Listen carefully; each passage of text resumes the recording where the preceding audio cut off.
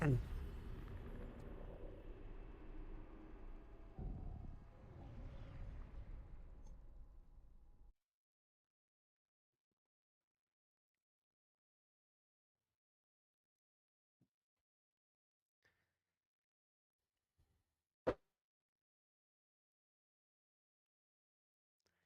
morning, Anjo. Welcome.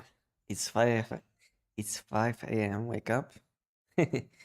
Yeah, I wasn't sleeping since 5 a.m. also as well in my time zone. So it was like 7 hours ago. I woke up at around 5 a.m. Yeah, I did a lot of things today. Good morning, welcome. Welcome, Patrick White. Welcome. Hello, guys. Yeah, first I will have to fix my ping. So I will have to reconnect few times to the game. Welcome to Stepped. Welcome. Hello. Hello, guys.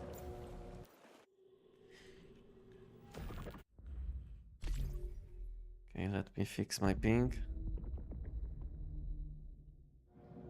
And soon we'll start doing something. How are you guys doing today? Okay, my ping is fine now.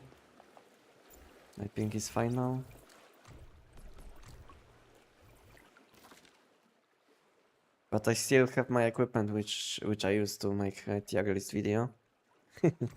I didn't play a lot this week. I was only testing weapons. Yeah. I didn't do even one giant since last Sunday. If you guys will ask me. And yeah, I didn't do even one giant. Which is kind of sad because my mod dust is very low at the moment. Mod shop mod dust. You see, I can't even buy one thing in mod shop. I mean, but I still can buy some mod dust, which is nice. Okay, so let me send like 2 messages and we'll start doing something. If you guys have any questions, ask me. And meanwhile, I will do what I have to do, and we'll start doing something soon.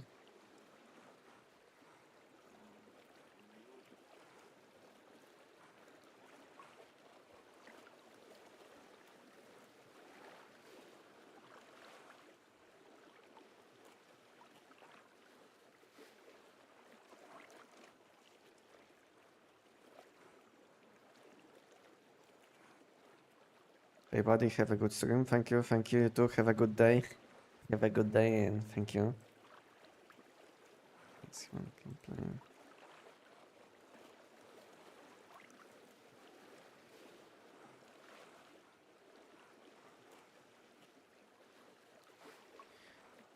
Okay.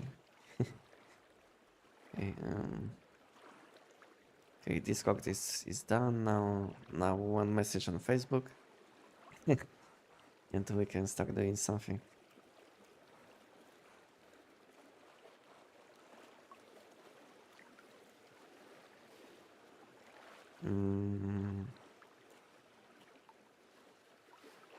Welcome, OMG boy. Welcome. Hello.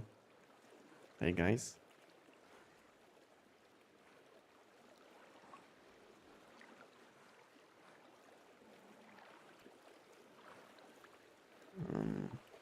I watched your tier list and I really like it. On your opinion, what is the best weapon for a beginner player? I think Abyss Glance, and then after you will be done with Abyss Glance, I think you should go for SKS because you will use similar mods. So yeah, I would go for Abyss Glance, which I also recommended in my weapon tier list for new people. And then I would go for SKS after you will be done with Abyss Glance. This is what I would do. Welcome, Ketil. Hello. How to farm resonance and phantasmal level 17 mods in Endless Rim. So when it comes to resonance mods, the only way to get them if you play on Endless Rim, it will be mod shop. because these mods are mostly available on Manibus. So yeah, you can buy them in mod shop. And when it comes to phantasmal mods, you can get phantasmal mods in the redemption shop. If you don't know what I'm talking about, I will show you, but give me a second.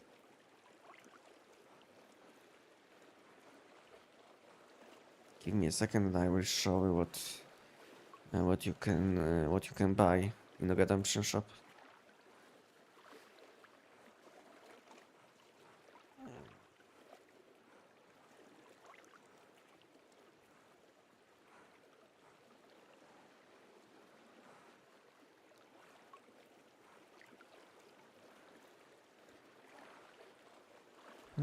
Edit.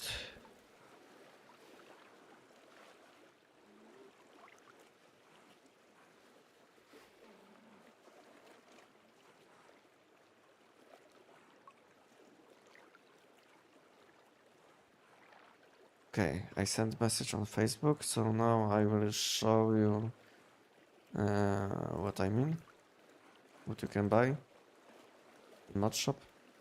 So yeah, when it comes to mod shop, you can open challenge shop, then go to Visional Redemption tab, and in this tab you will find Phantasmal mods. This is the only way to get these mods at the moment, but at the same time you can level up your collection level, and you will be able to choose, these mods. Let's say if you will level up your top slot, when you will get to, let's say, 2100 points, you will be able to select any shiny mod you want, including seasonal mods, including phantasmal mods, So this is how you can get phantasmal mods at the moment. So basically, redemption shop and mod collection. And when it comes to resonance mods, you can buy these mods in mod shop. In this tab, you see resonance suffix. You can buy all of this. And then lastly, if you will fail to get what you need, you can also choose this one, buy this one, which costs you 6,000 per one, and you will be able to choose any mod you want, which isn't seasonal. And since resonance mods aren't seasonal, so you will be able to choose them. No, so this is how you can get your resonance mods if you didn't know. No new scenario until October. The September that's gonna be open for everyone or closed. So the September test will be probably open for all people, but I don't know if all people including EU or maybe all people including China only, It's hard to say. It's hard to say how open beta test will look. If it will be open for all people, or let's say open or only for people which are living in China. I don't know. It's hard to say. No. We'll see. We'll see. They will give us some informations in a few days. Because from what I know, they will give us some information about new gameplay and some additional informations about what will happen in like 5 days. So yeah, the best thing will be waiting like 5 days, and we'll know. When I will know anything, I will update. I will make update on my channel. I don't know if it will be a long form video or if it will be like short form video, but I will make something about this topic if I will know what will happen.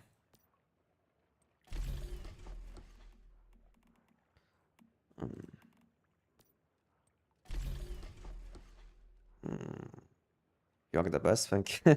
Hello, Johnny. Welcome, Johnny. Hey, I got a question. I saw a random video about a new Visional. Is it or is it gonna be still Lunar with different set of extra mods? Anything? So next season, which will be in 1 month, around 1 month, because this season is ending in mid to late September. So it will be next month. Yeah. So let's say in around 1 month we'll have a completely new season, which will be about new mechanic, completely new mechanic, which will be about about sound, something like this, you know. I think it will be about this boss, which you can find in Silo EX1, you know, because I think it makes sense because this enemy can give a lot of sounds, you know, and I think I saw somewhere on thumbnail this enemy, this deviant, you know. So I think there is a chance that new season will be around this enemy, which is like final boss of Silo EX1. Yeah, something about sounds. And to be honest, I don't know what I don't know what these seasonal mods can give us. You know, let's say higher your loud in game, more damage. You know, let's say if you will put your settings to max in audio, you will have like maximum damage from these mods. I don't know what they can give us on these mods from this season. What do you guys think? Because when I was thinking about this season, I was thinking about seasonal mods, you know, what they can give us, and I didn't, I didn't find any good way to give us some extra damage. But let's say putting audio on max, you know. Yeah. So I don't know what will happen, what might happen, but yeah, it would be funny, I think. So it will be even more annoying, you know. You will have to play. You will have to play with maximum volume. Maximum volume. You will have to jump, low HP, you know. So one additional annoying thing to do, you know. Yeah, more damage when crouched. And at the same time, you will have to jump, you know, to take advantage of aero mods. So you have to be crouched, but at the same time jump, you know. I don't know. I hope they will give us something what isn't annoying, you know. Because let's say I think playing on low HP isn't that annoying, but I think jumping all the time is annoying, at least for me. You know. Welcome, monkey, yo yo yo. What do you think of the PvP is in this game? What do I think about PvP in this game? Not really playable. You know, if you are looking for a PvP game, then I don't think so. Once Human will give you any any good times, you know. When I used to play PvP in this game, I wasn't enjoying, you know. I wasn't enjoying playing PvP in this game, yeah. But maybe for you it will be fine. But playing PvP in this game is it's not only about game being fun or something, but at the same time it's very hard to start playing PvP, you know, because all people which are playing PvP for a long time, they have like insanely good mods, and you will be not able to even deal damage to them. So basically, a starting point on PvP is so high that it's not even there is almost not even a way to start playing PvP, I think.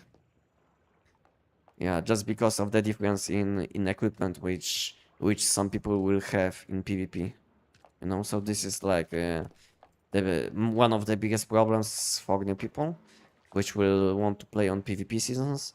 They will have trash mods, and they will be dying in one shot. They will be dealing no damage, you know. Yeah, but only in PvP, you know. Because your PvE damage will be probably good enough, you know, to play the game. I was excited for Lunar, but from what I know, Lunar will come back. Lunar will come back after this new season, which we'll have in 1 month. So let's say in 1 month we'll have a season which will give us some new content, some new enemies or anything new. And after the season will end, probably around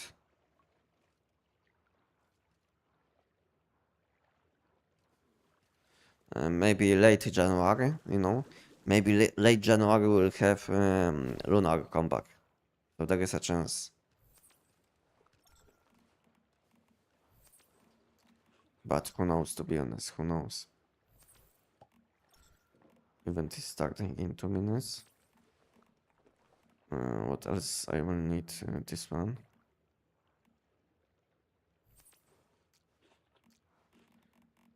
Whims.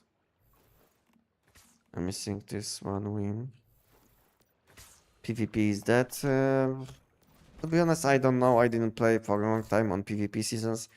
But from what I know, PvP is kind of that, yes. But as always, you will find some people to play with. It's not like it will be impossible to play someone to play with. I can buy only one. On sale, only one. But it shows I have 91, yes? So I should have something.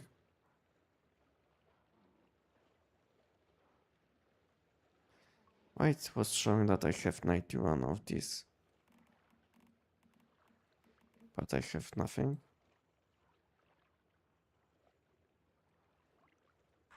I don't have whims. Where is this one? Can I make it? I think I don't have this thing, which is needed. The weaver. Yeah, I have this one, yes, spring legs. Okay. I will just make them. This event is starting soon. Quick swap. This.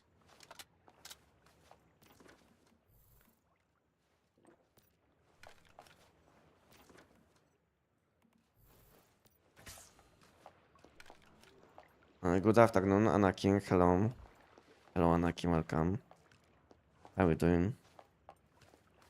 How are we feeling today? Okay, event is spawning. I honestly don't mind low HP or jumping either, but I'm at Lunar. It's gonna be a letdown for me if they bring something else. Yeah, it will be something else probably in 1 month. But to be honest, most people want Lunar Oracle comeback just because of the mods, you know. But maybe we'll have something better on helmet and top slot, you know. So maybe there is no point to complain. Maybe just wait, you know. Maybe just wait and we'll see what kind of mods we'll get on new season, because maybe there is no point to complain when we'll have even better mods, because there is a chance, you know. There is always a chance.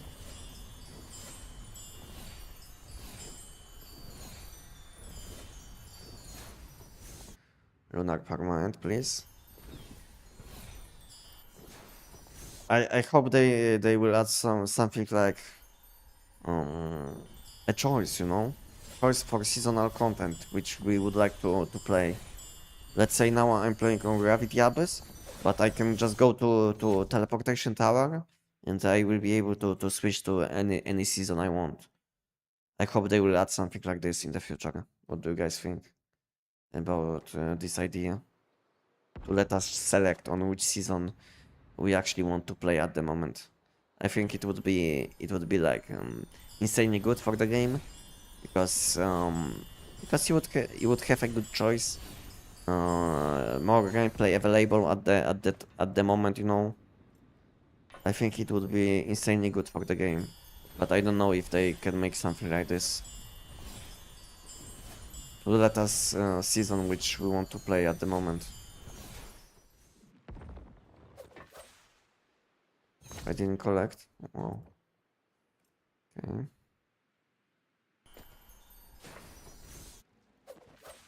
Again, I didn't collect. Oh, it's happening. Sometimes it's taking very long to collect these orbs. Longer than on most of them. And the new mods are bad for PvP at this stage. Yeah. New mods are much worse than old PvP mods. Only if you have like a perfect setup, you know, because a lot of people have a lot of people which are still playing PvP in Once Human, they still have like perfect set of mods, you know, for PvP.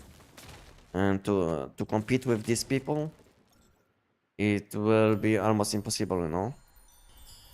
It will be almost impossible. You will have to be much better in skill.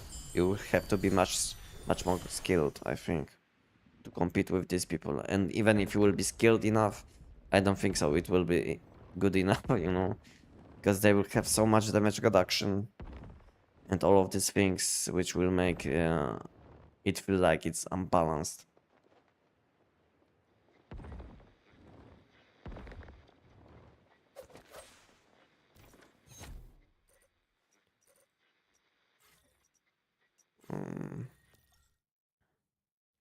Any chance they will add more weapons anytime soon or rework current ones? Lots of weapons are useless right now. Yeah, we have like maybe not lots of weapons are useless because I think at the moment Once Human is in a good state when it comes to weapons which are usable. This game wasn't that well optimized back in the day. Let's say in 2024 we had only like I don't know maybe if like five good choices, and now you can play like let's say 10 15 different weapons on highest level, you know. So yeah, I think now game feels much more balanced, but we still have like 5 to 10 weapons which are completely unusable, you know, in my opinion. So yeah, maybe they can change at least these 5 to 10 weapons to give us a bit more options, yeah. But at the moment, I don't know about any balance changes which might happen. All I know is that they will do something with mod system. They will be removing some mods which are probably useless, completely useless, which no one is using. Like let's say melee mods with violent suffix, something like this, you know. So I hope they will remove this kind of mods just to give us a higher chance for something good, you know. Because every time when they will remove any bad mod, you will have higher chance for something good when you will be, let's say, opening random shiny mods, you know.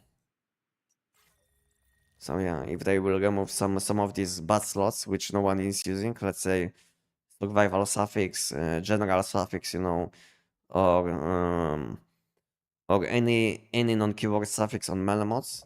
I think if they will remove this kind of suffixes for PvE, I think it will be much easier to get mods which you actually need, you know, because they will basically remove a lot of bad slots,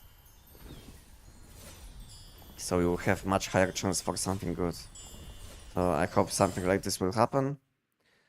And yeah, when it comes to balance changes, I don't know what kind of balance changes they will do, but as always, they will probably balance up to 4 weapons at a time, you know. I'm not expecting they will balance like 20 different weapons at the same time. Maybe we'll have like some balance changes in next month, and it will be up to, let's say, 4 weapons. Maybe we'll get like 2 new weapons, and 2 weapons will get some balance changes, something like this, you know. So yeah, I'm not expecting anything big when it comes to weapons, but I hope they will balance some weapons slightly, which I consider to be bad, like let's say most LMGs, you know. Yeah. Mm. Can you make your loadouts saves all? What do you mean? If I can save all? If you're asking about how many presets I can save, I can save up to 20. Anyone can save up to 20 presets, which you can save at any time, like this. You see, I have 20. At the moment, I have 18 saved, but I can save up to 20. What is the best weapon on Manibus? On Manibus, depending on content which you do, to be honest. Depending on content which you do, because it's always a question. If you do silos, then something like bow will be the best. or something like bow, black mini, EBR 14, you know, these weapons will be most of the time the best for silos. But if you are doing dungeons like monoliths, then depending on monolith, it can be EBR, it can be SN 700 finale, it can be bow, it can be TEC-9, it can be SKS, you know. So let me know which kind of content would you like to do, and I will tell you which weapon will be the best for this content. But to be honest, you can just use SKS for any content you would like to do, and it will do at least on highest level, you know. It will be always like dealing high enough damage to be considered like a very good weapon. So yeah, if you never know what kind of weapon you should choose, just go for SKS. This weapon is doing high enough damage against any enemies which you will be killing, doing, you know, depending on content. This weapon is always good to use, in my opinion. So yeah, maybe if you are kind of confused, you don't know what kind of weapons you should use, depending on content, maybe just use SKS, you know. And you don't have to change your weapons, you don't have to change presets. This weapon is doing very well against any types of enemies.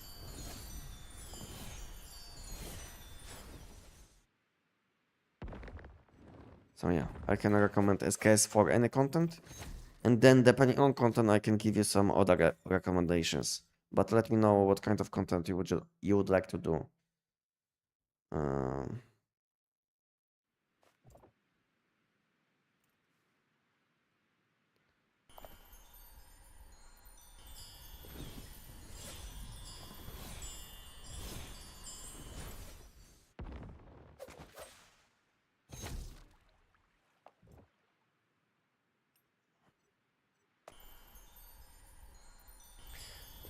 I understand hardcore players, but for us casual, that's permanent. Give us permanent. Give us that realm that we can play. Yeah, I get you. I get you. But to be honest, we don't have permanent seasons at the moment. I mean, we have permanent seasons, but we don't have permanent visual content. You know, visual rules are changing. You know, every few months. So yeah, it might be kind of annoying, you know, because let's say if you will miss specific season, you will have this feeling that you missed something important. Yeah, so it's kind of bad. But this is how it is, you know, in games which are based on seasons. Not only Once Human has this problem, you will find this kind of problems in many games which have seasonal content. I'm not saying it's good, but it's kind of common, you know, in games in these days. When I used to play games in like, let's say 2015, 2010, we didn't have this kind of games where we had like seasonal content.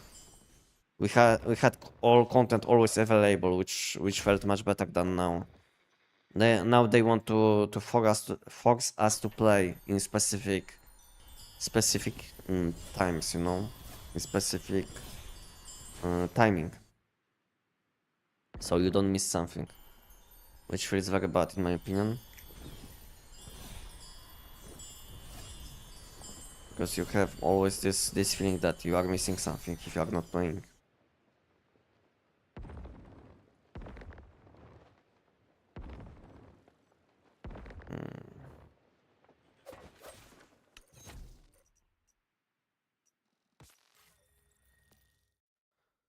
Maximum abyssal fragments amount you can get from mythical core.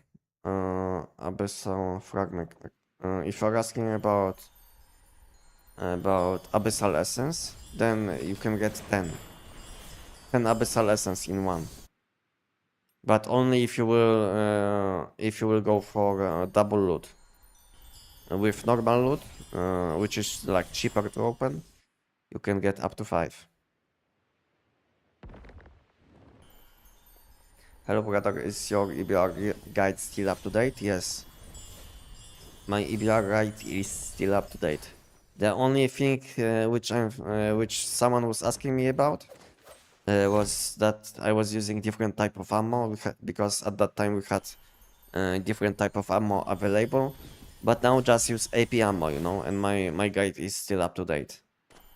Just use best ammo available at the moment and it will be good. My guide is still up to date.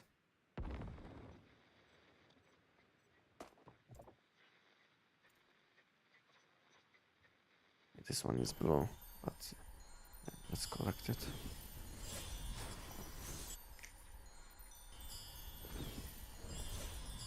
How much did this cosmetics cost to get? I think on average this kind of cosmetics can cost you around, I think $50, maybe a bit less.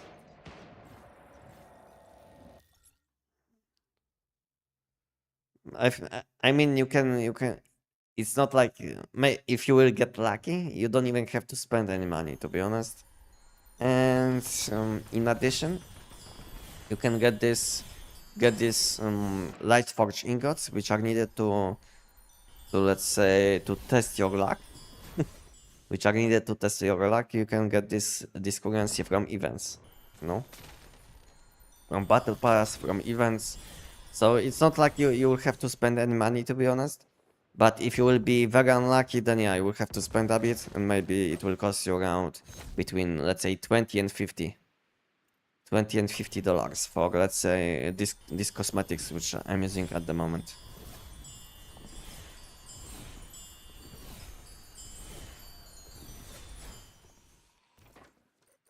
But it's all about luck, to be honest. It's all about luck. One person will get what they need in like one attempt, and other person will try like 60 times. They will get nothing, and they will have to spend gems, you know. So yeah, I can tell you I was kind of unlucky with my light forged ingots, and I did spend around 80. And in 80 attempts, I did get only one skin, which cost like 1 gem. So I was very unlucky in my opinion, but yeah, this is how it is, you know, in games sometimes. 80 ingots and only one skin, and I had to spend my gems for skins, which I'm using now.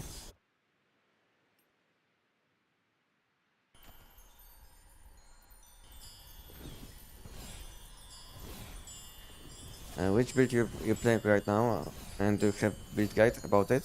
If you're asking about this build which I'm using to collect gravity crystals, then I have video about this topic. Yes, I have video about this topic, but this build isn't the best for killing enemies. You know, if you would like to kill enemies with this setup which I'm using now, it's not the best setup, but if you are looking for the most optimal setup for gravity abyss event, for this thing with which I'm doing now, then I have video about this topic. Yes.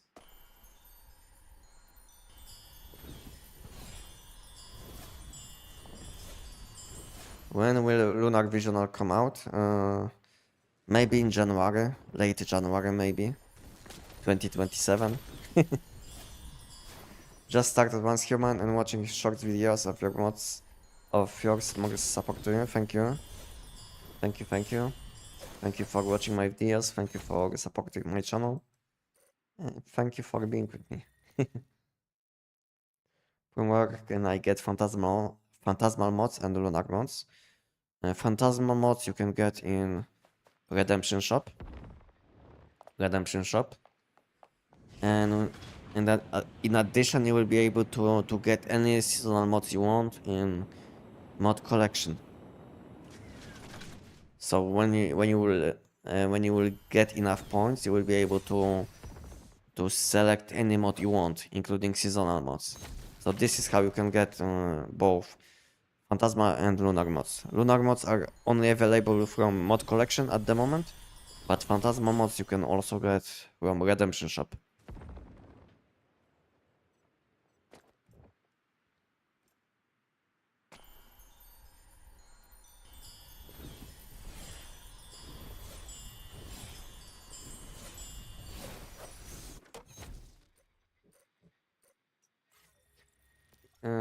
if you have one, can you show me an EBR build for deep dreamers?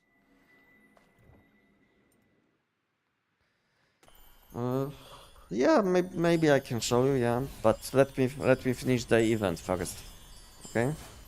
Then I will show you what I would use against this content. But let me know if you are still with me after I will finish this event, okay?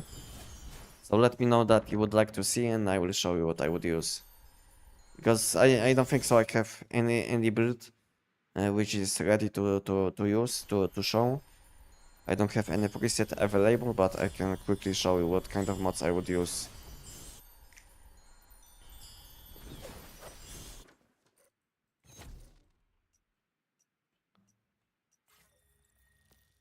Mm. Most people will be unlucky. The game part is yeah. I don't like any gambling in games. I don't like this part of the games, you know. That's why I'm enjoying playing once human uh, because there is like not much gambling when it comes to enhancing equipment. You know, because let's say you will collect your currency which is needed to enhance your blueprints, and then you just spend this currency to enhance your equipment, you know. And in some other games which I used to play, you had to be lucky to, let's say, enhance something, which is very annoying to deal with, you know, because sometimes you will get unlucky, and you will let's say fail attempt, you know. I used to play a lot of Black Desert in the past, you know, so maybe you know what I'm talking about.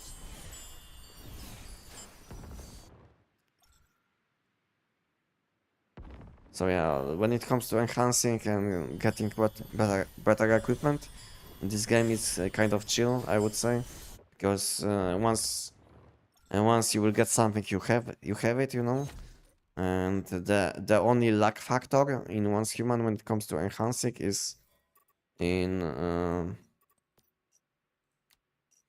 is in shiny mods, you know, in shiny mods. So you have like 50% chance to get shiny mod, but when it comes to other mods and other enhancements, it's like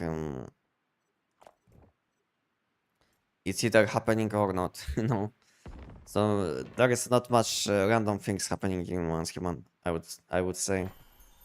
So it's kind of chill if you don't like gambling.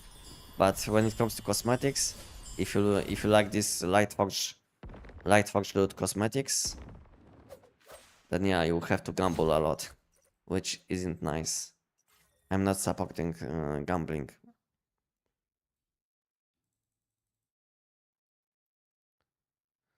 If I use my PT on Malibus, will it drop keyword for mask and weapon? If you are talking about Malibus Nightmare, then yes. If you are talking about Malibus Nightmare, then yes. When you will have legendary mod from this content, you will be able to select weapon and mask level 17 mods with keyword suffix. So let's say something like shrapnel suffix or bounce.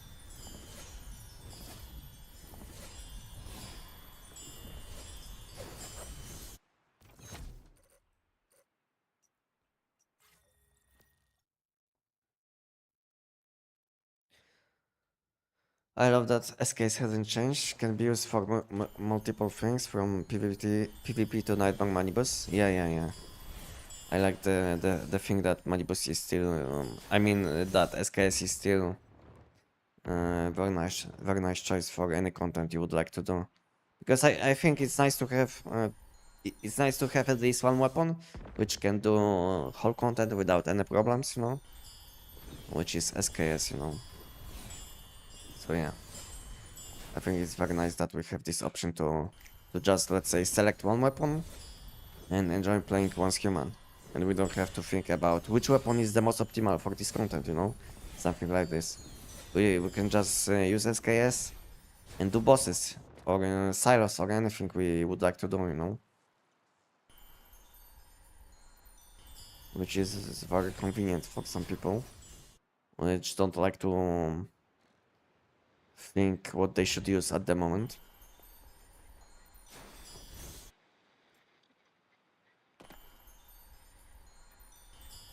Anyone knows how to delete trailer heads? What is this? Trailer heads. Is it cosmetics? Are you asking about cosmetics? Is it worth going for Manibus Nightmare or stick to platforms? What do you do first? To be honest, I stopped doing Manibus Nightmare some time ago. You know, because I don't need keyword mods anymore. But to be honest, seasonal content is always the most important because it's limited content. You know, limited content is always the most important, which you should do first. And when you have some time, you have some downtime, you can always do Manibus Nightmare, which isn't going anywhere. You know, you get me?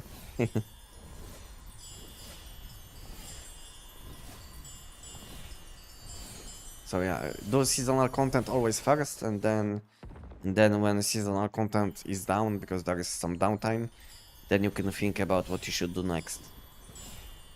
But when it comes to legendary mods, which you should focus on, then I think the answer is always seasonal content. You know, as long as these mods are at least good to use. You know, like Arrow Suffix.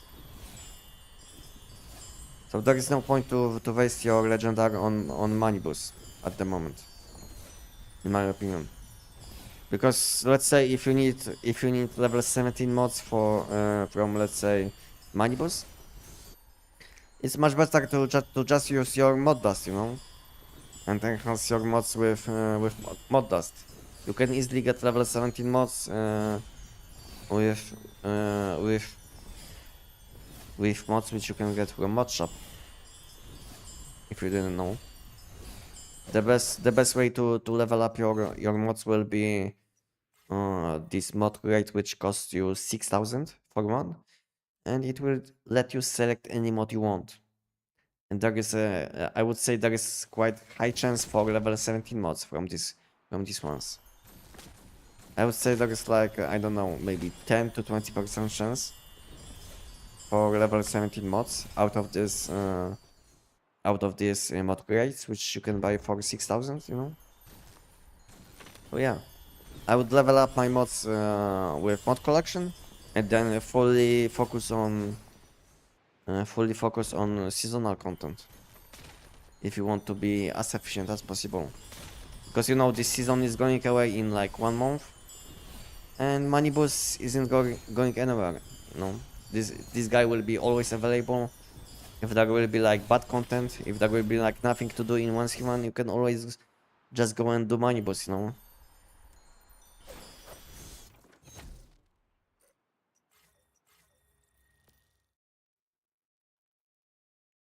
So what will be the next visional event? Next one will be, from what I know at the moment, next one will be about sound and some kind of new enemies, you know, something like this. This is what I know at the moment. It's kind of official, but we still didn't have any summary, you know, like in details what will happen next month. But I think we'll get something in next 2 weeks, because most of the time we'll have some informations about new season before season will before like 2 weeks before season will end, you know. So now this season will end in like 2 weeks, you know. I mean in 1 month. So in like 2 weeks we should have some informations about next season, what will happen.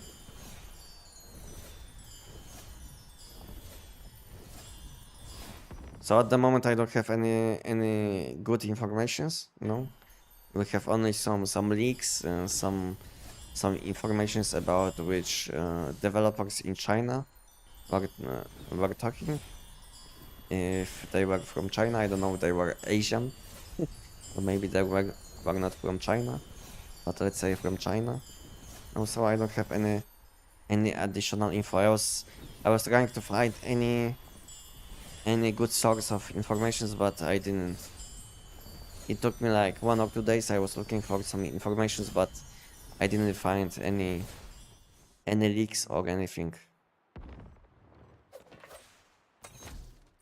To be honest, it's quite hard to find any informations about once human, because most of these informations are coming from China, you know, and Chinese is not my main language, and it's hard to find any informations about once human, because our EU version is kind of behind with informations. We always have like informations very late. So let's say they know about all these things in China already, and you will have to wait like 5 days, or maybe even like a few weeks for these informations, for the same info about something. I'm not even talking about seasonal content or something at the moment, but about any specific thing in one's human, you know. So yeah, EU is always behind, and you will have to look for all of these informations on Asian sites, you know, which takes a lot of time because Chinese is not my main language, and on some of these sites you can't even check informations because I would have to use VPN, which I'm not using.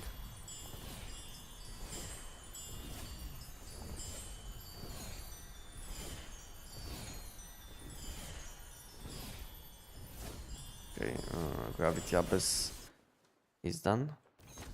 Anyone would like to see something? If not, then I will go for Giant. If not, I will go for Giant.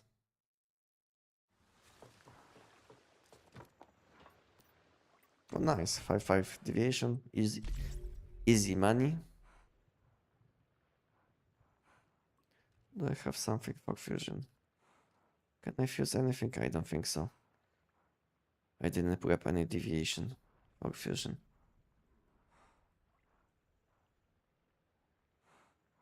Maybe I will fuse these two. There is always a chance for something better.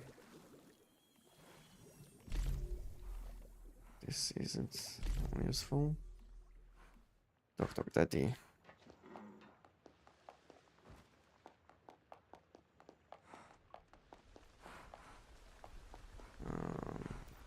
Deviations.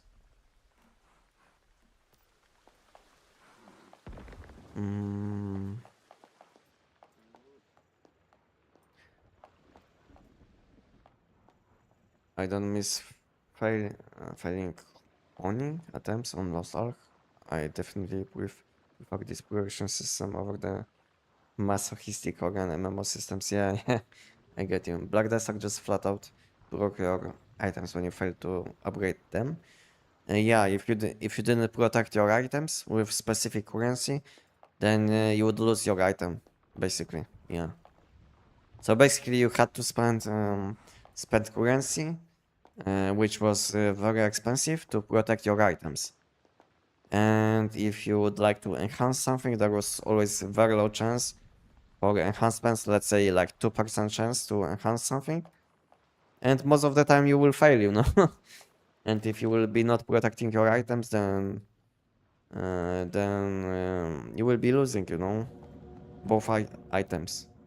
I mean, yeah, depending on slot, because if you would like to enhance your weapons, then it would go down one enhancement. But if you would like to enhance your, let's say, your necklace, then you would have to use two necklaces, and both of them would disappear if you fail. No, and if you would succeed, you would have only one with higher enhancement. So yeah, this is how it was in Black Desert. Kind of sad if you think about this, but yeah.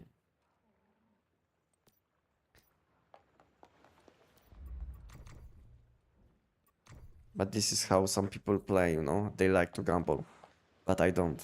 No, I lost I lost a lot of I don't know how to say it, nerves or something when enhancing items in Black Desert, and at some point I just uninstalled this game completely. Waste of time, you know. Waste of time completely.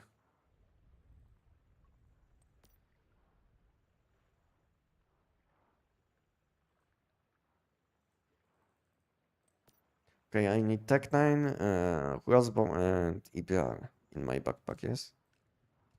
And I need these weapons for this content, which I will do today. I don't need these weapons. I have a lot of weapons because I was making tier list, you know, as you probably saw. Insufficient space.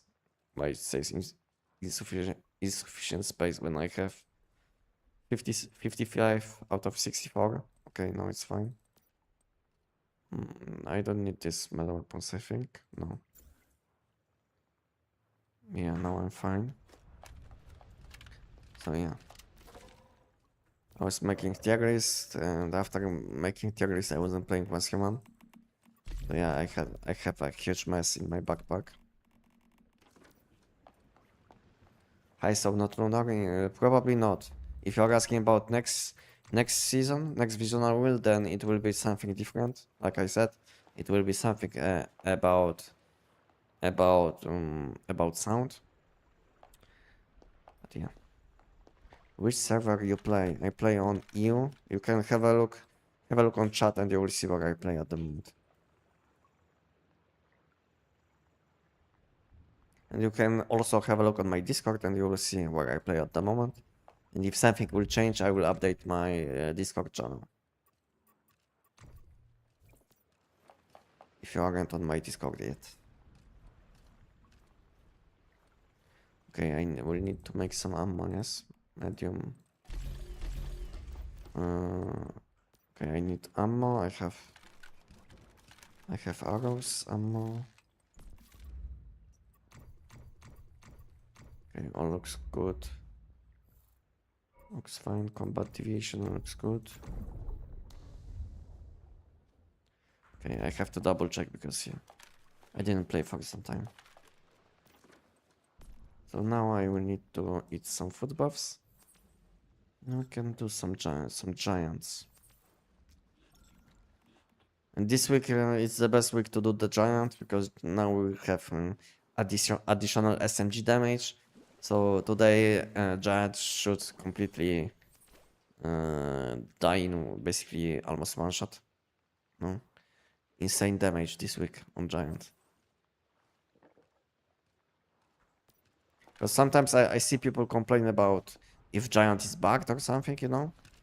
But to be honest, it's all about mutation on monoliths. On some monoliths, sometimes you will deal less or sometimes more damage, you know. So yeah, it's all about these things. And I was thinking, I think I was missing this thing. This and backpack, yes. Yeah, I will collect them later, and now I will go to the giant. Yes, yes, I think. So we can go.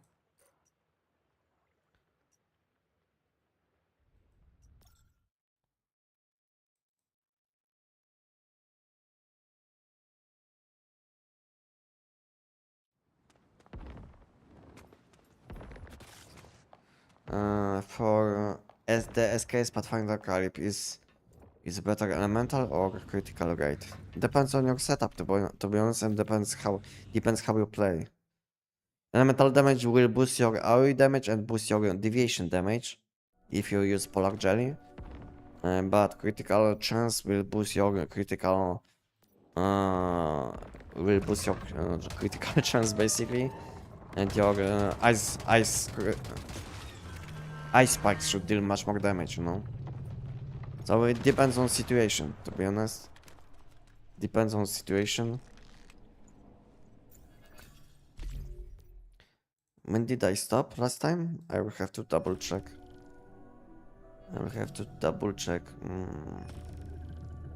My notepad.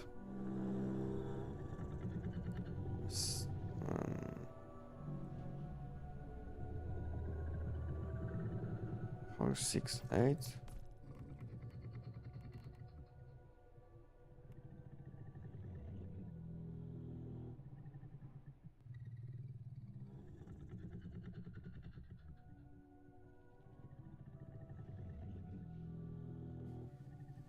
So when... Okay. What is my giant count? This is giant, yes? Yes.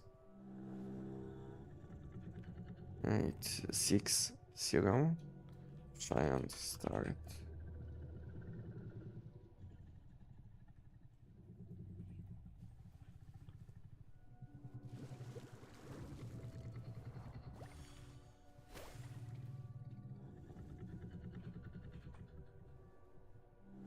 Okay, now I know we can play.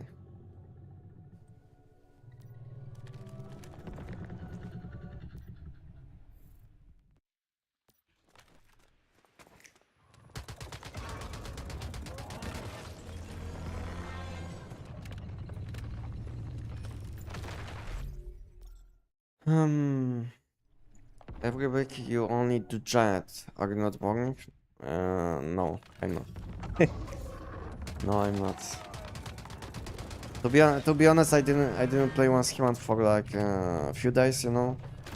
Last time I played on last Sunday, I did some, you know, as you probably know, I was doing the giant and the Gravity Abyss event, but then on during the week I wasn't playing one human, you know. I was just making content, and I was spending some time outside. So yeah, I was making my weapon tier list video, which took me a very long time to make. Meanwhile, I was also making shorts videos on my YouTube channel and TikTok. And I wasn't playing once human, you know.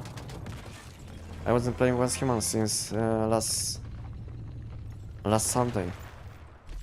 So if you will have a look on my mod creates count on last Saturday, I mean on last Sunday and now, you will see that I have like the same amount, like I finished last time.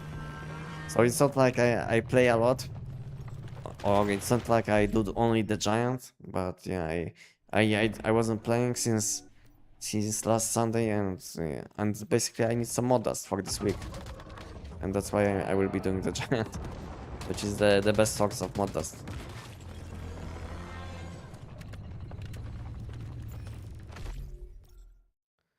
Can you show an EBR build for Deep Dreamers, please? Okay, OG Gaming, I will show you something, but give me like 1 minute, okay? I will do few giants, and I will show you what you can use, because I don't think so I have anything saved.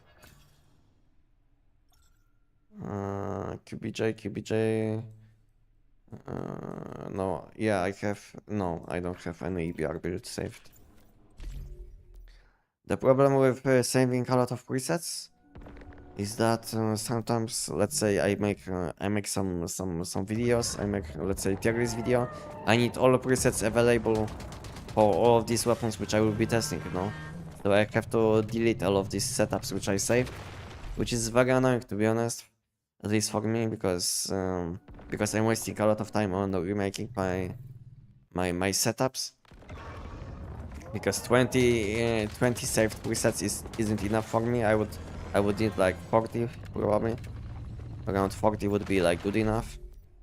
I hope they will let us save a bit more presets.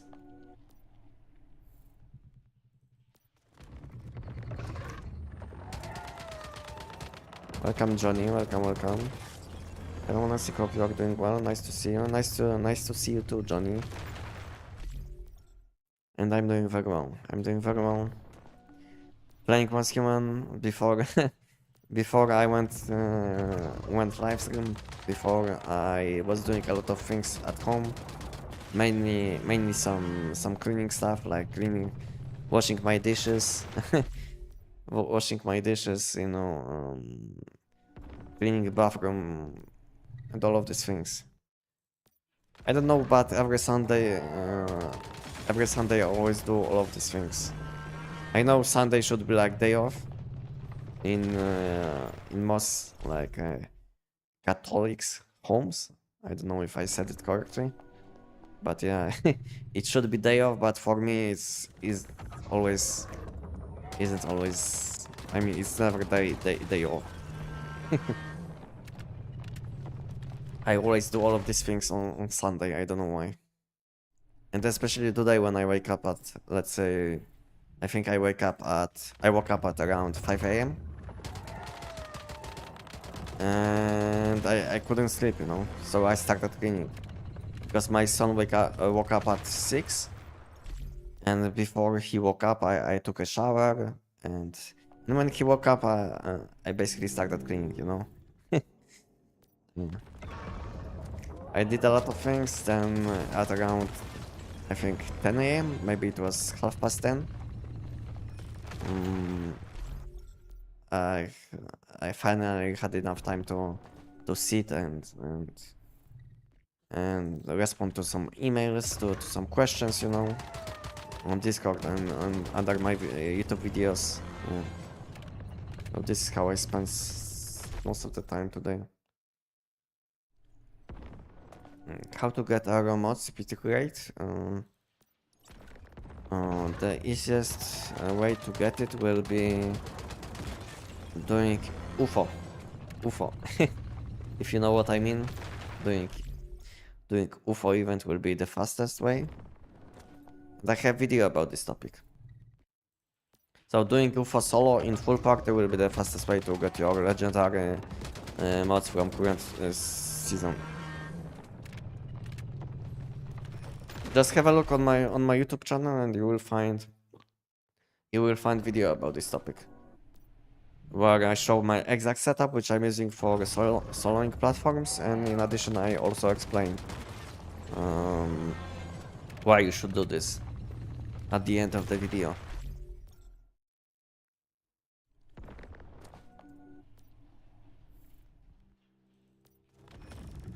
I use crit damage calibration now because this had 49.8 weapon damage. Are you talking about SKS? Why do farm the decorates? I'm new, sorry, from Giant. When it comes to Giant, to be honest, I don't care about what kind of mods I will get from this guy. I mostly care about mod dust, you know? And mod dust is essential currency to level up your mods. Essential currency to level up your mods, yeah. With mod dust, you can buy a lot of different mod types in mod shop, which contain high level mods. I mean mod grades which contain high level mods.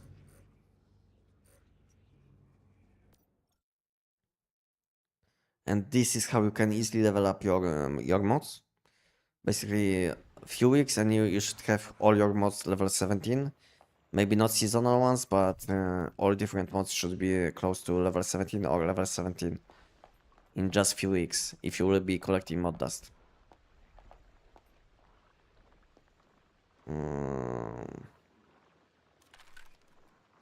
But your build TBR as a hybrid critical right now. Right, with 2 resonance, deadshot and crit amplifier and 2 barrel suffixes, yes? Yeah, I can show you quickly what I would use when it comes to mods, and everything else you will find on my channel. Okay? I have this build on my channel, but if you don't know about mods, then I will show you quickly what I would use. So when it comes to my setup, which I was using against bosses, then I was using exactly this mod, which gives you max burn stacks +2. If you didn't know, on EBR 14, when you have this weapon feature which procs this fire ring, this weapon feature scares with burn stacks. So basically, more stacks you will proc on enemies, more damage it will deal. That's why I'm putting +2 stacks. It will give you like maximum damage on weapon. Then on mask it's easy choice because it's blaze amplifier. This one. On helmet you will want to go for this mod. which boosts your critical chance. If your critical chance is good enough, high enough, then you can go for deviation expert. You have like two good choices for helmet or is deviation expert. Yeah, this mod. You can use either lunar or crescent deviant energy. These two mods will do very well. If you don't have any of this, then just use deviant energy suffix, like this one. For top slot, rejuvenating with lunar deviant energy. For bottoms, you have two good choices. To be honest, elemental resonance is very nice choice. This exact one. If you are not one-shotting bosses, because then you will be reloading and gaining a lot of elemental damage. But if you are one-shotting bosses, then you will want to get as much damage as possible instantly without reloading. Then you will want to use this mod instead. And for shoes, as always, you will want to use Rush Hour with either Phantasmal Deviant Energy. Where is this mod? This one, I think. Yeah, Phantasmal Deviant Energy or Downstar Deviant Energy. You have two sole choices for shoes. And lastly, for gloves, you can go for critical boost if you lack some critical chance, like this one, Resonant Deviant Energy. And if your critical chance is quite high, then you can go for critical amplifier, which gives you a bit more damage. Yeah, so this is what I would use. And when it comes to equipment setup, you can go for this unique piece, which boosts your critical chance and damage, and silver set in combination with dark resonance set for maximum damage. And if you lack some critical chance, then you can go for two pieces of lone wolf set. And this is the setup which I'm using for EBR 14.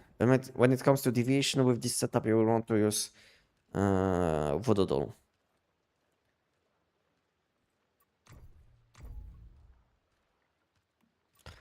Yeah, I can go back to the giant, I think.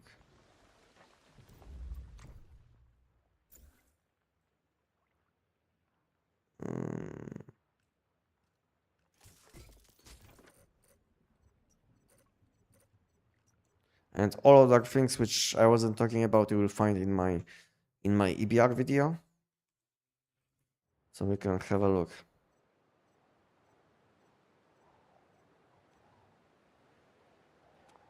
Okay.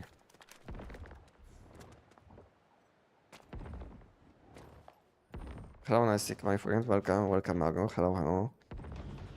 Oh, the gravity platform. Yeah, exactly. Exactly, buddies.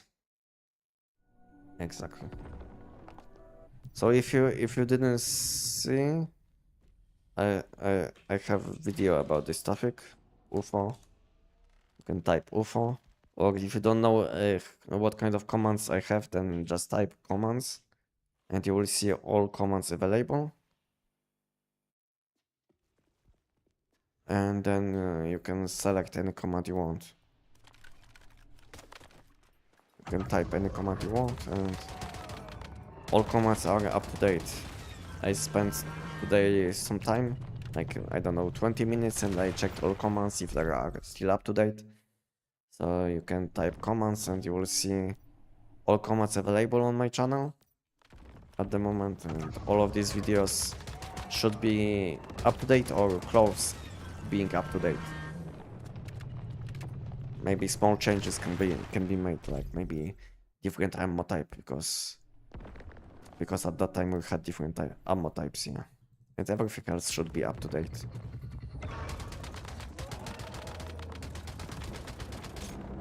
Oops. I missed my shots.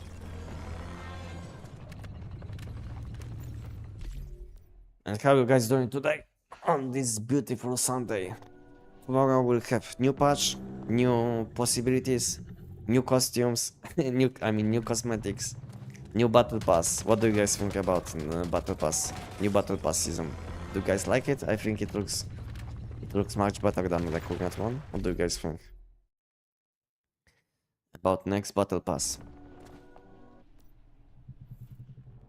And will you spend your money on this battle pass, guys? It is worth your money, guys. Or no point to spend on free-to-play game. No point to spend money on free-to-play game. Because to be honest, all things which I have, including battle passes, including cosmetics, I get them from the from events or from content I make, you know. So it's not like I'm spending money on this game. I'm basically a free-to-play player, as always. I enjoy this kind of games. Where I don't have to spend money, because I have this like kind of addiction, you know, where I spend too much money in games. So at some point I had to stop playing this kind of games where I'm spending and wasting my money, you know.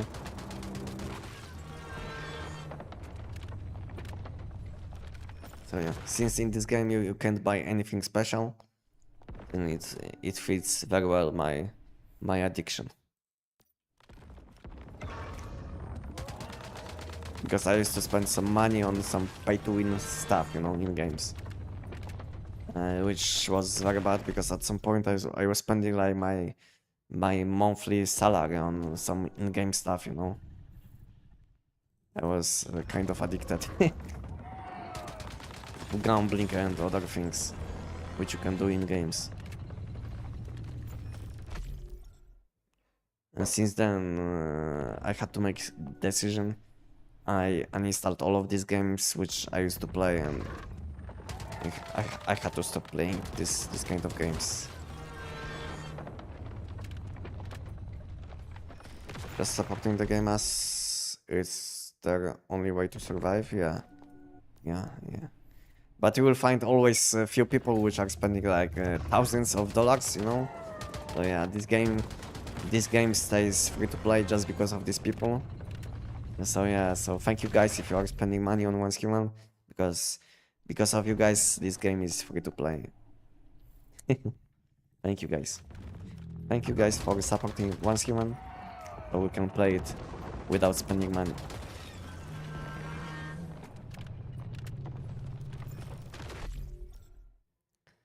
I'm usually buying the battle passes just to give them some money. I don't have that much about cosmetics.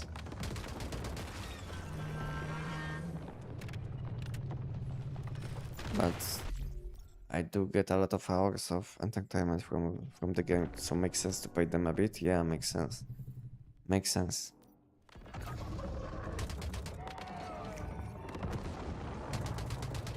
But from my point of view, I make content for this game, you know. So I'm supporting this game anyway. So I think I'm paying my how to say it.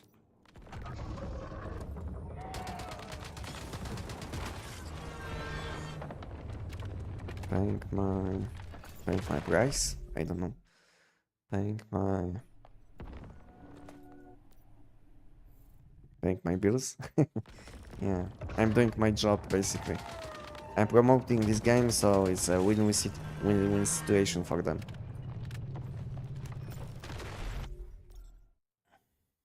Hello, welcome. I'm a Kozui. Welcome, hello. My polar jelly is kind of late today. What happened with my polar jelly? That she can't be ready to use.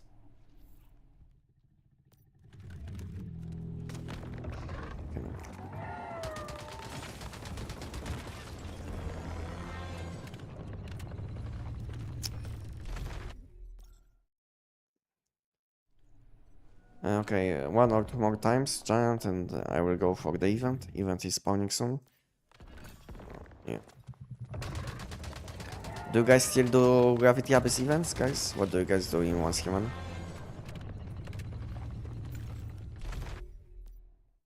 I'm just very happy there is no pay to win in Once Human. Yeah, me too. It's like the most important thing, at least at the moment for me, to play the game which isn't pay to win. Because like I said a few minutes ago, I have to stop playing these kind of games where you can pay to win, you know. Because I was paying to win, paying to win, you know. So yeah, I have enough. I don't want to spend my money anymore on these types of games, you know, because I'm fine with spending like, I don't know, 50, $100 in a month, you know, it's fine. But if I feel like I have to spend like 1,000, then it's a bit too much, you know, a bit too much, I would say.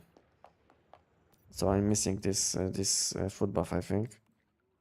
What I'm missing to make it? Grapes, okay.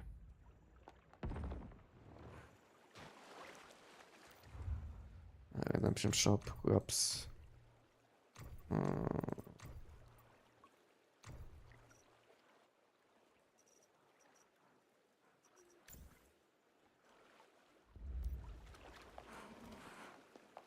That would kill it for me. Yeah, I think this game would die a long time ago with any pay to win aspect, or even if this game would be like buy to play. I think this game would be kind of close to dying at this point, in my opinion, because this game wouldn't do that well. I mean, this game isn't doing that well anyway. But imagine if this game would be like pay to play or pay to win. Any of these two would probably make this game much less popular than it is at the moment. Okay, even just started, and I'm kind of late with my food buffs. Welcome, Thomas, on my YouTube channel. Glide effect. This this one, and lastly this thing.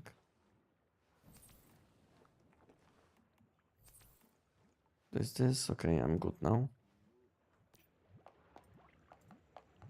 Okay, I can teleport, and we can collect some gravity crystals for my huge opening, which I plan to do. Hey there, Anestic, I'm currently new to once human played it a while ago. But so much has changed.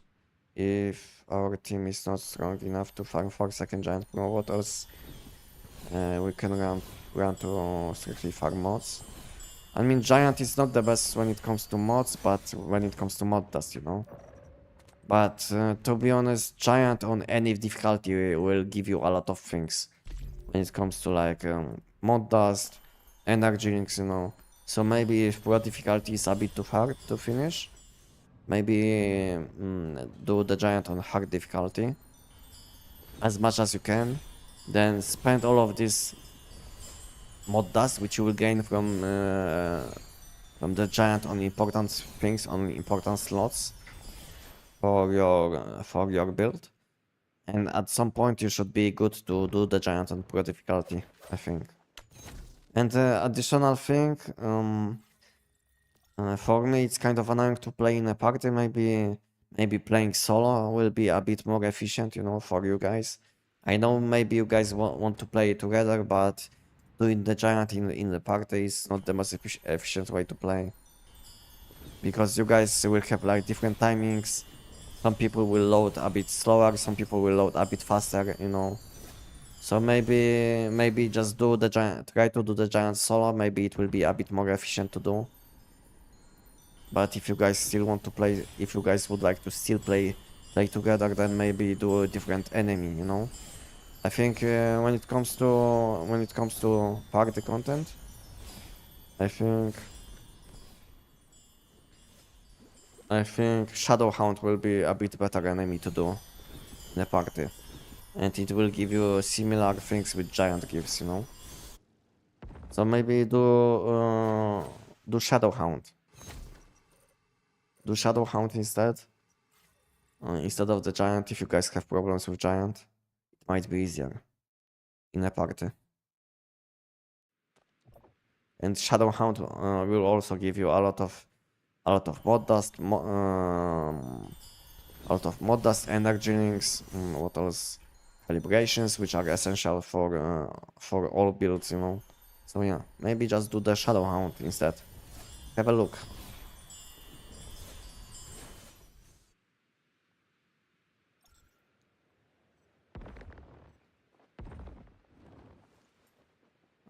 Yeah.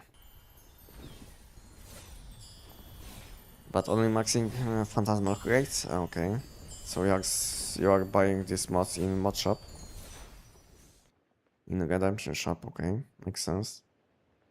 To be honest, I stopped spending my gravity crystals. I know it's important to get these mods, because this season will be not available for a very long time. But chance to get something useful out of this is almost not existing, you know? The chance to get something good out of them is almost impossible, so I started buying these things out of redemption shop. But to be honest, if you need to level up your mod collection, then buying these things in redemption shop will be essential. Because not only you will get some mods which you don't own, maybe you will be able to use them on your chest or shoes. And in addition, you will gain tons of points for your collection, you know? So it will be insanely good.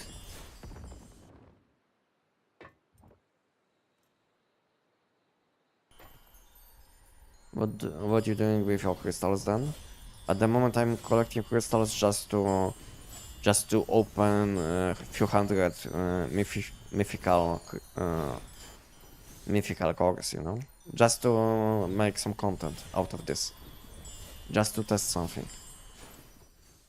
I will do it only once. I will need like 270k, 170,000 gravity crystals, and then based on my results I will stop doing this, or maybe I will do it another time.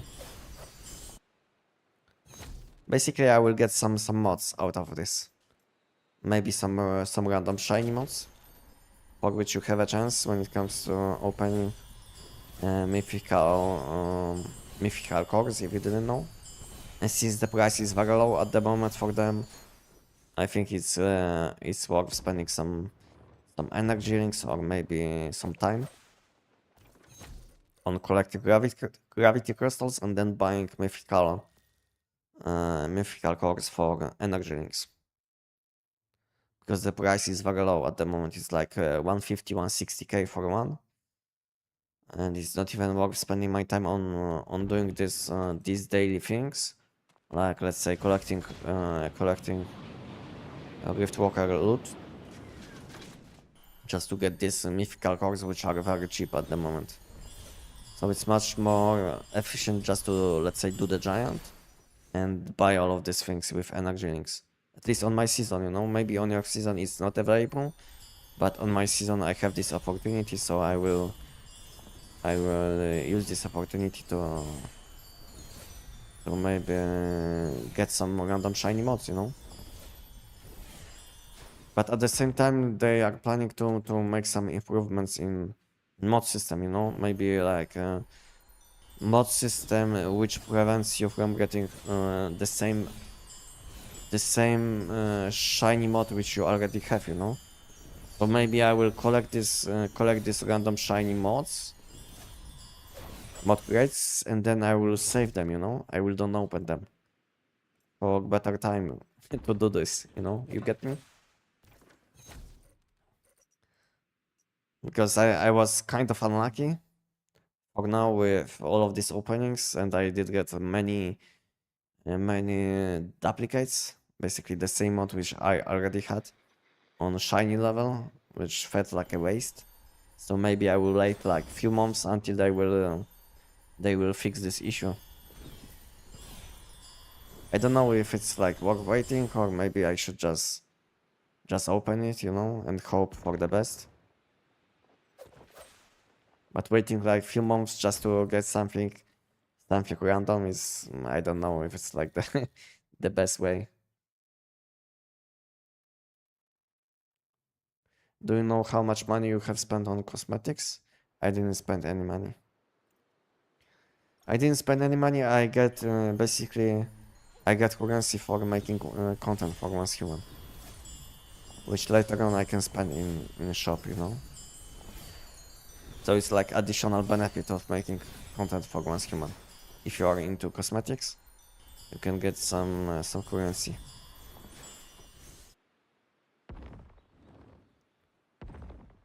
And sometimes I get like code. I get battle pass voucher, so I don't even have to spend any money, you know. I get battle pass, I get some currency to spend in the shop, you know. How you get currency? They basically send me in mail, you know. So basically, let's say every month I will get, let's say I will get 1000 currency, no, every month. And then when month ends, they will send this currency to me in mail, in game. This is how I can collect this currency. And when it comes to currency, I'm talking about this currency which is called Gene, which you can spend in the shop to purchase some cosmetics. Not a huge deal, but it's like some additional benefits.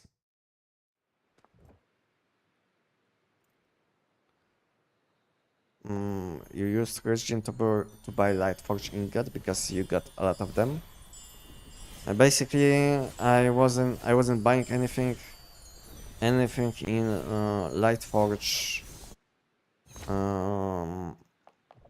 Lightforge shops, Lightforge loot crates. I wasn't buying anything for a long time, and I collected like 50 or 60 ingots from events alone, from events, battle pass, and all of these things alone.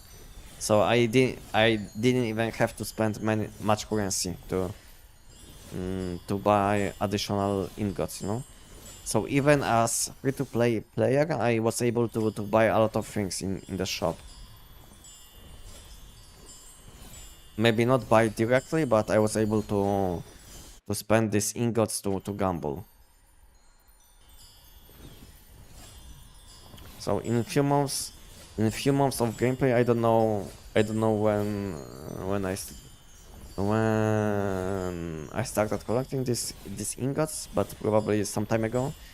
Since I started collecting them, I wasn't spending them on any Lightforge skins. And this one, which is available now, it was my first one. And without spending any Christian, I had like almost 50 available from events alone, like I said. So yeah. So even if you aren't spending any money, if you will be lucky enough, you will get something out of these shops, paid shops, which is good, you know. It wasn't available, let's say in 2024. Now they give us some additional opportunities for free-to-play players to get some cosmetics, you know, which is nice in my opinion. What do you guys think?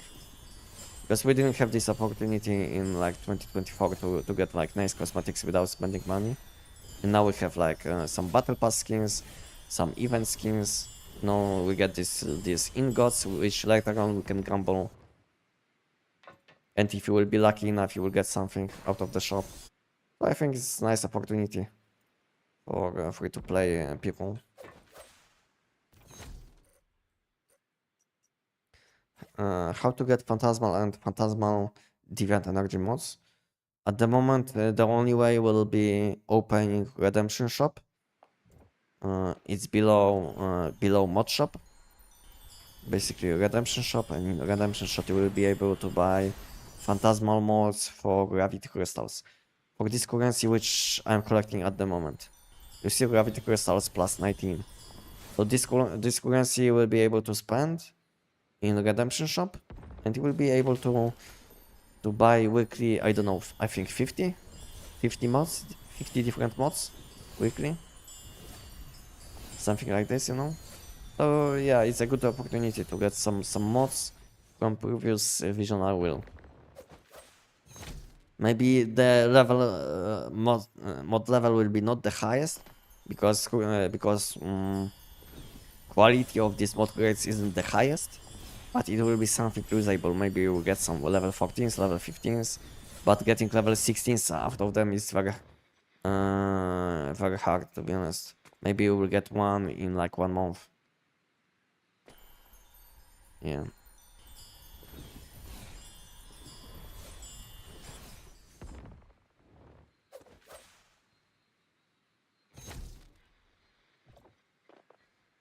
I wonder how many times on this channel you have said the words "do the giant." Probably many times because I think I was the person which made giant very popular. You know, some people used to do giant from time to time, but I made giant very popular in Once Human. I think. What do you guys think? Because I made a lot of videos about giant, about how optimal it is to do the giant. No, so I think I made giant. Farming giant very popular in Once Human. So it's if you know about giant, then it's probably because of me. Yeah.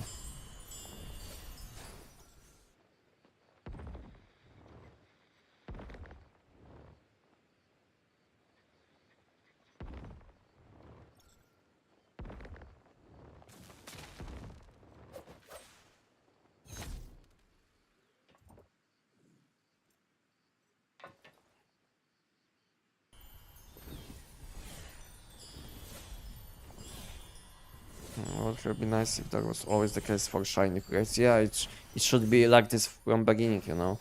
We shouldn't be able to get shiny mods which we already own, you know.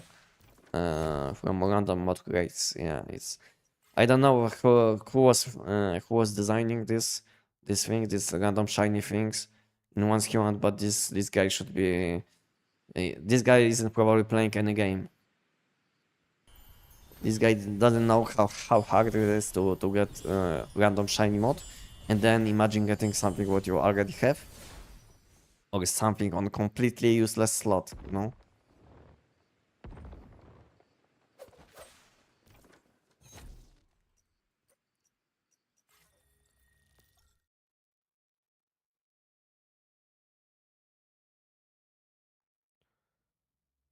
How you get currency? Like I said, basically they send me currency in game, in mail, like this. You see, I open mail, and you see, I get cosmetics for making content. I get some other things. I don't know if I will be able to show you. Maybe I deleted this message. As you can see, I get some cosmetics for deviations, some random cosmetics, battle pass, you know, advanced edition, and all of these things for making content. Basically, we have some quests, some missions which you have to finish to get these things. And when you make content, it will be very easy to finish them, because it's like, I don't know, 5 to 10,000 views, you know, on videos, and you will finish all of these quests, which isn't a problem, at least for my channel. So I can make basically one short video which will make, let's say, 20,000 views, and it will be already enough for all of this, for at least this specific quest, you know. No, 1k views isn't enough to finish all quests, because let's say we have one quest and then this quest is divided on some tiers. So basically, let's say tier 1, which will be like the worst thing which you can get, basically, let's say deviation skin, and you will have to get, let's say, 2000 views. Then second tier, it will be 5000 views, and highest tier will be 10,000 views for the best thing which you can get, you know, something like this. So it's quite easy to complete, at least for my channel. It's like I said, I can make just one short video and it will be good enough. When new content, when new content next month.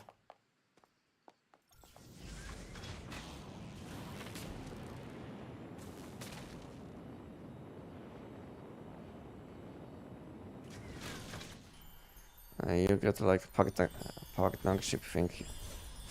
Yeah, something like this, yeah.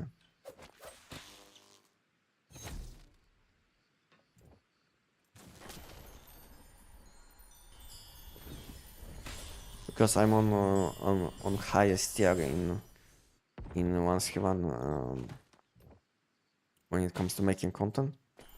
I'm on highest tier, then that's why I can get some additional benefits.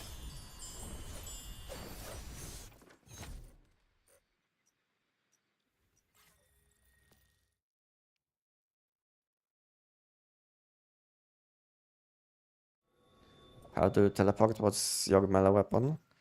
Basically, if you will unequip your melee weapon, you don't want to have equipped any weapon, any melee weapon, then when you will press your melee attack when flying, which is V on keyboard, then you will do this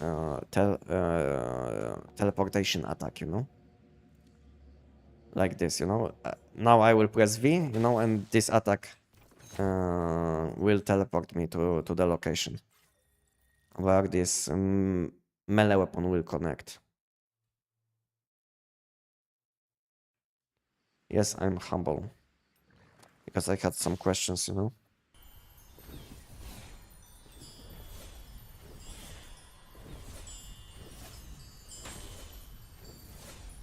Anestic, would you tell me how to get phantasmal mods? I don't know if I answered your question already because I had a lot of questions about phantasmal mods. But if you are still looking for phantasmal mods, then you can get them in the Redemption shop. All you have to is summon V, I will show you quickly, summon this guy, open challenge shop, visional Redemption shop, and you see phantasmal mods. This is how you can get phantasmal mods at the moment.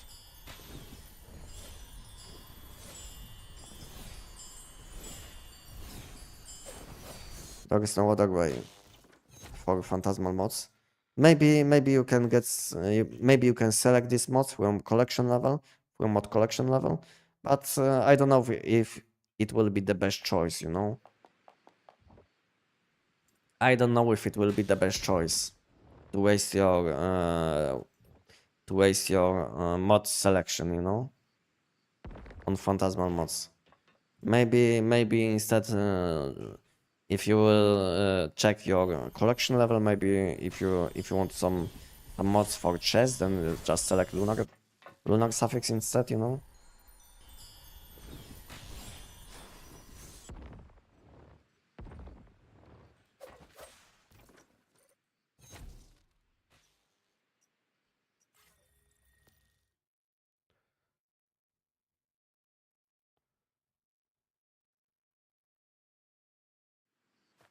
I wish one day they will add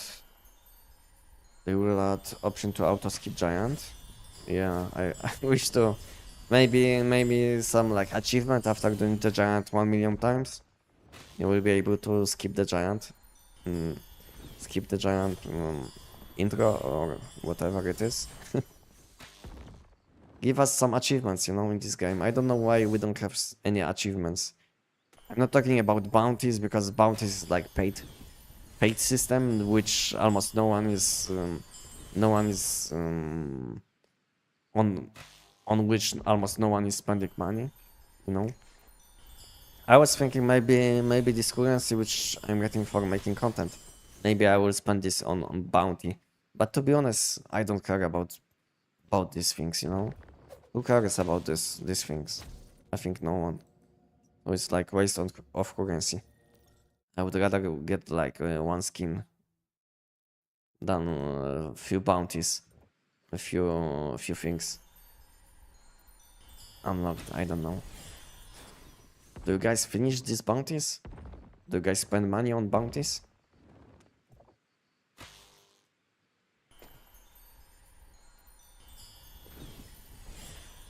One cut this on the...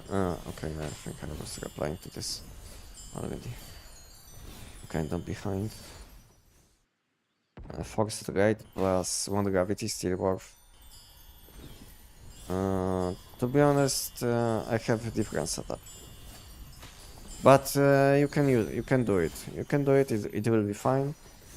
but my setup is slightly different because I can't use this setup, you know, because I will be dying. As you can see, I'm taking damage all the time, you know, from endless rim zones, you know. So maybe if you are playing on Manibus, you will be fine. But if you will be playing with this setup on endless rim, you will be dying all the time because your HP will be very low. Yeah. So yeah, it will be not the best setup for endless rim for gravity crystals. I started doing content only for German players. I don't think the German community is that big. Okay. I don't know if German community is that big. But to be honest, I have a lot of viewers from Germany.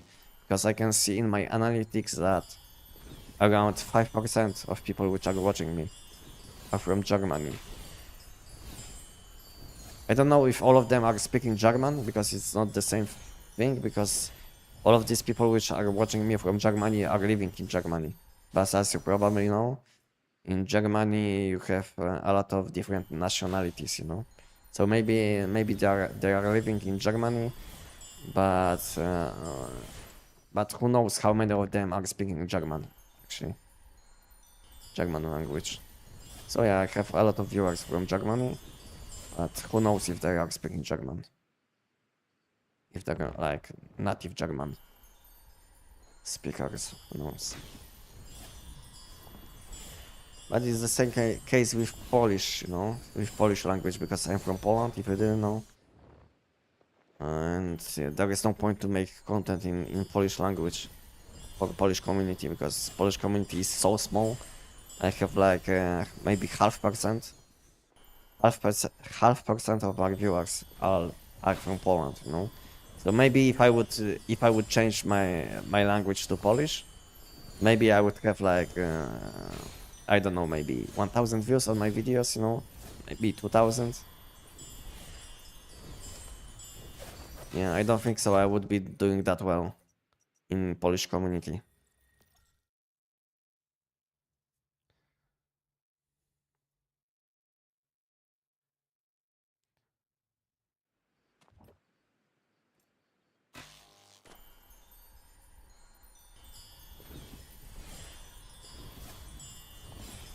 Good morning, Humble, welcome. How are you doing? I'm kind of lost, okay. I'm in this location. I was kind of lost because of these zones.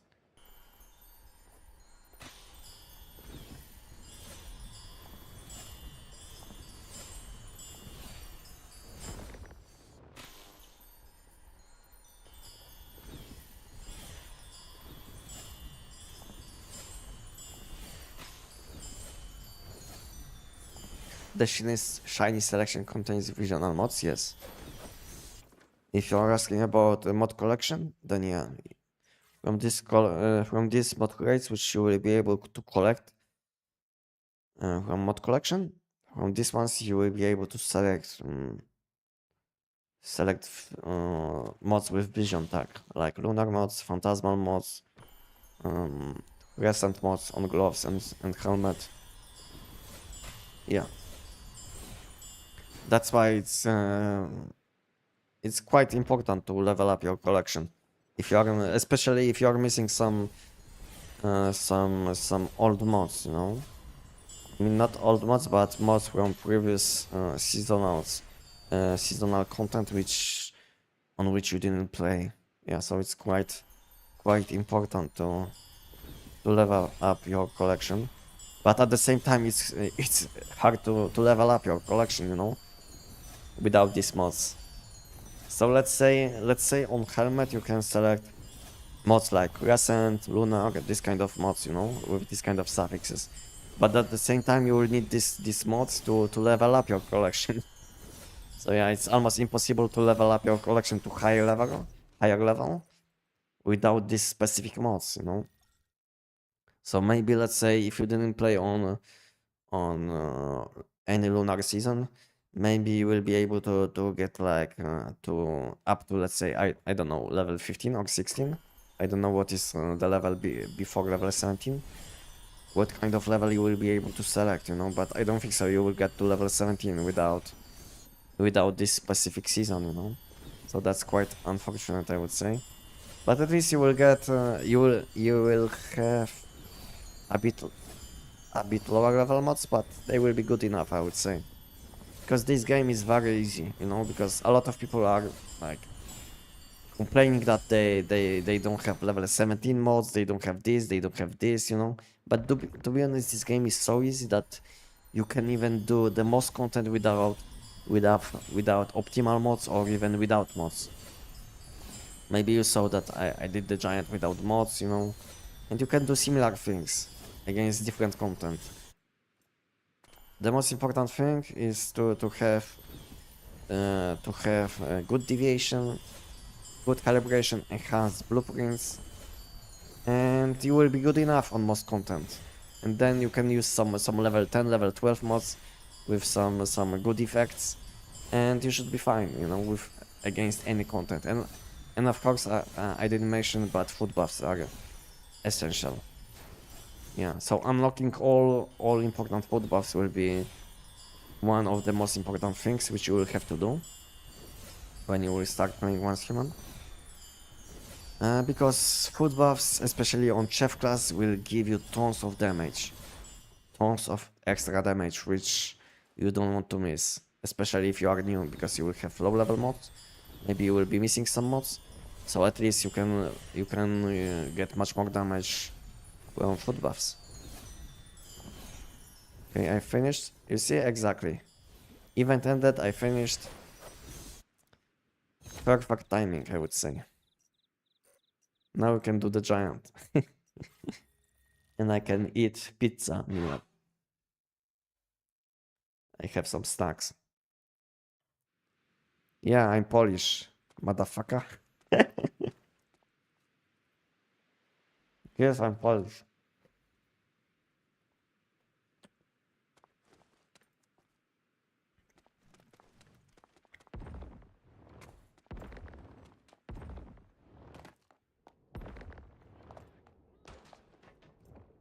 Poland that all the time I thought you were Russian. Yeah, maybe my accent is quite similar, but I'm Polish. Do Polish people drink a lot of alcohol? I used to, but when I was around 15. I would say I started early, but I also finished early with alcohol. When I was around 18, 19, I stopped. I stopped completely, you know.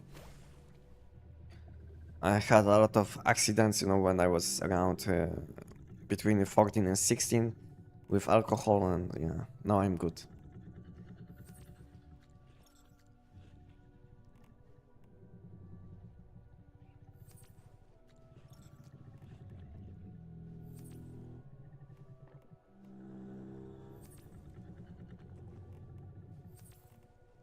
When does Downstar end? Next month.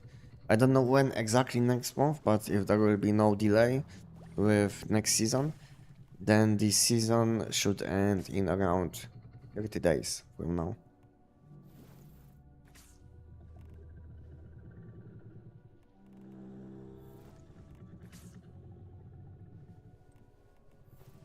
Okay, I have whims, I have this. Now I will need to reload TEC-9 a few times. Maybe I have to fix my FPS. Okay, my FPS is good. Food buffs are fine. My bow is reloaded.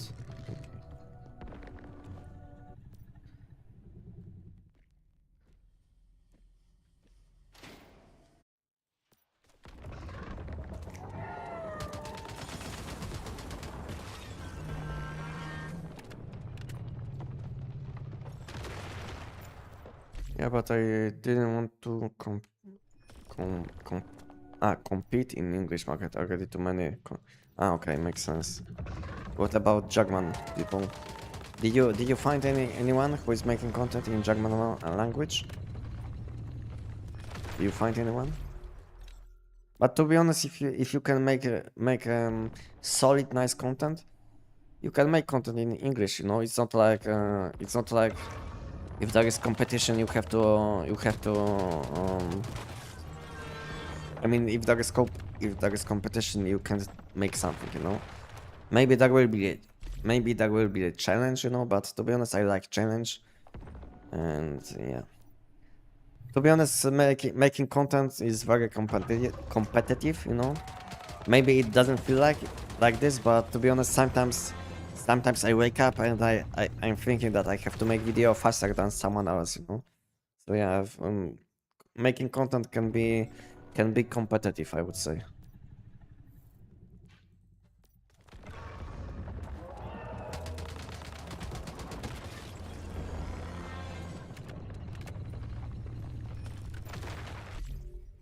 Just finished the weapon tech video. It was good. I agree with almost all of it. Thank you, Humble. What would you change? What would you change, Humble? What would you place higher or maybe a bit lower in my tier list? I stopped drinking on 36. I started at 16. Okay. Yeah, I started maybe even before 15. You know, I was around 14, like I said. But I stopped around 18, 19. You know, when I left Poland, I basically stopped. I stopped drinking because when I went 18, I went to England, you know. Then I went back to Poland for like a few months. Then I went to Germany, Czech Republic, Netherlands. You know, I used to live in many places. But now I'm living in Poland. But I met a lot of people. Yeah. Maybe I don't know many languages, but I can speak in sign language. Maybe not exactly like in sign language, but yeah, I can communicate in sign language.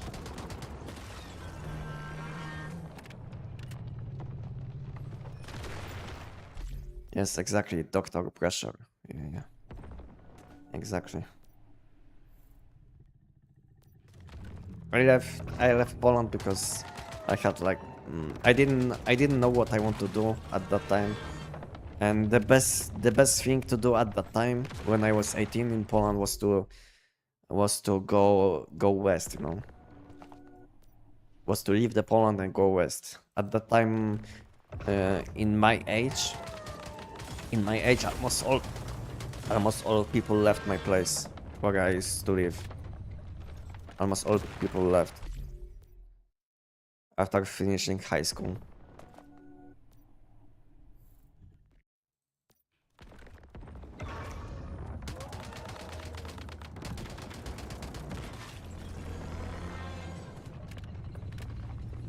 You're Polish and live in Germany, you said? Yeah, I used to live in Germany, like I said. But now I live in Poland. That's why I wanted to start. Okay.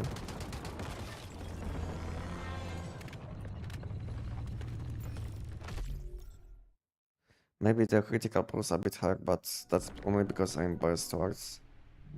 As it was my main weapon for a long time. Okay. Did you use this weapon recently? Or you switched to different weapons now? Humble.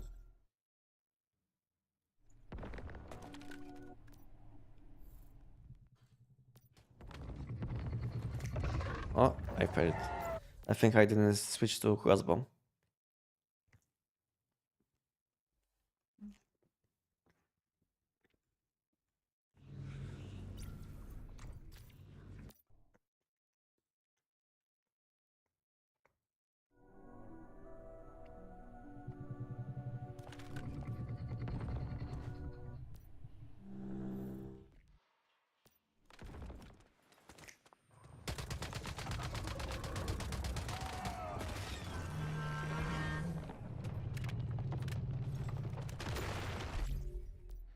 $19 seconds.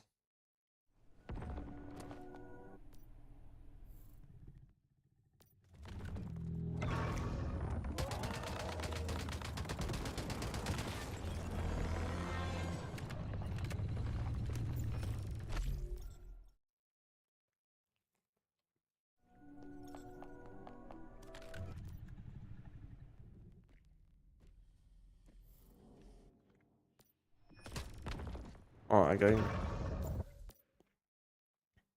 Again, I didn't switch weapon. It's faster to just start again than wait for the giant animation, you know. If you fail, it's much faster to start again.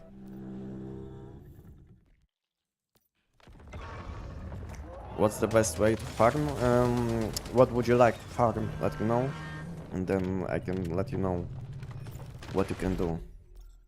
Because you can farm a lot of things like animals, deviations, energy drinks, mods, you know. You can do a lot of things in one human if you don't know. Maybe this game looks quite simple, but it's not. Do I have good ammo? I feel like my damage is quite low.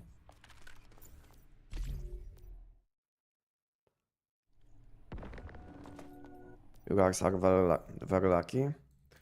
Over there in Europe is such an amazing place to live. I'm jealous.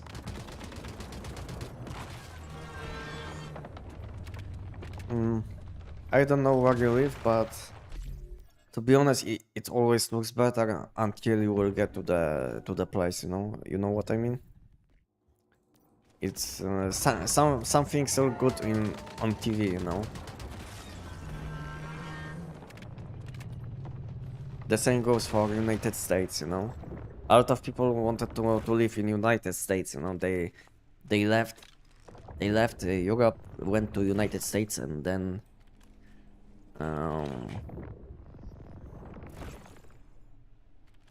they were disappointed, I would say.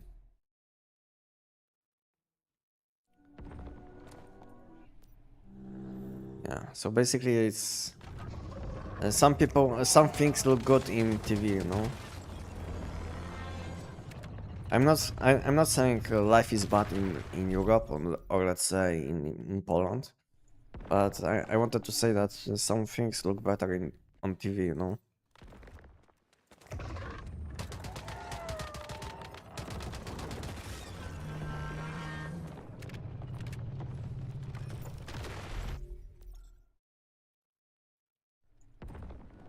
I switched now to different weapons because of the same reasons you explained. But also PvP'd a lot. Yeah, this weapon was broken when this weapon was released, I think. Yes? Yes, Humble? Basically one shot, one kill.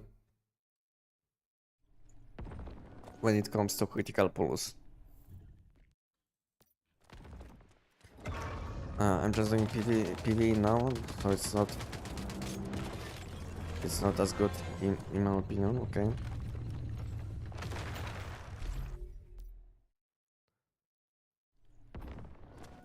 We're going to post 4-second giant with all the stuff, so not fun.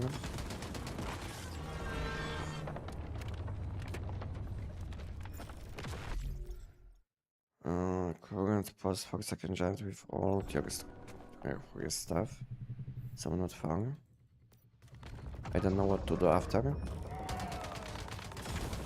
So if you wanted to say that you are doing the giant at the moment and you don't know what to do next, then to be honest, when it comes to PvE content, there is not much to do in 1v1 because from late game activities, you can do Manibus invasion, you can do a Prime Wars on Manibus season, you can do Manibus Nightmare on Endless Dream. What else you can do? So basically this game doesn't offer that much when it comes to PvE late game experience, I would say. The only things which you can do, which you can focus on in 1v1 is like getting better mods, collecting deviations, collecting animals for your base. You know, you can do these kind of things. So let's say if you don't want to do any PvE content at the moment because let's say you feel like you did so many things recently and you want to do something different, maybe it's a good time to learn how to fuse deviations. You know, maybe fuse deviations which you are missing for your base, maybe for different weapon setups, you know. You can catch some animals, you know. You can catch some animals. Maybe you can try some different stuff in one schema. Let's say you are playing now on Manibus. Maybe it's time to do Endless Dream now. Or maybe if you did both, maybe it's time to try Deviation SCP. Maybe you will find some new gameplay, which will be interesting. Yeah, maybe you can do a lot of things, but not connected with PvE. Let's say if you will be done with your mods for the weapon which you are using the most, then there is not much to do. Maybe, like I said, maybe you will want to do some different things which are not related with PvE, with killing enemies. Like fusing deviations, collecting animals, maybe unlocking all things which you are missing, like food buffs, you know. Maybe you will want to collect all mystical crates on the whole map. All of these things, you know. Yeah, you can try other builds, other weapons. Maybe you will find something much more interesting than what you use now. Maybe the weapon will be not the best, but will be fun to play. This is what I found out about the G17. You know, maybe this weapon didn't feel very nice against some content, like let's say bosses or something, but it felt insanely good to use. You know, insanely fun to use for me, because all I was doing was jumping and reloading weapons to deal massive AoE damage.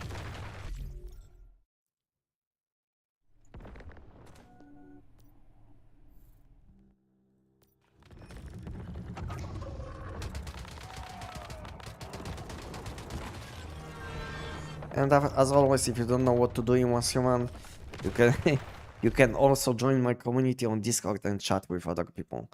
That's also a good thing to good way to spend your time. Maybe you will find someone to play with, you know. And the game together is always better than playing solo. So yeah, maybe try to find some people to play with.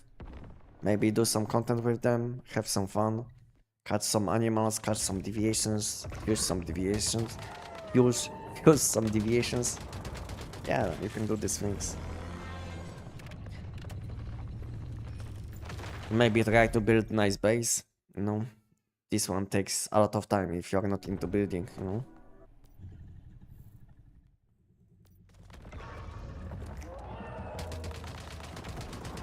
And then if you completely don't know what to do, maybe it's a good time to take a break from Once Human, just wait for a new season.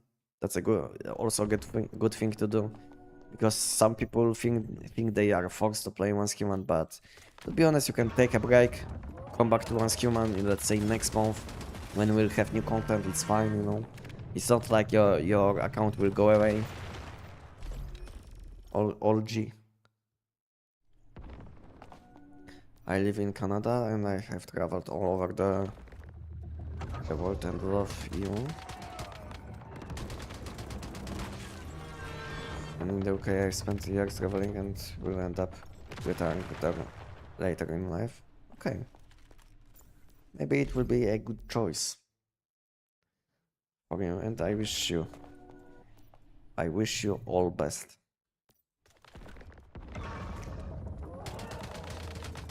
Yeah, I also used to live in UK for a long time. In Scotland especially. It was a beautiful place because I was living on Isle. So it was especially beautiful place to live. But I had to leave because of the COVID.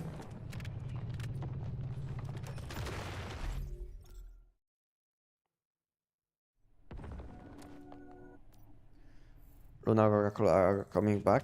Yes, but probably in early 2027. So if you think Lunar will come back in next month, then no. Probably no, because we'll have something completely new, which is insanely good in my opinion. I know some people will complain that they are missing, or they wanted to see Lunar. Lunar Oracle, but to be honest, more people want to see something new, you know, including me.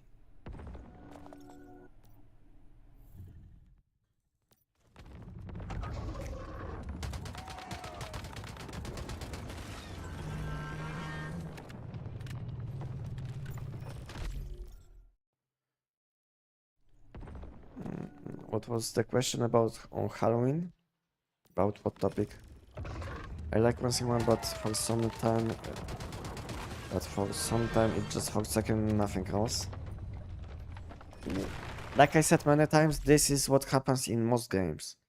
In most games, after like 1000 or 2000 hours, in most games, you will be stuck in one place, on one enemy, on one content. I got used to it a long time ago. You know, maybe you don't know me, but I'm playing games for more than 25 years in total. I started playing games when I was 6. Now I'm 31.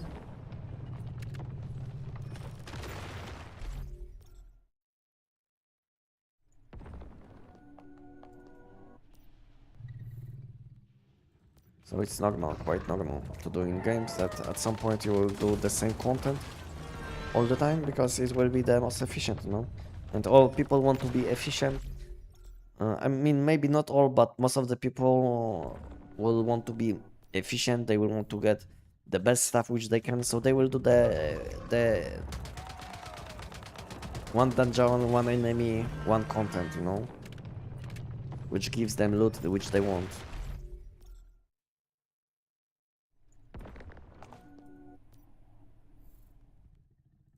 Uh, I am.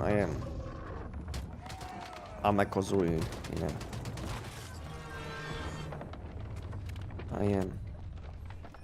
I checked a lot of sources, and all of them said that we'll have something new on next season related with sound mechanic.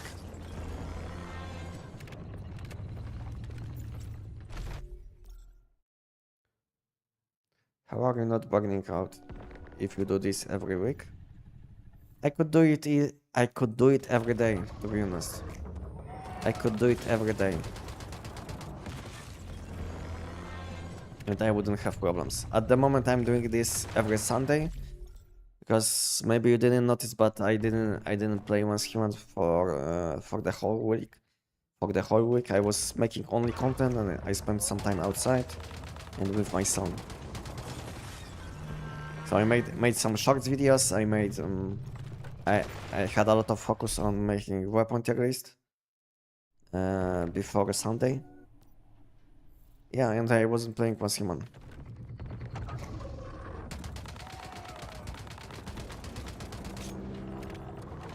I failed somehow. Yeah, so it's not like I'm doing this every day, but to be honest, I wouldn't have any problems doing this every day. For me, content making is like full-time job now, you know? So I'm making content full-time. So it's like similar to what people do in jobs, you know? Sometimes people do the same thing the whole life, you know? So you can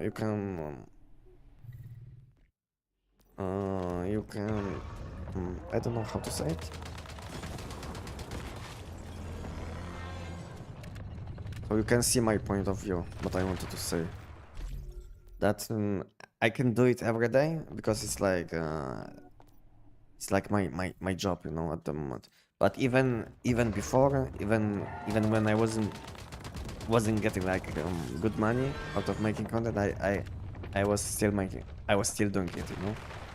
So it's not like I'm playing just because I'm getting paid, but it's my gaming is my passion basically.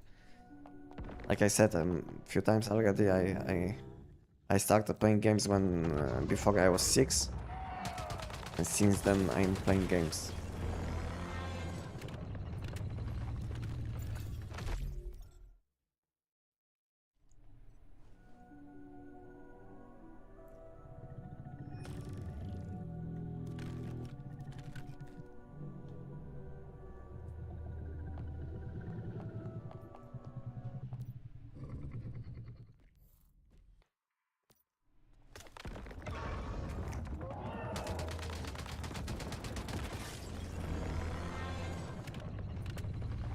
My wife is using an old build, Last Valor Crossbow with 5 wolf, and watch the guide and the division guide. You have what should she replace the wolf with? The wolf will be only good in silos, you know, in open world content and silos. For Last Valor. For this weapon, you have a lot of solid choices, depending on content which you do. So you can use Zapcam, you can use Butterfly if you need some support with aim. You can use Zapcam for, I think, the highest damage possible because of the bullseye debuff from Zapcam. Then you can also use Voodoo, which is also very nice because it also deals AoE damage. It provides a lot of extra damage from secondary skill and 60% vulnerability, which is much higher than other deviations. So yeah, you basically have a lot of good choices. I think most flexible one will be Voodoo, which can be used against any content because it deals some AoE damage. So we can use it in open world, and in most dungeons it can be also used. And then it will be Zapcam, I think. Very nice choice for invasions and Malbus Nightmare. And lastly, you will have Butterfly if you need some aim support, you know. I think Zapcam will be slightly better than Butterfly, but Butterfly can give you this aim support, you know, if you have some problems with aim. So yeah, you have like 4 good choices. And lastly, Lone Wolf Deviation, which will be the best for open world content and silos.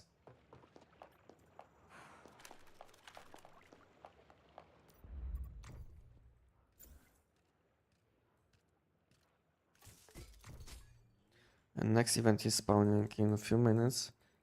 So like I still have few minutes for the giant. But first I will have a look on my food buffs. If I have all food buffs which I need.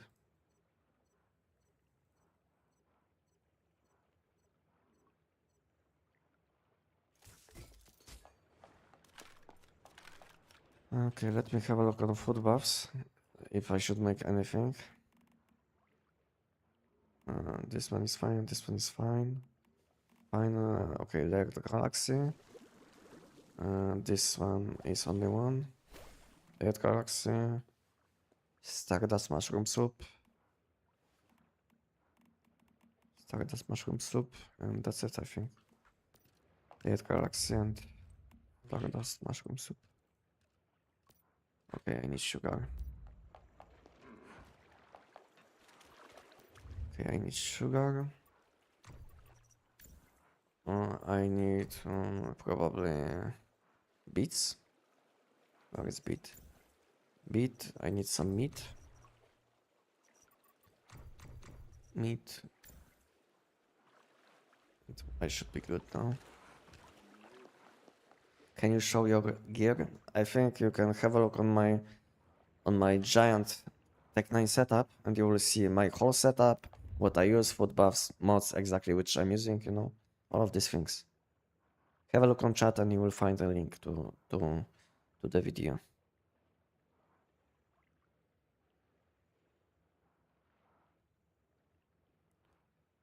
Okay, what I wanted to make is Stardust Mushroom Soup. Because now I'm a bit busy and I can't show you. Because I have to make food buffs and soon event will start, so I don't want to be late. So unfortunately I don't have enough time to show you. But you will find all of these informations in my video. And I'm also showing my tips. Additional tips which you will want to follow to have better time doing the giant. What else I need?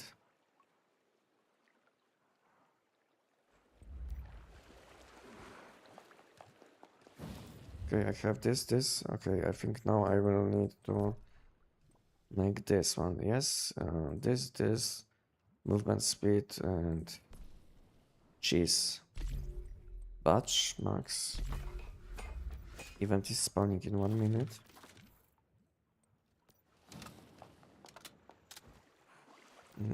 I will need some cheese, I think. Cheese, pickles maybe. Butter, yeah. All of these things. Now I should be fine. Galaxy. Let's make a bit more. Stardust. This. Like 6. Maybe hot dog. Okay, I don't have cabbage, so yeah. It's good. Good enough for now. This.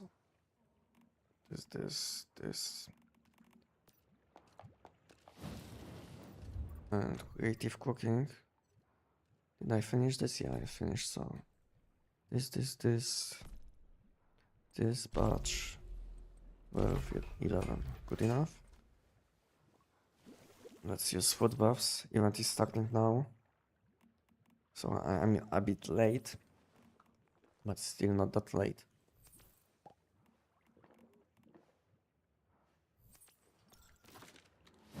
I should have wings on. So I can just teleport. I should be fine.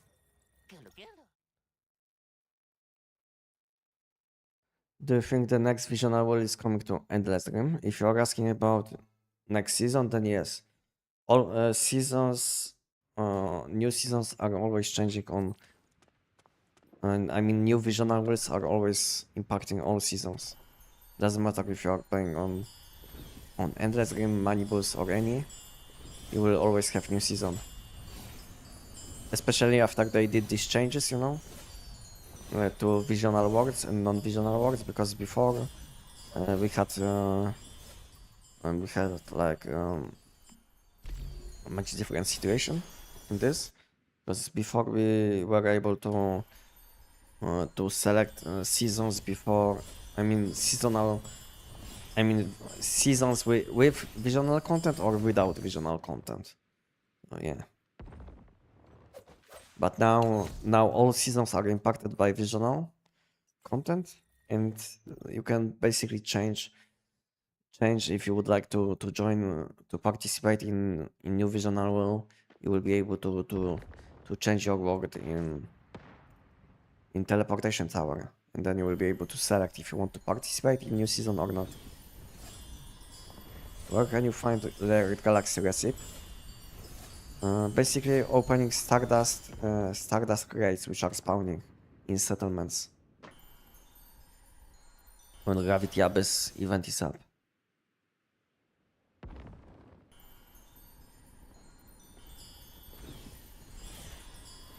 Is there an exclusive version of Once Human for Android? I don't know. I mean, you can download this game on Android, but I don't know if it's like exclusive, you know. To be honest, I'm not into playing games on mobile, so and unfortunately I can't answer this question.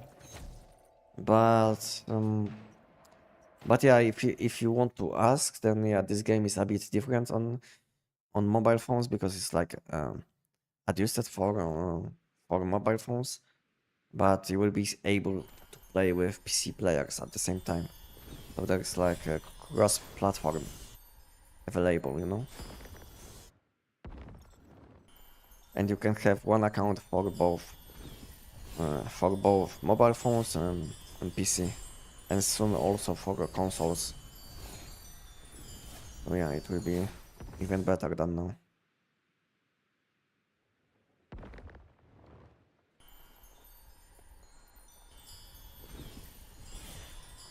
How much extra damage would you say you get extra chef with 2 second foot buff?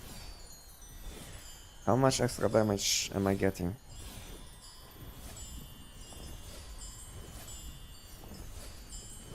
Maybe I would say maybe between 15 and 20% damage boost.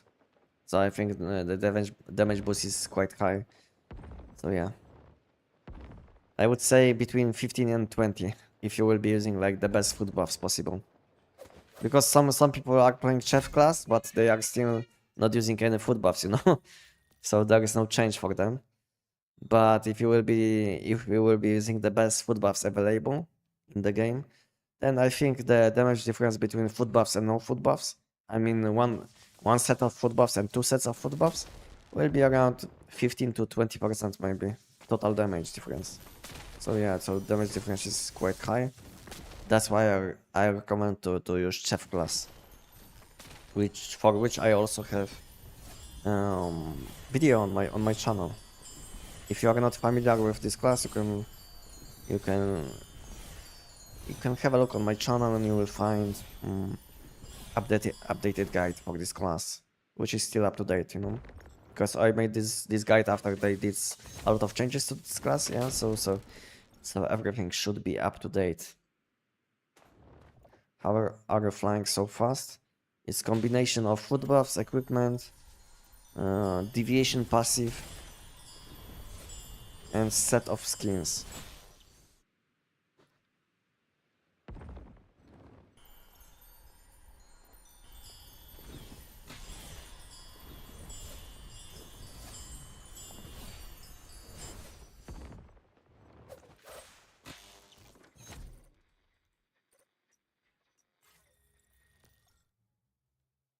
She does a lot of mobbing and open world stuff in my boost, maybe a few silos. She's pretty new and likes a lot of... She likes to loot and shoot. Okay, so if she likes to loot and shoot, then and she does a lot of silos, then yeah, then I think she can stick to Lone Wolf. It will be the best choice for your wife probably. But it's not like you will have to invest a lot into new deviation, you know. You can get new deviation, check if you like it. If you don't like it, you can sell it, you know, to other people if you need energy links. So it's not a huge deal, you know, because it's not like deviations which you will buy from other people are bound to account. So let's say if you will buy Voodoo Doll, you will don't like it, you can always sell it again, you know, for the same price most of the time, maybe even higher. So maybe you can even flip. You can even flip and profit if the price will be very nice. So yeah, so maybe she can test other options, like I said.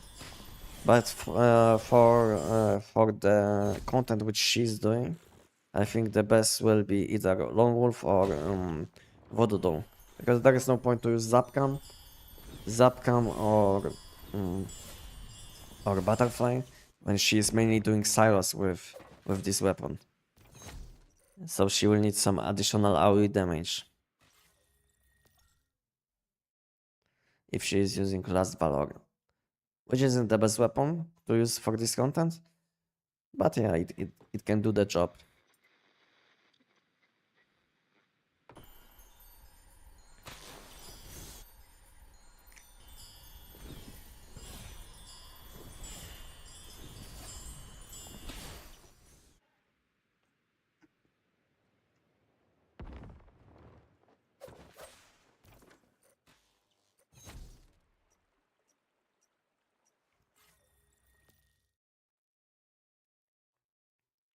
Will there be either... 1 second. Let me finish. Will there ever be more flying machines added to the game, like a helicopter?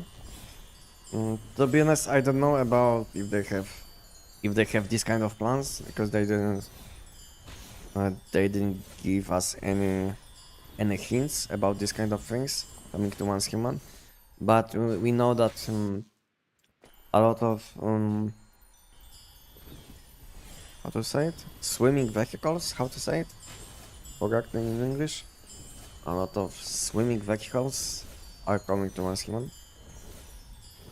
So yeah, they will come to the game with new scenario, but I don't know if these vehicles will be only available on new scenario, or if they will be available for all contents. I don't know.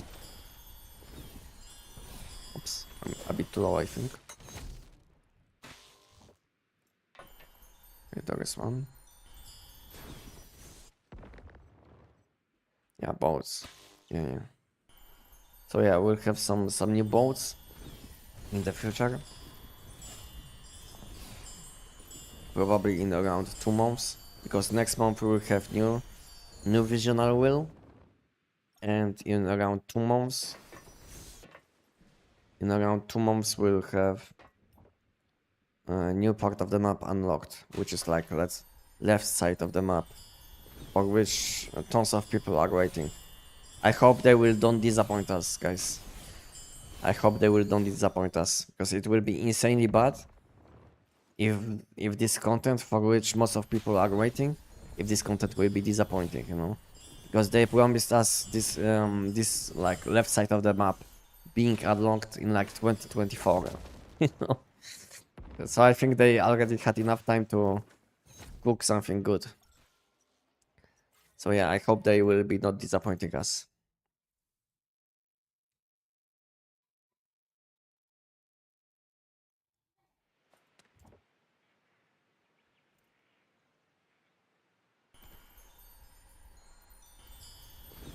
But but if you guys have any good ideas about content which you would like to see in one skin, you can always make some suggestions, you know. Maybe they will listen. Because based on what I saw recently, they are listening to community, and they are answering questions, you know. So maybe there is like worth to try if you would like to see something in Once Human. Maybe like some flying vehicles which you would like to see, and which we don't have in Once Human. If you would like to see them, maybe give them some suggestions. And who knows, maybe we'll have it in Once Human.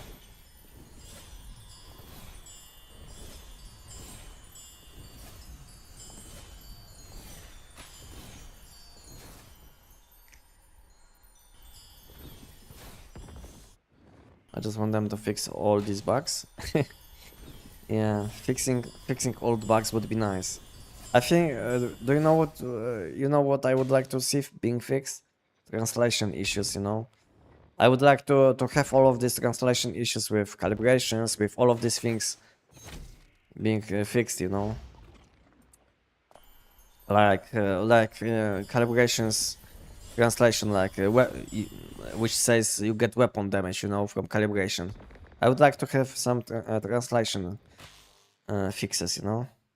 Because this is the most confusing thing in Once Human, that we have like 10 different words which are explaining the same thing, you know. So I would like to have this small thing being fixed in Once Human, which is I think quite simple, because all they will have to do is fix translation.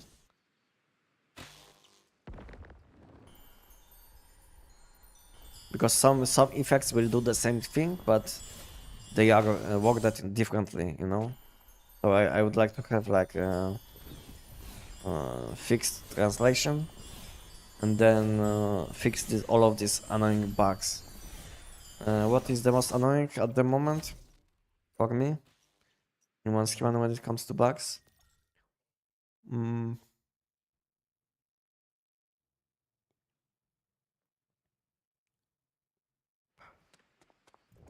to be honest, recently I don't even know what is so annoying when it comes to bugs. Long time ago there was a bug which I mean it's still happening, but very often. Not that often. That you will be losing your keyword effects from weapons, but it's mostly happening in party content, you know, when you will be playing with other people around. Then it might happen. But it didn't happen to me for a long time, so it was the most annoying thing, I think. For me, once human that, let's say I was using bounce weapon, but after like 1 minute I was losing completely my keyword effect, and I was shooting only with normal bullets. So yeah, that was the biggest issue for me, which I didn't encounter for a long time because I'm not playing with other people most of the time. So yeah, that was a good way to fix it. But I don't know what is the other thing which is very annoying. I mean when I'm doing the when I'm doing Manibus Nightmare, I don't like when you don't one shot him, when you don't finish him in one phase. I don't like that when you will go to second phase there is like this camera bug, which basically um, stops you from aiming at Manibus. You get me probably if you did Manibus many times. Yeah, so I don't like this bug which is with us for a long time. So at the moment the biggest issue which I have with as human is I think translation issues.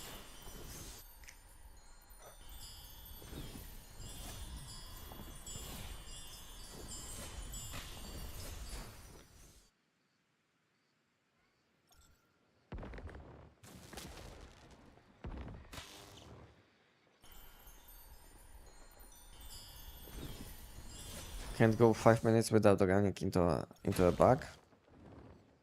To be honest, the content which I'm doing is quite solid, you know, because I'm doing only few bosses, only few different bosses. I'm collecting gravity crystals. I mean, if you will count this thing as a bug, then yeah, it will be it's annoying to deal with. That let's say some orbs can be visible, but when you will be close to the zone, they will basically disappear. You know. So I don't know if you will be counting this as a bug. And I died somehow.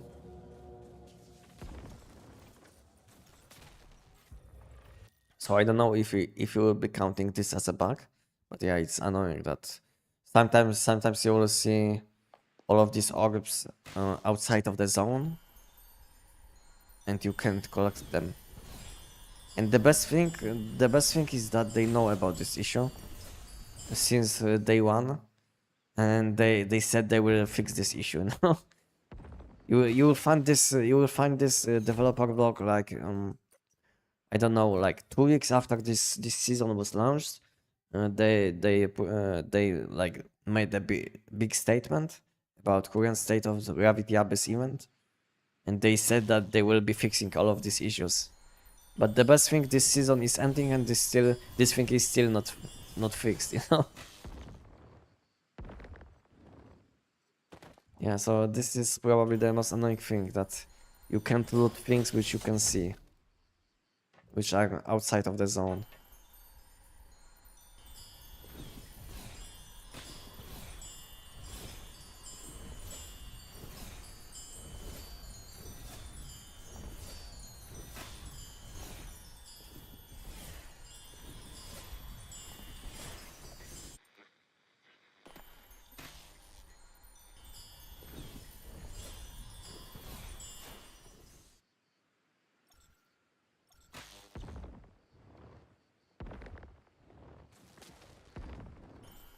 The most annoying bug is for me is orb sinking into the ground. Ah, yeah. Deviant, how is it called? Deviant particles, yeah. But it's a problem with all of these weapons for which you have to collect them. And I died somehow. I don't know what killed me. I know that I have this negative win, but it shouldn't kill me because it doesn't have enough damage to even break my shield. So I don't know what killed me.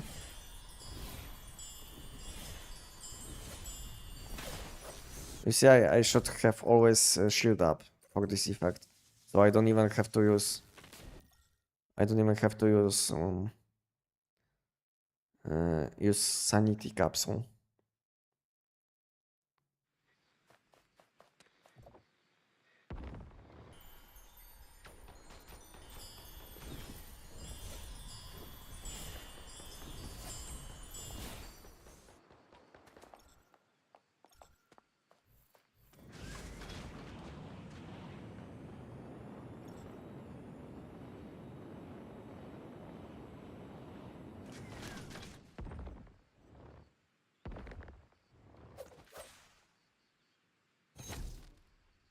Most annoying bug is bounce not working on bosses.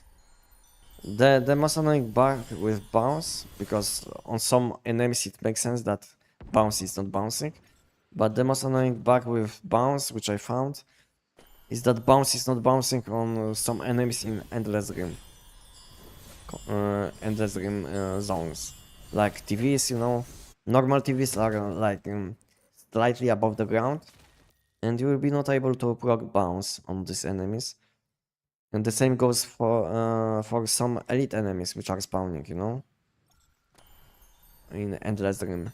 On some of them you will be not able to hit bounce. I mean proc bounce, because bounce can hit these enemies, but only if you will proc the bounce on different enemies around them. So yeah, bounce can be problematic on some types of enemies. But to be honest, I don't know why bounce is not bouncing on giant. In my opinion, giant is very close to the platform, no? Because giant is basically on the edge of the platform, which he wants to destroy with his hands. So I think it would make sense that the bounce could bounce off the giant. No, so for me this is a bug. When it comes to giant, when it comes to TVs, you know. But when it comes to money boss, it's not a bug, because money boss is basically flying and you need another like enemy or obstacle or anything from to which bounce can bounce. So yeah, some of these enemies are probably bugs, but at the same time some of these enemies aren't bugs.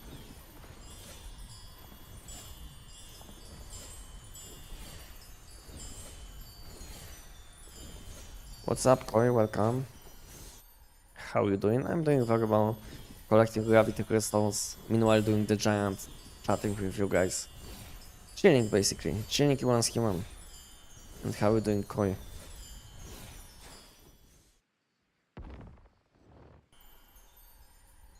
How you doing, Koi?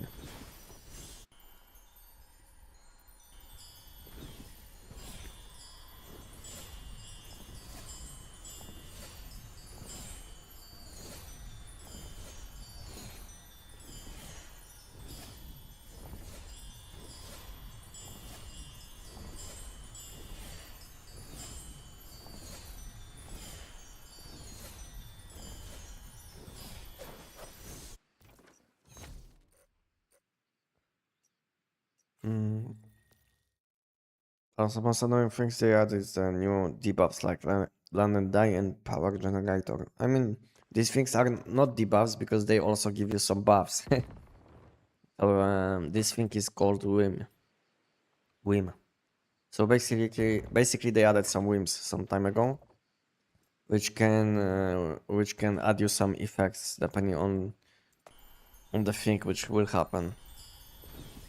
But the annoying thing about whims, the only whim which is annoying is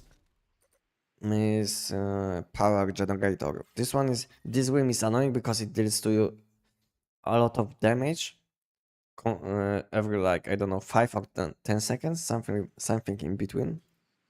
It will be dealing a lot of damage to you.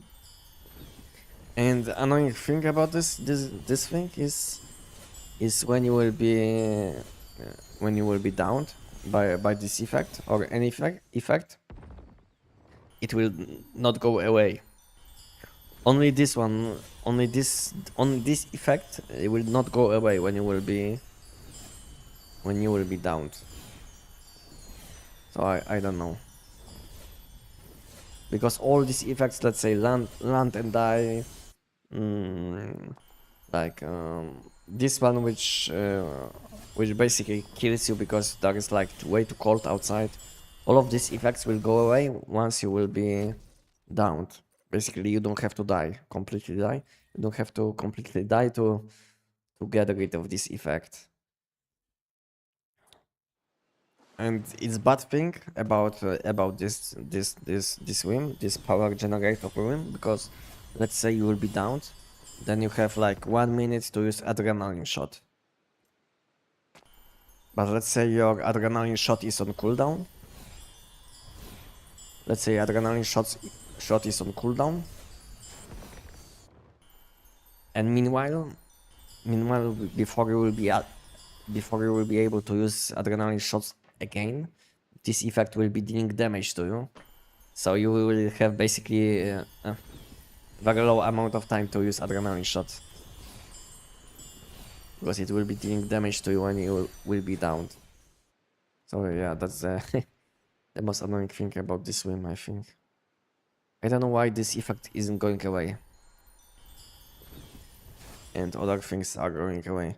And I think at some point they made whims to happen less often, you know, because a lot of people were complaining about whims. It was I don't know, 1 or 2 months after introduction of new whims. They basically made it much easier to play around these whims. Basically now when you will get this negative whim, there will be like a long cooldown before you can get it again. So basically they made it much easier to play around, but at the same time they didn't fix this one whim, which is the most annoying. So I don't know. I think this whim would be like super nice in combination with this thing. How is it called? This thing which heals you when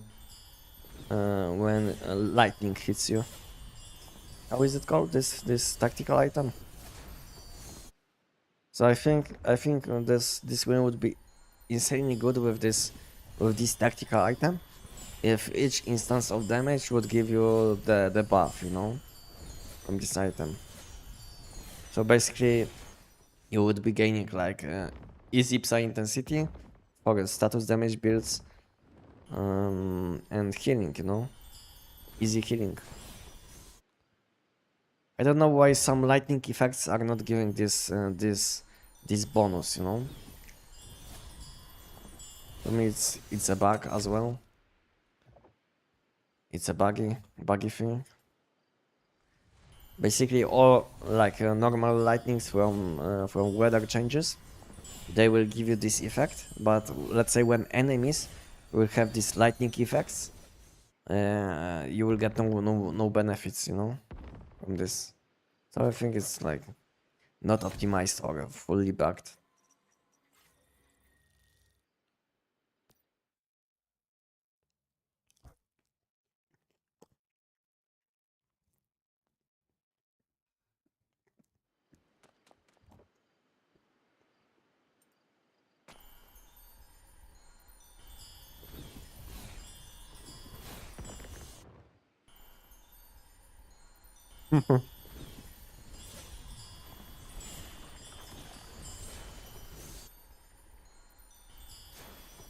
I don't know why.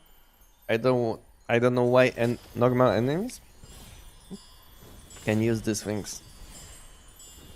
It happens in so many places that we have like normal enemy spawns on top of this these things which are boosting you, and they can use it somehow. I don't know, but they are not flying. I mean, after using this, they are not flying higher. So I don't know. I don't know about this. This whole season feels like back on top of a bug. But there is no point to complain. It's good enough to play.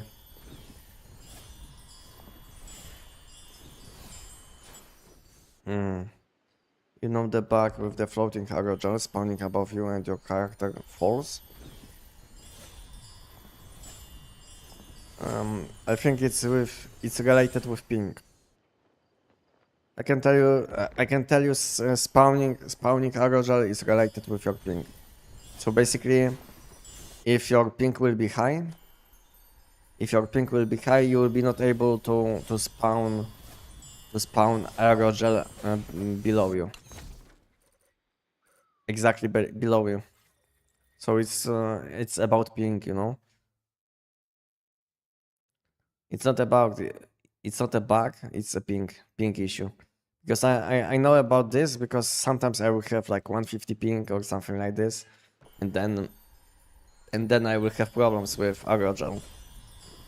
And when my ping is around 28, I will always spawn aerogel below me, in a good position where I want it, you know. So it's about ping. Let me know your ping, so maybe your ping isn't fine.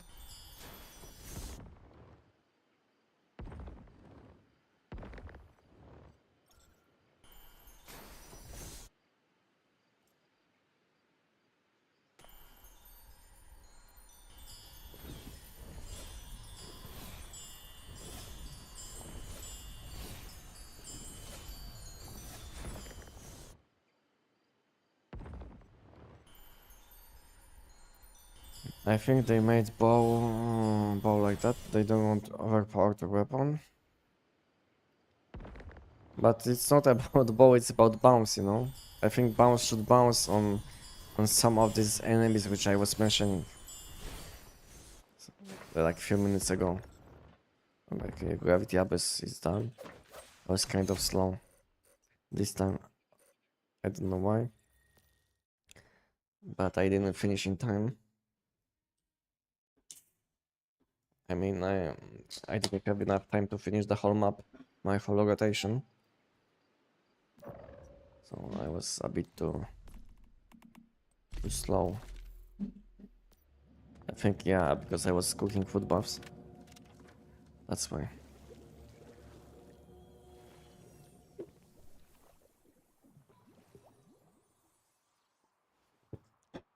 You had some problems, Koi, yes?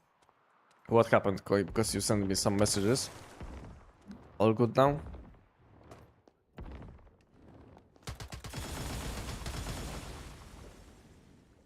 And I died. I didn't have stamina to dash.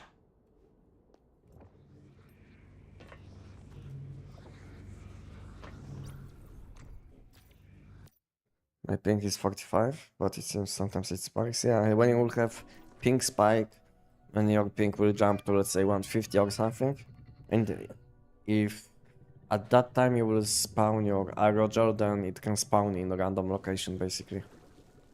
Below you, above you, behind you, you know, because of the lag. So yeah, it's a problem with ping, unfortunately.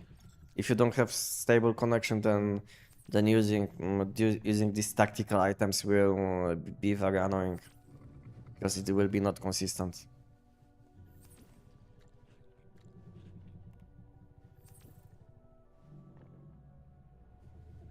Because let's say your ping will be like 150 or something. You will press the tactical item to use it, and it will take like 1 second to use it.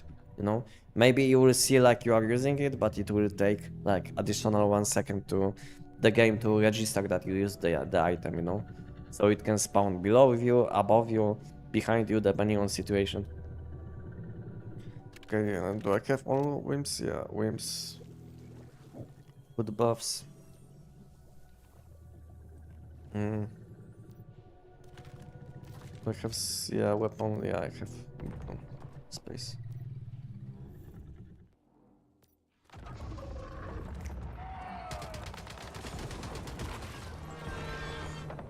Can you show me your mods? Yeah, I can show you quickly. My mods, you can pause the video if you would like to.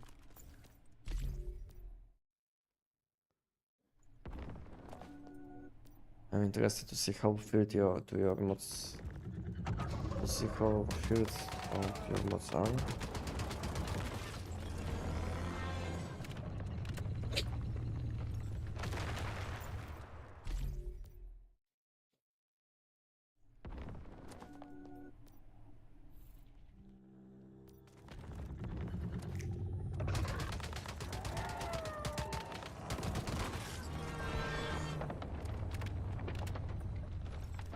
I'm missing some damage on my mods, especially on my shoes.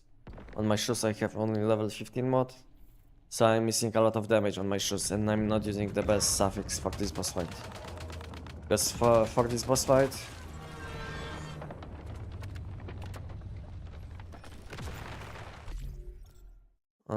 because for this boss fight, the best one will be Phantasmal mod. And I'm using Downstar level 15. So I'm using a lot of damage.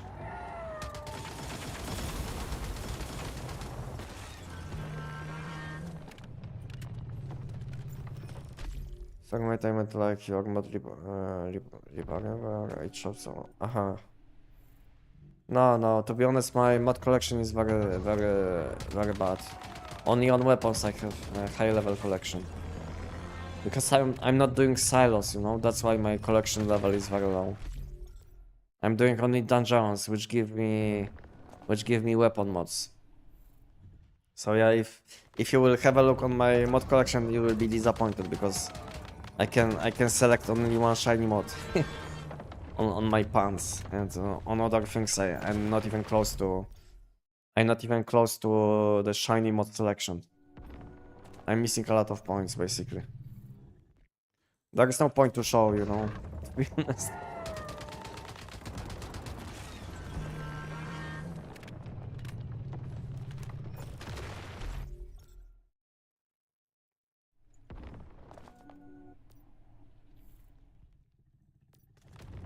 When it comes to my weapon mods, I have tons of level 17 and shiny mods, you know, but my helmet mods, my top slot mods, you know, I'm missing tons of points.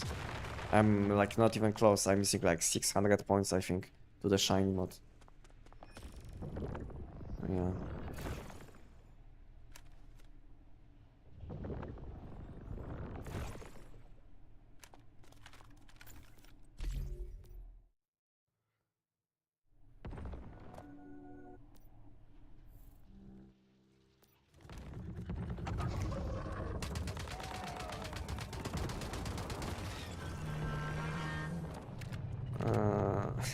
I'm trying to get my gun like that low. Okay, good luck. Okay, fair enough. I just started playing again and copies all your builds. Going to get my TEC-9 as strong as yours. I'm doing it in 20 seconds. Okay, I wish you good luck with your build. If you have any problems or you don't know what to do with your build or what you should focus on, you can always join my Discord if you still didn't, and check help request channel. If you don't know on what you should focus, maybe you can upload your gameplay, and some people will give you some tips how you can improve your time on Giant or with any content.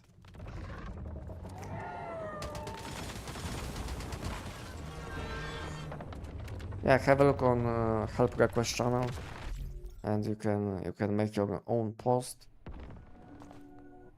And yeah, have a look on pinned post where I explain what you should do to give us to give yourself the best chance,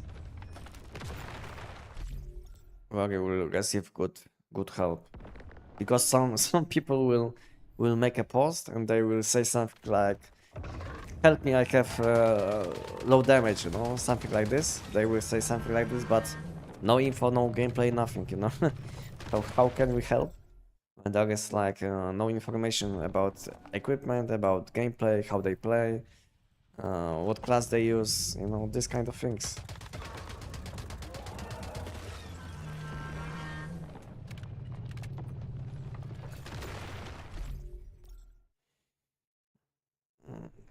Is there a spot to farm by the wind in Endless Dream? By the wind? I don't think so. This deviation is available in PM Warsaw on Manibus, and I think on Primes vs Clash, which is like PvP season. In addition, you can get Lunar Mutagen. Maybe you can't now because Lunar Mutagen was available on last season, but maybe you can buy it from other people. To be honest, I have like 60 Lunar Mutagens in me, on my alt in Deviation SCP.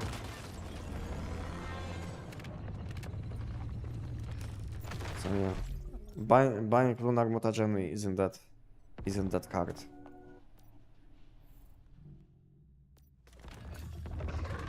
The best thing now, I think now we can buy Starfall mutagens, no?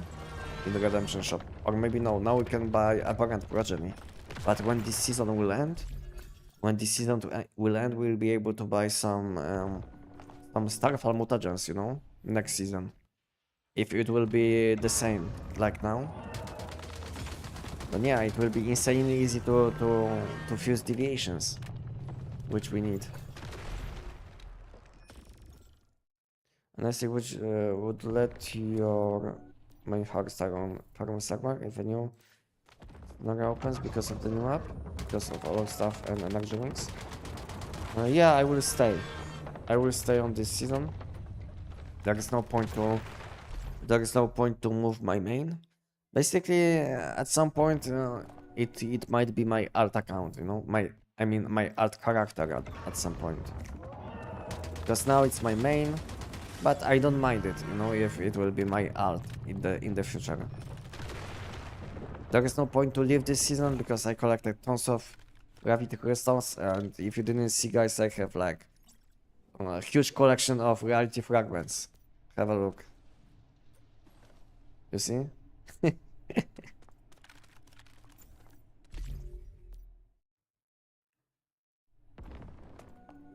I can do money boost like how many times?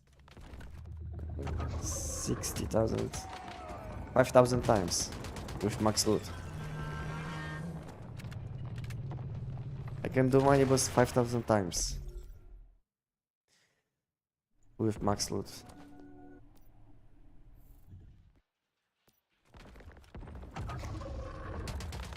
So I think I'm good. No point to leave.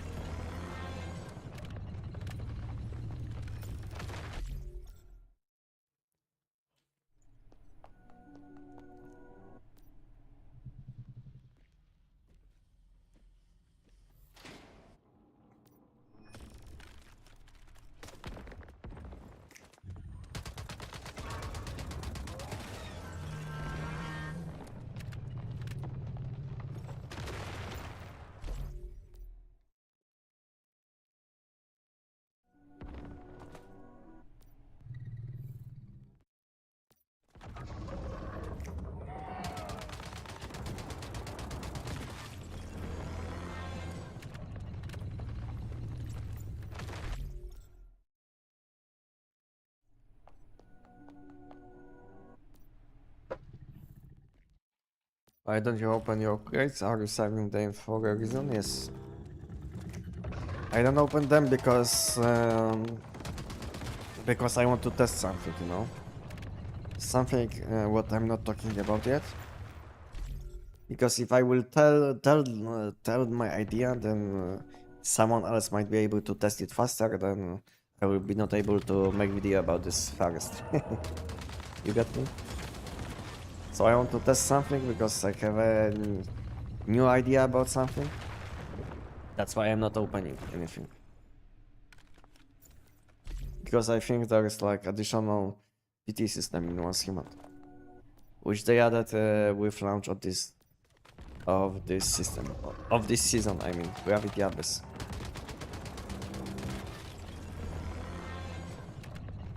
So for now, I wanted to make this video a long time ago, like I don't know, 10 days ago. I wanted to make video about this topic like 10 days ago, but I didn't have enough time to play, and I didn't collect enough grades to test it, you know.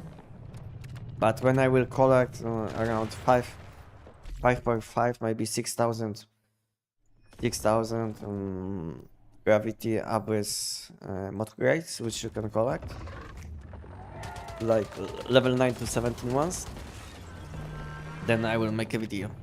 I will basically make a new video about how to farm mod smart, you know, like my additional tips. Because a lot of things are changed since my last video about mods. So I wanted to update this. Video before console launch, but I'm kind of behind with content which I wanted to make.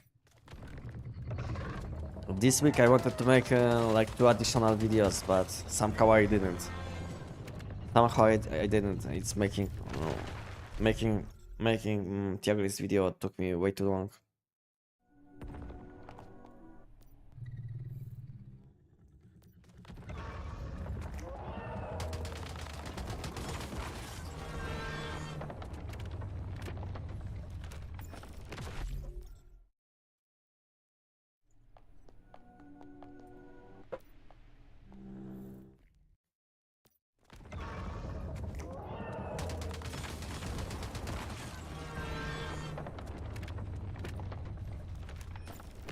The worst thing about testing this kind of things, you know what is the worst thing?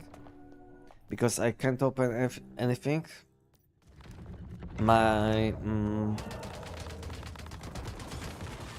my mod dust is very low. You know, that's the worst thing. Because now I should have like tons of mod dust. If I will open all of these giant loot, I will have like each 1000 is like 160k mod dust, you know, 160, 170k, you know. So in my backpack now I have like probably over a million mod dust, you know, over a million mod dust. But unfortunately, because I want to test this one thing, I can't open this crates randomly.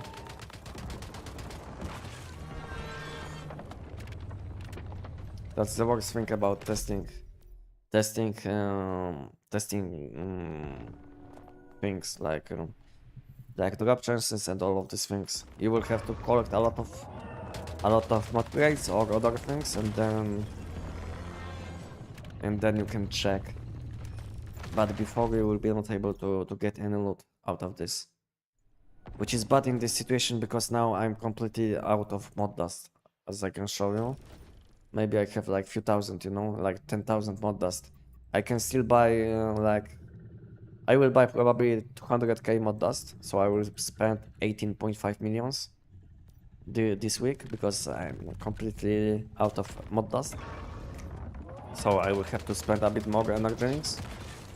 And next week I should have enough crates to open test, and then I will have mod dust, you know, which will be good for a few weeks. Because I'm buying a lot of things in mod shop. That's the other thing. Because most of the people which I know are buying like this mod selection crate, which lets you select any mod you want. Most of the people will buy this one for 60k. Then they will buy either keyword or resonance one, depending on the current state of equipment, and that's it, you know. Most people will spend like 200k mod dust in mod shop per week, which is normal.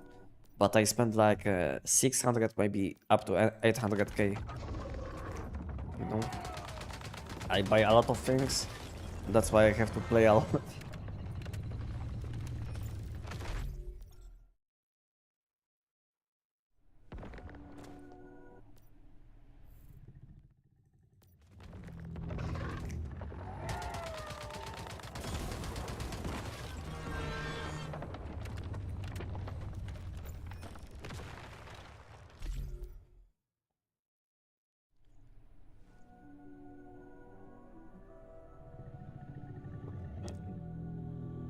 What food, two foods as gardener should I use for giant? Should I focus for giant? If you are using the same build which I'm using, then you want to use hot dog. Hot dog with whimsical drink for status damage. This will be your best setup.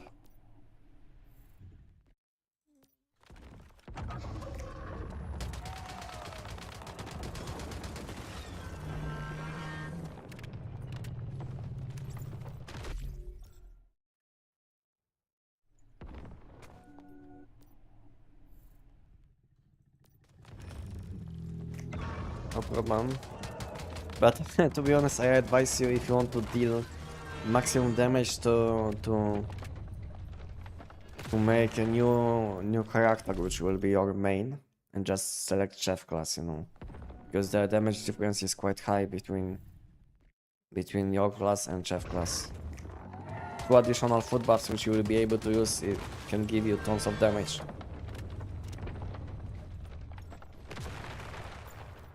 as long as you will be using these food buffs, you know, because like I said, I don't know, some time ago, because I had similar question like maybe 1 hour ago.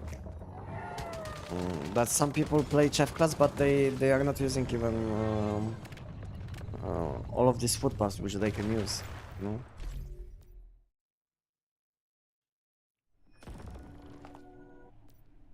I think when it comes to gardener class, there will be no changes in the future. So I think next class which will have a lot of changes will be Beastmaster, but I hope when they will be revamping some of these classes or making some changes to classes, I hope they will give us option to change class. I don't know why there is no option to change class, at least in shop, you know, because now we can we can change even nickname in shop, which was always available, but maybe it will be not the best idea, but let us change class at least in shop, you know, with currency. I know it sounds bad, but for some people it would be better than complaining about low damage.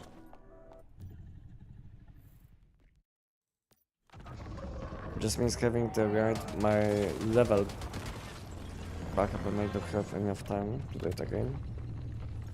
I will just need to... okay. Makes sense. If you don't have that much time to play the game, then yeah, there is no point to start a new one. Even though, to be honest, leveling up takes like few minutes, maybe like 10 to 15 minutes if you have optimized base. Let's say you can make a alt character go to your main base and just open commissions and finish them, you know, and you will level up in like, I don't know, 5 to 10 minutes to level 50. So leveling up shouldn't be a problem.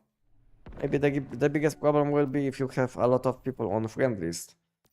Then it might be a problem, you know, because then you will have different nickname. You will have to add all of them again, you know. So it might be the only problem which I can see.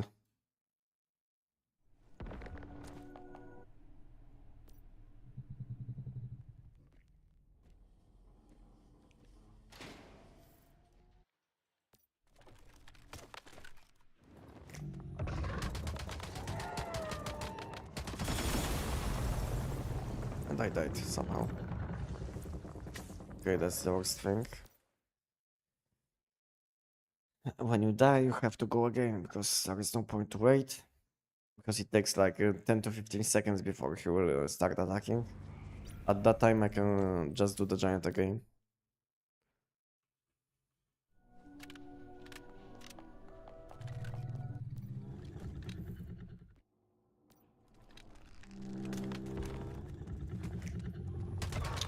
And you will be not wasting your defense power, because it's like the most annoying thing.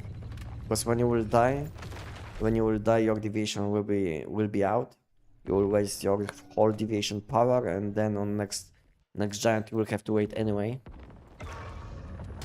So it's just better just to leave and go again if you fail somehow, which can happen sometimes if you misclick or anything. Welcome, Walter, on my channel.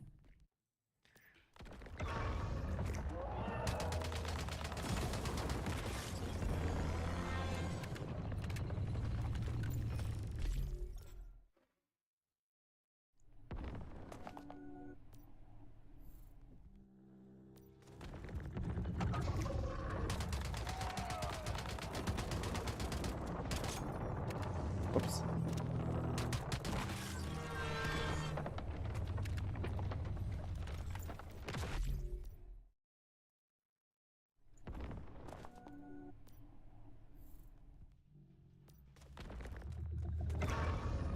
My FP9 is not working for me like a video effect. I don't know, it's hard to say. Maybe you are not following the steps. Maybe you have good equipment, but the problem is maybe you are not summoning deviation when holding FP9. Because some people complain they have like insanely low damage on FP9, and the only problem is that they will be summoning deviation when they will be holding crossbow, you know, or they will be switching weapons, or something will be happening, and they will have no elemental damage on weapon. So I don't know what you are doing that you can't do the giant. The fastest way to check what is happening, you can join my Discord if you still didn't, and check help request channel. Check pinned post, and you will see what you will have to do. That will be the fastest way to help you. We have a lot of helpful people in my community, with more than 5.5 thousand people. I think already we have 5.5 at least, I think, or maybe close to 5.5. Yeah. Recently, I did hit like 10,000 on YouTube and 5,000 on Discord, which was like huge achievement for my channels. But now I'm kind of 11.2, I think, on YouTube and 5.5 on Discord, which is nice.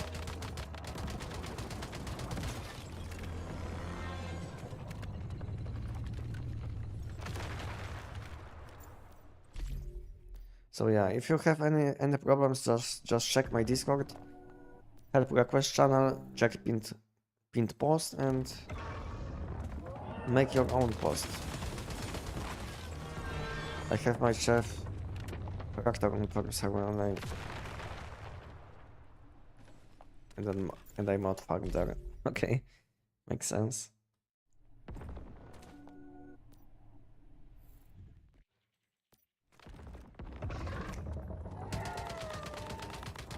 If you mean deviation, I have 5.5. I'm not saying that you have like bad deviation, but I was saying maybe you are using your deviation skills incorrectly.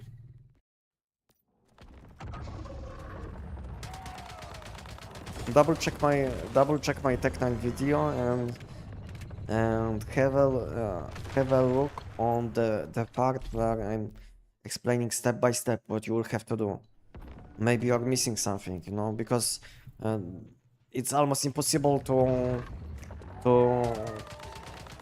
make a mistake in this rotation, you know, with my explanation. You know, I gave so many details, you know, with additional tips that it's almost impossible to make a mistake, in my opinion. So maybe have a double check on my TEC-9 build guide for the giant, where I explain, you know, what you will have to do step by step. Just go slowly, you know, follow the steps, and you should be good.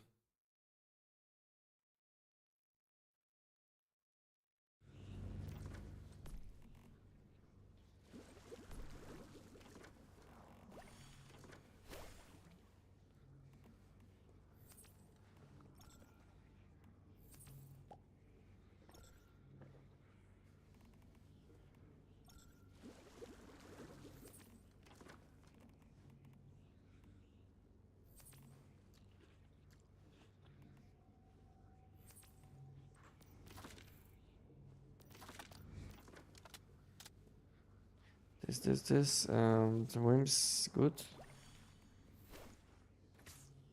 Okay, whims are fine. Event in 2 minutes, maybe I can make some space in my backpack and I can teleport for the event. Hey, Anestic, it's nice to see you on stream. I have a coffee here now to chill watch the god farm 620 chance. enjoy your coffee, Enox, and good to see you. Welcome. 620 giants. I will have to do similar similar number, but to be honest, I don't think so. I will do it like on the last Sunday. So I will probably just finish once I will do, I don't know, 500, maybe a bit plus. I will just finish. I will be not playing that long today, because tomorrow is a huge day, because we'll have patch notes for console release, and at the same time I will want to make some additional content, you know. in addition to patch notes, for which I will have to wake up early because I'm behind with the content which I wanted to make, you know, so so I will have to do a lot of things tomorrow because tomorrow is a big day for this game. So yeah, I'm kind of behind, so I will have to wake up early and speed up the process, you know. I'm very behind with making content. I'm like at least 2 videos behind on my schedule, you know. Because I have like huge plans, you know. I always have huge plans. Later on, I'm like somehow behind. I always make some mistakes, or I don't know. Just because maybe of summertime, you know. I don't know what's happening, but I'm kind of behind with the content which I wanted to make. I wanted to make a lot of videos before console release. Basically, new tier list video which I made yesterday. I wanted to make updated video for mods, best build for new players. I wanted to make a lot of things, but somehow I did only one. So I don't know. I'm very behind with the videos, which makes me kind of sad. Because I could make much more content. But somehow I'm behind, like I said.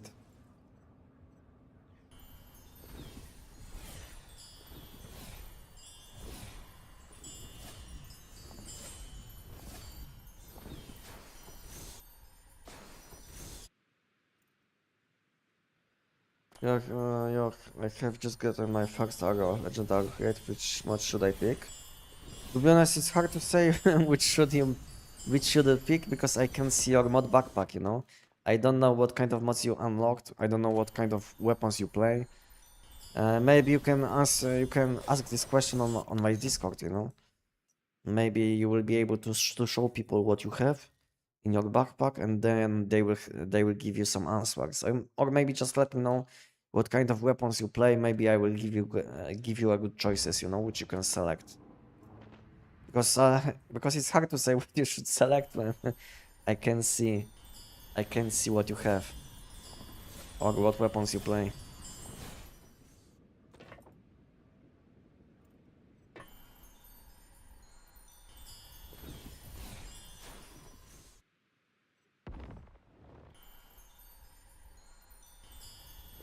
I use a 5-1 for jelly with not rates. I mean, as long as it's 5 skill, it's good enough. But the problem with 5 and 1, in comparison to 5 and 5, you will have to reload your TEC-9 to gain some deviant power back because deviation will be not ready to use probably. So that will be the only issue.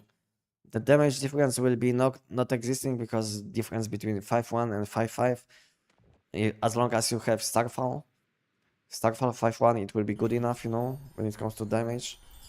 Because there will be no damage difference. The only difference will be how fast your deviation can gain deviant power back. So the worst case which might happen, you will have to reload your TEC-9 like 1 or 2 times just to gain some deviant power back, and you will be fine.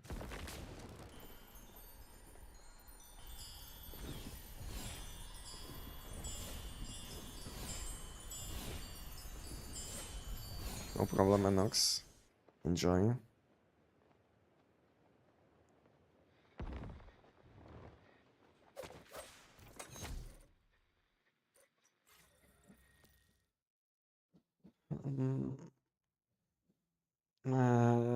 The problem with the division is that it has only one feature. It's not a problem as long as it's 5 skill, you know, like I said.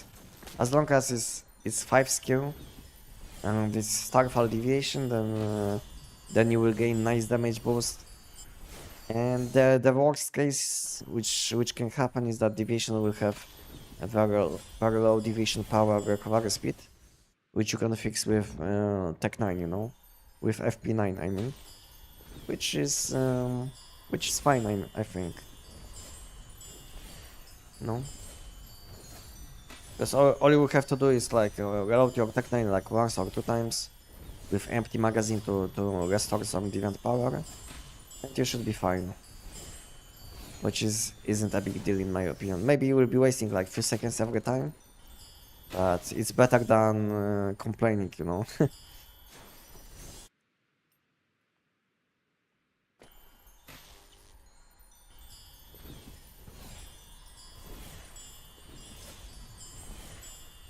Is there something?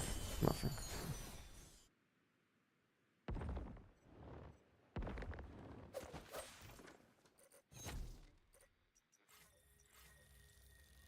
Mm.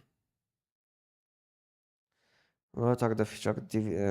If you are asking about my deviation, then it has Power Rewind 2, Starfall, and Moonlight Assault. And if you would like to see exactly how it looks like in the game, then just open my TEC-9 build guide, you know?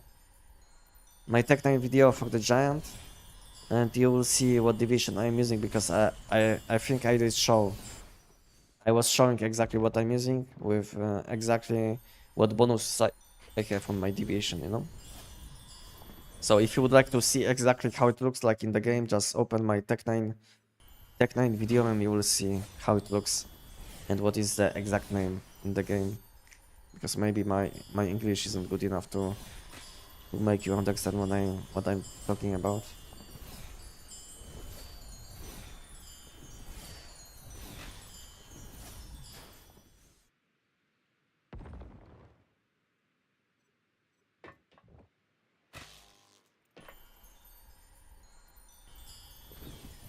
Yeah, a lot of content to do.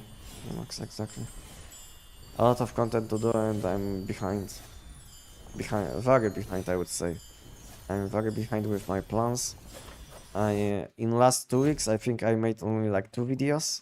I always plan to make around at least 2 videos every week. So yeah, I'm at least like 2 videos behind on my schedule. My perfect week would be like up to 4 videos, long form videos, plus let's say 5 short videos. But recently, because we have summertime, I don't have that much time for long form videos. And I spend more time on making short videos.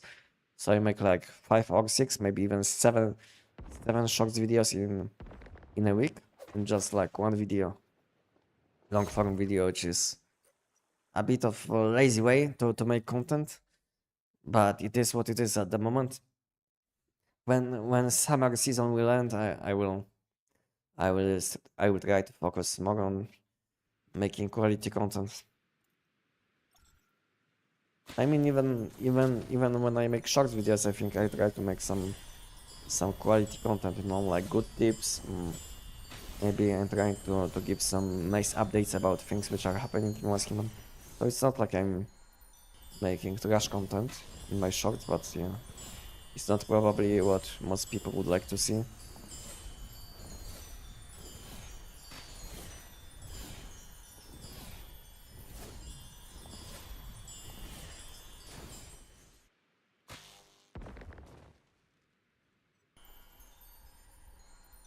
Will you make alt account for new map? Yes. Yes, I will. No point to take my main to the new part of the map, to the new scenario or whatever it will be, you know. No point to leave everything behind what I collected on this map. And in the future, you never know if playing on Endless Dream will be the meta again, you know. So there is no point to leave this season, because in the future it might be useful to play, to have like good account on Endless Dream. So yeah, there is no point to move. The only thing which is kind of the only thing which I would like to change is to make art account in the future with a good setup on Mind Boost, you know, because sometimes I would like to enjoy some different content, like frameworks or something like this, you know. But I don't even have like base setup in Manibus. I have nothing on Manibus basically. I'm empty. One person which I met in 2024, long time ago, gave me some things. He did let me to build my equipment in his base, and that's it, you know. And I have nothing else. I have just some basic equipment, tier 5 equipment. I think I have G17 pistol setup, and that's it, you know.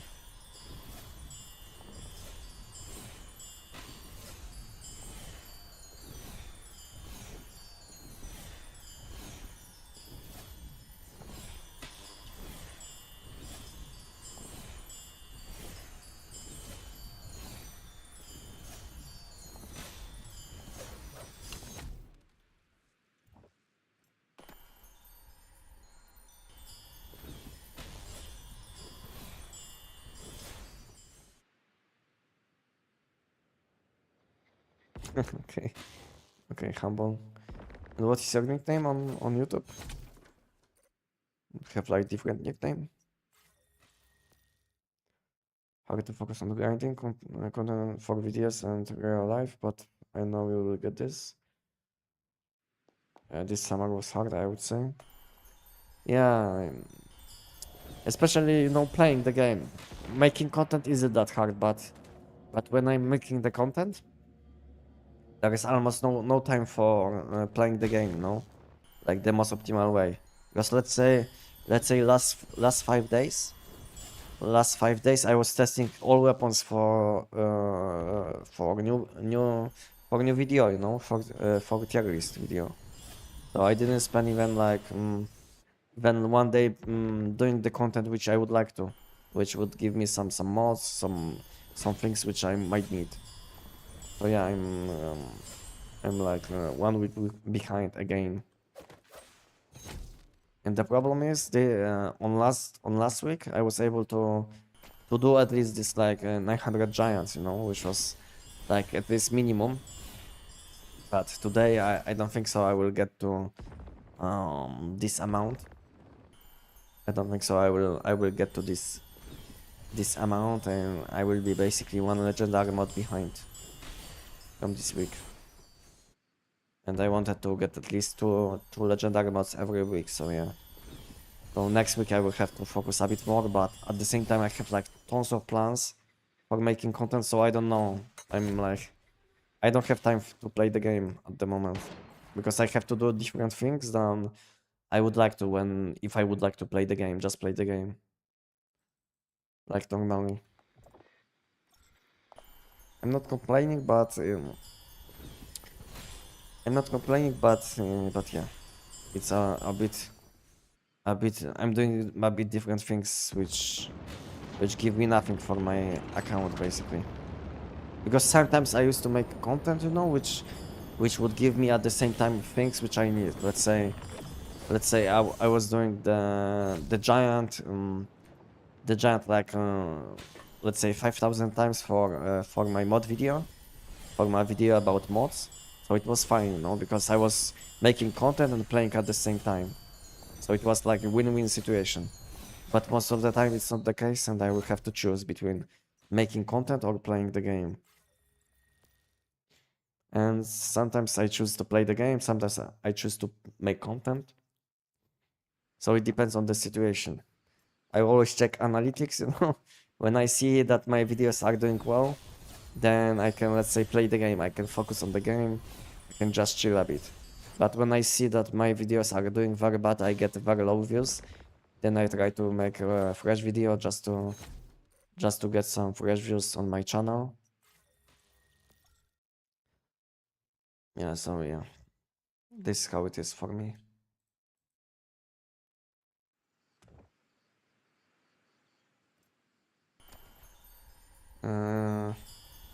I notice your calibration for TEC-9, you have 20 elemental on it, as well as the critical damage, critical rate, and weak spot damage. I don't take up them as two substats. But the thing is, all weapons will have base stats. So basically, each weapon has base weak spot damage, base critical chance, you know, base critical damage, you know. And this is how it is with all weapons. So it's not like you have only one stat when your caliber will have one stat. You get me? So basically, each weapon will have different base stats. You can basically open a weapon. You see, this weapon has basically 6 critical chance, 25 critical damage, and 60 weak spot damage. And when you will add calibration to this weapon, let's say it will have 16 critical chance, then this 6 and 16 will add up, so you will have 22. But if you will use calibration, which has elemental damage, then you will have basically additional new stat. So these stats which you can see on the weapon, all of these stats aren't from calibration, because some of these stats are from basically base stats of this weapon which you're using. If this makes sense to you.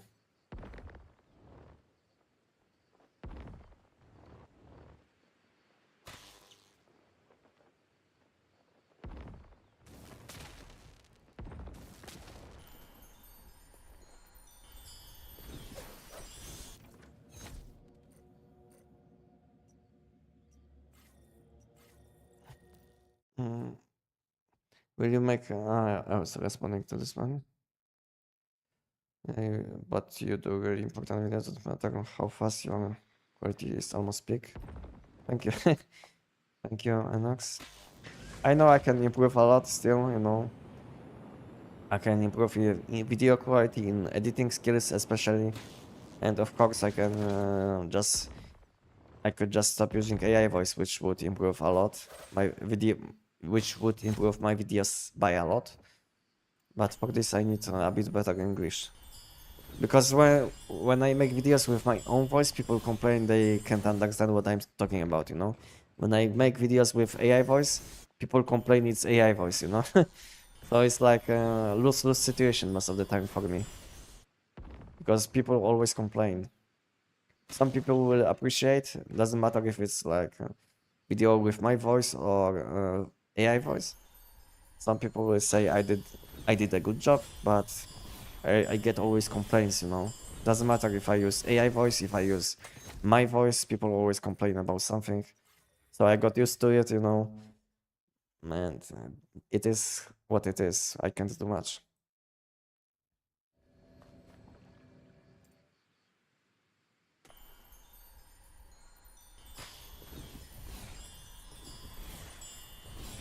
So I can still improve a lot of things.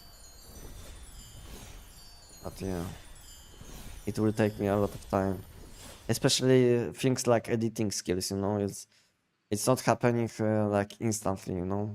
It takes a lot of time. The same goes for speaking English.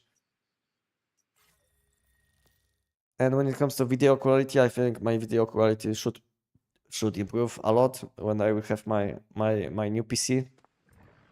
The best thing, I should have my new PC on Monday, you know. So on Monday I will have my whole new setup, because now I'm using just a new GPU, but tomorrow finally I should have my setup. All my lost package, if you guys know what I'm talking about, was found some time ago, and they sent it back, and then they sent it again to me. So yes, soon, I mean tomorrow, I should have my last package, my last PC components at home, and I should be good. I should be good. But to be honest, I still don't know what to do, because I have a lot of clips and a lot of useful things on my current PC which I'm using. So I don't know what I should do, you know, because the video editing tool which I'm using is like using storage from this PC, you know. So if I will move these clips, I think they will be unedited or something on my new PC. So I don't know how I can do it the most optimal way. So I don't know if I will swap to my swap to a new PC instantly, because I will have to think how I want to do it, because now making content takes me much less time than it used to, because I have a lot of good clips, a lot of good good things on my PC that help me making content, you know. So I don't know what I will have to do with this. Maybe I will have to make short videos or something with my with edited videos and just save them, you know, as non-video as things which I can use later on, because I have like 1.5 thousand gigabytes of files, you know, 1.5 thousand. So I don't, I don't know what can I do, because I can take everything to the new PC, because I basically one storage would be instantly full. So yeah, I will have to think how can I do this. First time I will have this kind of issue where I will have like tons of things on one PC which I would like to use on different PC, on other PC. Yeah, I don't know what will be the best way to solve this issue. Maybe I will have to ask someone somewhere who had like similar situation, what they did. Because I will need all of these files all of these clips which I made since 2025, you know, because I'm using this content for different things, which speeds up the the process a lot when I'm making content, because I can reuse the clips which I use in different video. And my memory is so good at the moment that let's say I'm making a new video, let's say about Jav's pistol, and I know in which video I was using exactly clips which I need for this video, you know, or something like this.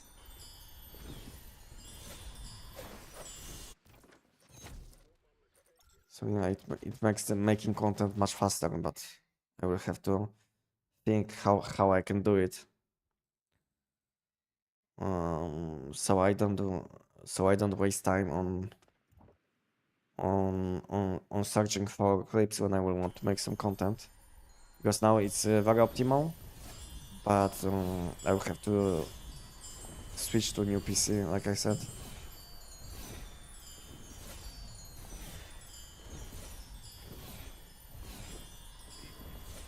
So I think I will have to cut these clips and do something with them. I don't know. We'll see.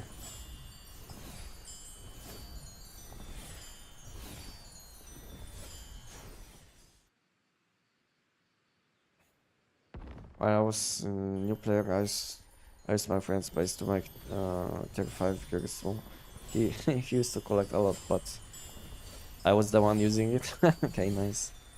Nice to have someone like this kind of person which can help. But at the same time, you shouldn't use someone kindness, you know. Let's say it's nice to use someone's base to make your equipment, but then I think it's good time to make your own base, you know. This is what I always think, because I used to have some problems with people to which I gave permissions to my base. They were thinking that they will be able to use my base all the time, you know, just because I gave them permissions just to make equipment, you know. So yeah, some people will want to take everything what you have. I don't know. Way too lazy to collect some stuff. But I get it, you know, because no one wants to spend time on collecting loot is in settlements, which is a bit boring, but at the same time, maybe there is nothing better to do in the game. So doing some loot runs in settlements is fine, you know, in my opinion. From time to time, doing Blackfell run from time to time is nice to do. To be honest, guys, when they changed tech system, I was enjoying doing Blackfell runs like in 2024. I don't know about you guys, but I was enjoying doing Blackfell runs after like, I don't know, 15 maybe 20 months of not doing this content. I was enjoying doing this content again for tech points.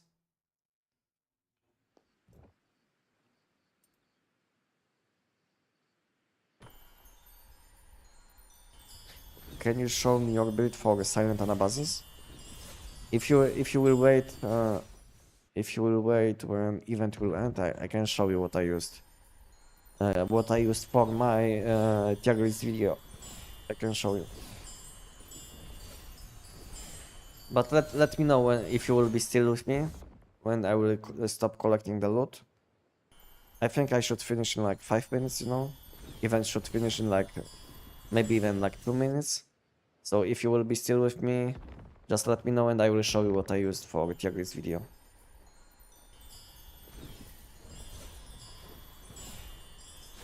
Because I don't have build on my channel, but I can show you what I used.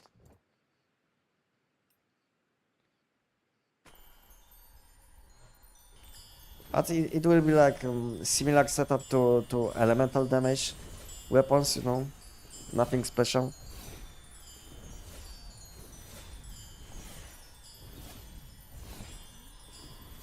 Basically on weapon and in mask I was using basically the same mod which I'm using on SKS, so nothing special, you know. On helmet deviation expert. On top rejuvenating. On pants I was using, I think, what I was using on pants, I think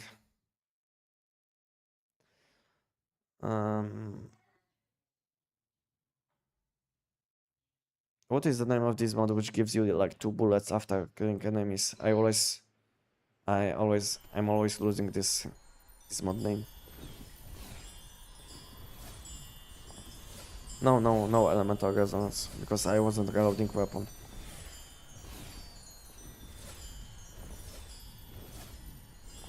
Yeah, reload rampage, because it gives you instantly status damage, you know. And when it comes to elemental resonance, I would have to reload weapon, you know. I mean, it's fine to reload weapon. I'm not saying it's bad, but I wanted to have as much damage as possible instantly, and some additional bullets when dealing with normal enemies are always fine, you know. So yeah, I was using reload rampage on my pants. On my gloves, I was using elemental overload with arrow, deviant energy suffix. And lastly, on my shoes, I used rush hour with downstack deviant energy. So as you can see, nothing special. Pretty standard build. And when it comes to equipment, I used calibration with magazine capacity, I think. With magazine capacity bonus, with elemental damage. And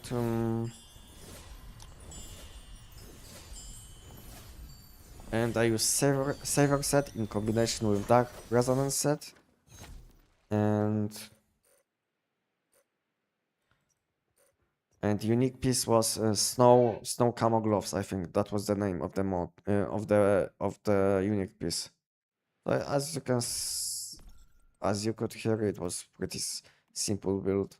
Yeah, snow camo gloves. Yeah, this gives this unique piece. So that was my build. I hope you understood me. If you are still with me, let me know. So that was my build for for silent anabasis for tier list video, if you would like to have it one-to-one.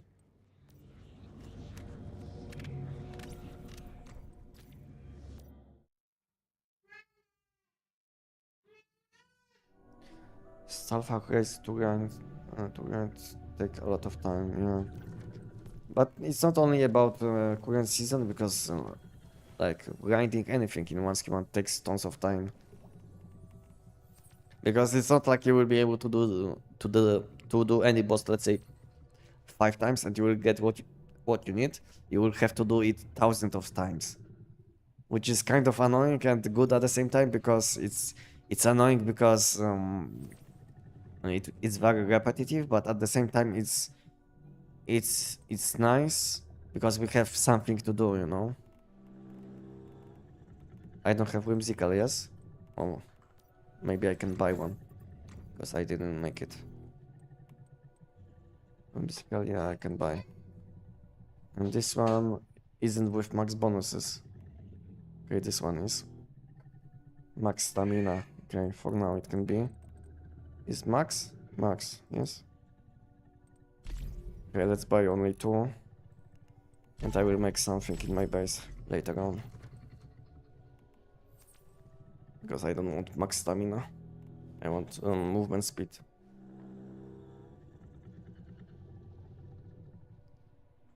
So there is no point to buy a bit more. Do I have whims? Yeah. Okay, yeah, I have space in my weapons backpack. We can play. Is once human content creation your full-time job? Yes. At the moment, yes, but when I started playing once human and I was making content, it was like I was getting nothing out of it. I was getting nothing out of it for like I don't know, 15, maybe 20 months. So it's not like I was going all in for making content, because I was always doing something in addition, you know. So it was like my hobby at that time.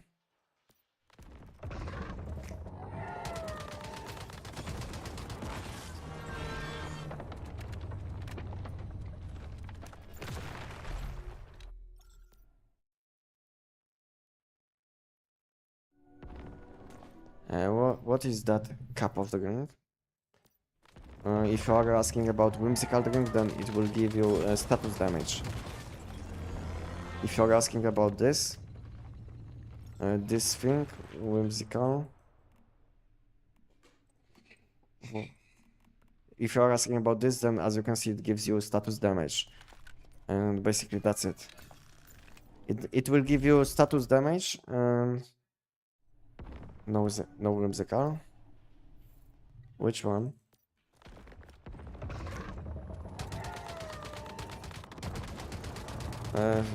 This one. If you're asking about this one, then it will give you max stamina and mainly damage against enemies with the bullseye because of the meat effect. If you're asking about this.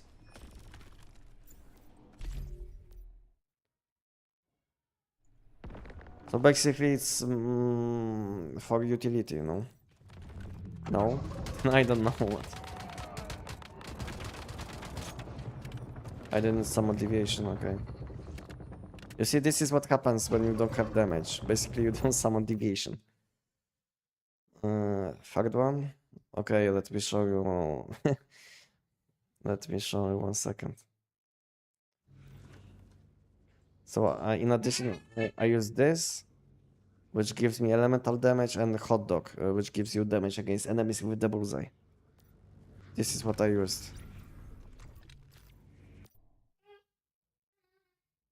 Ah, on 0, okay. If you're asking about this, then it will lower my sanity. So basically it's a useful thing for 1 HP builds. Okay.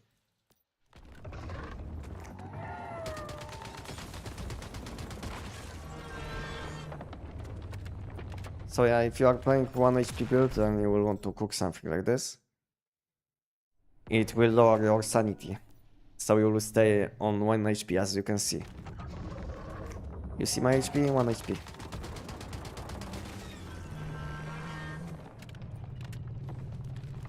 Hello, can I get the build you use for the Electron Cloud in your updated tier list? Yeah, my this build guide is available on my channel, you know, for a long time. It's still up to date. It's on my channel. I can give you a link. It's AUGS. AUG. You can have a look on this video, which was sent by my chatbot. Yeah.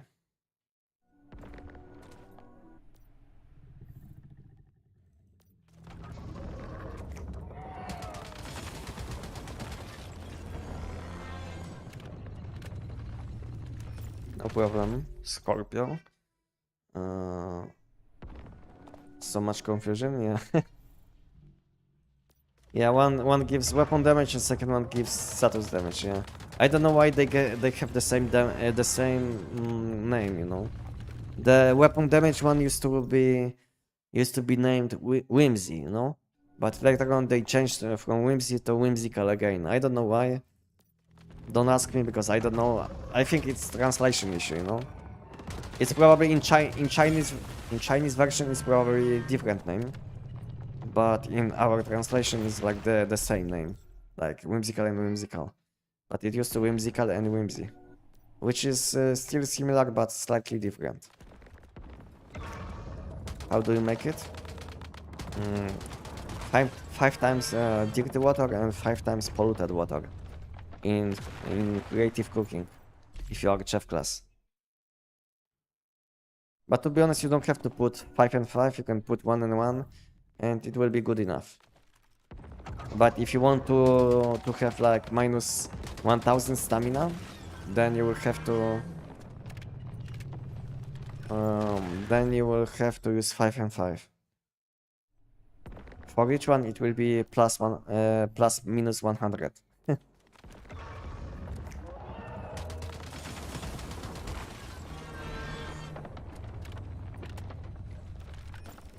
No, I don't have this build on my channel. I think I have like 12 build guides on my channel, but yeah, I know it's sad.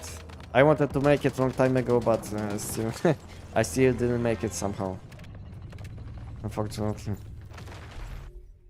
But to be honest, setup will be almost the same or the same like bounce bow. And the only difference, the biggest difference between bow and this weapon and Brachmini will be weapon mod, you know. Because on bow you will be using bounce rampage, and on Brachmini you will be using this second one, bounce. What is the name of this mod? Bounce. Multi-bounce, yeah. So basically multi-bounce for Brachmini and bounce rampage for bow, and you should be good. And all other mods just use the same which I recommended in my bow video. The same calibration, the same mods, you know, because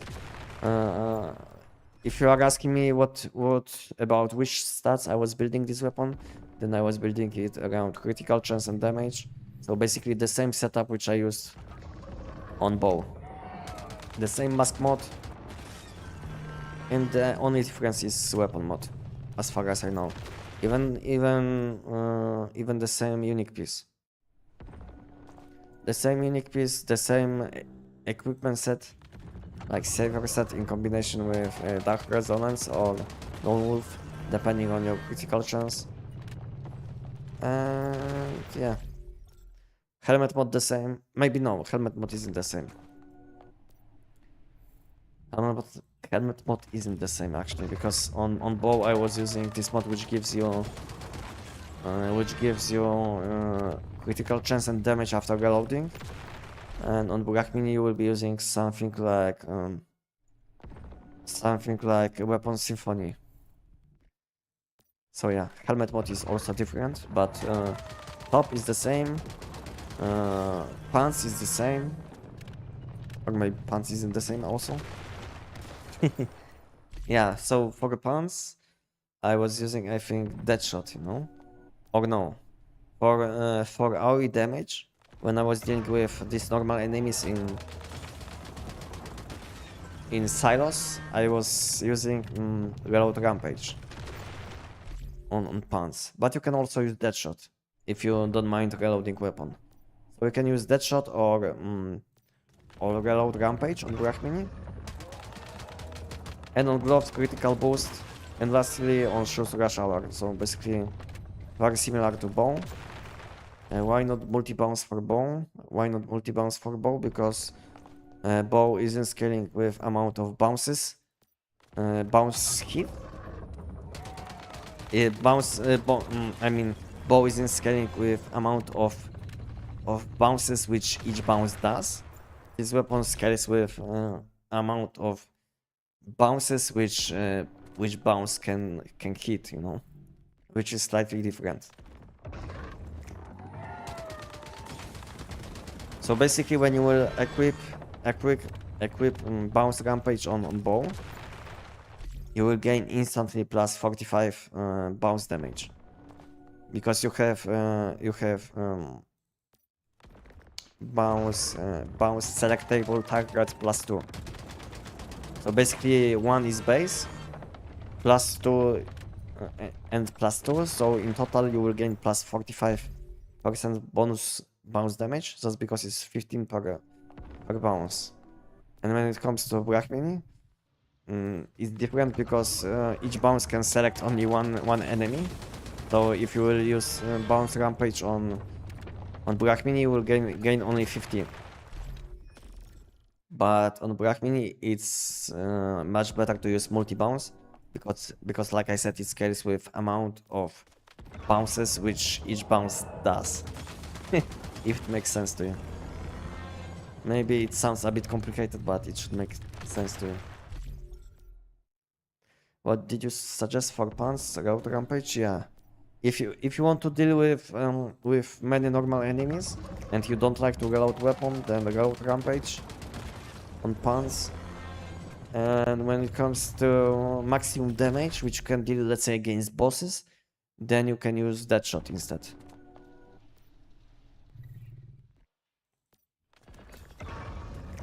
Because Reload Rampage will be nice because you will be gaining plus 2 bullets after each enemy kill, including Ice Crystal. And in addition, you will gain plus 10 weapon and status damage. But from Deadshot you can gain a bit more damage, but you really don't get this this effect, like reloading effect.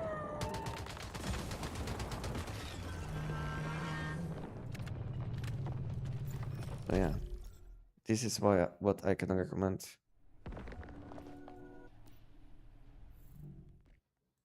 And if you have any questions, you can just ask me and I will tell you. Because maybe I don't have guide for this weapon, but I know everything about these weapons. I think I know almost everything about all weapons. Maybe I'm missing some small mechanics on some weapons, which maybe I didn't see because I didn't use for a long time some of these weapons.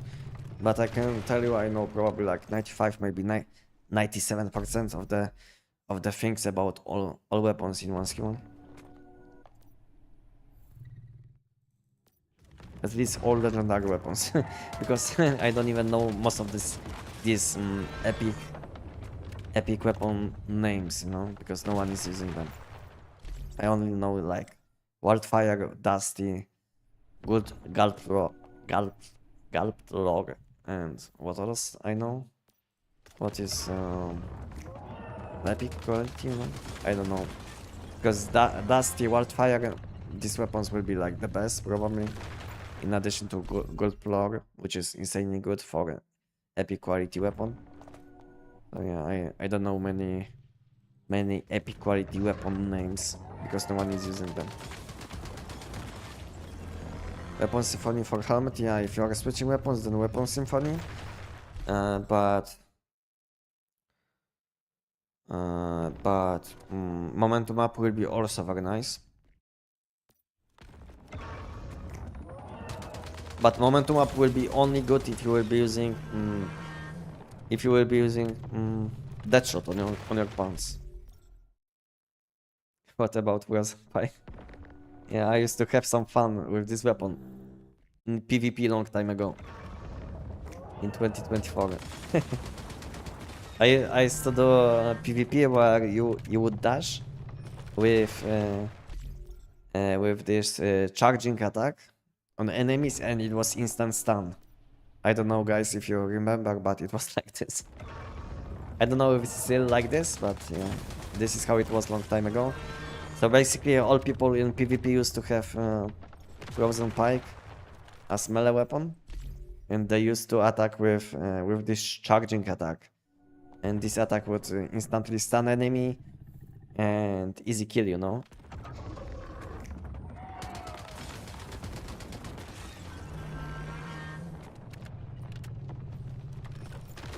Hey mate, first time catching stream, started playing the game 2 weeks ago, first time. And your videos were a huge help. Welcome on my channel, Savant, and good to see you. Do you have any questions? Would you like to know something special? Or you just wanted to say hello? And do you like Once Human? What do you think about this game?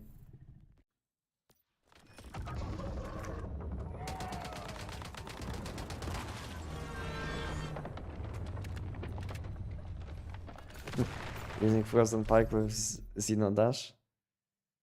I don't know if it was Xeno Dash. Yeah, I think it might. No, it wasn't Xeno Dash. You know what it was? Humble? No, it was insanely fast roll speed. You know. I don't know. I don't know if you guys remember, but we used to have like unlimited roll speed. You know, before they capped this, because now we have all of these movement speeds. We have cap. You know, for each like movement speed. Like roll speed, sprint speed, movement speed, you know, all of these movement speeds are now capped. But in 2024, nothing was capped, and you could have like unlimited amount of roll speed, and people were like rolling in like in like 1 second they could roll in like this whole platforms, you know, like in 1 or 2 seconds. So basically one dodge and press fast attack with. I mean, this charge attack with Frozen Pike and you are dead. Yeah, it was like insanely OP. You are almost not able to hit the enemy because yeah, it was like glitching because there was like huge desync and glitch because the game was not able to show it fast enough what is happening. So it was insanely broken in PvP. I used to have some fun with this setup. Insane roll speed plus Frozen Pike. Basically 1 or 2 dodges where you would dodge all of his like bullets or attacks, and then when this person starts reloading, you just charge with melee weapon, easy stun, and finish with Jav's pistol with a stun lock. No way to move. No way to move. Insanely OP.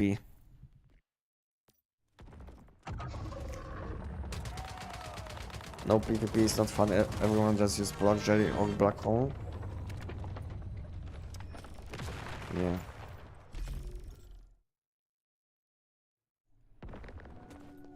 Oh god, I remember being slapped around by a frozen fish.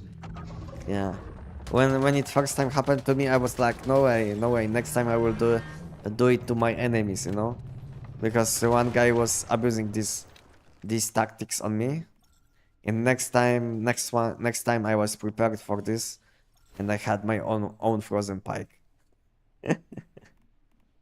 I'm a bit too heavy.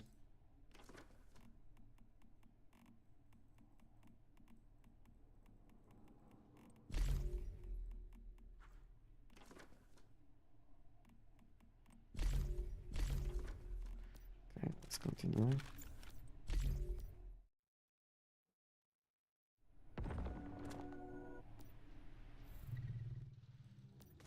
they would have also Xeno equipped, I think. Yeah, I think so, yes. I think so, yes, but Xeno wasn't needed, to be honest. All you needed, it was like insanely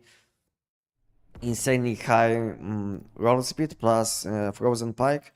And to be honest, most people were using what is the name of this deviation which blocks bullets? So you basically were invincible, you know, because you would summon your deviation, dash once on enemies. You didn't even have to dodge attacks or anything, and instant kill, you know, or instant stun on enemies. So yeah.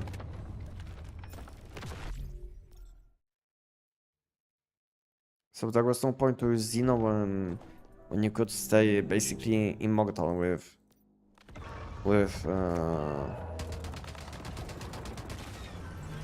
this deviation which blocks bullets.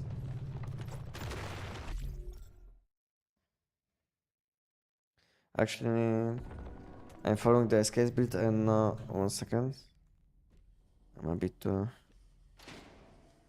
I'm following the escape build and I just bought the mod crate with all mods, and then there is no lunar crescent, phantasmal deviant energy there. Is it real or am I dumb? Yeah, if you are asking about mod shop, then unfortunately from mod shop you can't get seasonal mods. So the best what you can do at the moment is get arrow suffix on gloves, or resonance suffix is also good, which you can get still at the moment. So you can get either, let's say, arrow suffix on gloves and pants. You can also get arrows. You can also get resonance deviant energy on gloves and pants. On shoes you can either get downstar on or phantasmal. At the moment, phantasmal mods are still available. You can get these mods in Redemption shop, which is basically below mod shop, like when you summon your companion, open challenge shop and go to Visional Redemption shop. You see phantasmal mods still available. You can get these mods, but you will need gravity crystals to buy them. And what else? On top slot you can still use phantasmal mods, which is seasonal mod, which is much better than deviant energy, as long as you switch weapons. And then on mask you can use keyword mods, and the only slot on which you can't get any seasonal mods at the moment is helmet, because on helmet you either have crescent or lunar mods, and these two suffixes were available when lunar oracle was available. So yeah, so unfortunately the only slot on which you will be not able to get any seasonal mod at the moment will be helmet, which I think is fine, you know, which I think is fine. You should be good enough with damage. So yeah, you should be fine. Can okay, 1 second. I'm again a bit behind. Can Jav still be good in Endless Room? Yes. If you will be buffing with all of these weapons, which I did mention, if you will be abusing all of these buffs on Jav's pistol, like SN700 buff, like Sleek Leather Jacket, depending on content, your damage will be insanely high, and I can recommend Jav's pistol for any content. Maybe your AoE damage will be not the highest, because bomb explosion has like kind of low range, because it can get up to, I don't know, like 2.5 meters. If you will have keyword mods on your weapon and mask, then it can get up to, let's say, 2.5, maybe a bit less, maybe 2.2 meters, which is not that big range, I would say. Oh yeah, damage against bosses is insanely good, but AoE damage is kind of decent, you know, not that bad, I would say. I miss old on schema, so much fun. Yeah, game was much more fun back then, But at the same time, no one knew how to play, you know, so maybe that's why the game was much more fun. Because now everyone knows how to play, you know, game is kind of old, so it's not the same, like playing a new game, fresh game. Fishy, fishy, fishy. Which one is better, Hazardous or Javs for PvE? If you need AoE damage, then Hazardous object will be better, but Javs will be better for bossing, much better. Hey, hey man, new here. I got maxed out my mods for my weapons. What is the best thing to spam to get armor mods? Mannheim. Mannheim, and meanwhile, when you will be doing Mannheim, you can buy, you can use your mod dust and buy armor mods in mod shop, you know? That will be the fastest way to level up your collection. Just do the Mannheim. I have a build guide for Mannheim, if you didn't see. Do the Mannheim, and meanwhile, with all your mod dust, which you will get from energy links, from Mannheim, you can buy armor, I mean mods for any slot you want for armor. So it can be mask, helmet, anything.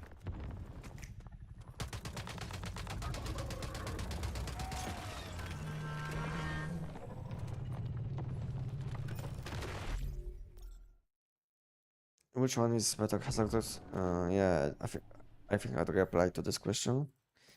So yeah, Hazardous object is better for AoE damage, but Javs has much more damage against bosses. So to be honest, you can combine these two weapons, but not in one preset. So maybe if you like both of these weapons, just make two builds, you know, save two presets and swap between these two presets depending on content which you do, and you should be fine for this content. Okay, I will have to go back to base, and event is spawning soon.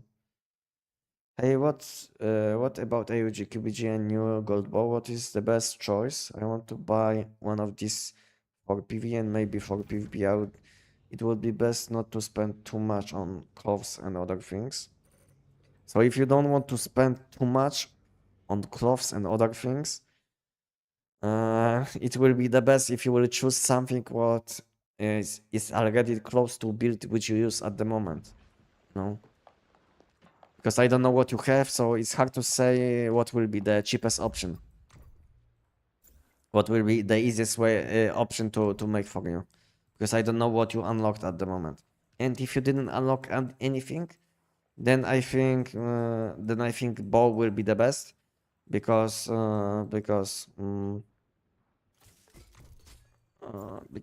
what I wanted to say.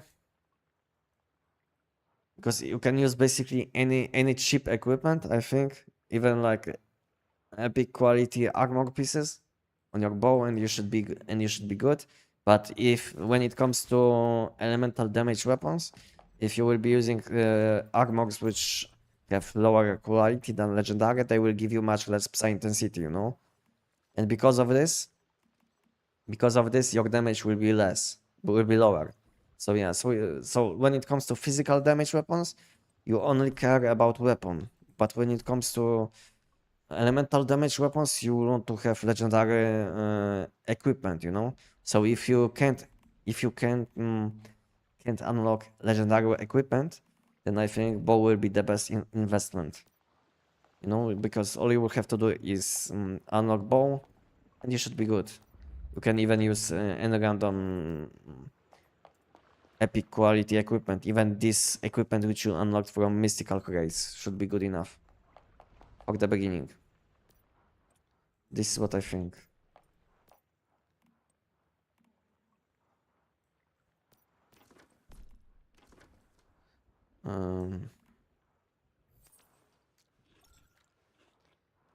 I somehow have Crescent on helmet. I think it was in the boxes that I got for collection level. Yeah, probably collection level, or maybe compensation. I don't know if you played, if you used to play Once Human before, but maybe you came back to Once Human after some time, because I don't know your situation, and we used to have compensation, you know. Maybe you came back after some time and you had this compensation mod dust. And this compensation mod dust was with this mod dust you were able to buy some mods which contain mod crates which contain random seasonal mods as well. No, so maybe you came back to once human. I don't know. No, completely first time, 2 weeks. Ah, okay. So maybe it was from collection level, you know, like you said. You collected some high level mods.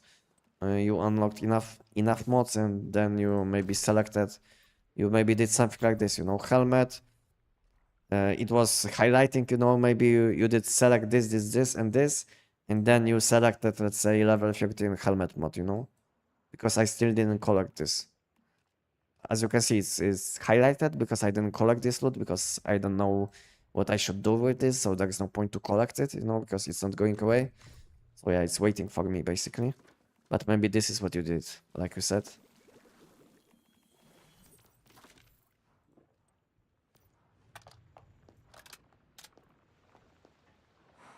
Because there is no other way to get this mods but collection level at the moment.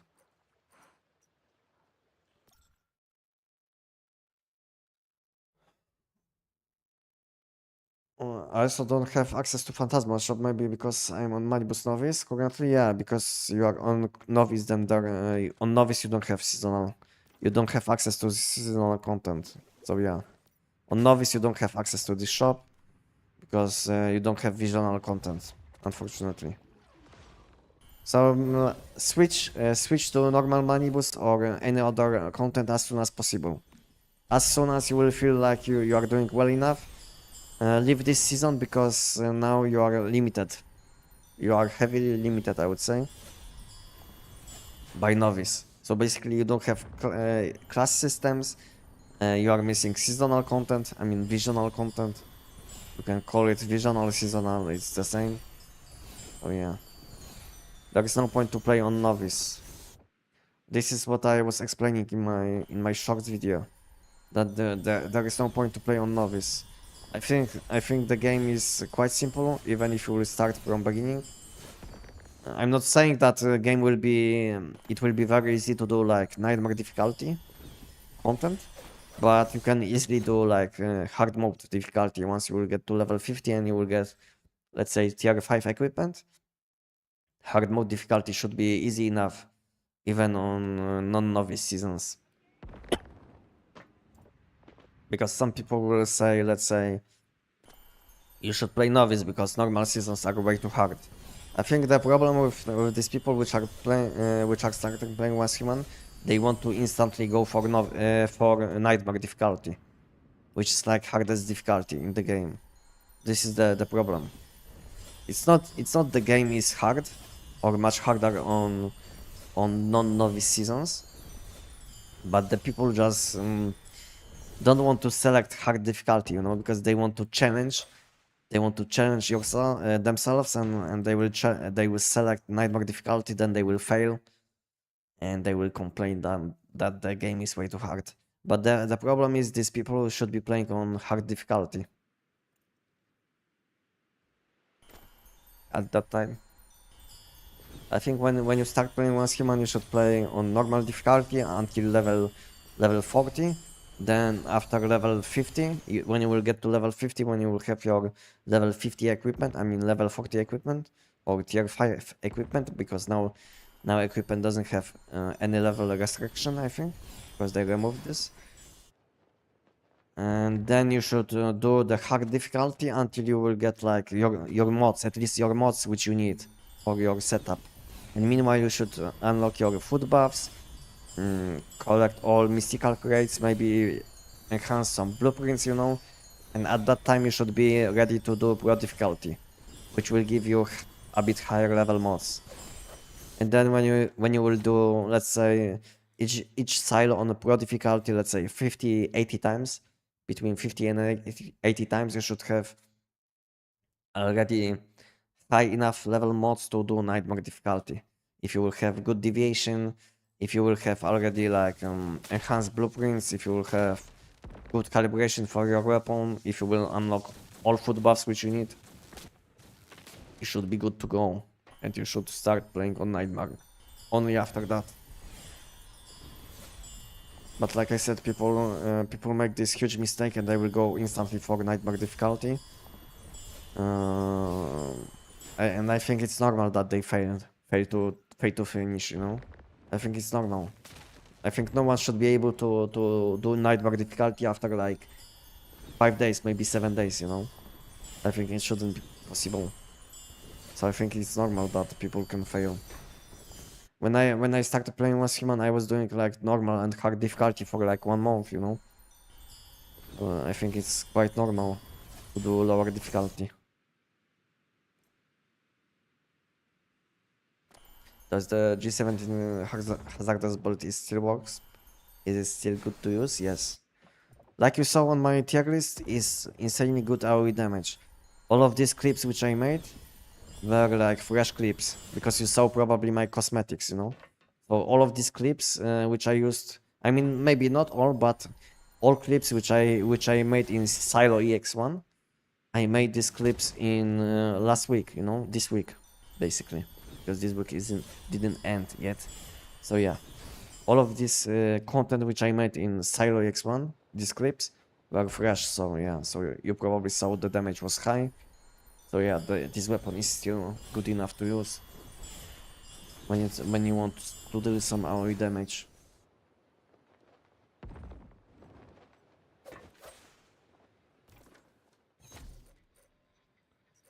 Man, do I have to open the crate to count as PT or just killing boss gravity rates?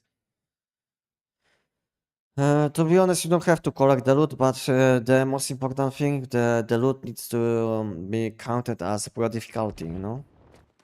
So let's say collecting orbs like I collect now, this loot isn't counting towards the PT system, legendary PT system.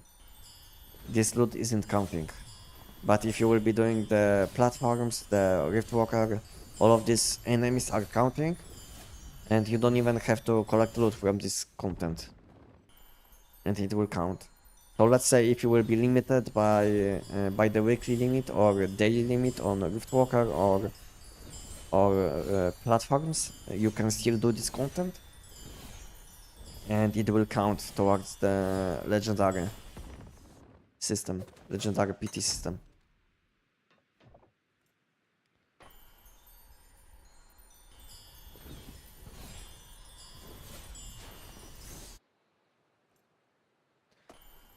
If I will get close somehow, what is the best to invest for LG, BJ or SKS? Build for now and for future. You don't farm a lot but to get good. Get good. Uh, to be honest, all of these weapons will be using like savior set, but this set is designed for low HP gameplay. So I don't know if you are ready to play with low HP. This will be like the best build which you can use now and in the future. So if you will invest now, it will be, pay off later on. Because it will be not like you will be wasting any currency. So I can recommend you savior set in combination with dark resonance set for all of these weapons which you mentioned. To be honest, this combination will be insanely good for almost any weapon. So basically, at the moment in current state in one's human, you will be using like savior set in combination with dark resonance set on like 95% of the weapons. And of course, last slot will be unique piece. So yeah, when it comes to equipment, armor pieces, there is no, you can't be that flexible in one's human. You don't have any good choices. Maybe we have some good choices, but we have like one ultimate choice, which you will have to choose. Basically, savior set, which gives you tons of shields and additional damage. And it basically enables 1 HP gameplay because of the survivability from shields. And it also consumes your HP to make shields. But the best thing, you don't need to have any HP to make new shields. So I don't know if they if this is what they wanted to make with this set, because to me it doesn't sound like it should be like this, because now it's like you will convert your HP to shields, but even if you don't have HP, you will still get shields. So to me it looks like looks kind of a bug. Yes or no? Let me have a look, because sometimes I'm lost. Where is this set? This one, this one, this one, this one. Yes.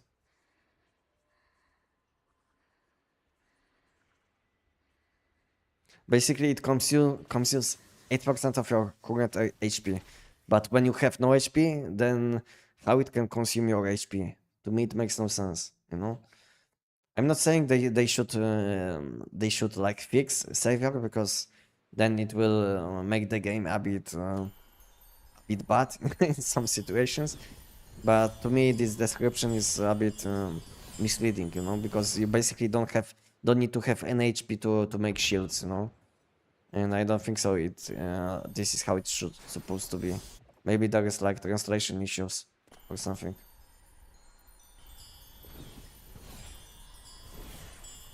What server are you on? I'm playing on PvE.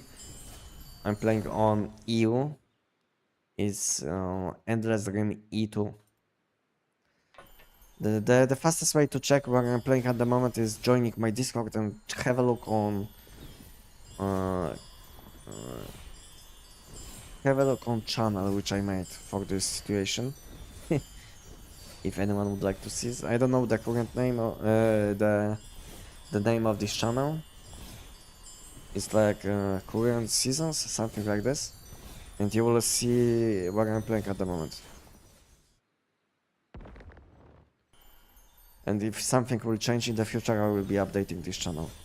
So if you guys would like to follow me, join me on next season, which is probably coming in like 2 months, then you can join my Discord and you will see where I will be going next. So you can maybe join me on some bossing or something. So maybe we'll be able to do something together if you guys play on EU. Do you have a Discord server? Yes, I have. We have more than 5,000 people now. I think 5.5 thousand, something like this. But I think something is broken with my commands. Or no, it's not. It's not broken. You should find all links above. You know, you will see on chat there is like my chatbot, which is sending from time to time Discord invitation. So just join. Just click on this link and join. I'm playing on EU.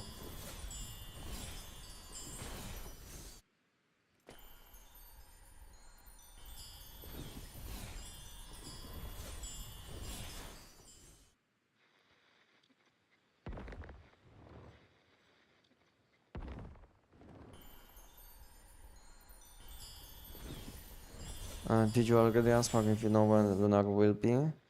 To be honest, maybe I missed this question because sometimes I get a lot of questions, you know, so I can miss something. But I did answer a few times already, but I can again. I don't know when exactly, but it will be probably early 2027. Maybe late January, you know. Because next season, which is coming, will be about something completely new, which is coming in one month.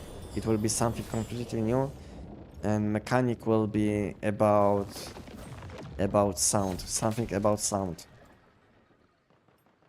This is the only clue which we have at the moment. It will be something completely new about sound. And after this season, we might have Lunar Oracle back, but who knows? We are stuck with this whale until January? No. I said this season will change in 1 month. So Gravity Abyss will change to something completely new in 1 month. I don't know the name of the next season because I think no one knows yet, but it will be something something about sound effects. I don't know. I don't know exactly, but this is what I know already at the moment.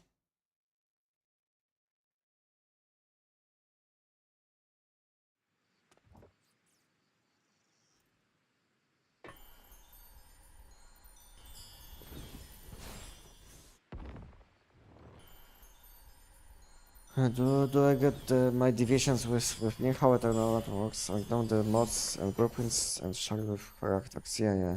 So when it comes to deviations, all deviations which you will collect when your season will end, they will go to Eternal Land.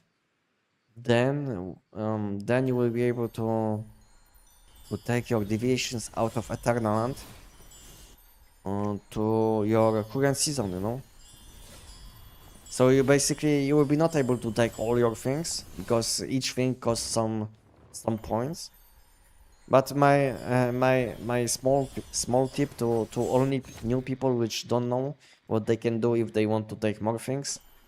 The best thing is to make few alt characters on the same account on the same season, and basically let's say on one alt, let's say you will take like 20 deviations. On the second one you will take something different, you know.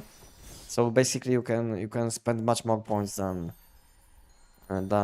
maybe you think, because now it shows you can spend 20,000 points, but if you will make like few alts on the same season, you can multiply this amount by amount of alts which you make.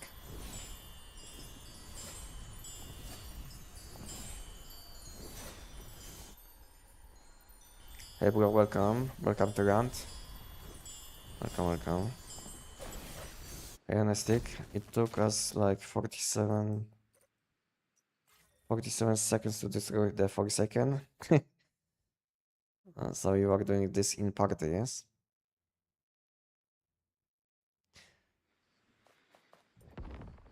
What did they do with sanity? How can I get rid of this now and play without any worries? What should I use? What happened to your sanity? Do you have like any whims? Any whims active? Like any annoying whims? What is happening? Let me know what is happening exactly, and I will know the answer, because now I don't know what is exactly happening. If your sanity is way too low, or maybe you have like some whim effects because of the sanity or some actions. So let me know what is happening, and maybe I will be able to help you. Sounds interesting. Yeah, yeah. It sounds good, you know. Sounds good. Sounds good. So I get it right. Eternality is shared between all characters when season ends. Stuff is transferred to Eternal, and to get things from there I have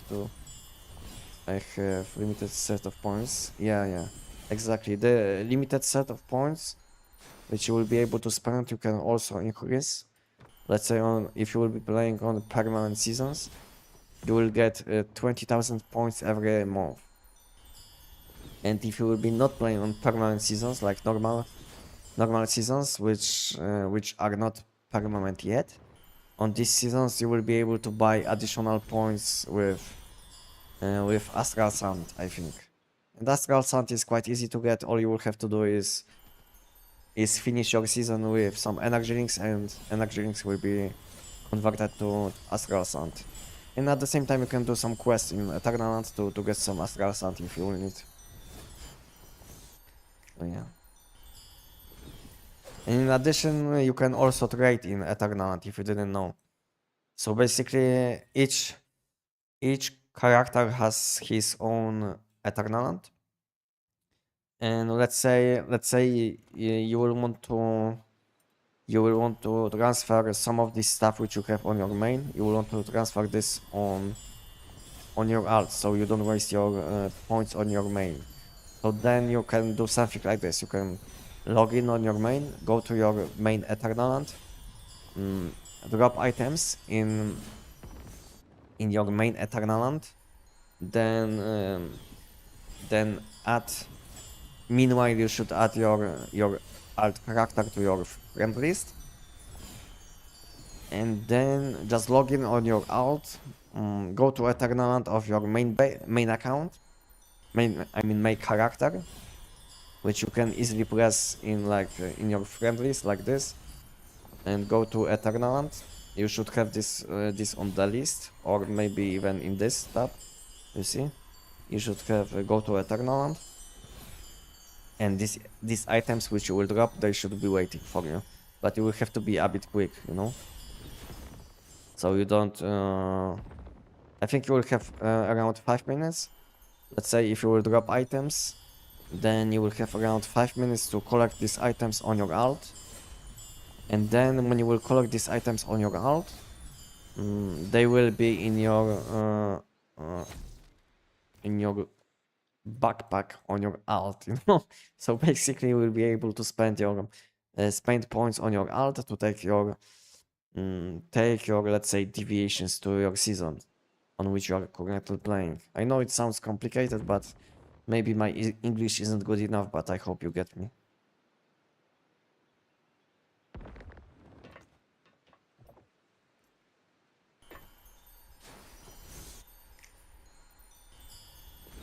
And the most important thing about this, let's say deviations, let's say if you will want to move deviations, they will be locked to the character on which you spend points. So for some time you will be not able to use them on your main, but you can still put them in the securement units, you know. So let's say you can take some deviations for your base, sorry. This is like the best thing which you can do most of the time. So you will take like 20 deviations, 20 deviations for your base, which let's say can collect wood or something, and you can simply put them in securement units, and they will be collecting the wood, stones, or whatever you need. And it doesn't matter if it will be locked to one character, because you can give permissions to your main from your alt, and you will be able to collect the loot even without loading in on your alt, if it makes sense to you.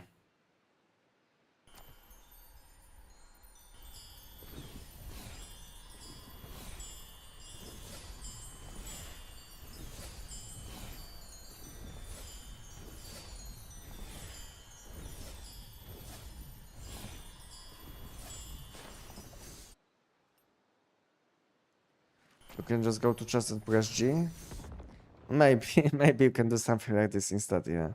Because I'm doing it the old way, you know, before they added this chest. Because to be honest, I didn't change seasons for like 8 or 9 months, you know. So I'm not up to date. Maybe I'm not up to date with how you can do it most efficiently. But this is how I explained it. It was like always. This is how I used to do it some time ago. But now we have this account storage, which maybe simplifies all of these things, all of these steps. Because if you have this, then yeah, you can just put your items into storage backpack, and I mean account backpack or account storage, and transfer between your account. Is this Way of Winter? No, it's Endless Rim. But this map combines both Way of Winter and Web Manibus. That's why it might look, maybe it looks like I'm playing on Way of Winter, but I was just on Way of Winter part of the map. But I'm playing on both Manibus and Way of Winter at the same time, because this is what you will have on Endless Dream. Basically, as you can see, combination of of both maps. You see Way of Winter, Manibus.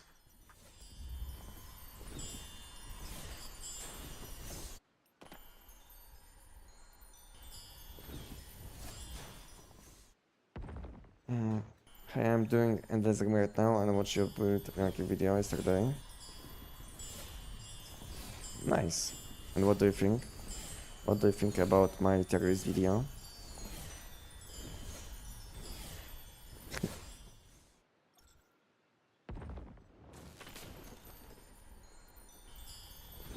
So each character has its own Eternal, yeah, exactly.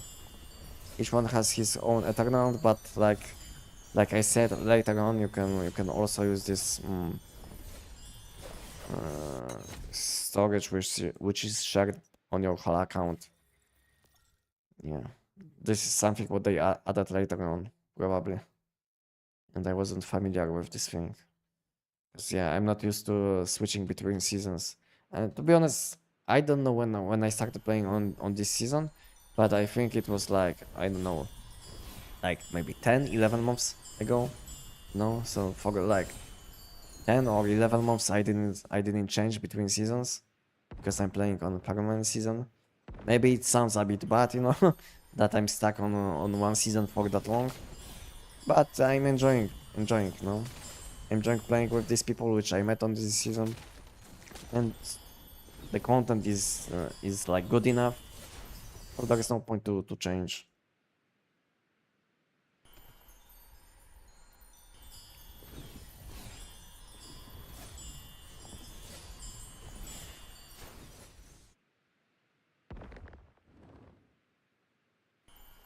A lot of info of the game is outdated, yeah. I wanted to make a bit more videos for new players, but unfortunately I failed. So if you guys will have any questions about any stuff, if you will have problems with finding like fresh things on the internet, maybe just join my Discord and chat with us, you know. Chat with people which are on my Discord. We have a lot of people which are helpful, and they have, including me, and we have a lot of experienced people which can help with any topic. So if you guys will have any problems, you can always join my Discord. And if you have some advanced problems, you can also check help request channel. If you have some complicated questions, or maybe you would like someone to check your build if you are doing good enough, then yeah, you can have a look on my Discord.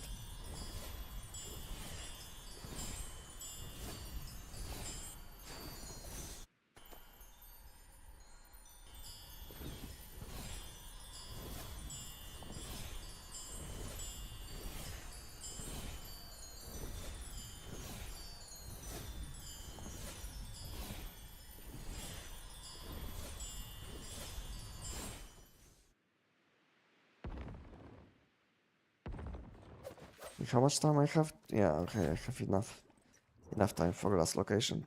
Good time. Well, I'm swimming. I want to swim. When you are swimming, you can't teleport.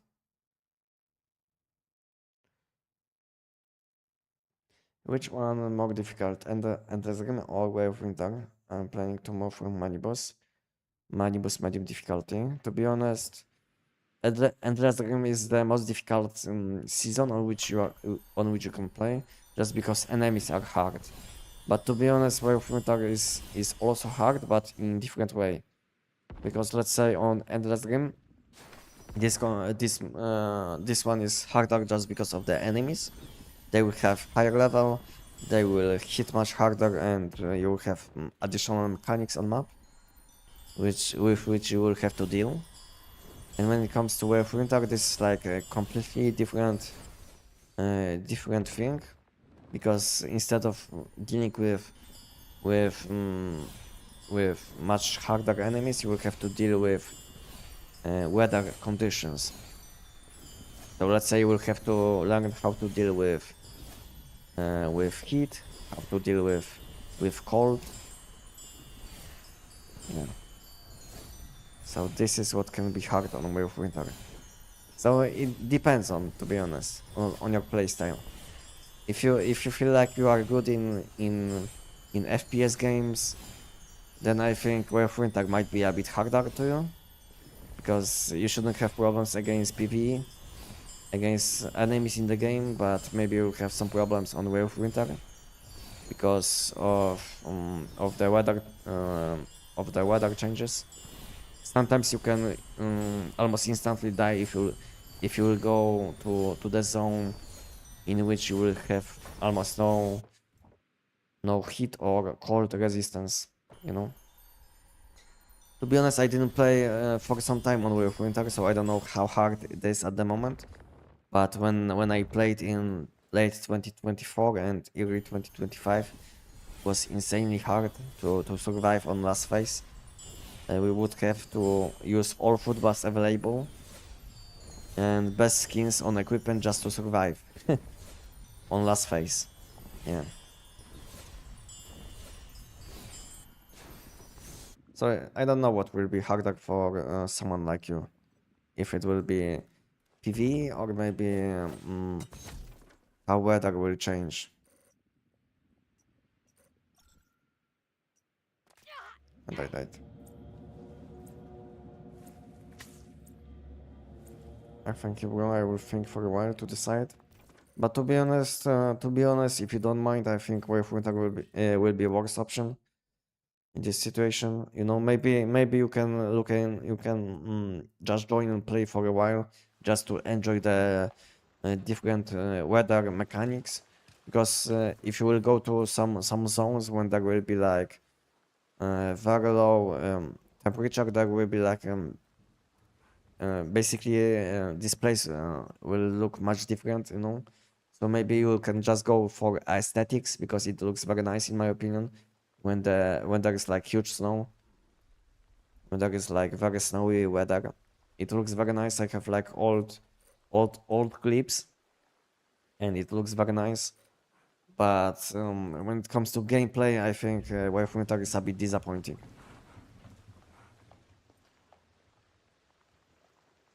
Okay, guys, I will go to toilet quickly, and when I will be back, we'll do some giant, and yeah, I will be replying to questions. So give me, guys, like 2 minutes, and I will be back soon.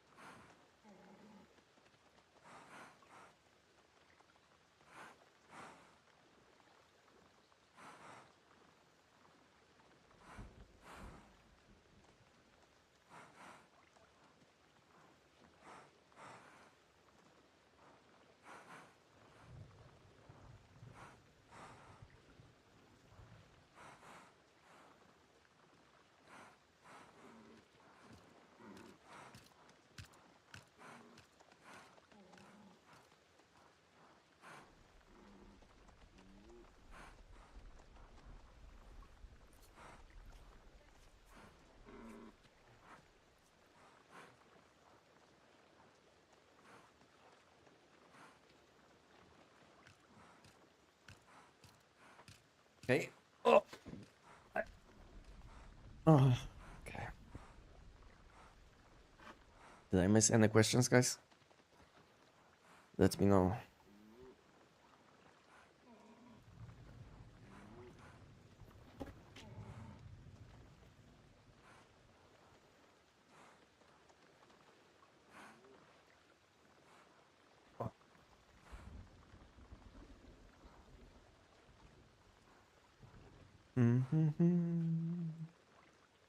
Okay.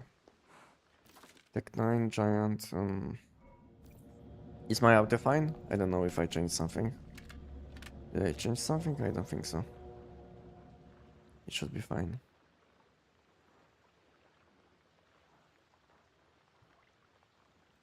Okay. Well, any questions? Yeah, if I missed your question, you can repeat the question. Maybe I missed, maybe I was in toilet. Yeah, it will be fine. So if you guys have any additional questions or I missed something or I didn't reply, you can ask me again. And I will try to reply to all questions if possible. Why TEC-9 over P90? It's my personal choice, probably, you know. Both weapons will do the giant in 10, 11 seconds, maybe even 9, if you will have insanely fast PC. Because it's not only about how much damage you can deal, it's also about how fast you can load, if you didn't know. Because the difference between good PC and bad PC can be like even a 5 seconds difference. I saw one person video, and he was loading like 6 seconds, you know, to the boss fight. He was one-shotting the giant, and he was complaining that he was doing the giant in like 19 seconds. But his time was very slow just because he was loading like 6 or 7 seconds. So even if you have like insanely good damage, it also will be about your PC, you know, or maybe phone on your device. It will be also about your device which you use, because time starts ticking when you will be when you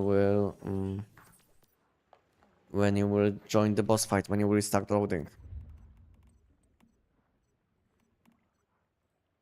So for some people, it will be impossible to get to, let's say, 10 seconds or even 9 seconds or even like 12 seconds, which is normal, you know, because some people don't have, maybe some people will have a bit older PC, you know, which is normal.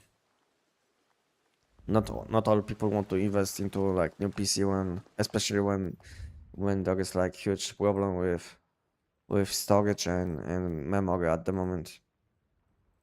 So prices are insanely high.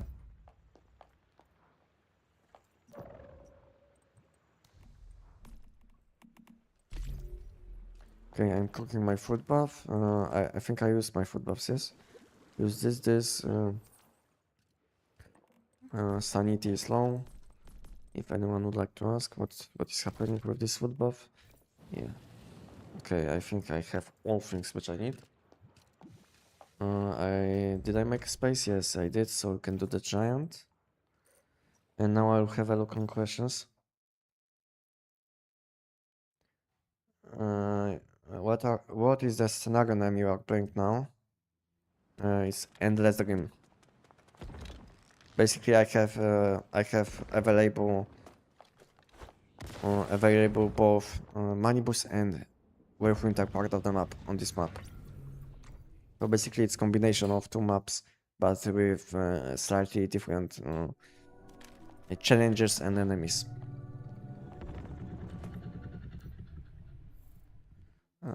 So I missed some questions again.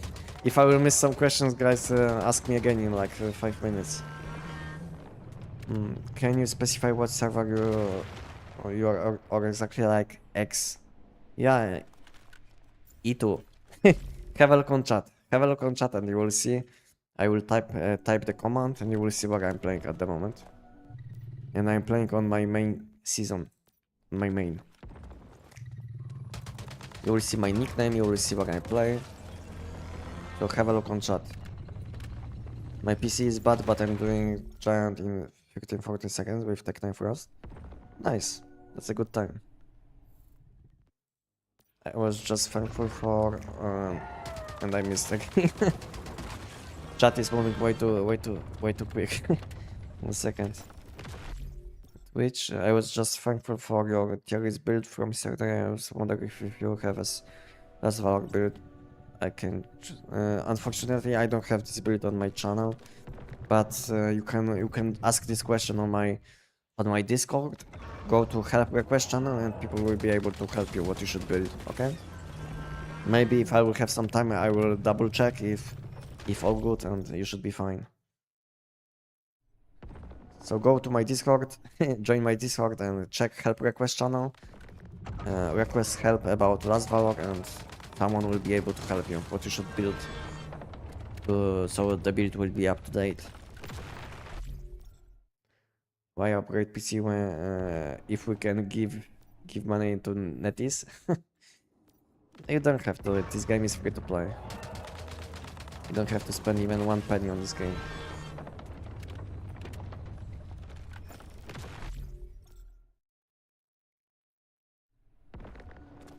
Does Hard needs to hit weak spot as SN 700? No. This weapon isn't about weak spot, this weapon is about critical hits. So it's like slightly different, because on SN 700 you will have to hit weak spots to have higher chance for shrapnel, and on Last Valor you will have to hit critical shots. To have to basically proc a bit faster shrapnel with additional damage.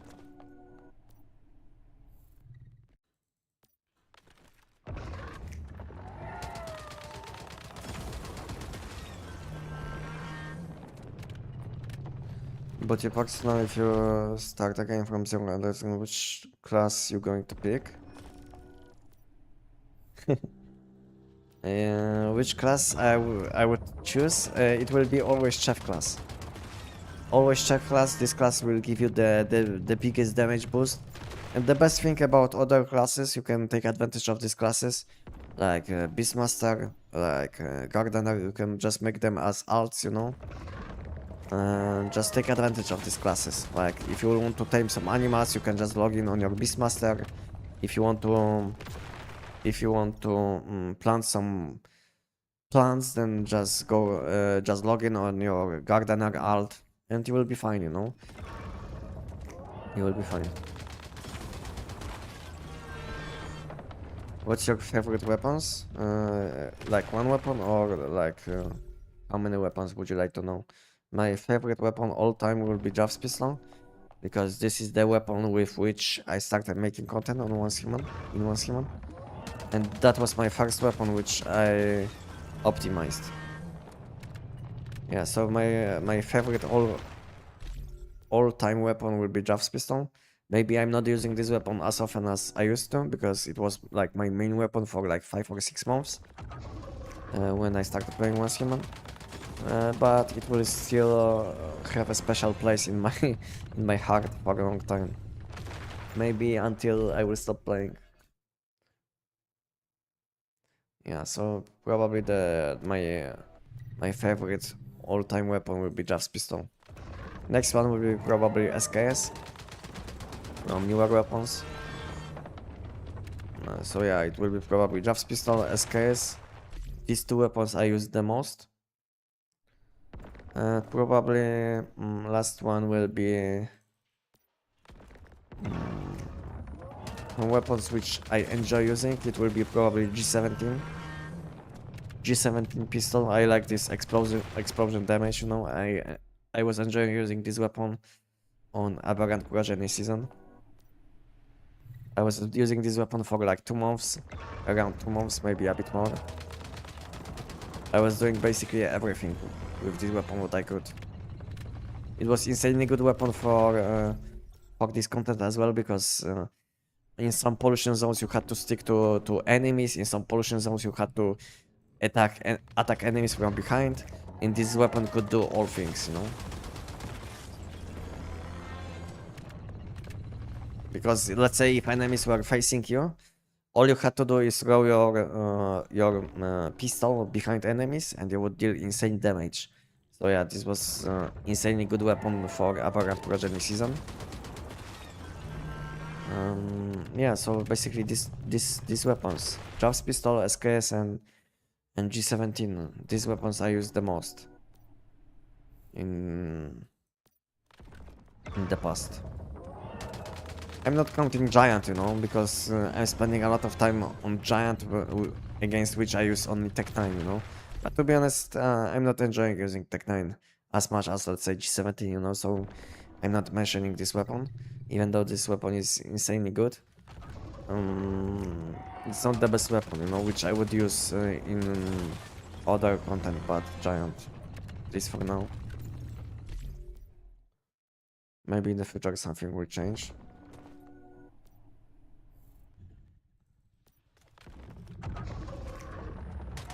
Personal one, where are you from? Poland. I'm from Poland. Is treasure set the best to run endless game and the guy from during remarks and during dungeons? Without the need to change to save resets? If you want to go for treasure set, then you will want to go for 4 pieces. There is no point to go for one less.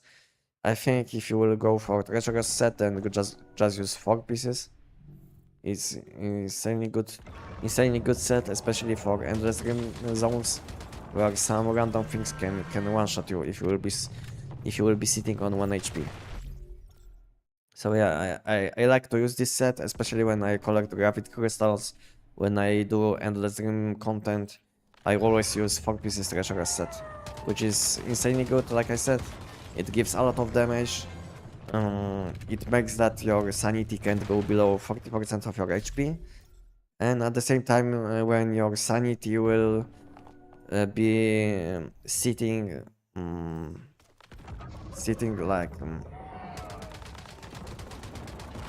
on when you will have very low sanity. I don't know exactly how much sanity you will have exactly, but if your sanity will be low enough, you will be gaining shield in addition. Is it about sanity or HP? I'm confused now. Yeah, when HP is below 40%. So basically you will be gaining shield when your HP will be low enough, but basically you can lower your sanity. So your HP will stay in the same place, and at the same time you will be getting some value from low level mods, from lunar mods and rush hour mod, and in addition you will be gaining shields.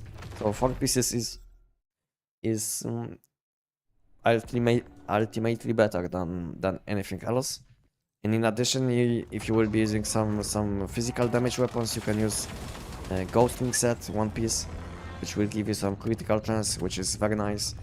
I think since they added Ghostling set, this set made treasure set even better than it used to be, because now you have some good stats on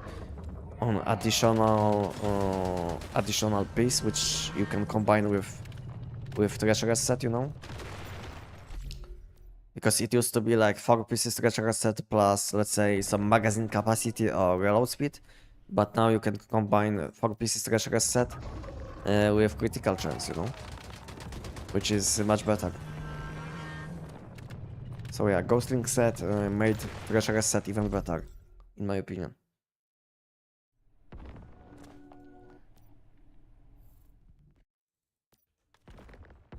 Do you like bow or SN700? To be honest, depends on content which I do, you know, because one weapon deals insanely high damage against bosses, and second weapon deals insanely good AoE damage, and meanwhile can also one-shot bosses depending on the enemy, you know. So yeah, most of the time I would go for SN700 because I like to boss, I like to do monoliths more than silos. But for someone who enjoys doing, let's say, open world content, or let's say silos, this person will go for bow probably instead.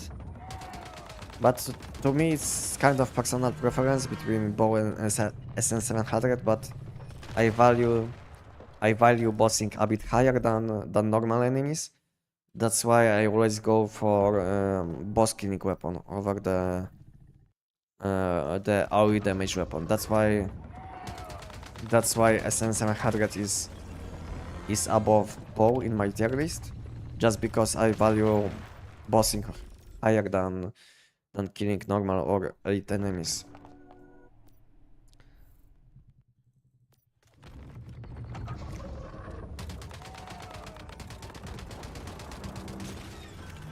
Can you share G17 build?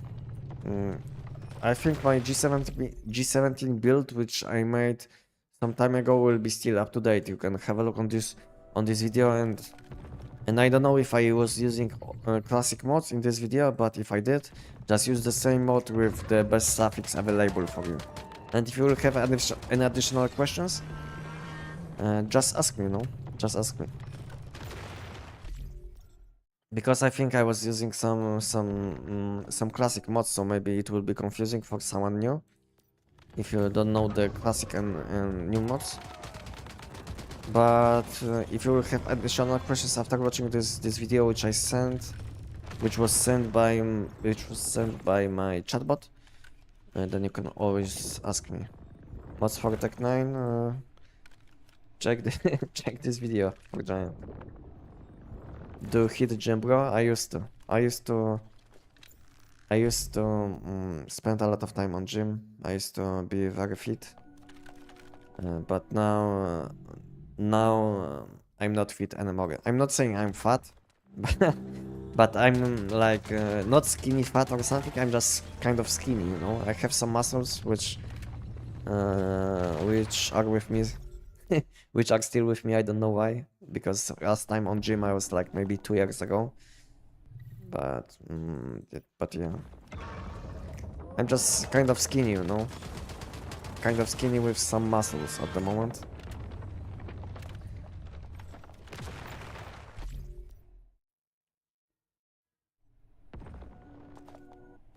Howdy, welcome.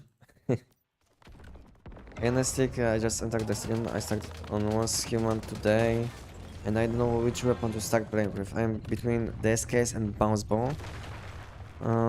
I think if you are between these two weapons, then I would choose SKS. Normal money boost literally just started. Go for SKS, but if you want to be a bit more optimal, then you can also go for something like Abyss Glance.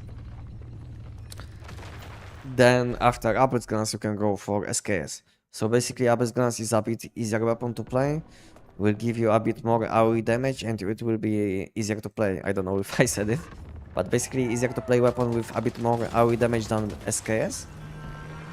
And after like maybe 2 weeks you can start building your SKS build. You know what I mean? Because SKS will be a bit harder to play from day one, because you will need at least one unique piece and SKS unlocked. So it might cost you a bit more currency to unlock this equipment. And that's why I can recommend Abyss Glance, which is basically easier to play, and you will be using similar setup on your SKS, which you can use for some time on Abyss Glance. So basically SKS and Abyss Glance can use similar mods. So meanwhile, when you will be collecting mods for your Abyss Glance, you will be getting the same the stuff for SKS. And SKS is a bit more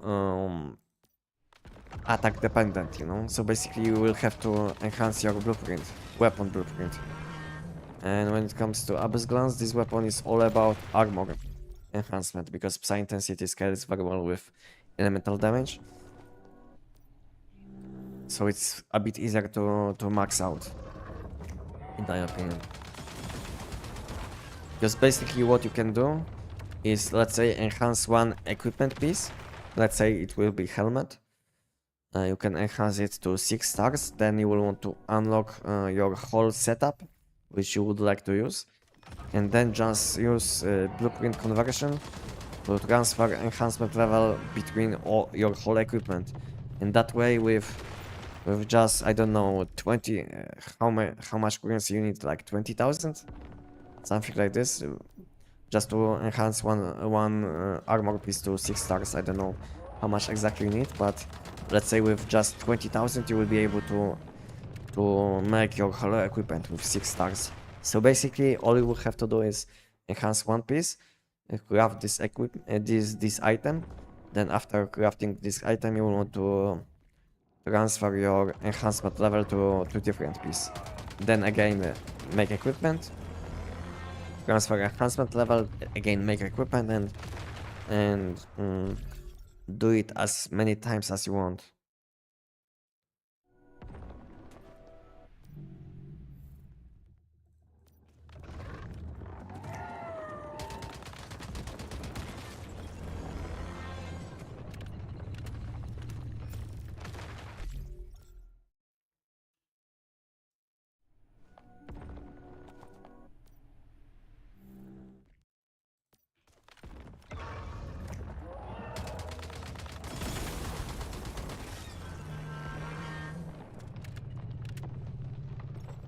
Did I miss some question, guys? If I missed some questions, guys, let me know again, ask me again, because maybe I missed something. Because chat is moving a bit fast and I'm a bit slow, unfortunately. So guys, if I missed some questions, let me know, ask me again, and it will be fine.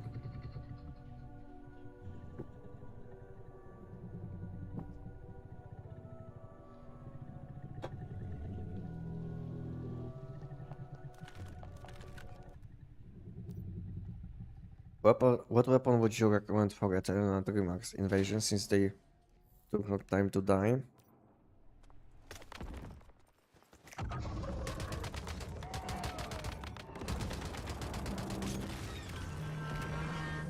I think for this content, I would recommend still SN700. Even if you will be reloading a weapon, it will be still one of the best weapons, if not the best, for this content. Good other choices will be EBR-14 with Vododol Deviation. Very nice choice. Especially for enemies which will be not that close to you, because you don't have any damage fall off. So that will be like second good choice. Another one will be probably SKS. SKS will be also very nice choice. You will have very nice damage without damage fall off, because these enemies which you will be fighting should be in your max damage range. So yeah, SKS is also a very nice choice. And as always, Last Valor will be a very nice choice, because it's like shrapnel weapon, which is insanely good for this kind of content where enemies will have a lot of weak spots. So shrapnel will be able to hit many of these weak spots for additional damage. And it's kind of chill weapon at the same time.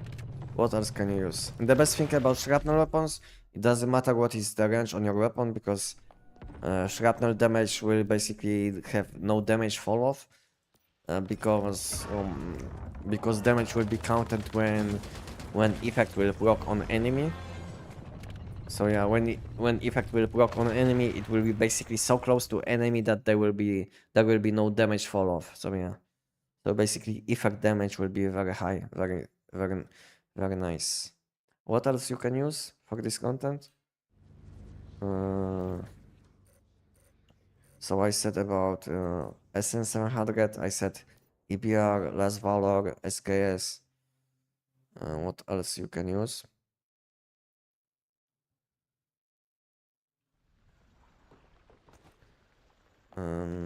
If you will be finding some enemies which will be close to you, you can use also SMG like this one. Where is this SMG? Yeah, this one, Primal Rage. You can also use this SMG. Insanely good weapon, insanely high DPS. And the best thing about this weapon, you can just press your left mouse button and go AFK, you know? Because basically you don't have to reload the weapon, so it's very chill to use.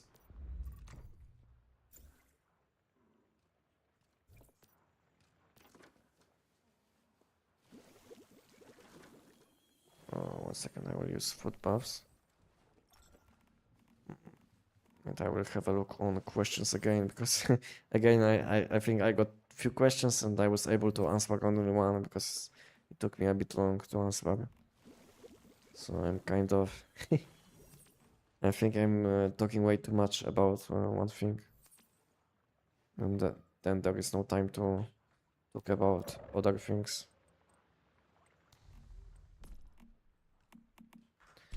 One second, and I will have a look on chat.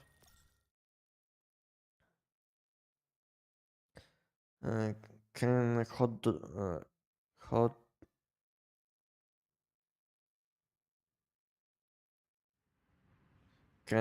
can you do giant with SKS build now, please?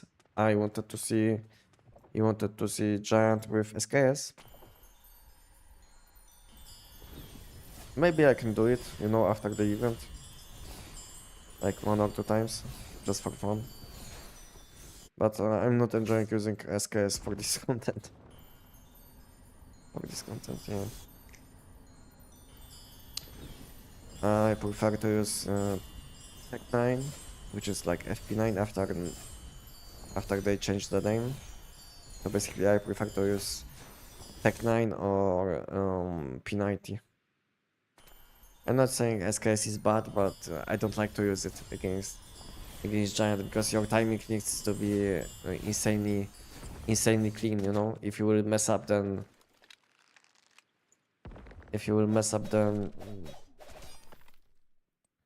your damage will be very low.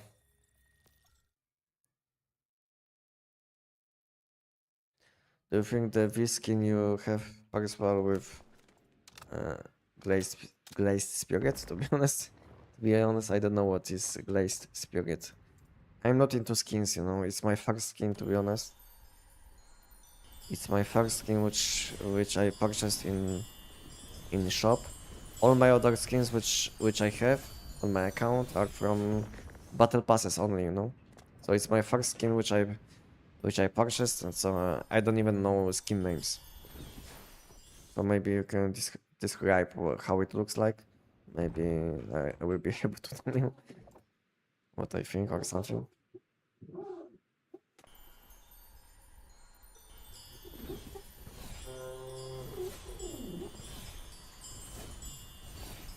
What about primal rage these days? Yeah, problem with this SMG. This SMG has like 30 meters range, you know. So most enemies which will be fighting in invasions and even Manibus Nightmare, on these enemies you will be dealing much less damage than you should because of the damage fall off. So that's the problem with physical damage builds, and especially SMGs or shotguns, because these weapons will have a very low range. So they can't be used against any content, and they can be used only against specific content, against some enemies which are close to you, next to you, you know, something like this. But it will be not the most optimal choice for... okay, it's below me. For things like Manibus Nightmare, just because of the damage fall off when something will be out of range.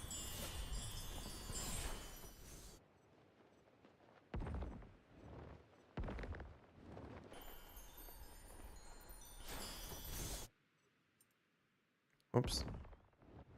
Oh, I'm a bit too low, I think.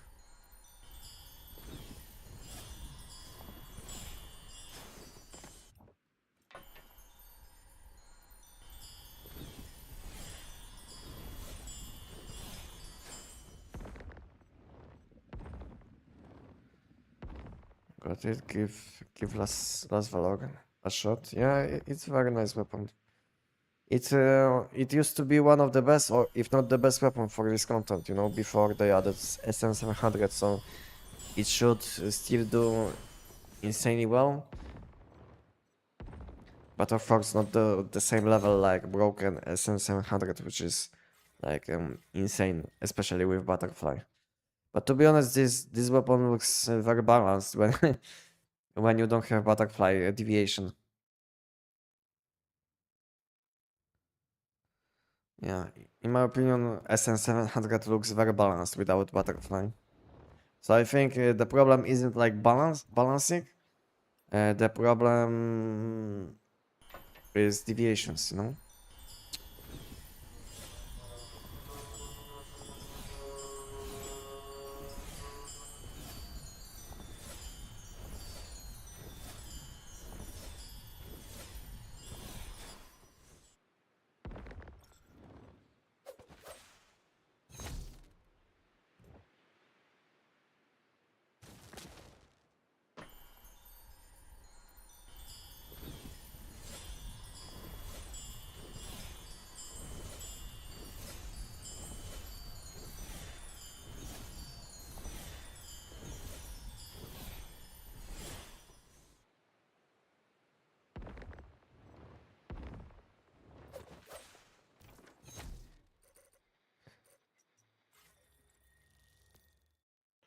Site ability is up to date and even gave some tips. Yeah, you know, we have, like I said before, we have a lot of helpful people which can help.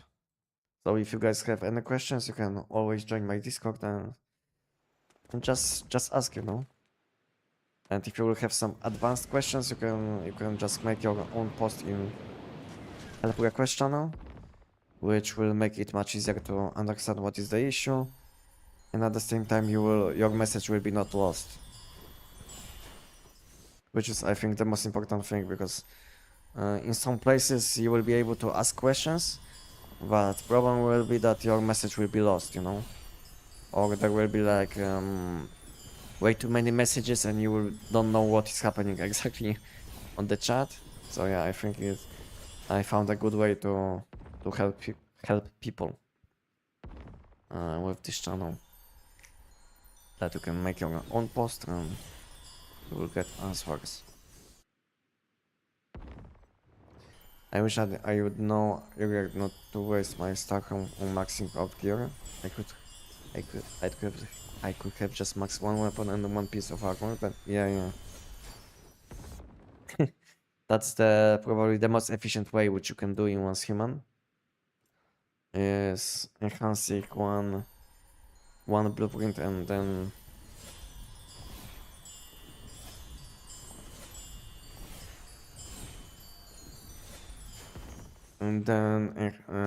transferring all enhancement levels to other equipment.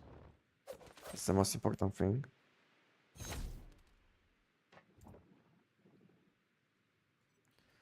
What do you have a build on for Octopus? Yes. If you're asking about EBR 14, then have a look on chat and you will have a link to the video.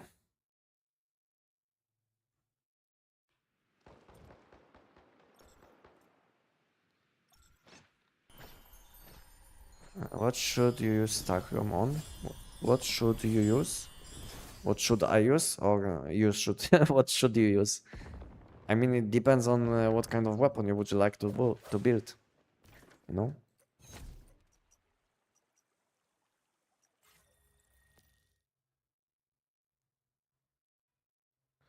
So let me know what kind of weapons you would like to use. Maybe then I can help you with on what you should spend your currency on. Because it's hard to say when all I know is basically nothing. I don't know. What would you like to do?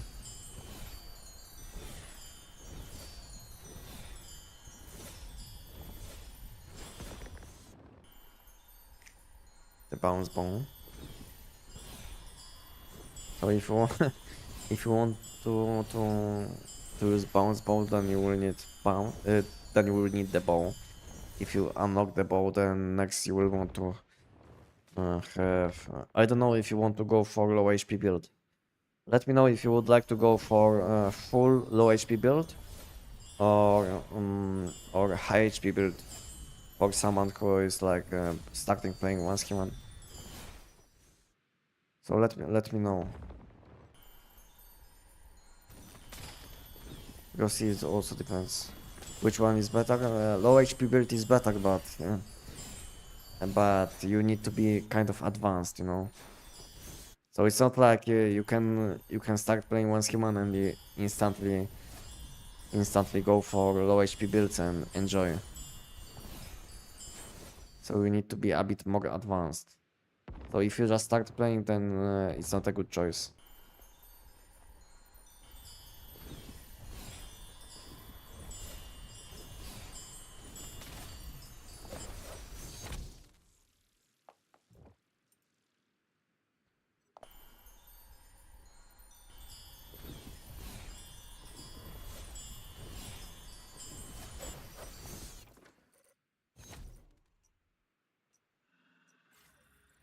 We are human beings, but head honchos always call us assets. Head honchos. I don't know what is this. Head honchos.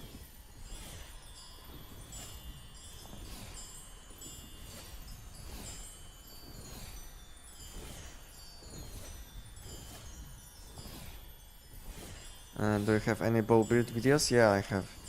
Give me a second and I will have a look on chat and you will have a look and you will have a link for the video.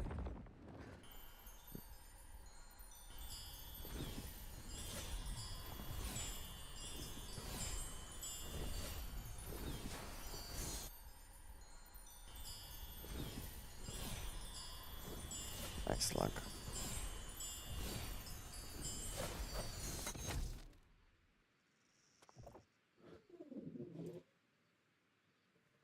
This is a voice line from Rosetta Enemies? To be honest, I have all of these voices disabled, you know, so I don't even know what they are saying. Monthly challenge complete? What did I complete? Why did I complete it now? What happened? Is it again this bug which will tell me that I finished weekly challenge or something every like few minutes? Is this bug bug bug?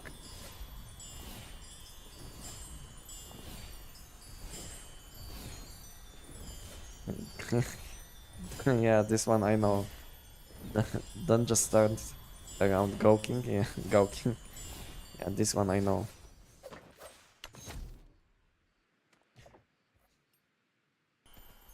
This one I know, but get conscious. I didn't hear this one.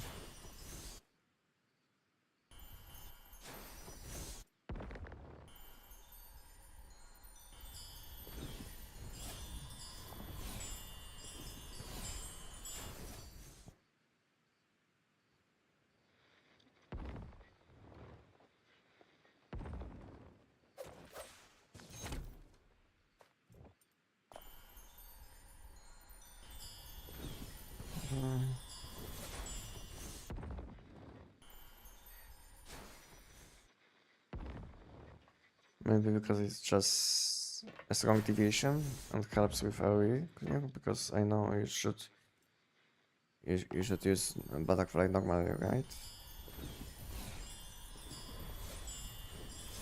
Ah, okay, you guys talking about deviations for the last valor. So yeah, you have few choices, you know. It's not like you can only choose one deviation. You can always change your deviations depending on the situation. You can keep like 20 deviations in your base at a time, and depending on the situation, you can switch between these deviations, even in mid fight. You know, basically now I'm collecting loot. I can quickly in my backpack go to combat deviation and replace. You know, and I can switch to any of these deviations which I have in my base. You know, so it's not like you have to use one. And depending on situation, on last valor you can use a few different ones. Like you can use Voodoo for some extra AoE damage. You can go for Lone Wolves, which will give you even more AoE damage than Voodoo, but it will boost your damage a bit less because of the vulnerability, which Voodoo can apply, because it will be up to 60%, and meanwhile Lone Wolf will apply, I don't know, 38, 40? Something around 40, so it will be lower, and in addition Voodoo Doll can give you additional weapon and status damage and melee damage on battle skill. So basically Voodoo Doll is better like support deviation with some AoE damage. Lone Wolf can tank enemies and deal some AoE damage. Plus it will boost your weapon damage on enemies which it will attack. And then you can also use Zapcam if you will be doing, let's say, invasions or Manibus Nightmare, but you can also use Butterfly if you need some aim assistance.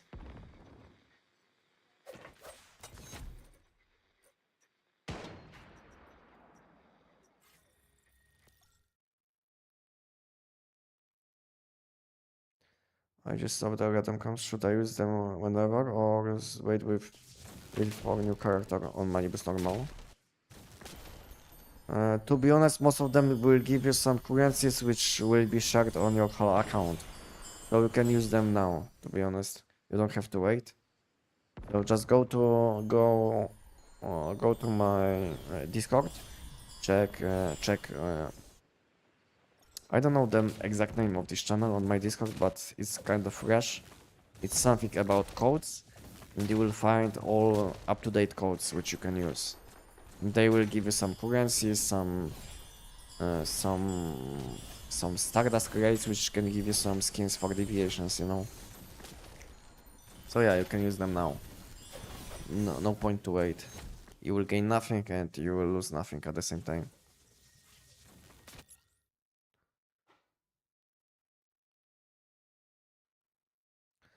Hello, how many crystals you collect per run, you think? When I'm live streaming, it will be less because I'm more focused on chatting, you know. But it can be up to 4,000. When I want to sweat, I will focus on gameplay, you know. Then it can be up to 4,000 in like 30 minutes. But when I'm chilling, it will be probably like 500, maybe 1,000 less, you know. But my best one was like 4,200 something in 30 minutes. Without any weekly bonuses, which can give you some additional crystals.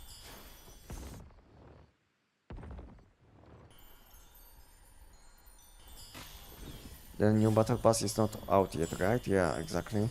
The new battle pass is coming in around 2 days. So basically on Monday we'll have patch notes, and after we'll have patch notes around night time, at least in my time zone, and we'll have new patch. This is how it is in Once Human, at least in my time zone. So in my time zone, I'm living in Central Europe, in Poland. So in my time zone, around 12 p.m. we'll have patch notes, and then after around 12 hours we'll have patch.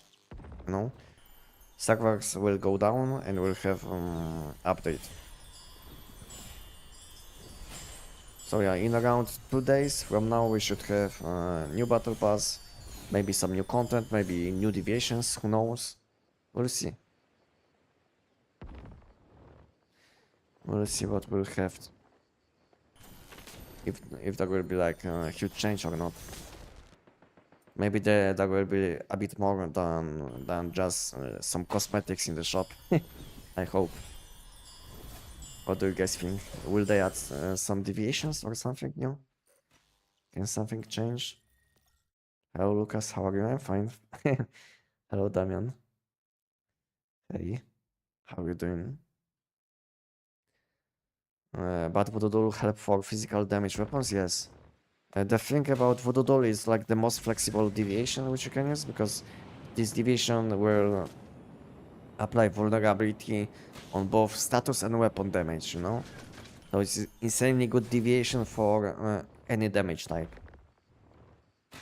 And if your damage is dealing, if your weapon is dealing mixed damage, like some weapon damage, some status damage, then Voodoo is even better. Because you will be gaining like status and weapon damage vulnerability on enemies. And in addition you will be gaining some weapon and status damage, you know, from battle skill. So yeah, Voodoo is insanely good for any weapon.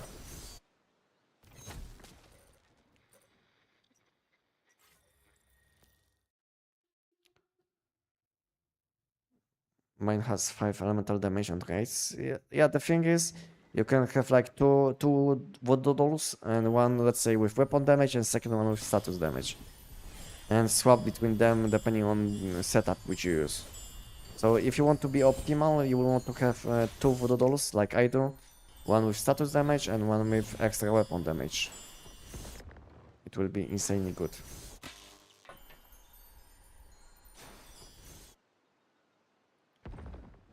If 4 pieces treacherous, 1 piece lone wolf, still recommended armor building for G17. And what about mask height? Still Starfall down? Yeah, Starfall down will be still the best. Because problem with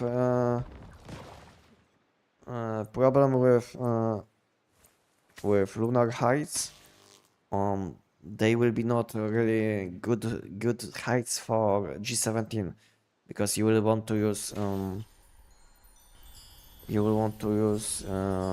treacherous set, you know, and because of the treacherous set, your HP will don't go below 40% of the 40% HP most of the time, you know. And that's why you want to use different skins on your equipment. Like, I don't know what I was using at that time. Like Starfall skins, you know, on helmet. To be honest, any skins, because you don't care about rabbit skins. Because you will be not dealing any weak spot damage. So there is no point to stack some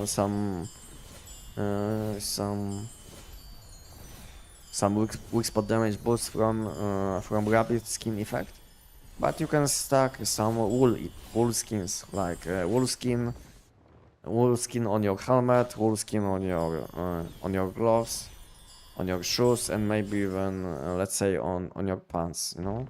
And from a wool skin effect, you will gain additional status damage if you will be in party. So let's say if you will be doing some open world content in party, you will be dealing some additional status damage. And to be honest, additional armor piece in combination with treacherous set is also flexible. Lone wolf will be the best if you will be shooting from time to time with your G17 just to get some value from, let's say, cradles.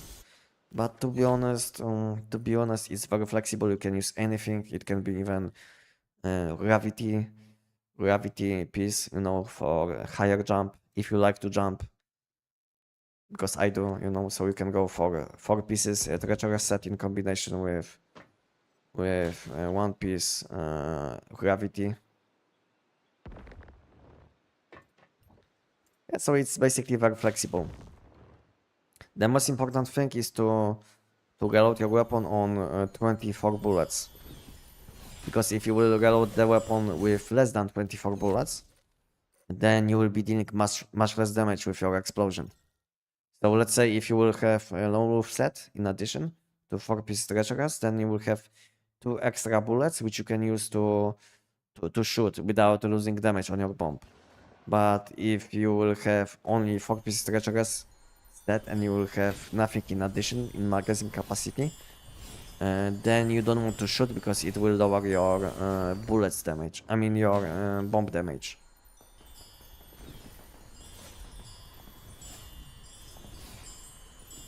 So this is how it is when it comes to G17. If you have additional questions, just ask me.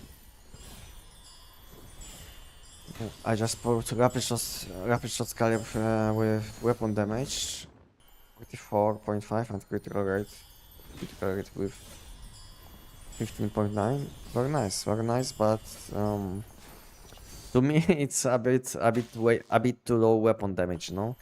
When it comes to critical chance, it looks very nice, you know, because it's 15.9.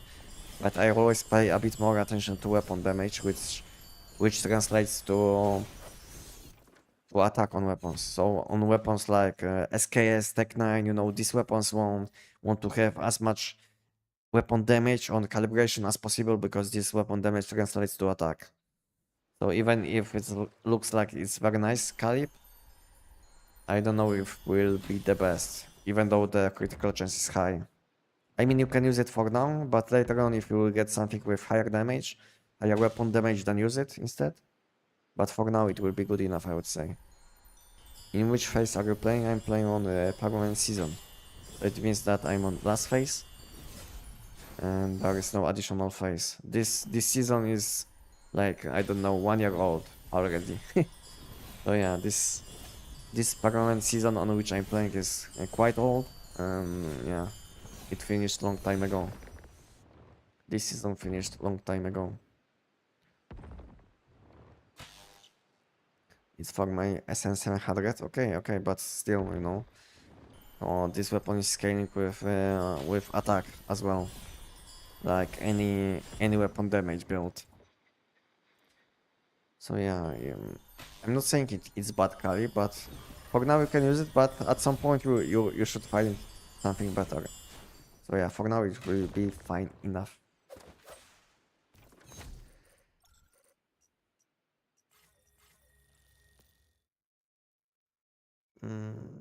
Mr. Sigmar, is there any situation where Bone Sniper can outperform Bone? If Black Mini can be a bit better than Bounce Bone? To be honest, when it comes to AoE damage, Black Mini can do a bit better in situations where enemies will be not that close to each other, you know? So let's say if you will have one huge space where enemies will be spread, then Black Mini will be better in these situations. What is this like? Because it the bounce will do more bounces, you know. So basically your bounces will hit more enemies. Meanwhile, on bow, your damage might stop on like 1 or 2 enemies, if you get me.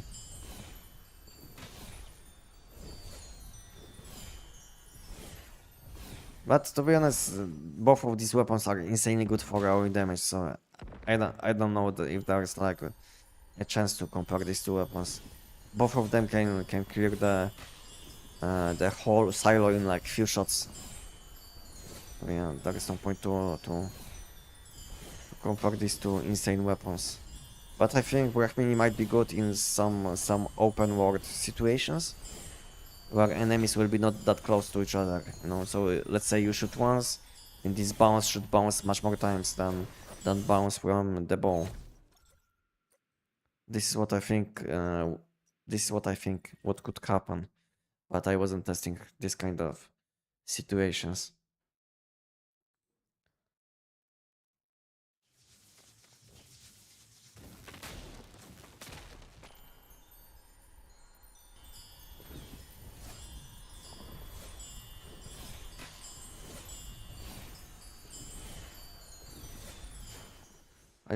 I see, just interested in the Battle Pass skin. Hope it looks the same as the DX ROM. Yeah.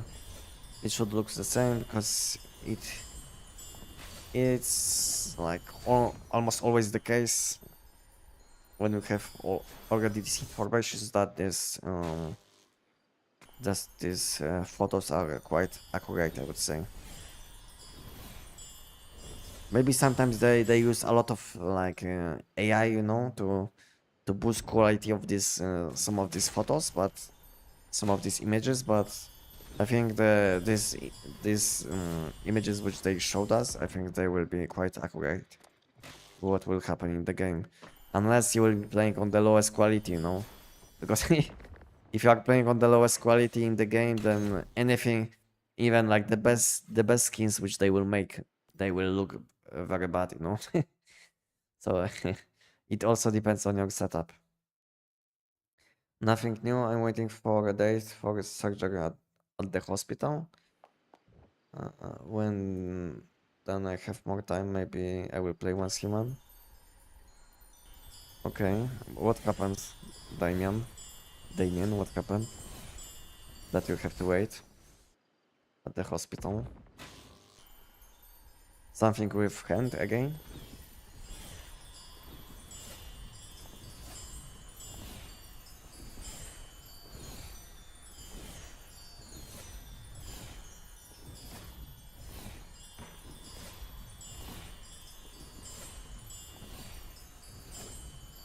Did I miss this one? Oh, this one was outside. Yeah, outside.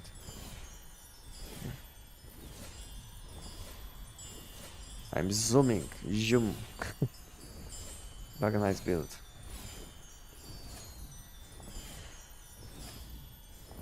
And event ended? Yeah, event ended. I was a bit too slow. Gravity Abyss event ended and I was like too late. I mean 2 minutes too slow.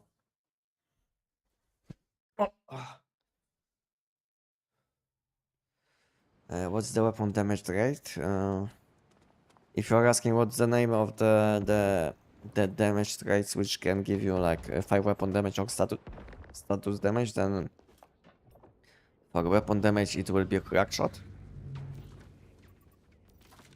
For weapon damage it will be crack shot, and for status damage it will be psychic kid. These two will give you either some weapon damage or status damage. And you can have only one. You can't combine these two bonuses. Do I have my settings now? Because game is still quite laggy. Okay. Okay, this looks good. This.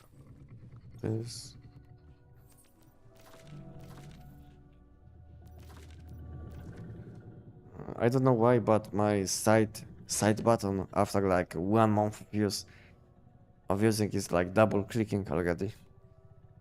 Insanely good quality on this mouse. Insane. What I used? This. What I'm missing? Okay, I think I'm missing this buff.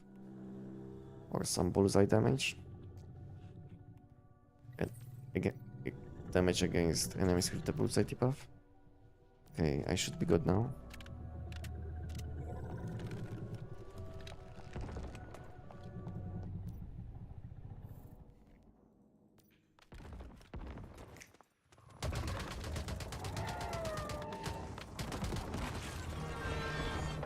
If it's at least 48 weapon damage, then I don't even keep it. Yeah, me too. To be honest, I'm not keeping anything below 48.5. So I'm a bit higher, you know.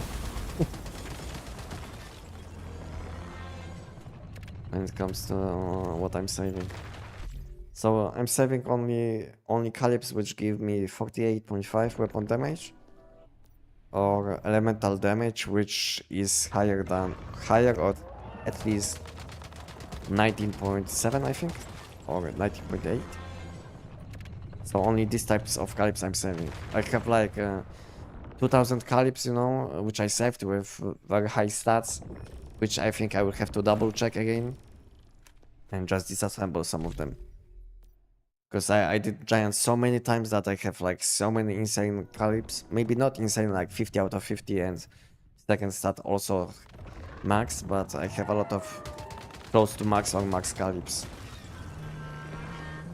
With many different effects.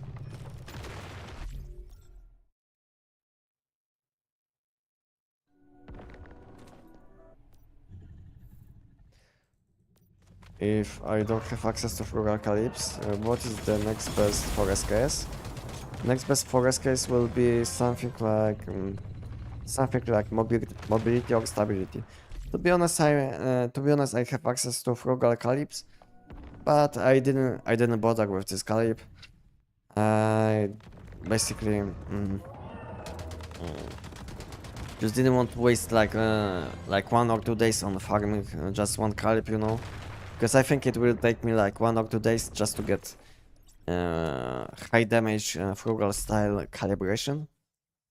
So I just skipped this caliber and just used stability style calibration with high stats which I had.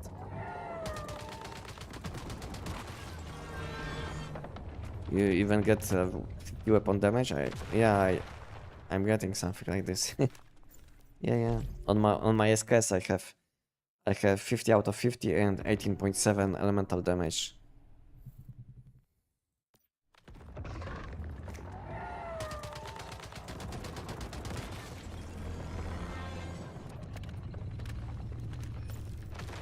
$50 out of 50 exists. I have like maybe, I don't know, 10, 20 calibers, maybe up to 20 calibers, you know, with 50 out of 50.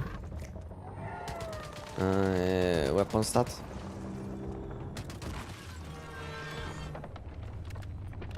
Oh, so no crit rate then. It depends on setup, you know. I also have I think mobility or stability calib with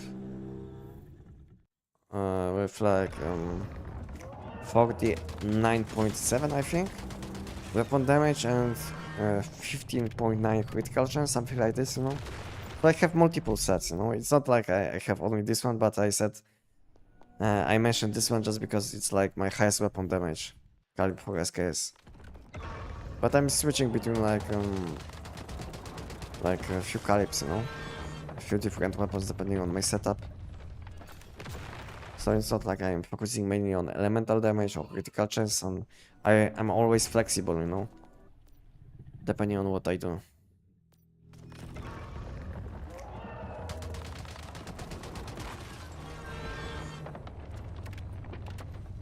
Hello, please show me the deviation. I'm new, advanced human. Hello, Smokey. Okay, have a look on this deviation. You see, I have a look, and yeah, that was my deviation. You can go back a few seconds, pause the video, and you will see what I'm using. If that was a bit too quick, but I can also tell you what I'm using. So it's basically Polar Jelly with Starfall, Power in 2, and Moonlight Assault. This is what I have on my deviation. And the last bonus isn't needed because I don't even know what I have, but it's something from deviation SCP, like I don't know, elemental damage bonus or something.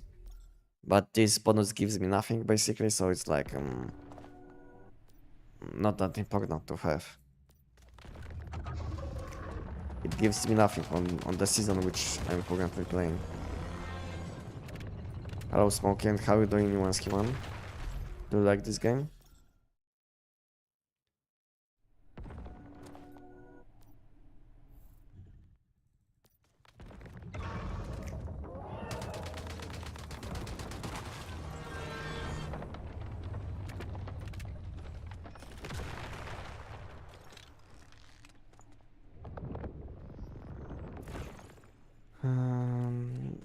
Well, which sniper?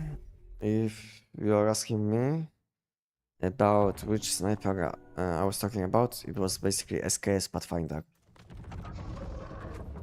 If you're asking about on which weapon I have this caliber.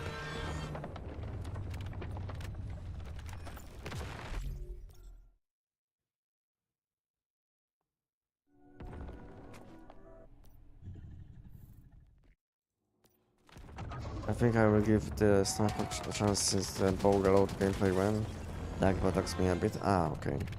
So it's also like personal preference, you know? Because some people will prefer to shoot once, one-shot enemy, and then reload for like 1 or 2 seconds, and some people will prefer to just continuously shoot with your sniper weapon without reloading. So yeah, if you enjoy using Black Minute, then it's fine, you know. Both of these weapons will be insanely good for AoE damage.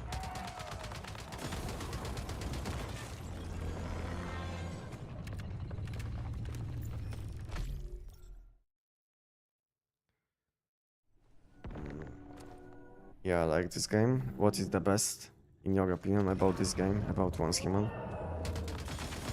What do you like the most at the moment?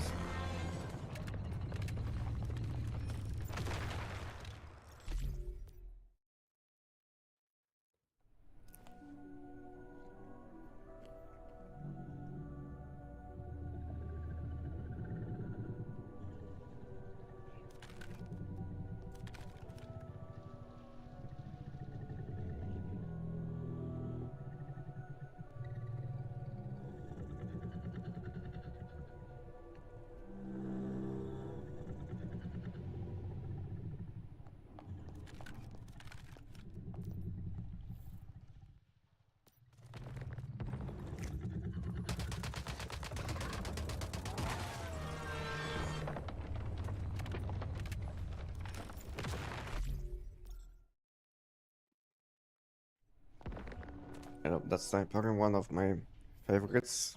Yeah, the sniper is very nice. I also like it. The only the only thing which is problematic about this weapon is critical chance scaling, you know, because this weapon has very low critical chance. And it scales mainly with weak spot damage. But unfortunately weak spot damage mods are quite weak because we don't have seasonal mods with weak spot damage. That's why weapons like Brachmini feels a bit worse to use, because you basically focus on stat on which for which this weapon wasn't built around. I mean, wasn't made around. So basically, Brachmini should be built for weak spot damage, but since weak spot damage mods are so weak in comparison to seasonal mods, then there is no point to build around precision mods. It's much better to just go for seasonal mods, like area suffix, let's say.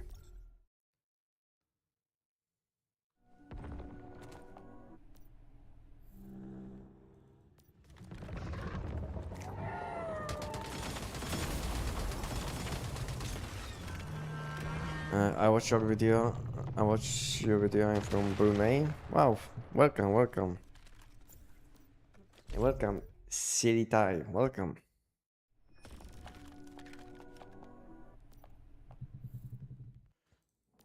Do you play also Once Human or just watching?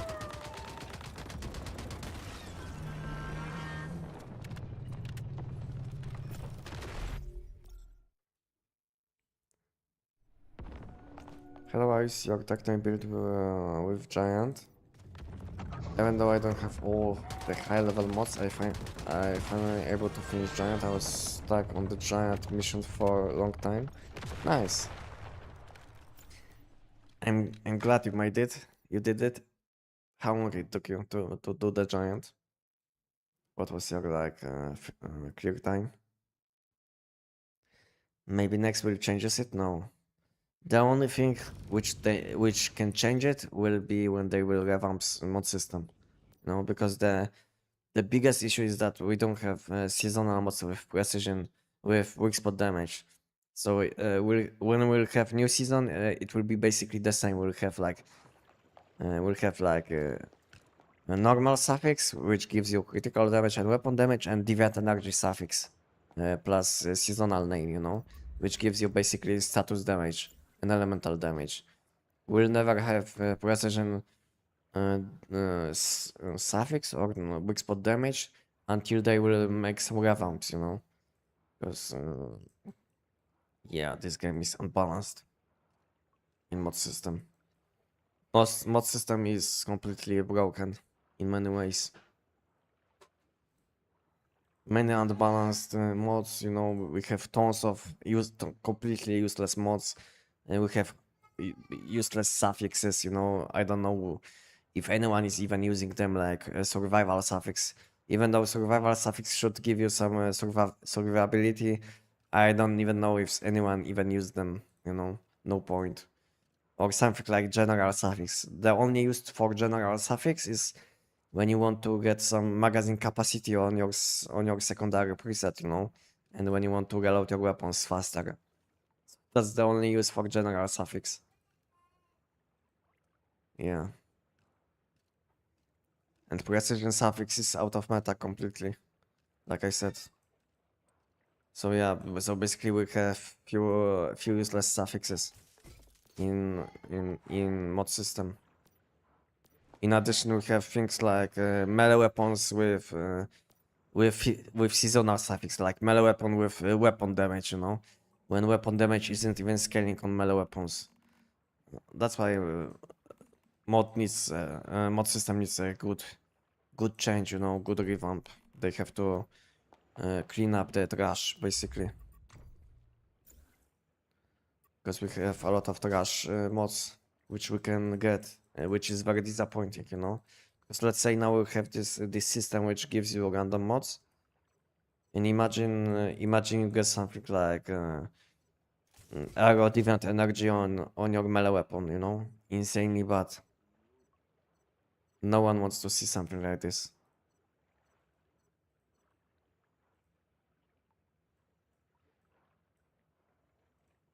That's why they need to make some changes. And as far as I know, they plan to make some changes. So maybe it will be good, but we'll see what they are cooking in the background.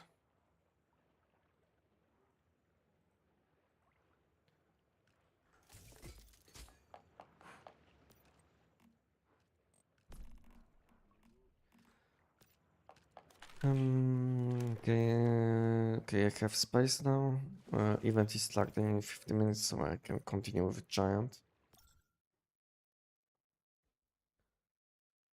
I also got 5-5 Butterfly Division. Which gun should I unlock with Starcon? Which works best with Butterfly? With Butterfly, you have few solid choices, I think. When it comes to AoE damage, Bow will be the best with Butterfly. Then when it comes to damage against bosses, SN700 Finale will be insanely good for bossing with Butterfly. Then you can also use Black Mini, which is like a sniper bounce weapon, which is also insanely good with this deviation.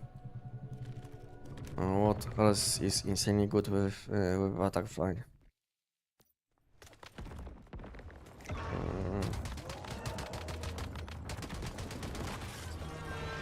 What else is insanely good with this deviation? You can use Last Valor with Butterfly. Maybe it's not insanely good, but it's a good choice as well if you need some aim assistance.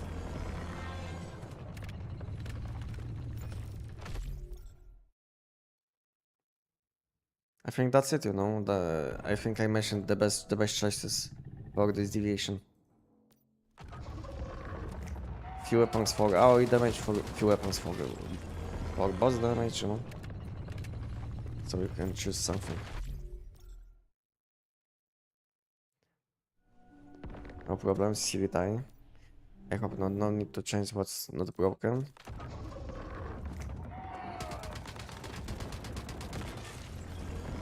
I cleared in 1 minute, 26 seconds or something.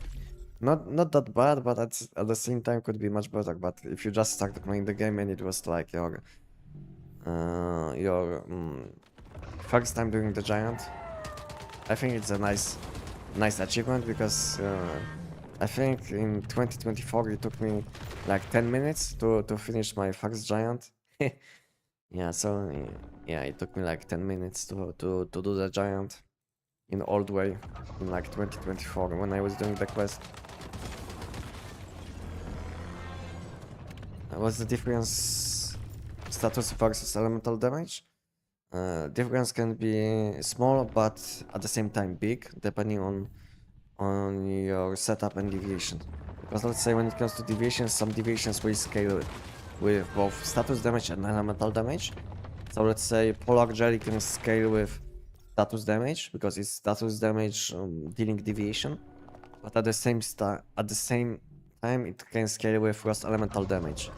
So it can scale with both stats. But let's say Voodoo is dealing only status damage. That's why it's scaling with status, Psy, and Psy intensity. No? like all deviations, because all deviations scale with psi intensity, which I didn't mention. But yeah, since Vododol isn't dealing elemental damage, then it's scaling only with status damage in addition to psi intensity. But in other aspects, to be honest, on most weapons, the status damage and elemental damage will scale the same, you know? So it will be like a different multiplier, like additional one. And that's why we want to have balance between these two, balance between these two stats. Because you will need both of these stats to deal as much damage as possible with your elemental damage weapons. Basically all elemental damage is scaling with both elemental status, but not all status damage will be scaling with both elemental and status damage. It sounds complicated, but it's hard to explain, you know. Maybe I think I gave you the shortest answer, I think, available.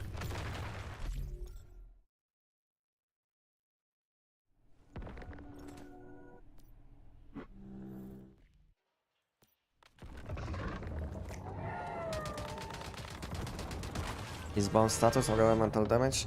If you don't know which keyword deals which damage, just open the this thing, like press E on keywords and you will see.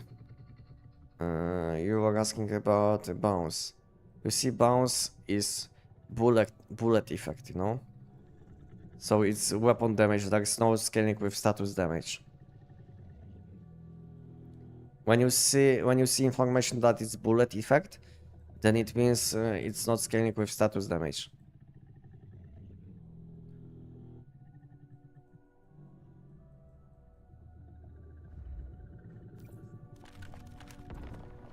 Basically, have a look on this tab which I was showing you like a few seconds ago, and you will see which what is scaling with which stat.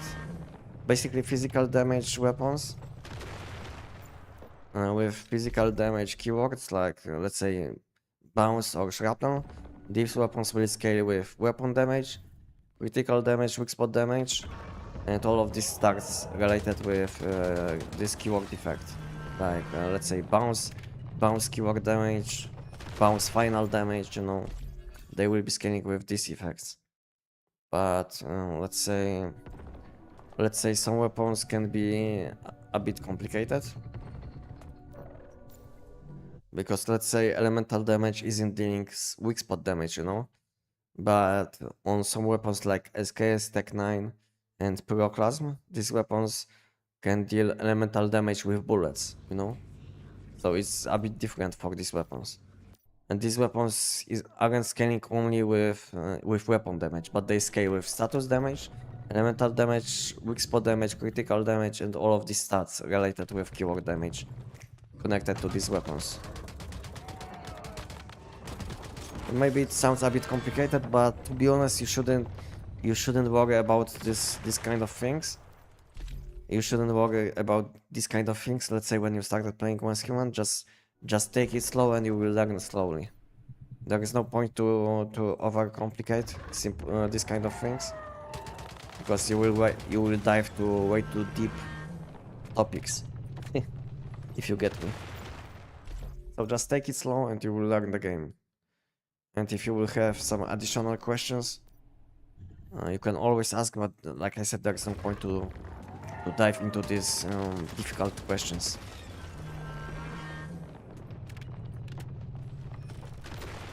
Because it will only complicate the game for you, and you will learn nothing, to be honest. Just play the game, learn as you go, and you will understand the game. If you don't understand something, you can always join my Discord and ask on chat, or create your post in help request channel.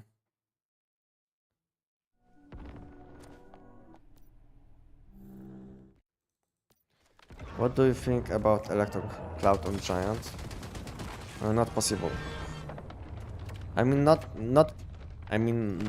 everything is possible, but it will take you like, I don't know, few minutes, you know. You can do giant with any weapon. I was doing giant in 2024 with just pistol, you know. It was taking me around 5 minutes to finish, but it was doable, you know. But you can do it with Electron Cloud, but your damage will be very low, and it will take you like few minutes to finish, and you will have to do all mechanics.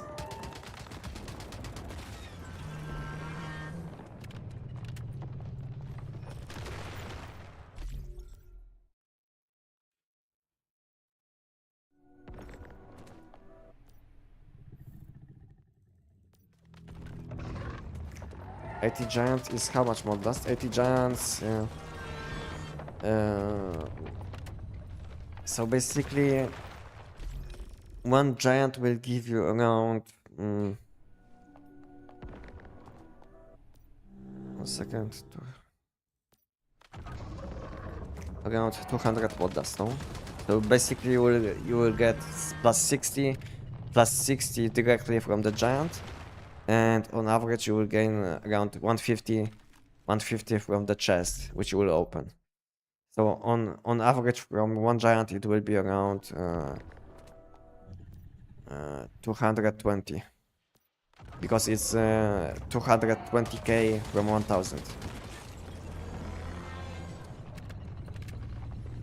So yeah.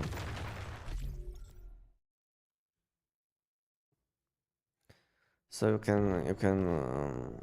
can do quick math, like 220 times 80, and you will know. It should be around, I don't know, 1700.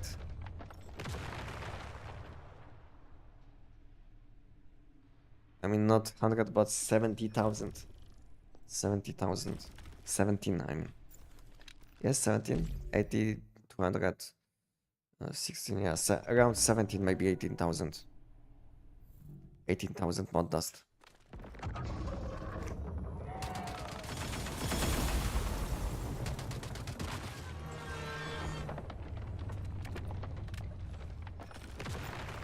Okay, I think event is spawning soon. I can do like one or two more times. I will check tooltip. Yeah, check it. Why don't you use the fast gunner type? Doesn't have any status or elemental damage, scrap damage. But problem with this boss fight, this boss only takes unlimited damage on weak spot from elemental bullets types, or from explosion damage from P90. So only few weapons are viable for this enemy to speedrun, you know. Basically, if basically this enemy has like limited damage per highlighted weak spot, but some weapons can basically bypass this limit. Like the weapon which I'm using now, which is FP9. You can also do it with SKS, you can also do it with Pyroclasm, and P90 can completely avoid any weak spot limitation as well. And you don't even have to aim at weak spots, which is like the easiest probably, but not the highest damage.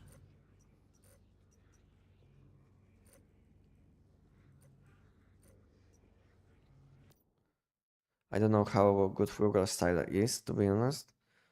You will get no value out of this calip if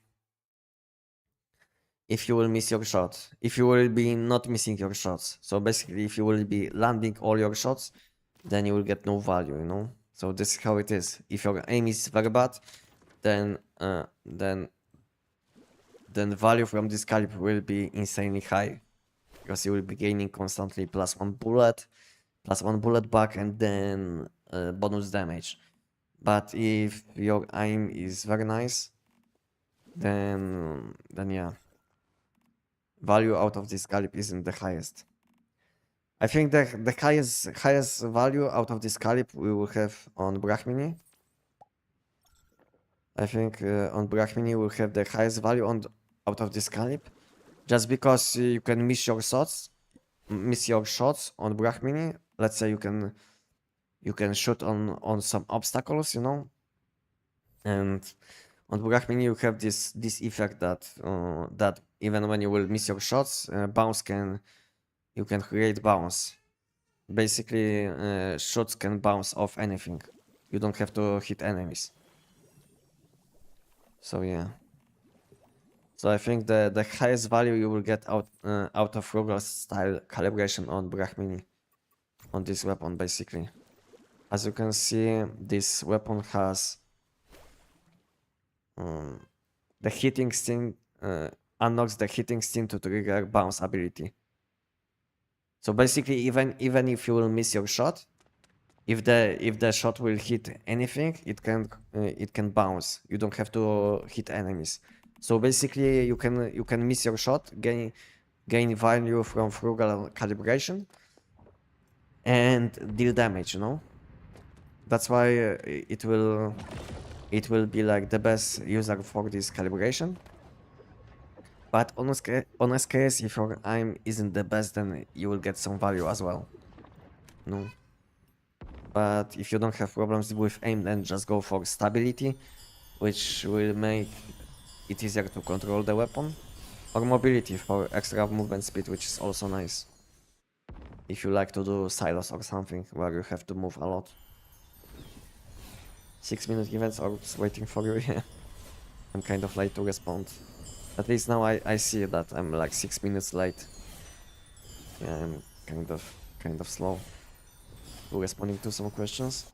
How did you learn all this? Did you get like preparing for exam? No. It's like it comes with time, like I said, you know.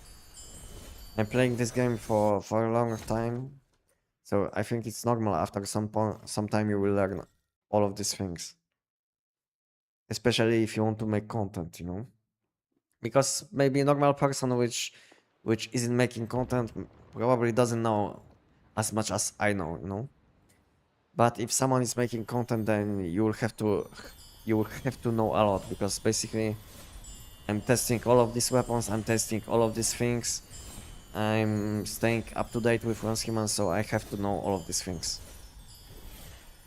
So I think it makes sense that I know these things.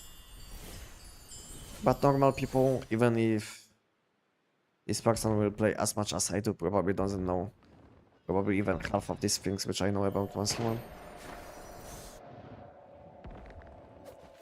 Because I'm not only playing the game, but I also spend a lot of time on studying the game. I don't know if I can call it like this. Basically, I am learning about all mechanics, all weapons, all different things. And meanwhile, I'm also covering all updates which are happening Once Human. So basically, I'm insanely up to date with Once Human, so I should know everything, or almost everything.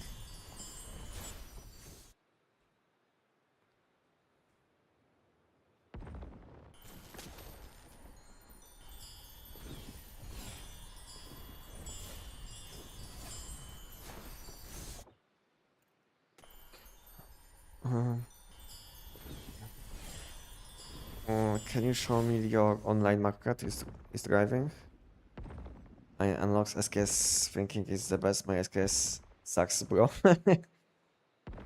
Yeah, I said the SKS isn't the best weapon for as a first weapon, because you will have to unlock other equipment. Like you will need this unique piece which lets you collect 2 deviant particles when you will collect 1, which will make this weapon much more consistent. So if you will be missing this this thing, then yeah, your damage will be insanely low probably, because half of the time you will be shooting without ice spikes. That's why I said this weapon might be not the best for first weapon, because at the same time this weapon might be a bit complicated for a new person. That's why I recommend to just go for Abyss Glance, which is a simple weapon, easy to use. You have good AoE damage, good enough damage to kill bosses in silos. And then when you will learn how to play, When you will collect some mods, you can start using SKS. When you will unlock all things which you need.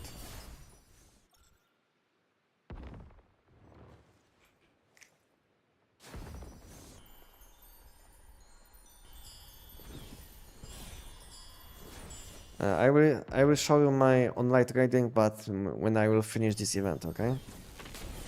Let me know. Ask me again in like I don't know 25 minutes if you still will be with me, and I will show you how it looks like.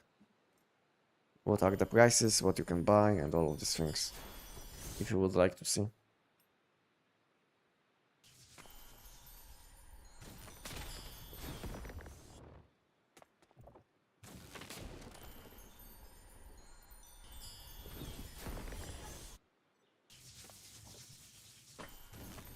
This one is outside, I think. No.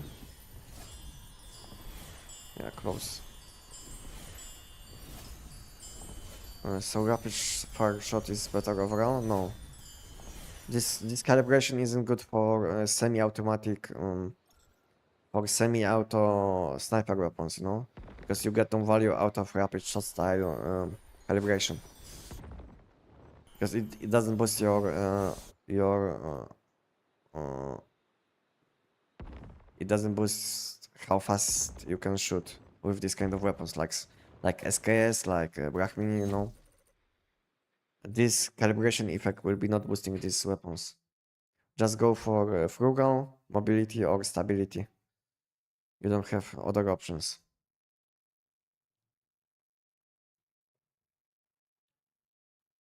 Go, go, go. Crash the gravity crystals, yeah.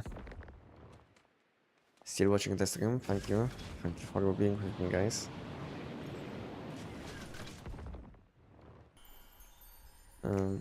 Bro, where do I find butterfly event? I need a good butterfly. Man, one sucks. Depends on where you play, you know. Are you playing at the moment, Manibus? Did I miss something? I think is it higher? Or maybe I collected this already? I'm blind. I'm missing some loot, I think. Sometimes I think you will be collecting these orbs, but there is no information. I don't know. There is no information completely about what you collected.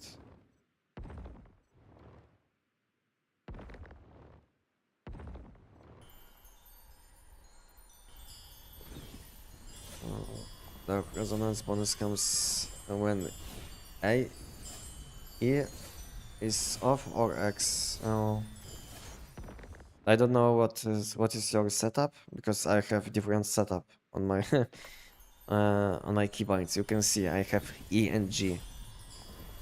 So basically, you will gain shields and bonus damage when you will summon your deviation, which is like ultimate skill. I don't know on which keybind you have ultimate skill, but I have on E.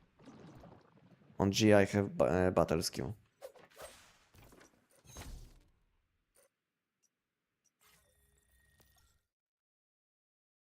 Yeah, I noticed in this case this complete reduction without stacks, without the armor is completely useless. Yeah, this is what I said, you know. You will need to invest a bit more to get good value out of SKS. But to be honest, it shouldn't be that hard. It shouldn't be that hard, in my opinion.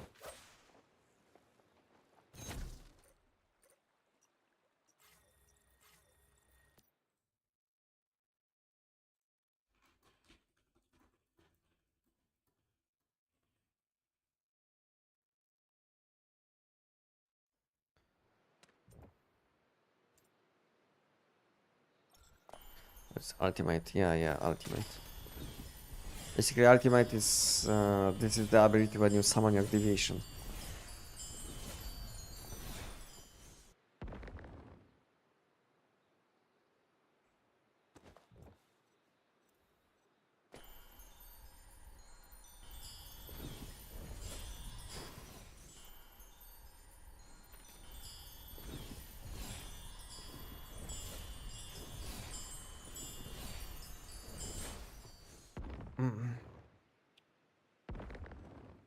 Yeah, Anestic different weapon was suitable for different contents. 1 second and I will have a look. The next message. It's quite long.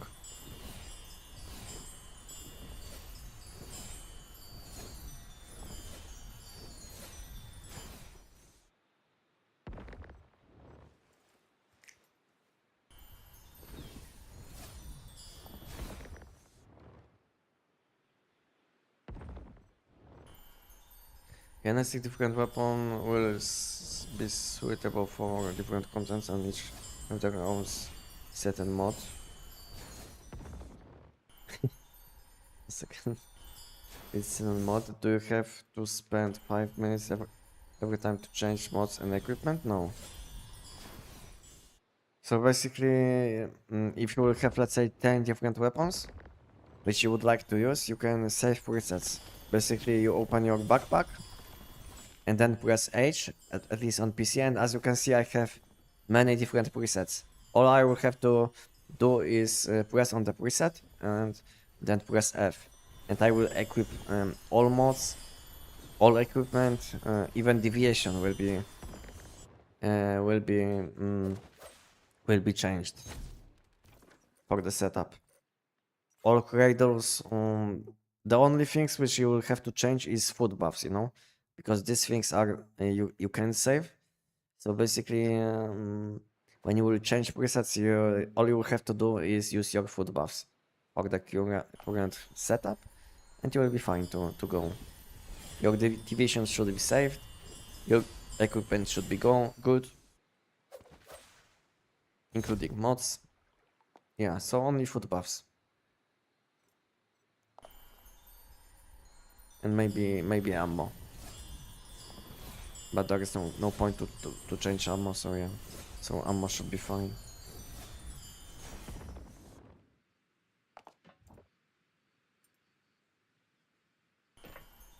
Yes, I'm on a money boost, difficult one. If you're on money boost, then just do Silo Sigma, you know? Can you do Silo Sigma? In Silo Sigma you can get Butterfly. Do it as many times as possible on highest difficulty, which you can do, and you will get Butterfly.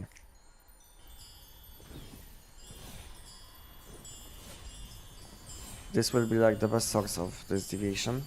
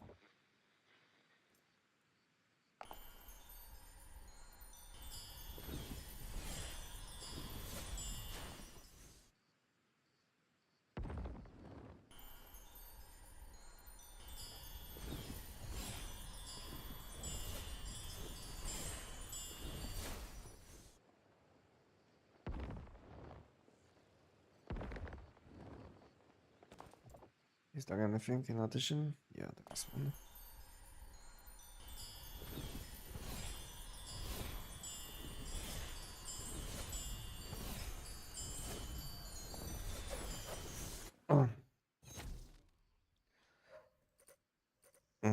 For the types, the type doesn't matter that much, but the stats are like weapon damage, 48 plus, using SKS, very low critical rate though.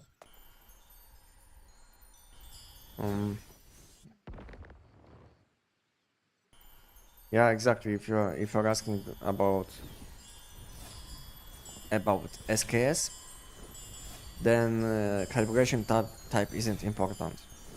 The most important stats which you should be looking for is high weapon damage in combination with secondary stat which you are looking for. And it can be, let's say, critical chance, it can be elemental damage, it can be weak spot damage. All of these stats will be good depending on your setup.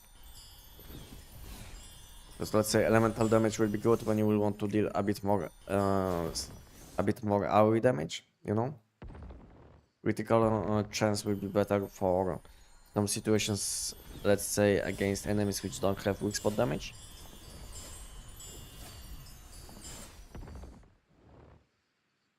And weak spot damage will be very nice against enemies which have like easy to hit weak spot, especially for bossing. Very nice setup for bossing.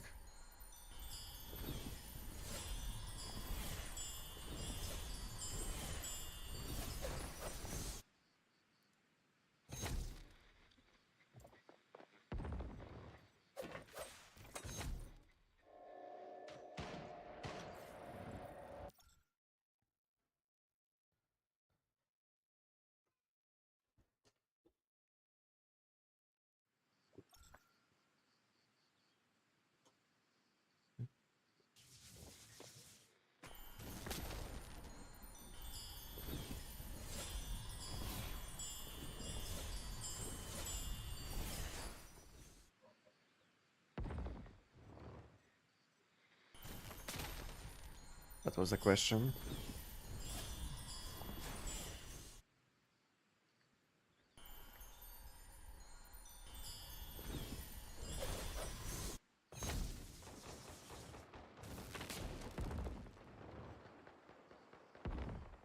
Did you get your answer?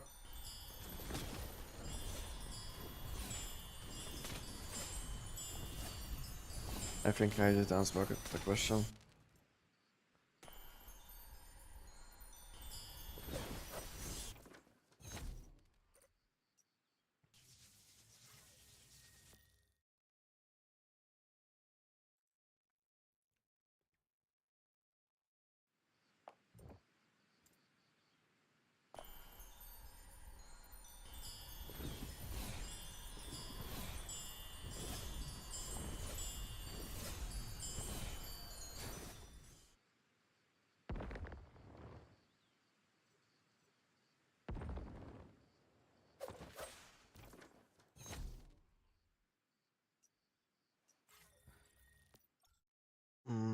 Thank you so much. It sucks that in the game there is no compiled info anywhere. Like you look for stuff and you get 20 different answers.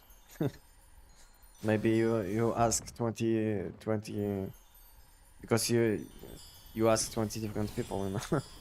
The best is just to ask someone who is very experienced with the game. Then you will get the best answer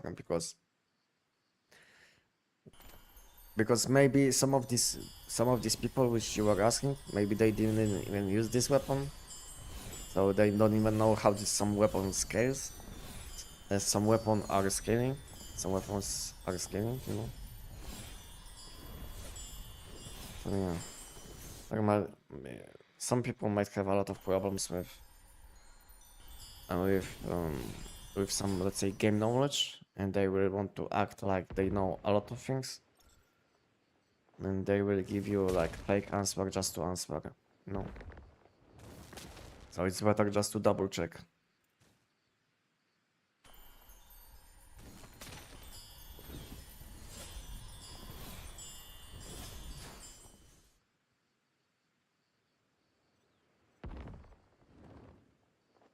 How do you, how do you not get tired of these collective crystals already?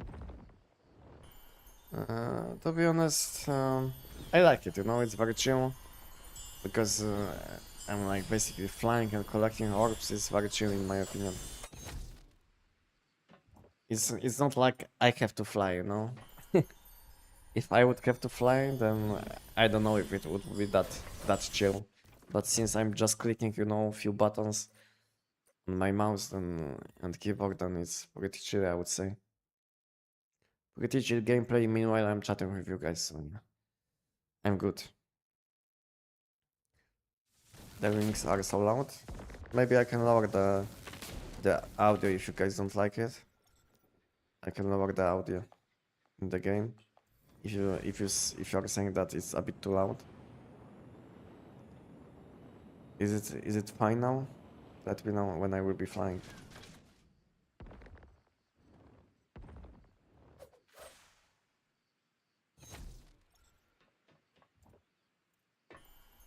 Is it fine now? Because to be honest, I'm playing music on my headphones, so I don't even have like in-game music.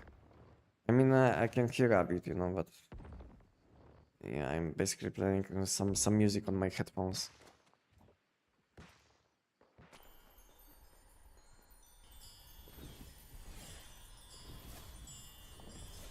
Yeah, I got you, but I'm listening to music, so I'm not even noticing this problem. Maybe if it is problem.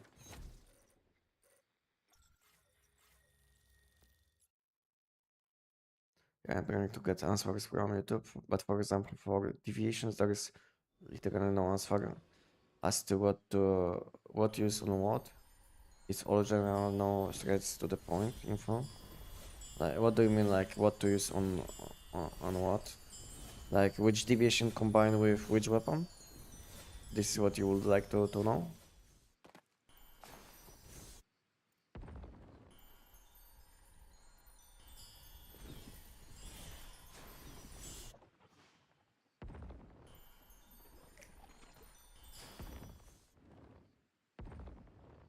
And then 90% of the content is outdated. Yeah, to be honest, I wanted to upload a lot of videos for new players, but somehow I failed. Somehow I failed, probably because of the summertime. I had a lot of plans, a lot of good ideas for videos, and I failed, unfortunately. Tomorrow I will wake up. I will wake up early on and I will try to post one video before patch notes. Then we'll have patch notes. After patch notes, maybe if I will focus a lot, maybe I will be able to upload one additional video. So maybe tomorrow I will upload few videos, few different videos for new people. And maybe even tomorrow, even today before going to sleep, I will upload some short videos for new players. I will try to focus a bit more, at least next few days. Yeah, I tried to upload a lot of things. I had a lot of good ideas, but like I said, I failed. I don't know. I wasn't lazy. I just failed. It's not like I didn't want to. I had a lot of good ideas. I have all of these ideas in my notepad, about the videos, about what to talk in these videos, what to explain, and somehow I didn't make these videos. And I know a lot of people would like to see some of these videos which I didn't post, which is kind of disappointing. I'm disappointed with how slow I was with making content recently.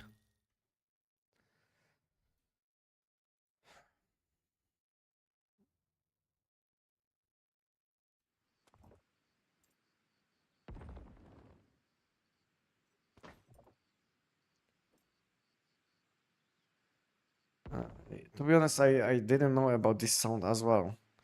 If these wings are making any sound or not. But to be honest, you can always complain about sound from cosmetics or something, sound like from effects in game, and developers can change it. If they will see that this is a problem, and they will change it because maybe actually it's a bit too loud. Because like I said, I'm listening to music, so I'm not even noticing this problem. But maybe it is a problem with these cosmetics. Maybe this effect is a bit too loud. Who knows?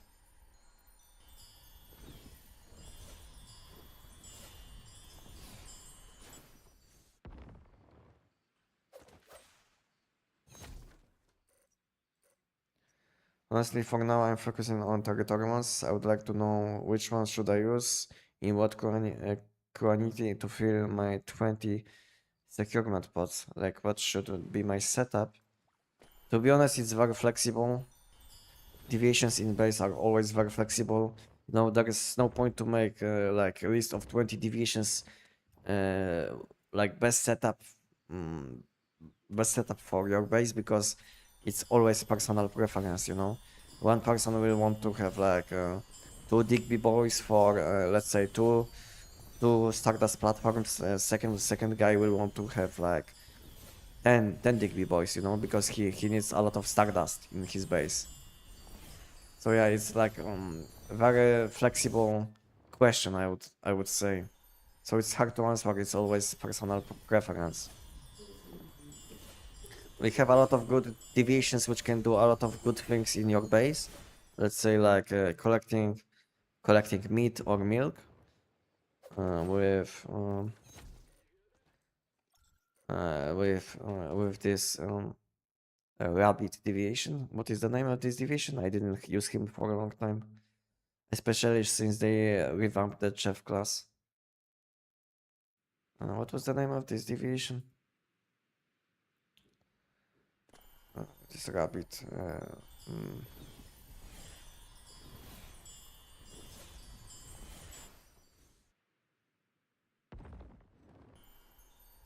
Yeah, never mind.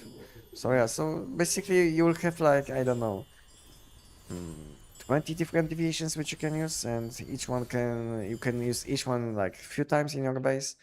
They will give you like multiple value, like value multiplied based on how many divisions you will use of the same type.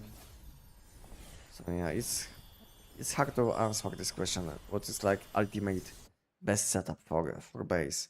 Maybe there is like a short answer for like uh, let's say 5, 7, 10, 10 best divisions for your base, but going for 20 is a bit like hard to choose, you know, because it's like personal preference, like I said.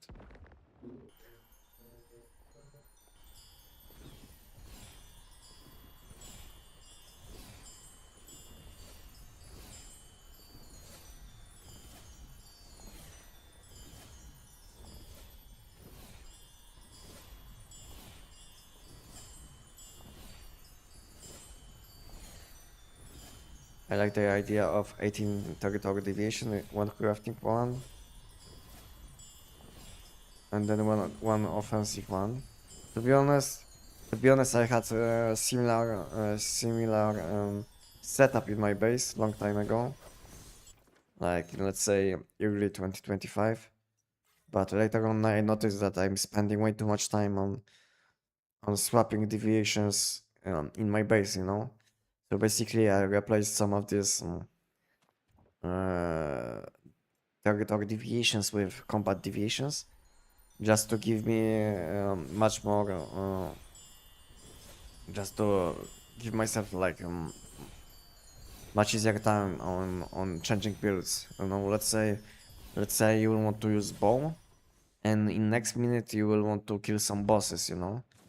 So you might need like two different deviations, and because of it, you can't use like 19 territory deviations in your base, just because you will need like two combat deviations. So yeah, more builds you will use, more combat deviations you will want to have in your base. I can show you my setup quickly, which I'm using for a long time. Deviations, you see what I have? Basically all my deviations, 4, 8, 12, 16, 20, including by the wind, you see? These deviations, this is what I'm using. Mostly combat deviations, just so I'm not wasting time going back to base just to swap my deviations, you know? As you could see, I have almost no territory deviations. And I had even less some time ago. But now I added something like ice pot. I added space tuner just for fun.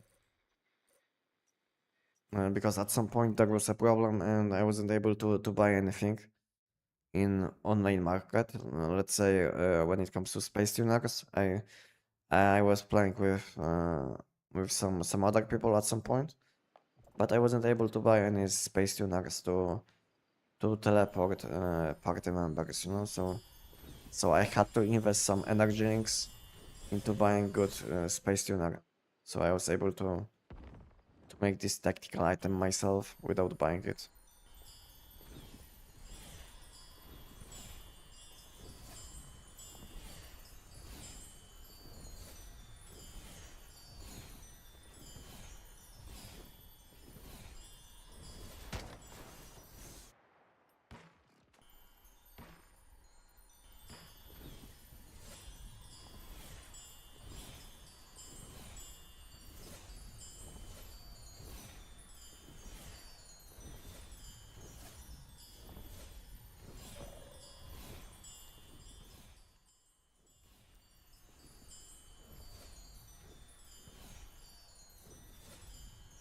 But you I understand a bit better now. No problem. Okay, events ended. Now now I can repeat the process. Can go back to base or just teleport to the giant instantly.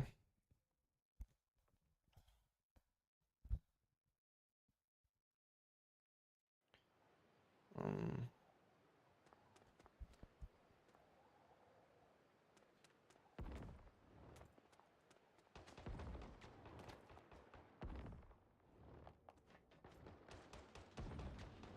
okay, I'm back at 1200 gravity crystals. How much do you collect per event? Up to 4000. Up to 4000 if I focus, maybe like 500, maybe 1000 less if I chat with you guys.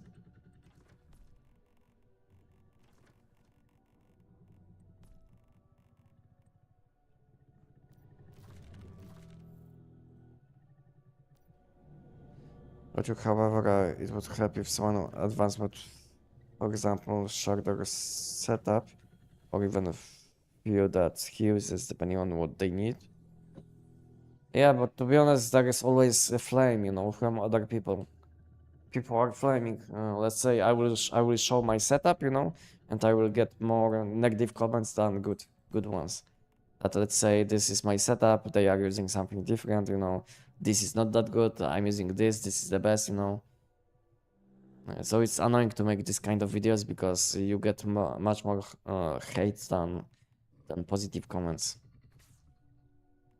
That's why I said it's kind of personal preference in this kind of things.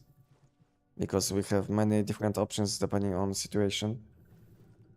So I don't know if there is the way to do it well, so all people will be happy.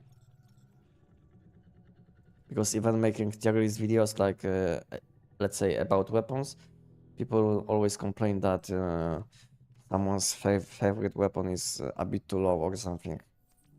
Oh yeah, I think it's normal, but I don't like this kind of comments. The problem is the most of these people which are making these comments, they are using like one weapon for the whole life. They never use different weapons, and they feel like they have a good feeling of other weapons.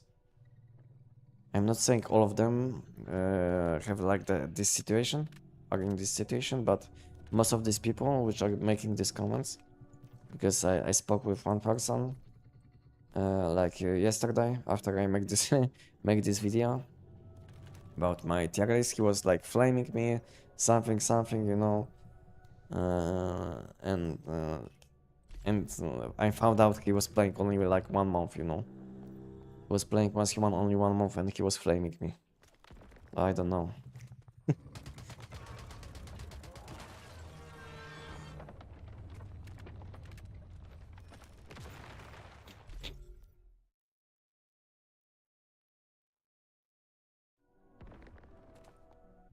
I have one weird question. My portable fridge stopped working. There is no correction I can in my backpack, yet the fridge just doesn't work. Is it some common problem? You can drop it and collect it again if you have any issues. To be honest, it never happened to me, I think. No, it happened only to me when I had this corrosion agent in my backpack, you know, because it stops your portable fridge, but it never happened to me.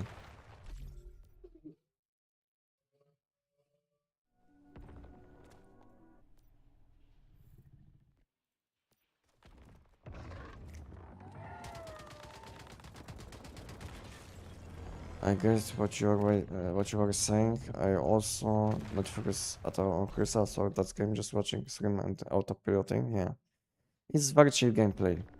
Some people will complain that, let's say, if it's not boring to do the same thing all day long. But to be honest, I'm paying much more attention to chat than gameplay, you know. So I'm trying to answer questions, to chat with you guys. And yeah, I'm not even paying attention to gameplay because I did it so many times that I can I can just focus on chatting, which is much more important for me. In the future, if when we have some fresh content, then I will be doing something different, you know. But at the moment, since there is nothing new to do, what can I do? You know, this game is out for more than 2 years already, and there is still nothing to do, nothing new to do. We still have only like classic content to do and some seasonal content, and that's it, you know. I get that people would like to see something new from me, but what can I do, you know? What can I do when nothing is worth doing?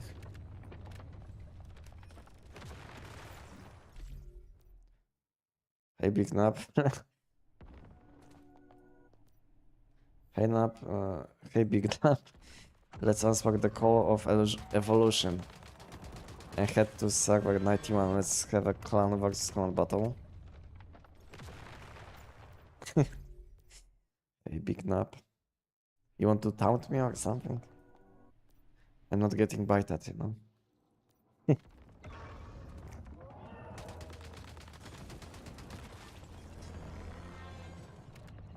And I will be not playing PvP this game. Maybe if they will change something, you know? But at the moment there is no point to play PvP. You get nothing but disappointment. And you will have to fight with people which are abusing bugs, cheating and other things. So there is no point. Winning nothing and having no fun. What is the point? I would rather do giant 1 million times than going on PvP season.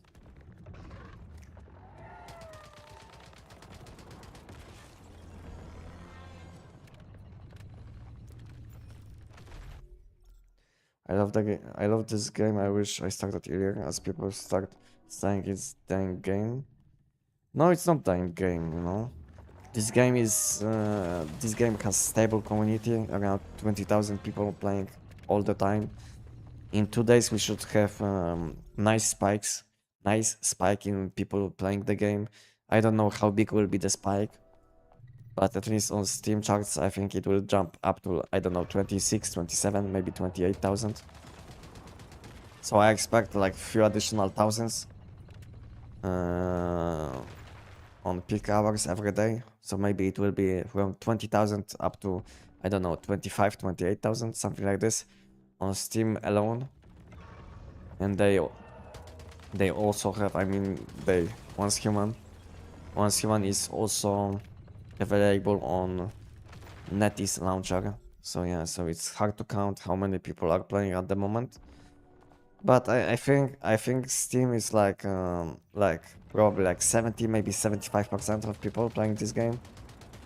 Because I know some people which are playing on launcher, but most of the people are playing on Steam probably. So I will say it will be probably, let's say if it will be 20,000 on Steam, then I will say it will be around 4, maybe 5,000 on launcher.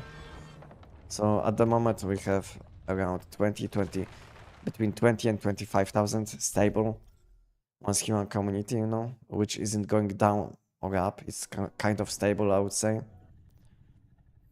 But we'll see what will happen tomorrow or day after tomorrow, after they will release this game on consoles. who knows, maybe we'll have like, instead of 20, 25, maybe we'll have like 30, 55, maybe 40, who knows. I don't know how many people are playing on consoles, guys. Any of you guys will be playing on consoles in like 2 days? Do you know, guys, anyone who is waiting for this game to release on consoles? Anyone knows? Someone? The main problem with the end game of this game is that it's deviation collection and mod collection. But what is and I died, I didn't pay attention. But what is there to mod collect for when there is no boss that has high enough HP to live out damage, our damage? Yeah, it makes sense that there is no point to get more damage from mods when there is no content to do. Like no harder content to do. Like what will give me like let's say 1% extra damage on my mod when I'm one-shotting the giant anyway, you know? What it will help me? I don't think so it will help me. So yeah, I get this message. I get this statement. Yeah, and I can say the same. At the moment content which is available is quite too easy. And at some point when you will have, let's say, level 15, level 16 mods, you will start one-shotting almost everything in one human. And then all of this extra damage which you will get from the mods will be almost no beneficial, you know? Because what will change? Instead of killing Money Boost Nightmare, let's say in 26 seconds, you will kill it in 25 after getting like 5 shiny mods. So yeah, maybe you will be wasting like few months just to save like 1 or 2 seconds on some boss fights. So so yeah, I get your message. We already do enough damage even without shinies or all level 70s. Yeah, I know. But we'll see what will happen when they will add nightmare difficulty on dungeons, which is probably coming. I don't know when exactly, but it should be coming at some point, you know? We'll see what will happen then. If the HP boost on the enemies will be insanely high, that even with full shiny mods you will be not able to do something like this. Or the game will be still quite easy and easy for new people, which will be starting the game. Just to make the game a bit more new player friendly, they will make the content a bit easier, which will be good for the game and bad at the same time, because it will be good for the game because it will be easier to start playing as human, but at the same time it will be bad for the game because a lot of people will leave the game because there will be nothing to do after some point.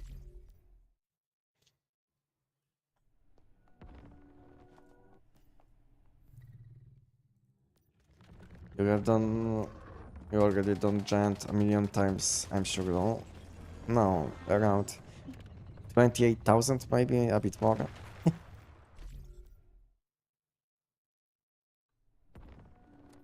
Can you do Leah on live? Is that too much? It will be wasted few minutes, you know. Wasted time.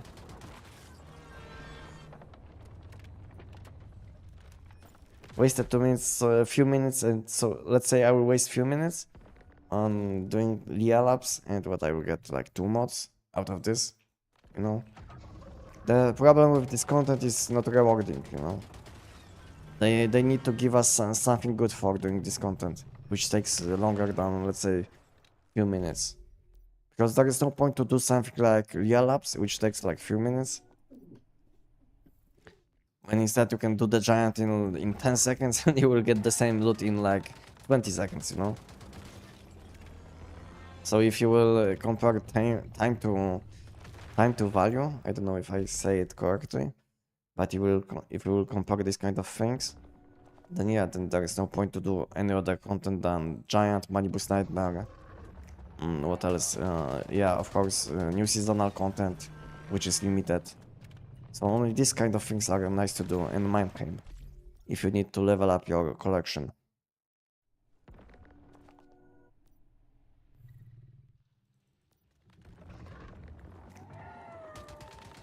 Can you turn off the blood screen when low HP? Yeah, you can do it. You can do it. Just find this in settings. Find this in settings. You can do it. I don't know what is the next exact name of this setting, but it should be something like low HP something. Low HP notification, something like this. Or low sanity notification, low HP notification, something like this. Find it and turn it off. Then you will have don't have these effects.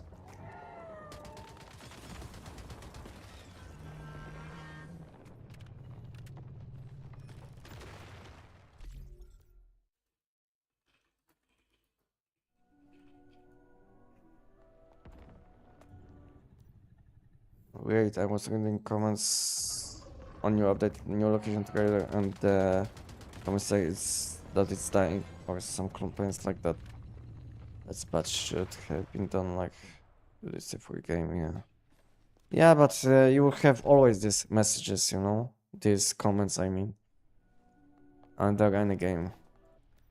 You will have always people which are hating, you know? And they will always wish the worst to anything they do. So you shouldn't listen to this kind of messages. Just you can always check Steam charts. Steam charts will give you a good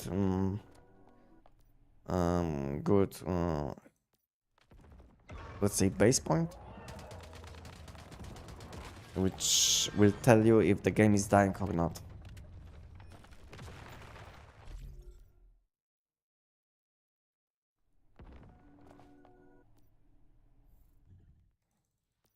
This game lost a lot of people in like 2025, late 2025, just because of the release of different games. So yeah, this game was a bit more popular in late 2025 because this game used to have like I don't know 40,000 people online. But this game lost. I mean, Once Human lost a lot of people because of some fresh games, you know. These people never came back. That's the thing. It's not like the game is dying, but if there will be a game which will be published recently, and then a lot of people which are looking for something fresh will go for a new game, you know. I think it's normal. It's not like a game is bad, but at some point there will be something better to do in different game. So it's normal that people can play a few different games. Personally, I don't like to play a few different games at the same time. So when I'm playing the game, I like to go all in until I will uninstall it completely, you know. So I don't like to mix games, but some people like to mix games, which is normal.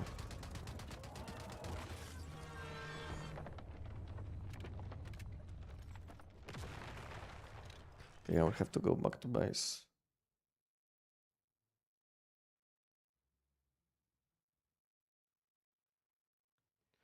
They could add some team dungeon. Yeah, they want to do something like this. I saw some leaks about them wanting to make to increase the numbers of people which you can have in party. So now you can have up to 4 people, and they want to increase the number up to 6 or 8 people.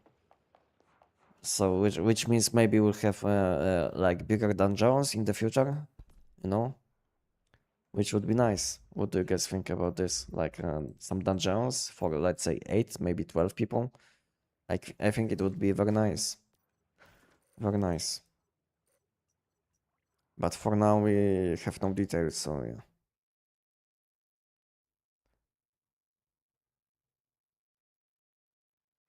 Those dying comments always on popular games, not on actually dying games. Yeah, exactly. Because on dying games, no one is making comments, you know, because no one is playing these games. Makes sense? I think it makes sense.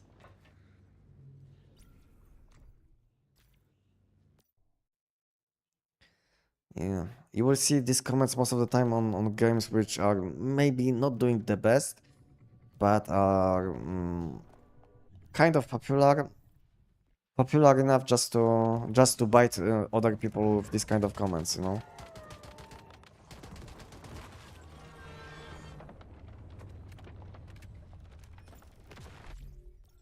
What are you trying to farm?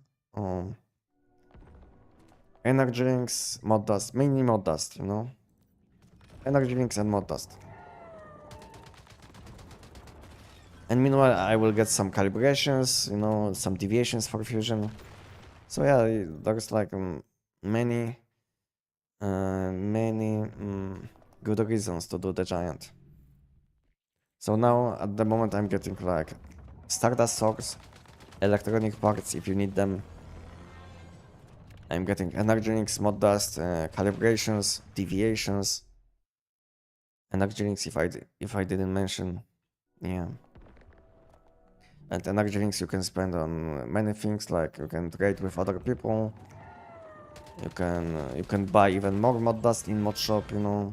You can do a lot of things with energy links. The best currency in once human. This game also good to play with family members.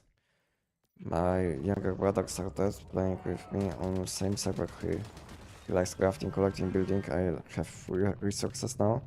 Wow, nice. Insanely good. Insanely good. Yeah, this game is very nice to play with other people. Because like you said, you can... Especially on new seasons, because now I'm like on permanent season, which is like 10 months old. So yeah, my base is full of everything, you know, what I need. But let's say if you will be playing on fresh seasons, then it makes sense to make a small party of people, maybe live in one base for some time. And just let's say this person will collect wood, you will collect stones, this person will go to settlements and he will collect some scrap or things for disassembly bench. You know, so yeah, you can do something like this.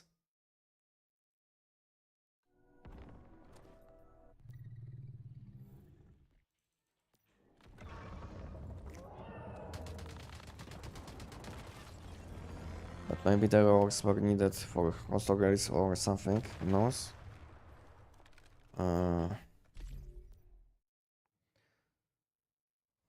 But it does feel like we are not order for some new Silas monoliths. Yeah, I mean they had to change all systems, but I think it took them way too long, you know. I think it took them way too long, and meanwhile we didn't get anything, you know.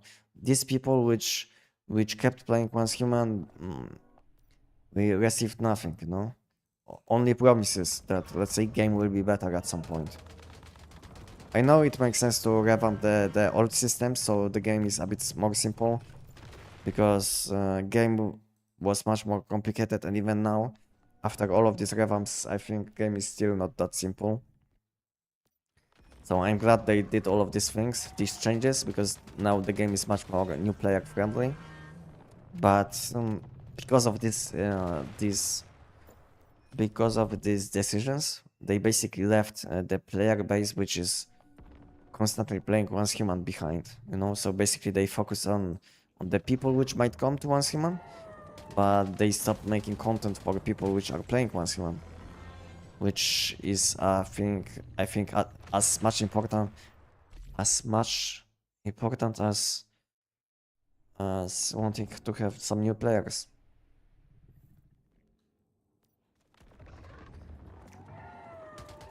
There is too much skins and not enough content. But to be honest, making this kind of trash skins, which they make sometimes, takes them probably like few days, you know. It's not like they will have to focus a lot on these skins, because most of them are made with AI or with any AI use. In addition, most of these skins are coming with some bugs included. So it's not like they even test these skins. So basically, they will push some skins to for sale every like update on every 2 weeks. We have update where they will launch some new Lightforge skins, you know. And most of the time they will be like similar to something what we had recently or back in the day, you know. So it's not like they have like new creative like vision of of skins or something, but it's like reused basically something what we already had. So it's something simple to do, easy. It takes them probably like maybe 1 to 2 days, even maybe even less, you know.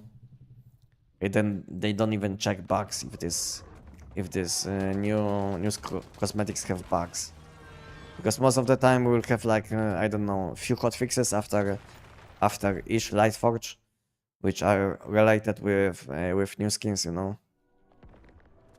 Somehow they can't hotfix like important things, but they but they can hotfix like light forge skins, you know.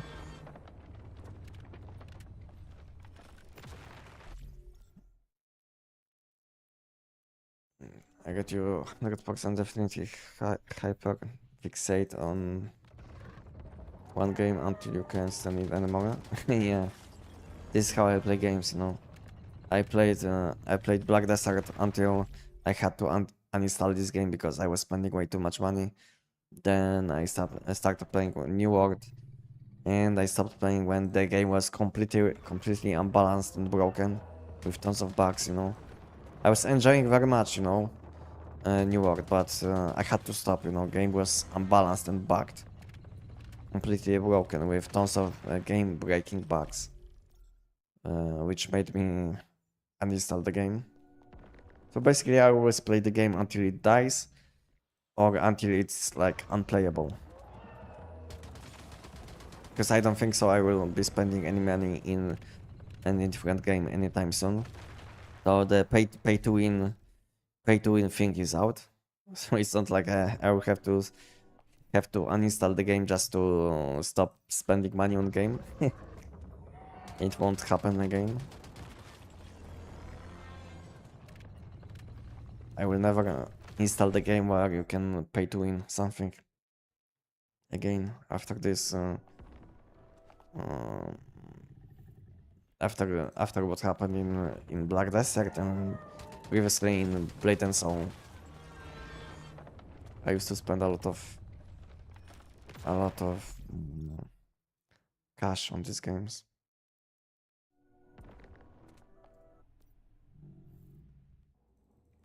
Another EBR skin next loot crate. Why do they do this? I don't know. I didn't pay attention, but it was looking quite similar to, I think, SKS skin, no? I think it was looking like a SKS skin from Battle Pass. What do you guys think? For me, next Lightforge Loot Crate went like complete lazy mode, copy paste from other types of skins, you know. The same weapon like SKS, I think. I didn't check like details, but based on images, I can guess it was like similar to SKS skin which we had recently on Battle Pass. Maybe not this one, because in this Battle Pass, what we have? What kind of weapon we had? I don't even remember which weapon. Yeah, EBR. But last before it was SKS skin, I think. I can show you. But I think it will be like similar skin like EBR, SKS, and now we'll have some for different type of weapon. So basically the same skin for different type of weapon, which isn't even that nice. It doesn't have like any sound effects, special sound effects. It doesn't look that good. The only weapon skin which I was enjoying looking at was bow skin. But to be honest, I didn't have any currency, and I missed the skin. I hope this Lightforge will come back at some point in the future, and then I might get it. But yeah, I didn't get this bow skin, unfortunately, which was probably one of the best skins which they made for weapons.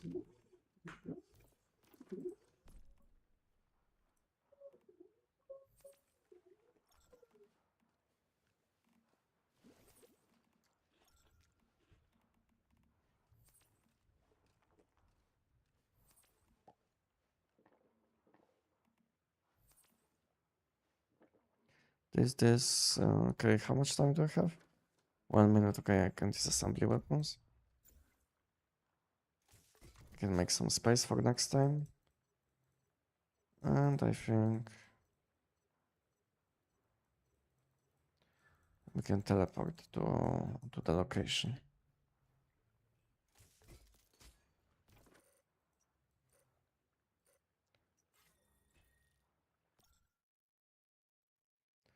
I'm selling gravity crystals for now. I don't know what to do with them.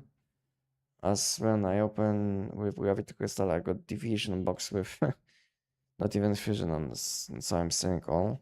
Yeah, it's a good way to get some energy rings, which later on you can spend on, let's say, mod dust. Maybe you can buy some deviations which you are missing. So there is nothing bad in selling these gravity crystals. What is the price on my season?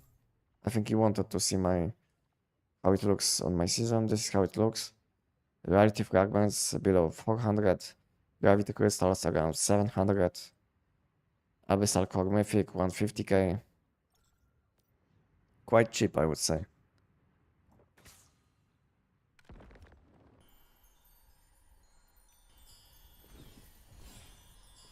I gave my brother full access to my building. He's farming wood and stones all day and building using his creativity. Nice. It's good to have one person which can build, because I have like I don't have like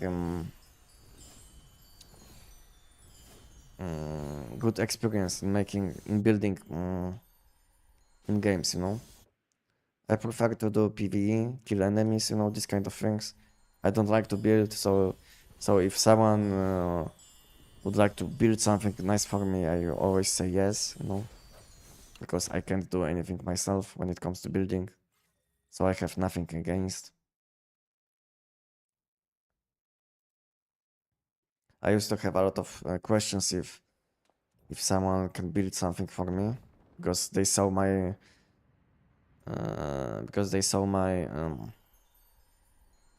saw my base, you know, how it looks like. They said that they can build something nice for me. But to be honest, I like how simple it is. You know, for me it's good enough. So I don't have to change anything. Is it the best one? Or white one? Blue one. Okay. I was thinking it might be a red one, but it was quite hard to notice.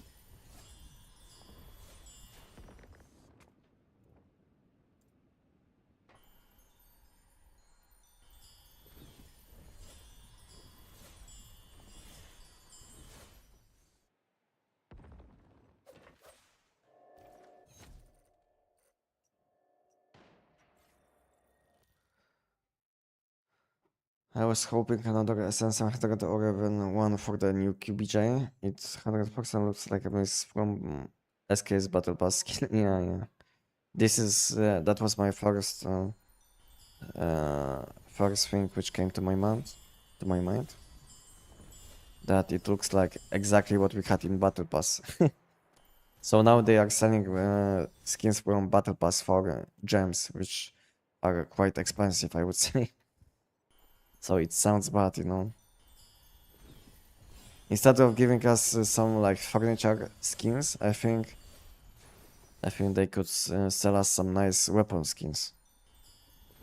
Instead they give us like very expensive skins for furniture or vehicles, which almost no one is using, because we are almost no flying or driving in this game, because almost all the time you can teleport to location and just let's say fly for like 5 seconds and you will be in the place where you can do something, let's say invasions, you know. So most of the people aren't even like flying or driving with vehicles. So I don't know why they focus so much on this kind on these types of skins. I would like to see more skins for weapons, which I think from which they could make a bit more money, in my opinion.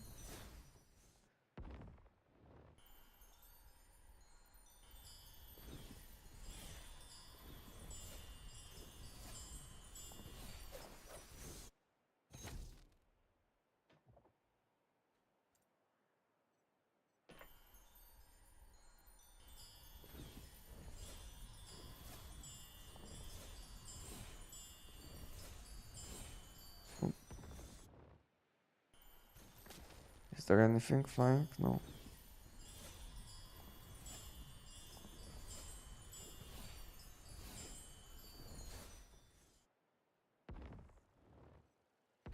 This one is it inside? Might be. Maybe. No. No way.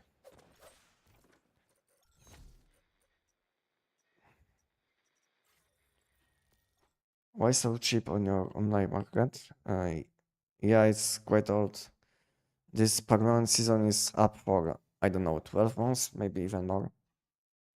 More than 12, I think, at this point. I did join this season when this season was already like few months old. And I'm playing on this season for like, I don't know, 9 months. Or maybe 10. You know, so yeah, this season is quite old. That's why prices are very low. But at the same time, we have like very a huge amount of people playing the game on this season because it's like the biggest season on Europe servers. So yeah, so it makes sense that when more people are saying, more prices are more competitive, I would say. But at the same time, we have more people which can buy. So I don't know. I don't know why it's so low. Because I saw in some places that prices can go even up to like 5 times what we have now on some things. So I don't know why prices are so low. Maybe no one is doing the giant, you know. Maybe all people are kind of lazy on this one, this season. Because from the giant you can get insane amount of energy drinks. I was thinking prices will go higher, to be honest. Since they added this update about NPCs in settlements, because now you can sell all your loot to one NPC, which basically speed ups the process of selling items to NPCs. So I was thinking maybe because of this change, more people will want to sell things to NPCs, and it will make that we'll have much more energy links available. But it's not like this somehow.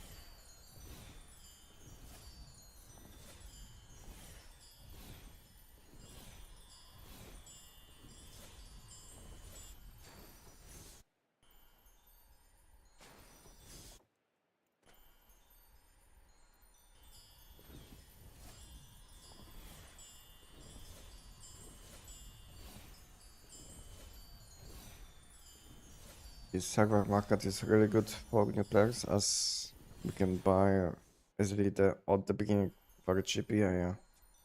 It's organized for people which would like to join and buy some things for cheap. Especially if you can do the giant in decent time or any content which will give you some energy links, then you can buy a lot of things for energy links on my current season. For a nice amount of energy links, like you can buy animals for like I don't know 200,000 for like best in slot animal, which is like insanely cheap. Maybe even less at the moment because last time I checked it was around 150k, which is like exactly like 12 giants, you know. And you will have enough energy drinks for like best in slot animal, which takes like I don't know few months to make. Or deviations can cost like I don't know 5 millions, maybe even less. Maybe even less to make, you know. And you can buy them for a few millions as well, you know, best in slot deviations. quite easy, I would say.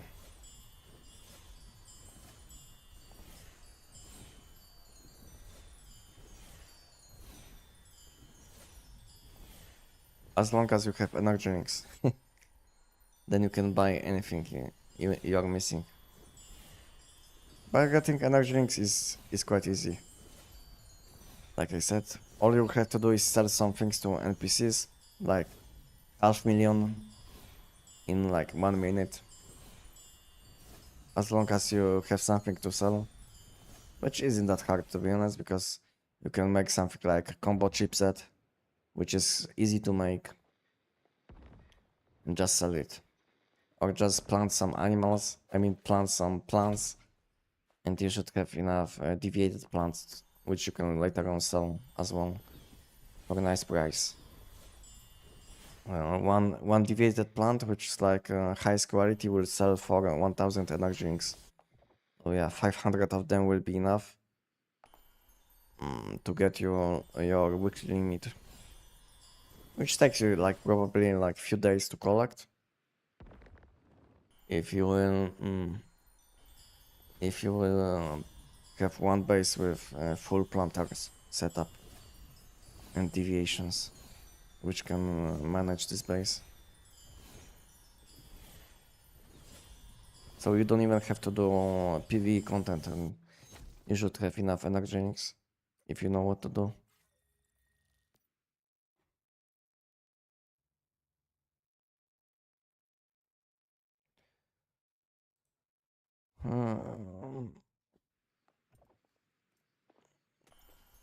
It costs very low, you know.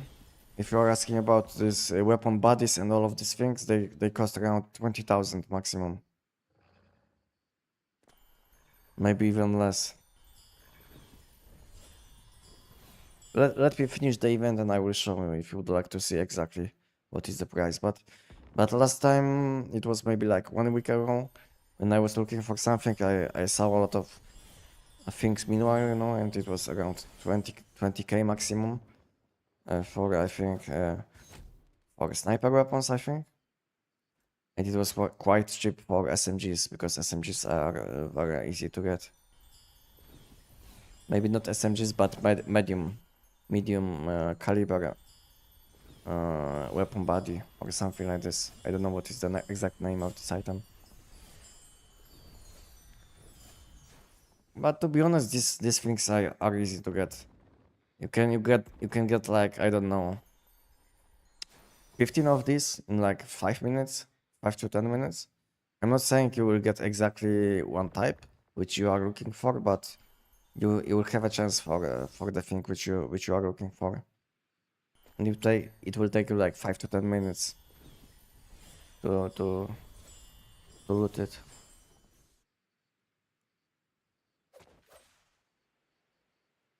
Well, the best place will be uh, 1 second.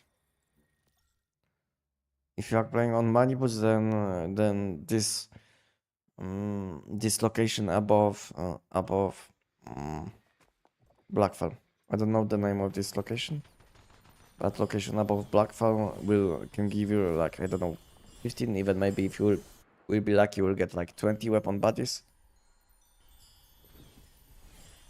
I have video about like rotation, exact rotation, what you will have to do to collect.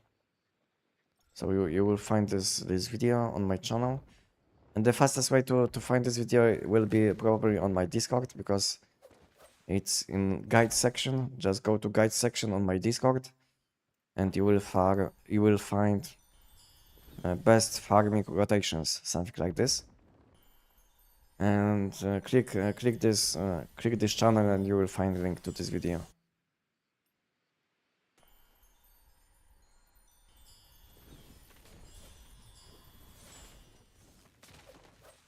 And I show like 4 different locations, 2 on each part of the map, 2 for Way of Winter, and 2 on Manibus part of the map.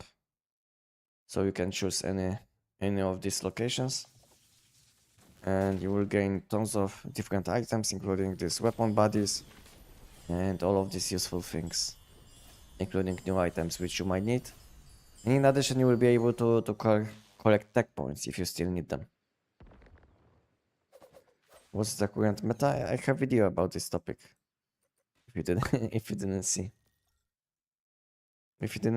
you can have a look, and you have a look on this video, which will be sent by my chatbot, and you will see what is the meta in my opinion. What is the current meta when it comes to weapons?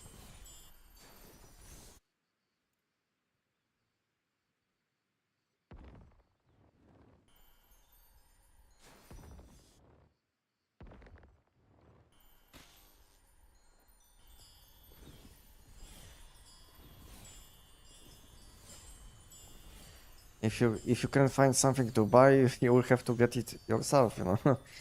And like I said, it's not that hard to get these items, like weapon bodies, like body linings. All of these things are simple to get. But you will have to know to which locations you will have to go to have like highest chance to get them.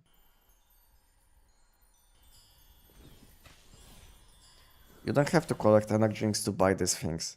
Like I said, it's pretty simple to loot these things, and maybe even loot and sell. You know, maybe it will be a nice profitable thing to do.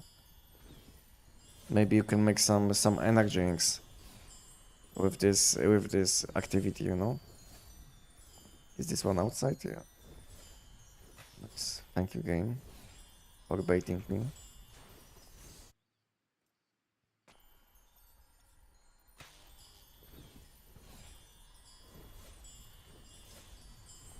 Can I move to permanent endless game, or should I start new from 1 second? New from scratch endless game if I choose populated permanent server like you, it will be easy to progress. And to be honest, it will be harder at the beginning, you know. And you know why it will be? Because whole map will be in endless dream zone. So you will be dying to things like I did now, randomly. So yeah, it will be not easier. It will be easier to interact with other people, maybe buy cheaper things, but open world will be much harder to do, especially in locations where you will have which will be impacted by endless dream, because these zones will have much higher level enemies. You will have to fight with different effects depending on the zone. Depending on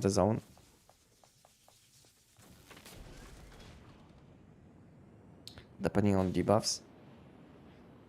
So yeah, it's not that simple. The only nice thing about joining old season will be that everything should be a bit cheaper, and it will be easier to trade with people. You know, so it will be easier to get things like weapon bodies, body linings. All of these things will be very cheap because no one need this, and people will be selling this for almost nothing. But at the same time. Looting in settlements will be harder because you will have these endless dream zones, which might be a bit hard at the start to deal with. So I don't know.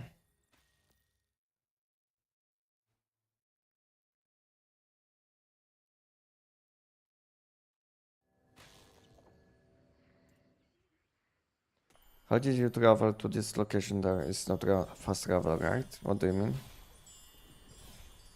Are you asking me about like normal teleportation or a melee weapon which I'm using? Because I don't know what you mean.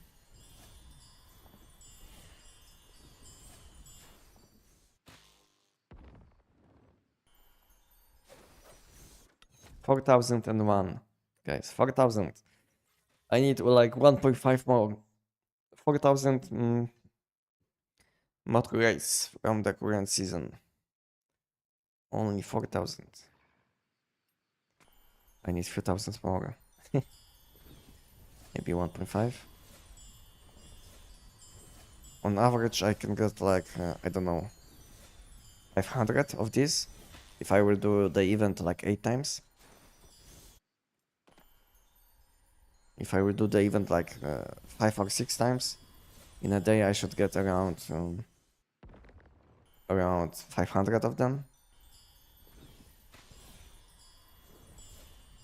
So maybe I can finish in the middle of the next week. But to be honest, I don't think so. I don't think so, just because I will focus on making content again. So maybe it will be a case that, again, the same case like this week, that I will see you guys on next week, and and meanwhile I will be not playing. You know, I will have like the same amount of mods which I have now. So yeah, who knows? Who knows?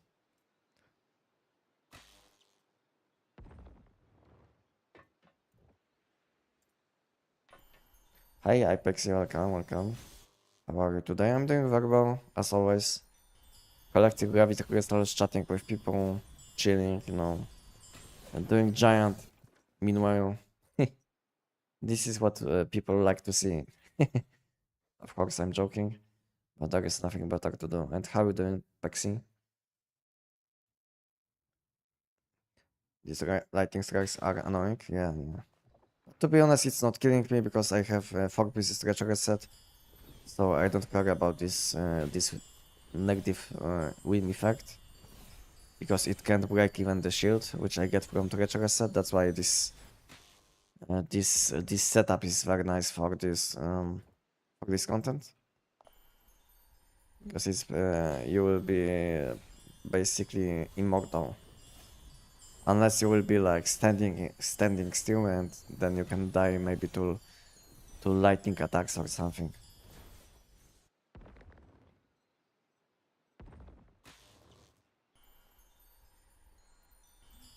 Is this one inside or outside?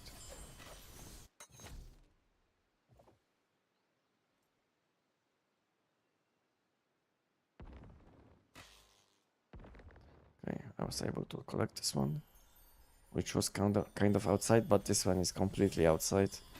So no point to waste my time. Let's go to the next location. Best weapon for silos. The best weapon for silos, depending on silo, but most of the time it will be bow. New bow. I mean bounce bow. Then you can also use EBR-14 with Invincible Sun. You can also use Black Mini with Butterfly, like similar setup like bow. If you do as well as bow, probably. Maybe a bit slower. What else you can use in silos? G17 pistol, you know. If you like unstable bomber effect, then yeah, G70 pistol will do very well in silos.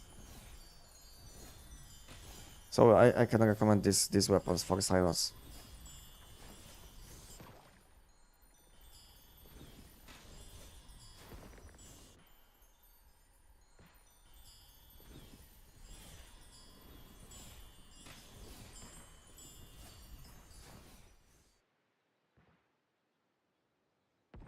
Currently I'm on Anestic but not on permanent.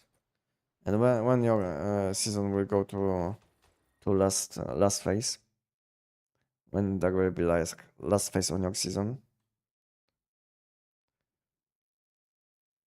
I still have money booster only. I'll play yet to complete. Okay. Okay, so you are playing on multiple seasons at the same time?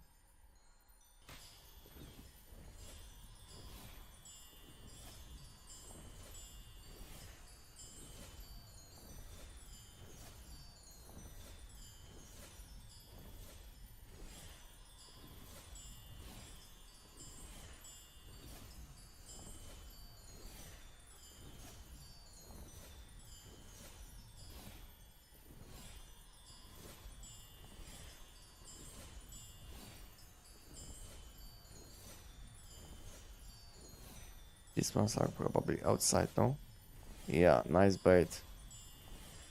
Thank you, game. Jebaited.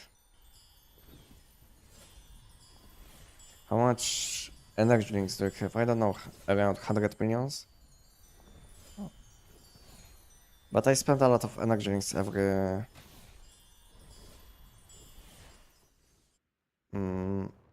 week on mod dust, you know?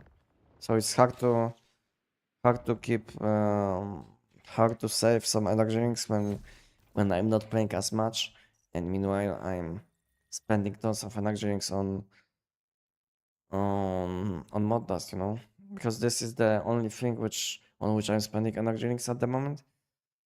I stopped even buying food buffs because I started cooking my food buffs for some reason. I don't know why. Maybe because of the chef class change, you know. I mean, before they changed this class, I used to buy some food buffs with energy drinks because I was a bit too lazy to collect all of these things on my from my alt, you know, from my alt on which I'm planting plants. But since they added this like small chef class shop, I stopped buying food buffs because it's quite simple to just buy what you are missing and cook your food buffs.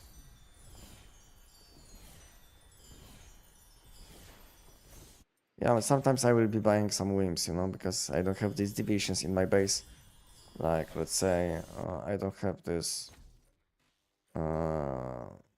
pub body, you know. I don't have this deviation, which gives you a featherweight whim.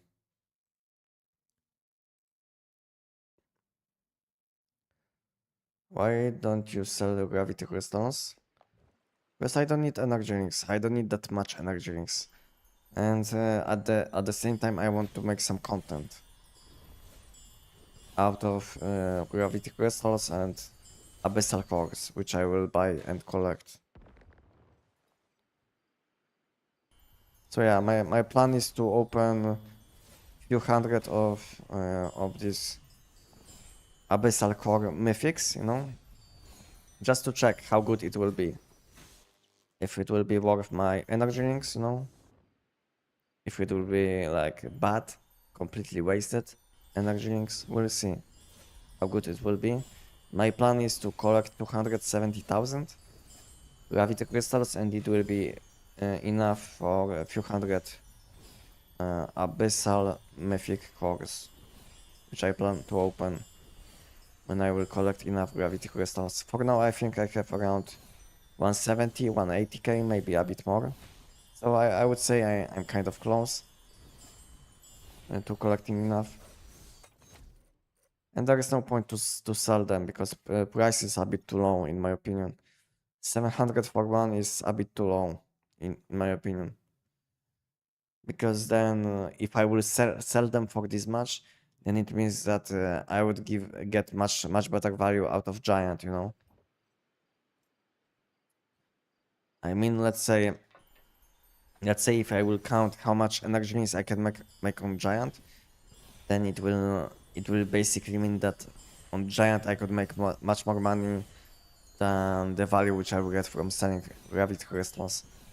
So yeah, I think until the price will be a bit higher, maybe 900, maybe close to 1000, then I will sell them, you know, because then it will be worth to sell them. But for 700, the price is a bit too low. So I would rather test my luck and maybe get some good mods.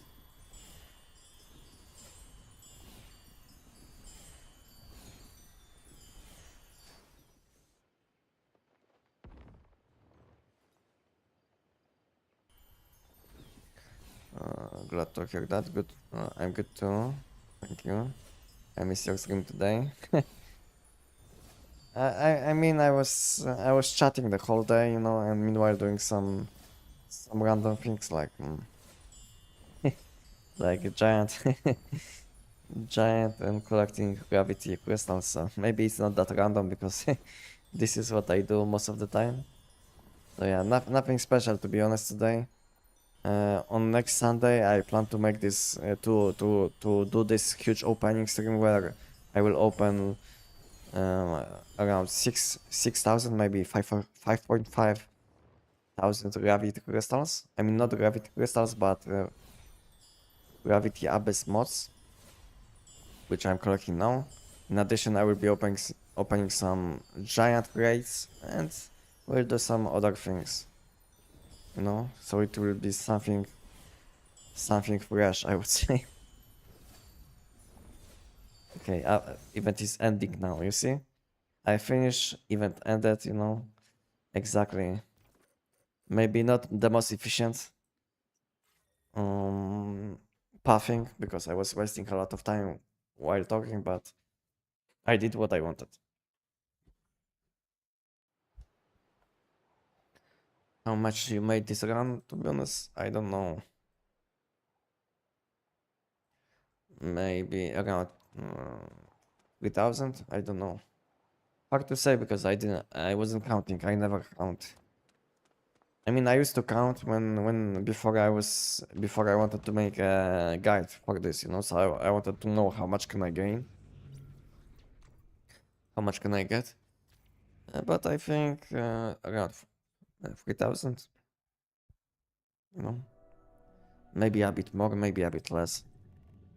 I didn't pay attention.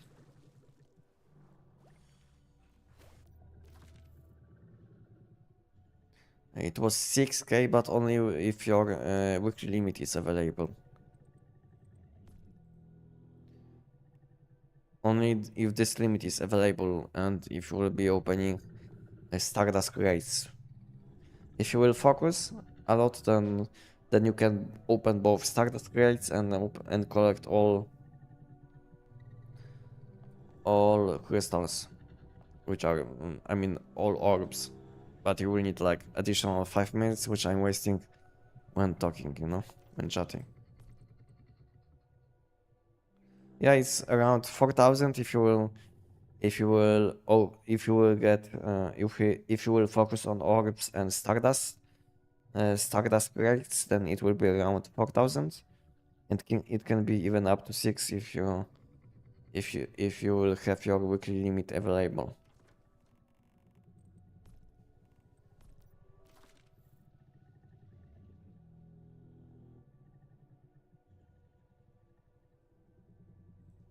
Okay, I was confused what I wanted to do. Food buffs, yes. How many giants did I do today, by the way? I didn't count. Musical.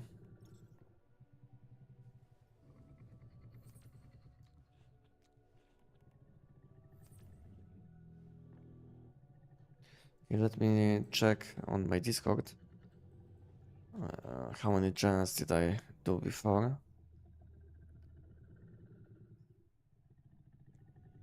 Before I went live. 860. And now I have only 450. 460. Yeah, I'm not even close. I'm not even close to even 700. Yeah. Okay, maybe we'll do the giant.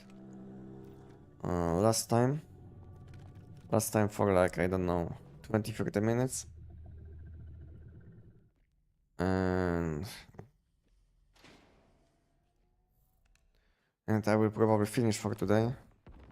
Because I still want to make some content before I will go to sleep. I would like to make one shorts video, and tomorrow when I will wake up, I will have to focus a lot on making content, and I will be very busy tomorrow. Insanely busy day tomorrow. Tons of things to do, but I don't think so.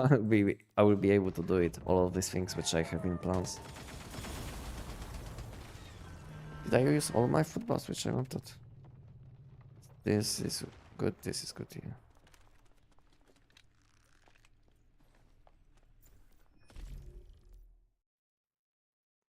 What mod does where can you buy mod does with energy drinks? In the same tab in mod shop. Go to the last tab in mod shop and you will see. You will see. I also have a video about this topic, you know. Have a look on this video, mods, and you will see how you can. I think I was showing how you can buy mods with energy drinks in this shop, and in addition, you will see what I recommend to buy in mod shop. So have a look on this video if you didn't see it, which was sent by my chatbot. Gravity Crystals has 6 days limit. What do I mean 6 days limit? It has like a 10,000 weekly limit. But after you will reach the limit, you will gain half of the amount. That's why I was saying you can get a bit more of them when your limit will be available.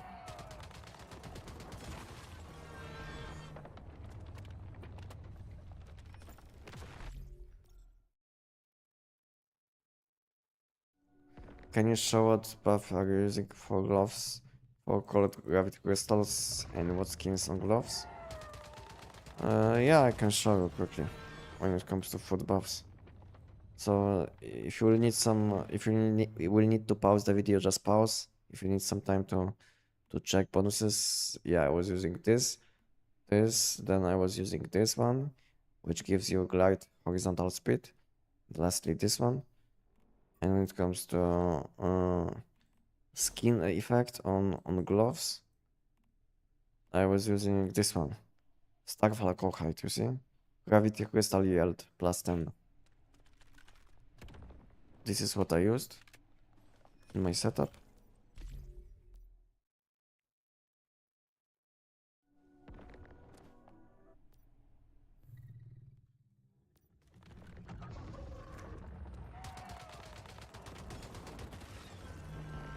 Any new info about update to scenario and new map? All new informations which I know I posted in my shorts video. So if you saw it, my last shorts video, then there is nothing to add. Basically, new scenario should be coming in 2 months. And in next month we should have open beta. I don't know if this open beta will be only for China, if also for all people like EU, you know. So I don't know if open beta will be only for China or for all people. And in 1 month we should have new season, which will be completely about new thing. I mean new visual wheel, which will be completely new one, which will be about sound, some sound effects. I don't know, music. Who knows what they mean? Something like this. And that's it, you know. This is what I know about the most important things which are coming in next 2 months. 2 months human. So basically, new part of the map should be unlocked in around 2 months. Maybe depends on how well the beta test will go. Maybe it will be a bit faster, maybe a bit later. Who knows? And yeah, and new visual wheel should come in around month, and it will be about new thing. And that's it. And in addition, we'll have some class changes. Beastmaster class change. We'll be able to ride on animals.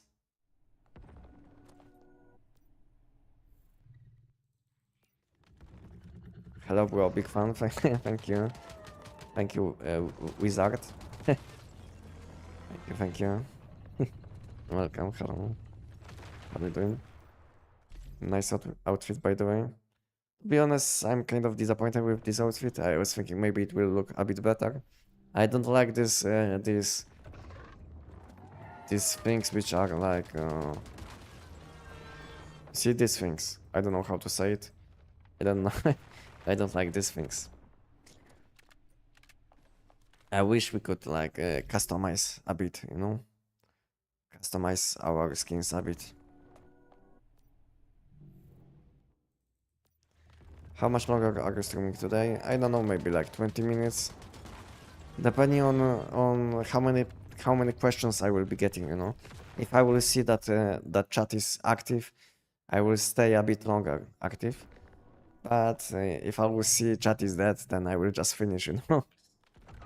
We'll see. We'll see.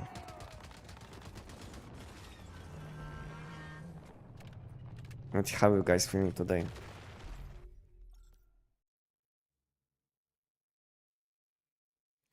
Do you have updated version for the EBR? To be honest, Vadi, my EBR 14 setup is still up to date, which I posted like a few months ago.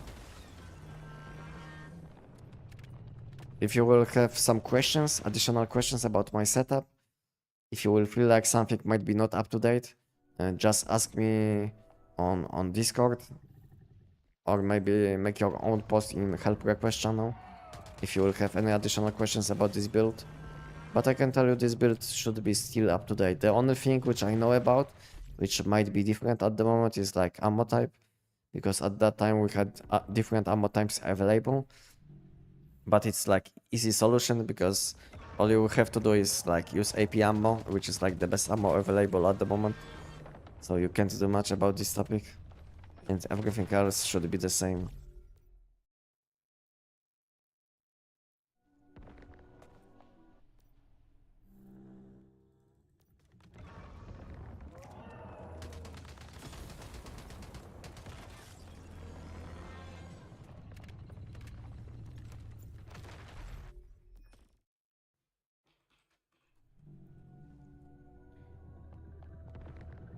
Um,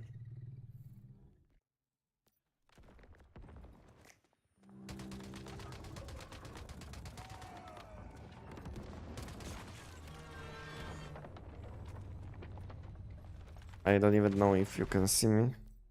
This is probably yeah, you can see. You can't even see me. Give me a second. It's so late.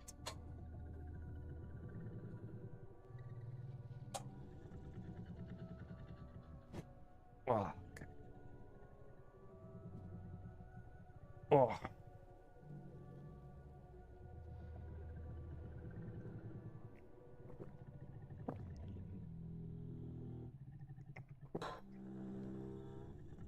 Oh. I don't know what are you planning for, but one thing I was really missing was explaining scenarios, what to pick as total newbie. It is very overwhelming when you start. Maybe I can make a short, quick short video about this. Maybe it will be not useful for someone who already started, but it might be useful for other people. If you have any additional good ideas, you can send all of these good ideas about what new people would like to see on my Discord directly to me. You know, you can send direct message to me if you have nice ideas about topics which you feel like are missing on the internet. Maybe you can pass these ideas to me, and I will try to cover these topics. You know, I have a lot of ideas, you know, about things which I would like to talk about for new people, but maybe I missed something, you know, because I didn't play from beginning for a long time, so maybe I'm missing something what is important for new people.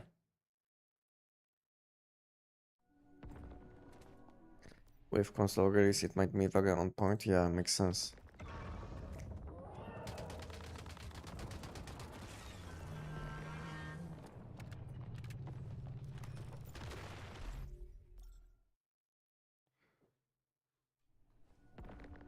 Yeah, because you have this like you said, you have this fresh view, then you have like much better point of view.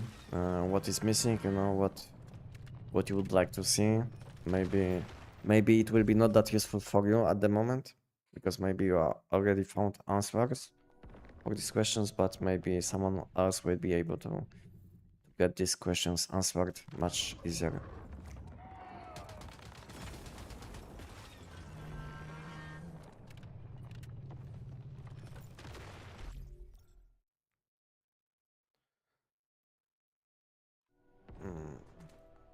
GG man, good night Koi, good night. Thank you for being with me today. Good night and enjoy your time in bed.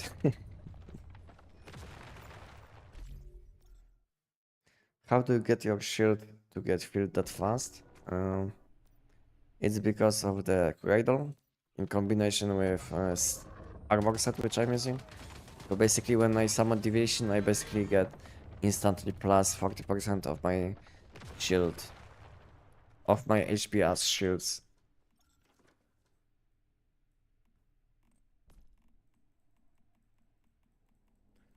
I don't know if this cradle is available on novice, because maybe you are on novice, so maybe you will be missing this cradle. But on season on which I'm playing, you can basically select this cradle, which gives you shields when summoning deviation. In addition, I have this armor set, which gives me plus 10% shield when using deviation ultimate skill, which is basically summoning deviation. So with this combo, you will gain tons of shields. In addition, I can get plus 15 from savior set, which makes in total 55. And then when I kill enemy, then I will gain additional shields because I have rejuvenating mod on my chest slot, which gives me additional shields when killing enemies with small cooldown. There's like 10 seconds cooldown on the shield, and it lasts for 30 seconds.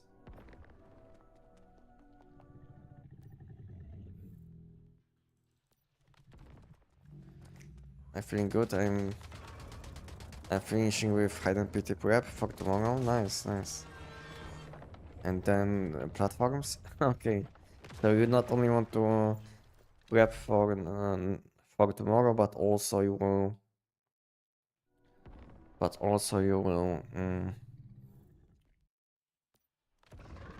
do some platforms today. So not only giants, but also you will do some platforms today. How many giants did you do today, Enox? What weapons are good for Rift Walker? SN700, Jav's pistol, EBR 14, Primal Rage. These weapons, plus Valor. I would use these weapons. Probably one of these weapons. SN700 will be the best. And then these 4 weapons will do similar damage, which I mentioned later on. Maybe it will be like SN700, then second best will be Jav's pistol. And after Jav's, you can use any of these weapons which I mentioned. They will do very similar damage.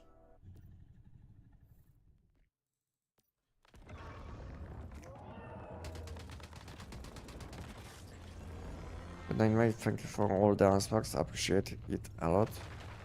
Take care and good luck with your videos. Thank you, Savant. Thank you, Savant, and good night. Enjoy.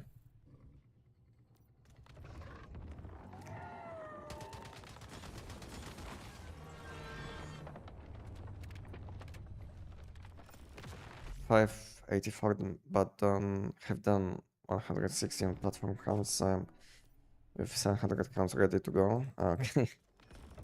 And how you guys doing, by the way, Enox? How you guys doing on platforms? Do you have like full party all the time, or it's hard to find someone to join? Who would like to join? Is it hard to find someone, Enox, at the moment? Or people want to join you guys? Because I didn't do it for like since last Monday. Yeah, I don't know how it is. I took 2 hours shiny mods out of the box today, and how it went.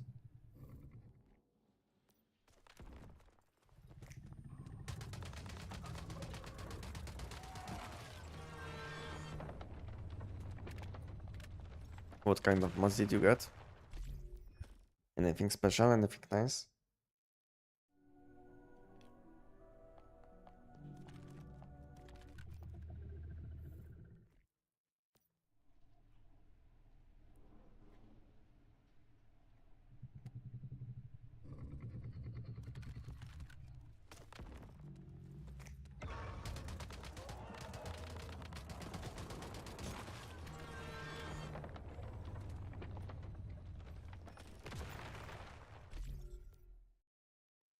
For me, it's hard to find platform team. And what are you playing? Pexi.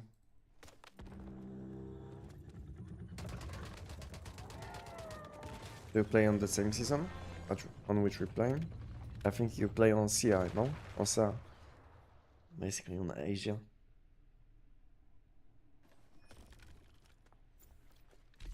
No?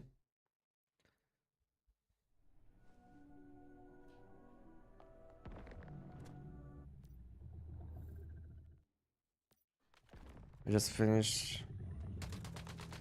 I did it once with. And you are playing on the same season. And what is your nickname in the game?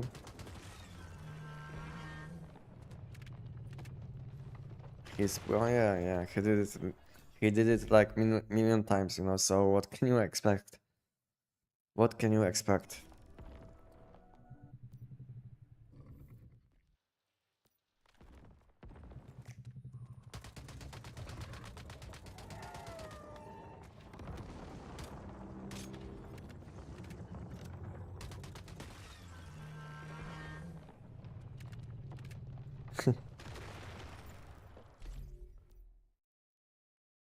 I just finished my percent started on Endless Dream. Is there any tips you could give me for Endless Dream? I think the biggest tip for Endless Dream is probably to use 4 pieces stretcher set for open world, and it will be good enough. I don't think so you need any specific tips. Just pay attention to what is happening on map. When you don't know what is happening on map, just open the map. I will show you. I will leave the dungeon. Just open the map. If you don't know what each effect does, just open the map, and you can check what each effect does. So this way you can learn what is happening in each endless dream zone. So basically you can click on eternal dreamworks, and then you will see all of these effects, you know. So just check what each effect does, you know. When you will see this symbol, it means that visibility is limited, you know. This one, explosions are more likely to occur in this area, you know. And this one will make that lightning will strike randomly in this area, you know. So just pay attention to these bonuses, which each one does, and that's it, you know. To be honest, it's not that complicated like maybe some people think. This one will basically boost damage of enemies in this zone. This one will make them more tanky, and this one will basically not this one because it's a bug, you know, because it's like different different symbol for different effect. But this one should make explosion deal more damage, and there is one more bonus which basically makes enemies to get additional shields, and that's it, you know, like this one. You see? Just have a look on these bonuses, and you will learn quickly what each one does, what you have to do. I think it's quite simple. Just use 4 pieces stretch reset, so you will don't have any problems with surviving. And then have a look on map, what each debuff does, and you should be fine, I think.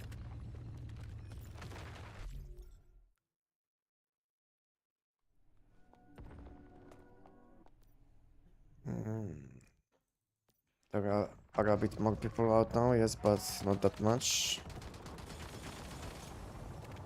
Did I miss all my shots? I was checking chat.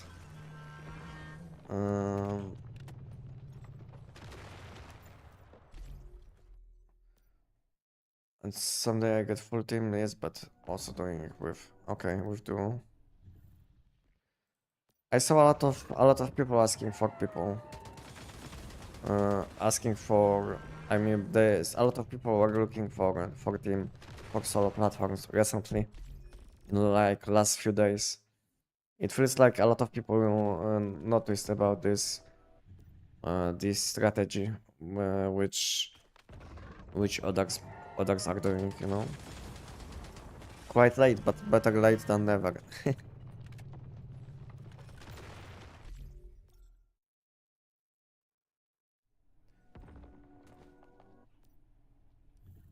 And what is your nickname, Pexi?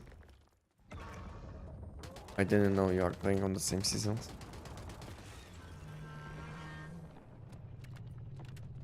Okay, thank you. Is Cam better than KVD for early stage? I think Abyss Grants will be always better in any stage than KVD.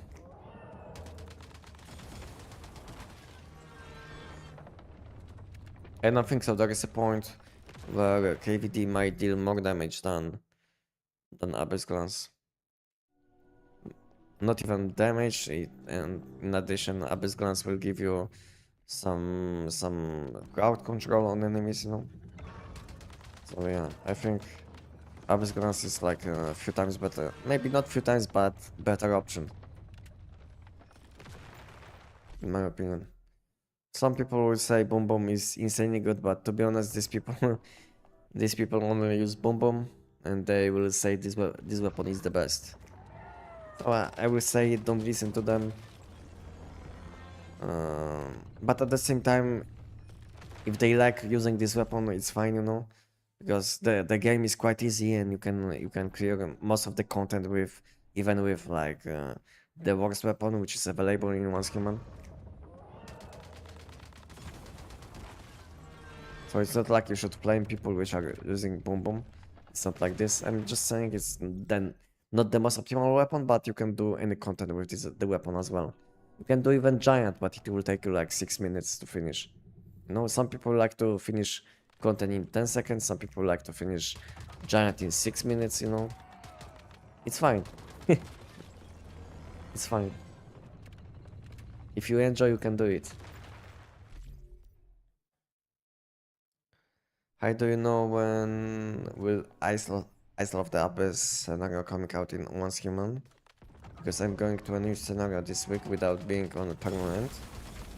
And this one will be probably available in like 2 months. Basically next month we will have beta tests. I don't know if they will be like completely beta or if it will be only beta like for China. So who knows at the moment? But I think it will be beta test for all people, including EU. So we will be able to test this game, test this part of the map, what is happening. You know, we'll test it, and then based on beta tests, we'll see if if the scenario is ready to publish. You know, if this scenario will have insane amount of bugs, if it will be like close to being finished. Based on how well the beta test will go, we will see how soon it might happen. So from what I know at the moment, the plan is to publish open beta in next month, and in around 2 months we should have it available for all people. No?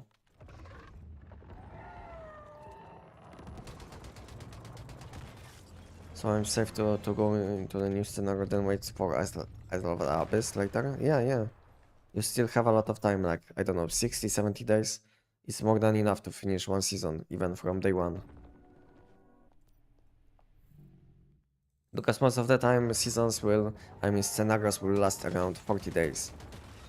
Like, let's say, Manibus, you know, they will last around 40 days. So even if you will start on new one, on fresh one, you should still have enough time to finish it and then wait for a new one. If you would like to enjoy something new, yeah, then you can safely do it. Can you do Giant with different build for a difference? Maybe next time. Maybe next time. For now, I'm just like enjoying. I'm in TEC-9. I wanted to say FP9, but I said P90 because they are changing this weapon name so often, you know, that I'm getting confused sometimes. We had already like few weapon changes. Weapon name changes. I don't know why. Probably because they didn't pay for license or something. So they can't even use the weapon name, which is like original. They can't even use original weapon name, which is like TEC-9. Or before it was AWS, and later on they switched to Bullseye, you know. But the funniest one, in my opinion, is compound bow. Bow is named compound bow is named compound bow, I think. Yes. When you will go to bows, you will have crossbow, compound bow. Well, crossbow is named compound bow. I don't know if it makes sense, but for someone who isn't speaking English as like native English, it doesn't make sense to me. That bow, that crossbow is named compound bow. I don't know. You guys tell me. Does it make sense? I don't know.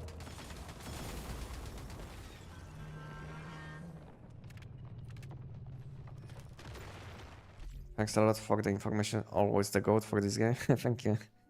Thank you, Tisha. And no problem. If you will have any questions, you can always ask me when I'm live. If I'm not, then you can ask on my Discord.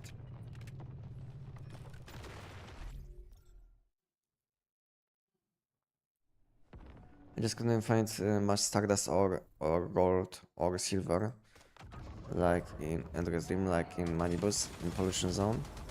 I think it's quite random, you know. I think the biggest amount of these orcs you will find in a wild pollution zone. Maybe you didn't know, but we have few different types of pollution zones. So maybe go to wild one, and wild one should be. I think in wild one I always had the best luck fighting all of these things.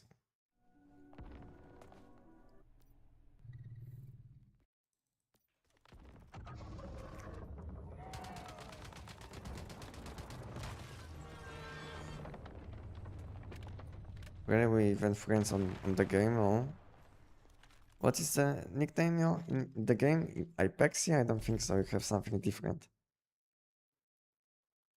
What is your nickname, Pexi? It's hard to remember all of the people, you know. When you have like when I'm chatting with like let's say 1,000 people in a day, and at the same time I'm chatting with different people in the game, and with different people on my Discord, you know. So I have like a million nicknames in my mind, you know. So it's hard to know who is who.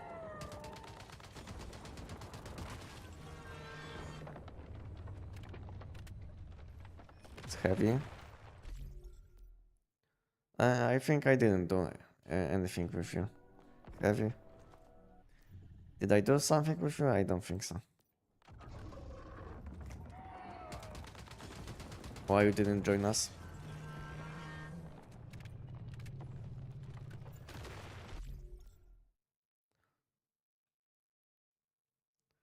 So you said you do platforms solo, but you can't find party, but we often make a party for people which are looking for for platforms, so I don't know.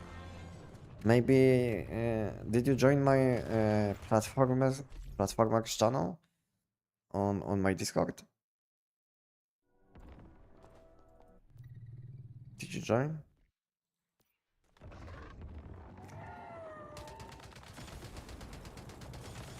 Anestic, what can you say about mod capture preserve? Ah, you're asking me about deviation SCP? How can you get 5 deviations? I get 50 all low level. Basically, you will have a higher chance for higher level deviations when you will do higher difficulty content. I don't know how it is on deviation SCP because I didn't play that. I wasn't enjoying this content, so I can't tell much about deviation SCP.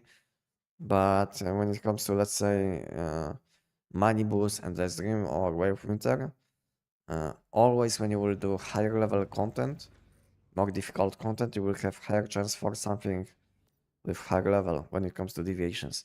So let's say if you will want to have as high as possible skill rating on your deviation, then just do nightmare difficulty content and go to high level zones and catch deviations, you know. This is what you will have to do. Because if you will be catching deviations in, let's say, in let's say Deadsville, which is like a starting location, then of course your deviations will have very low level. Most of the time they will be 1 and 1. So yeah, this is how it is. If you didn't know. So basically you will have to do a bit higher difficulty content. Or just go to higher level zones. If you want to catch some deviations in the world. Wild. Yeah.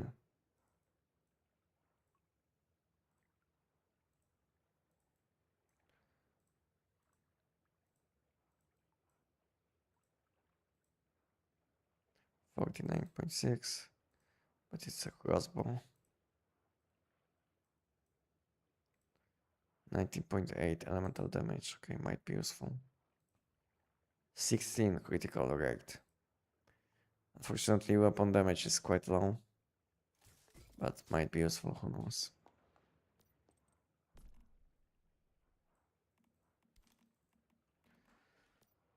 Okay, now I should have space, yes, for weapons.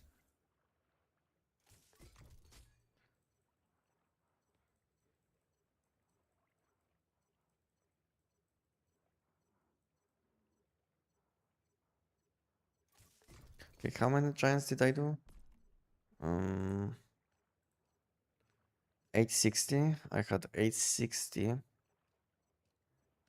And now I have 860. So how many times did I do? 7, 8 minus. That was 860, yes. 860. 518 times.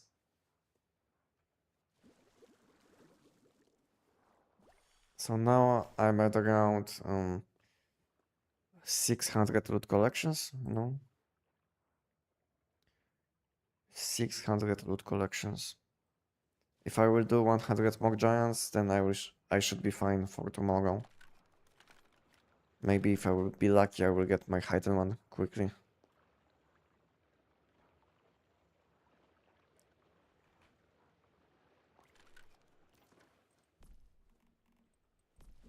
Should I do it? I think I will do it. If I'm that close, I shouldn't stop.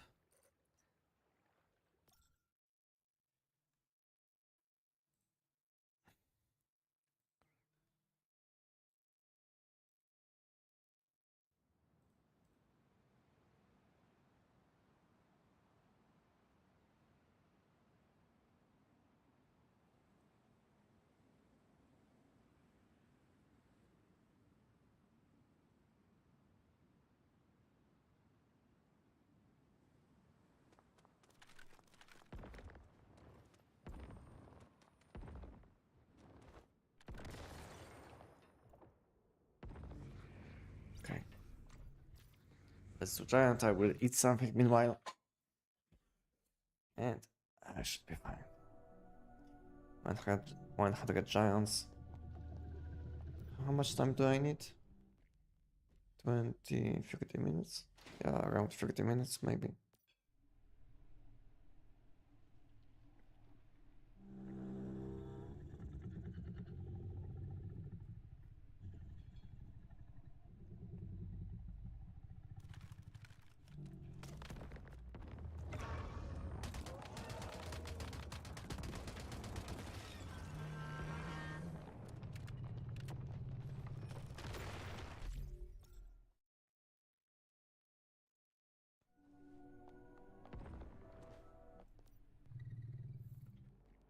You see, Enox, many people are asking about platform solo plus one.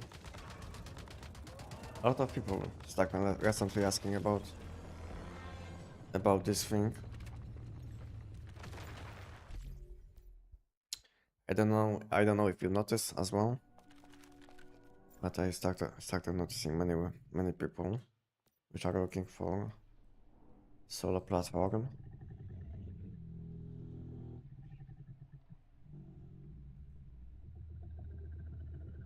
Solar plus one. Solar plus one, the same person. Yeah. Solar plus one.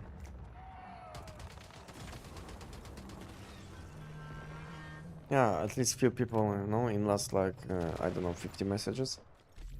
Few people looking for a solar platform, which is nice change, you know. I didn't see anyone looking like, I don't know, 10 days, maybe 2 weeks ago. I think a lot of people started noticing that it's a good opportunity to get some legendary mods. But I mean full team. Oh, okay, so you found team or you made team?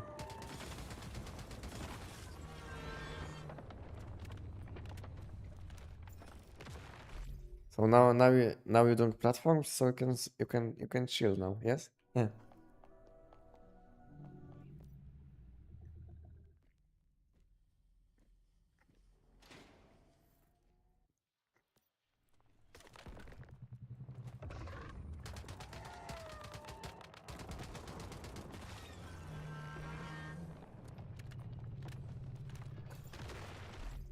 And how you do them?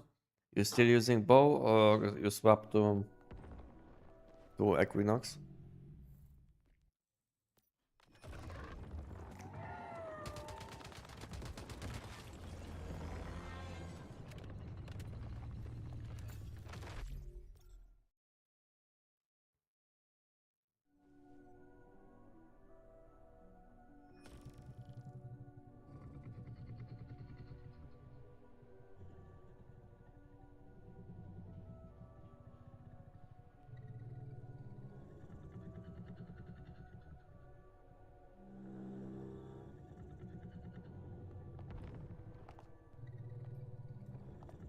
Yeah, giant pact.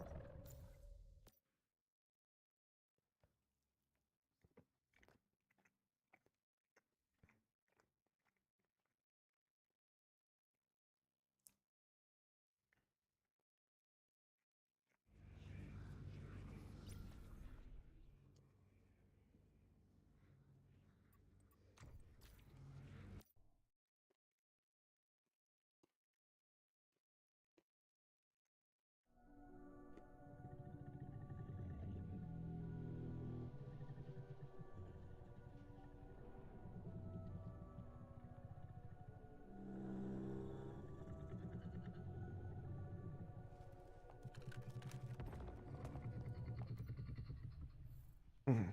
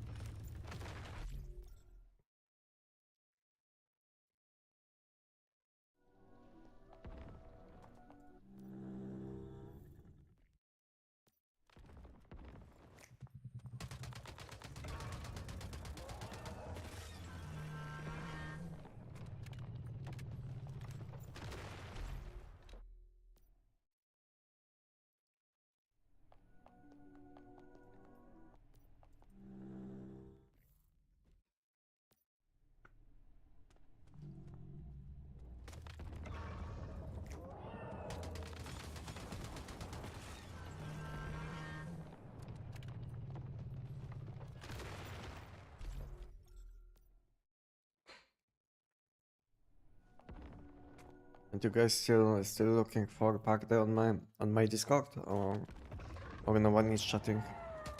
Because I wasn't checking the platform channel for some time.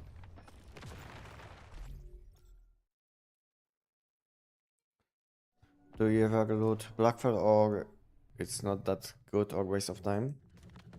To be honest, it's a very useful activity which you will have to do if you will start playing once human, especially for tech points.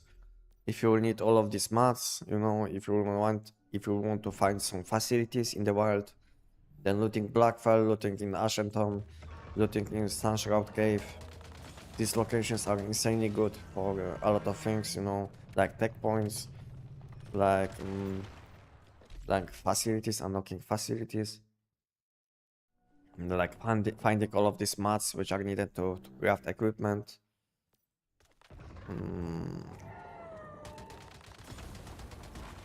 Yeah, I think that's it, you know. Yeah, so I think it's insanely important to do this at least like, I don't know, 20 times in total, just to collect enough tech points, collect enough mats to craft your whole equipment, collect enough things so you will be like able to make your own base setup, you know, with all facilities and all of these things. Yeah.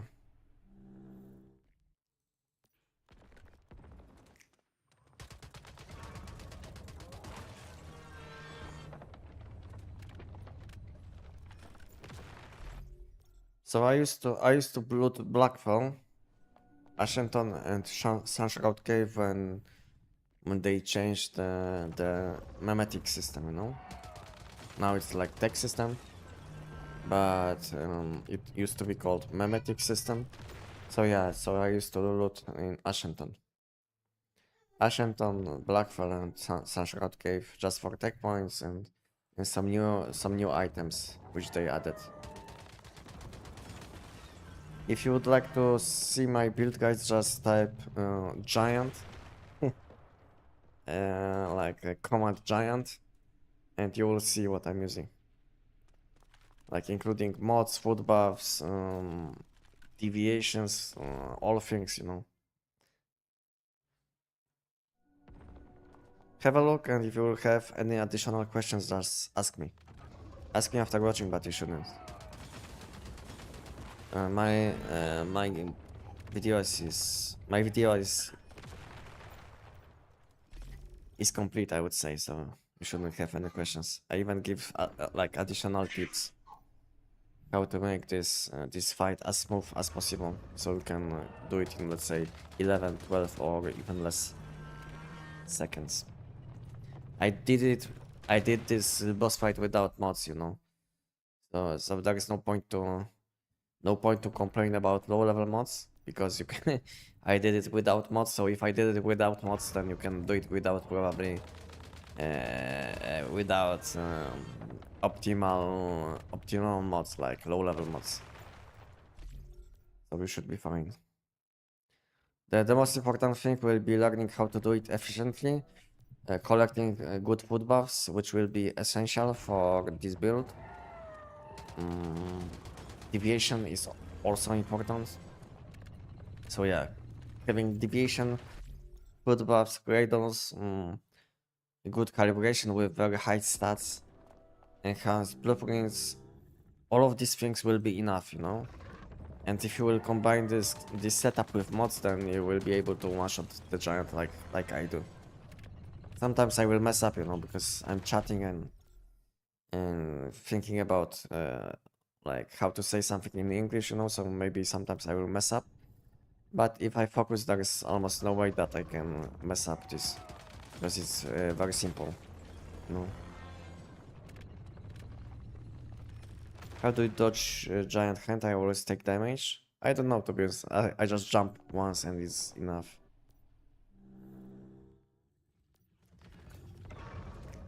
You see, it's like you need to know when to jump, you know. Pay attention to when I jump. Basically, I jump like millisecond before the giant will smash the platform, and I take no damage that way. So to be honest, I did it like thousands of times, you know, like 50 times, thousands of times. So I just know the timing, you know, perfectly. I don't even have to pay attention because I can see his hand and I know when to jump.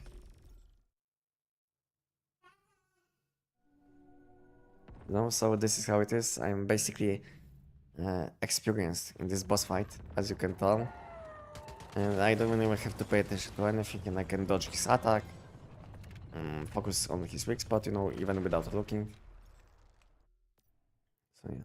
What build is this? This build is Frost Elemental Damage, FP9. It used to be called TEC-9, but now it's FP9.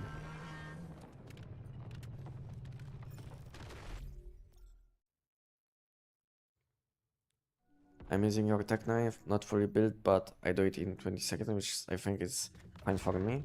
Yeah, if you feel like it's fine for you, then yeah, it's nice. I think 20 seconds is quite good, I would say. I'm not saying it's like perfect or something, but 20 seconds is a very nice time from which you can easily improve as the time passes, because you will learn how to use this weapon optimally. You will maybe save a few seconds here and there, and maybe then you will get some better calibrations, like a bit better mods, you know. You can always go down in time until you will get to, let's say, 10 or 9 seconds. Then it's almost impossible because you are basically limited by the loading time. Then there is no way to go down in time. Unless you will be able to kill him like we used to be able for like a few days with melee weapon, you know? I don't know, guys, if you saw, but we could one-shot the giant without even going through the through this door, which is like insane, you know? All you had to do is summon this deviation. What is the name of this deviation? This bird, which applies bullseye debuff. What is the name of this deviation?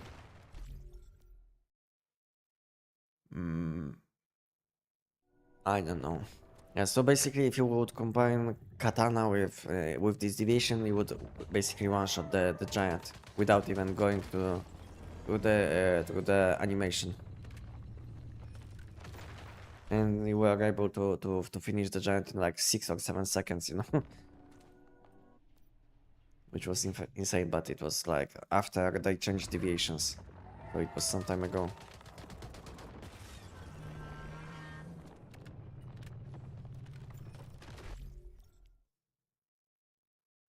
I copied almost all your builds, but yes, I don't have your mods. Yeah, maybe you don't have my mods, but maybe you have better skill, you know? It's not always about mods. Maybe you can save maybe like 1 second. Maybe you can shoot a bit better than I do. Maybe you can do other things better than I do. So even if you will have a bit worse mods, maybe you can play a bit better. So you can catch up with other things.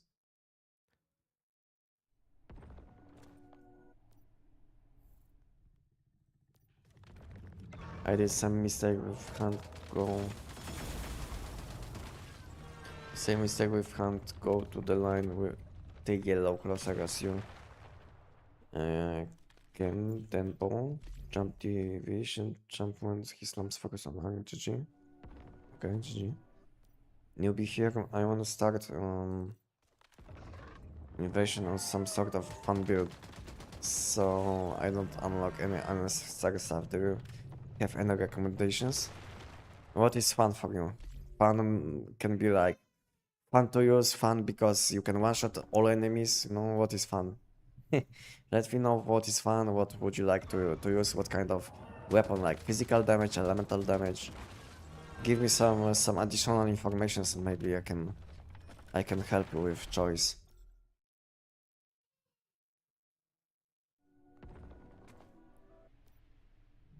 Give me some information and I will help you.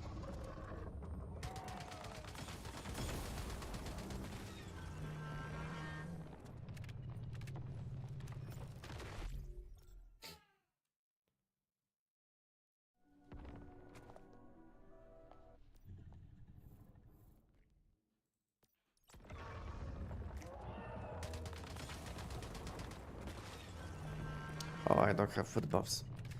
That's why my damage is very low. Now I know.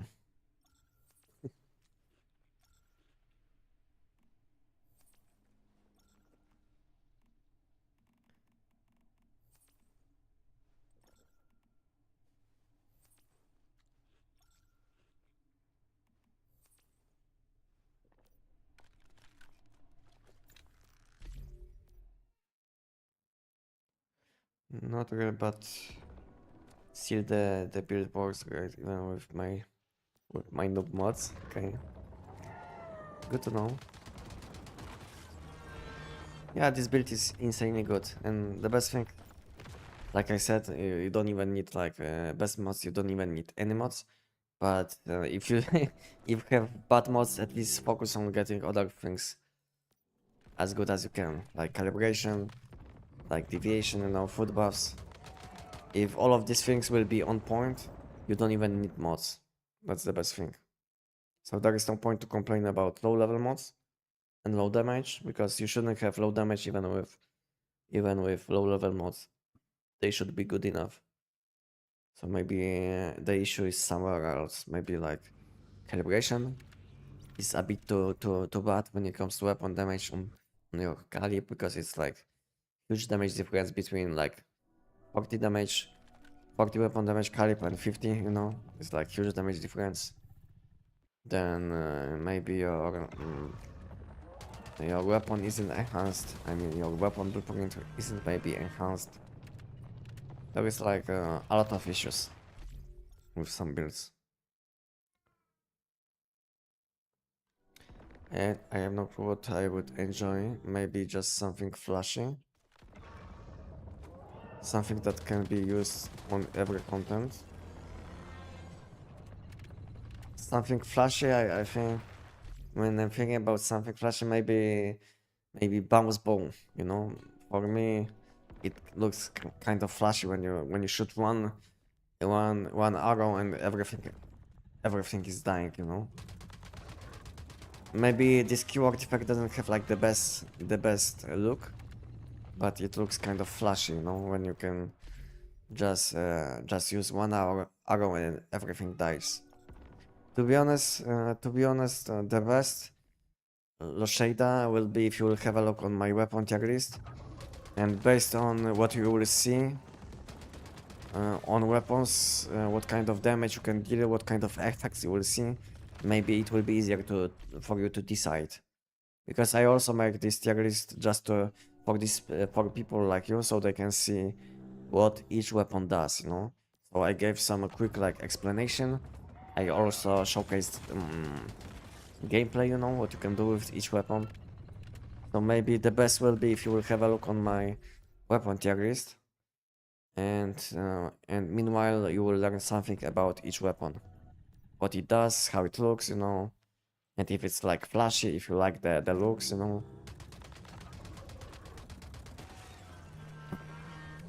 Yeah, it will be the best. The video is like 20 minutes long, maybe 25, but you'll see all 29 legendary weapons available in action.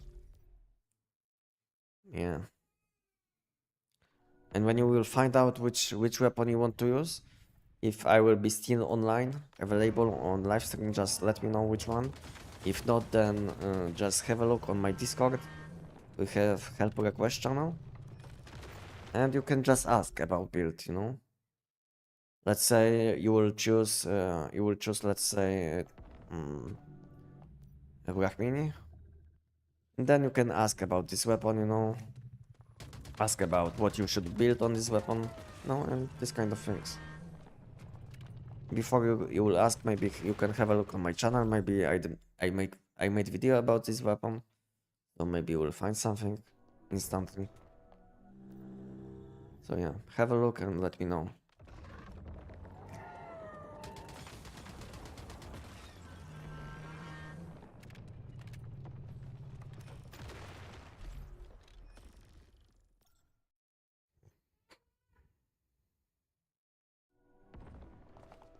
When I'm thinking about flashy weapon now, I'm thinking about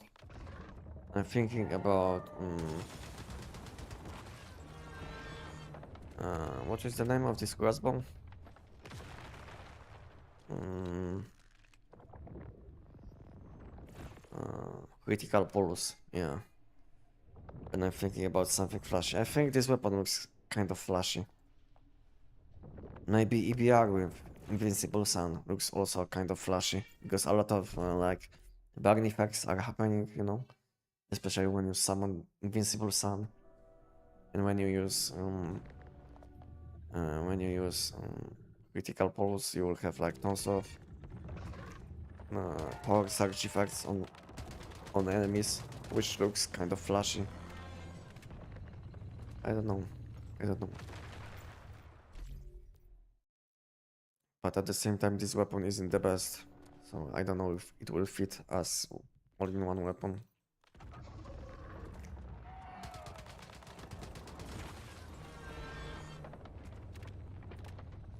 Can you explain the mod PC system?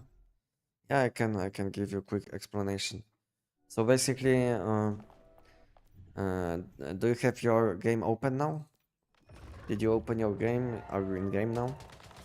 So maybe it will be easier to explain if you will have your game open at the same time and you will have a look. So I will be talking then and you can have a look. And what is the number? Let's say 0 out of 5 or 5 out of 5. What is the number? What is the exact number in PT system? What is it saying?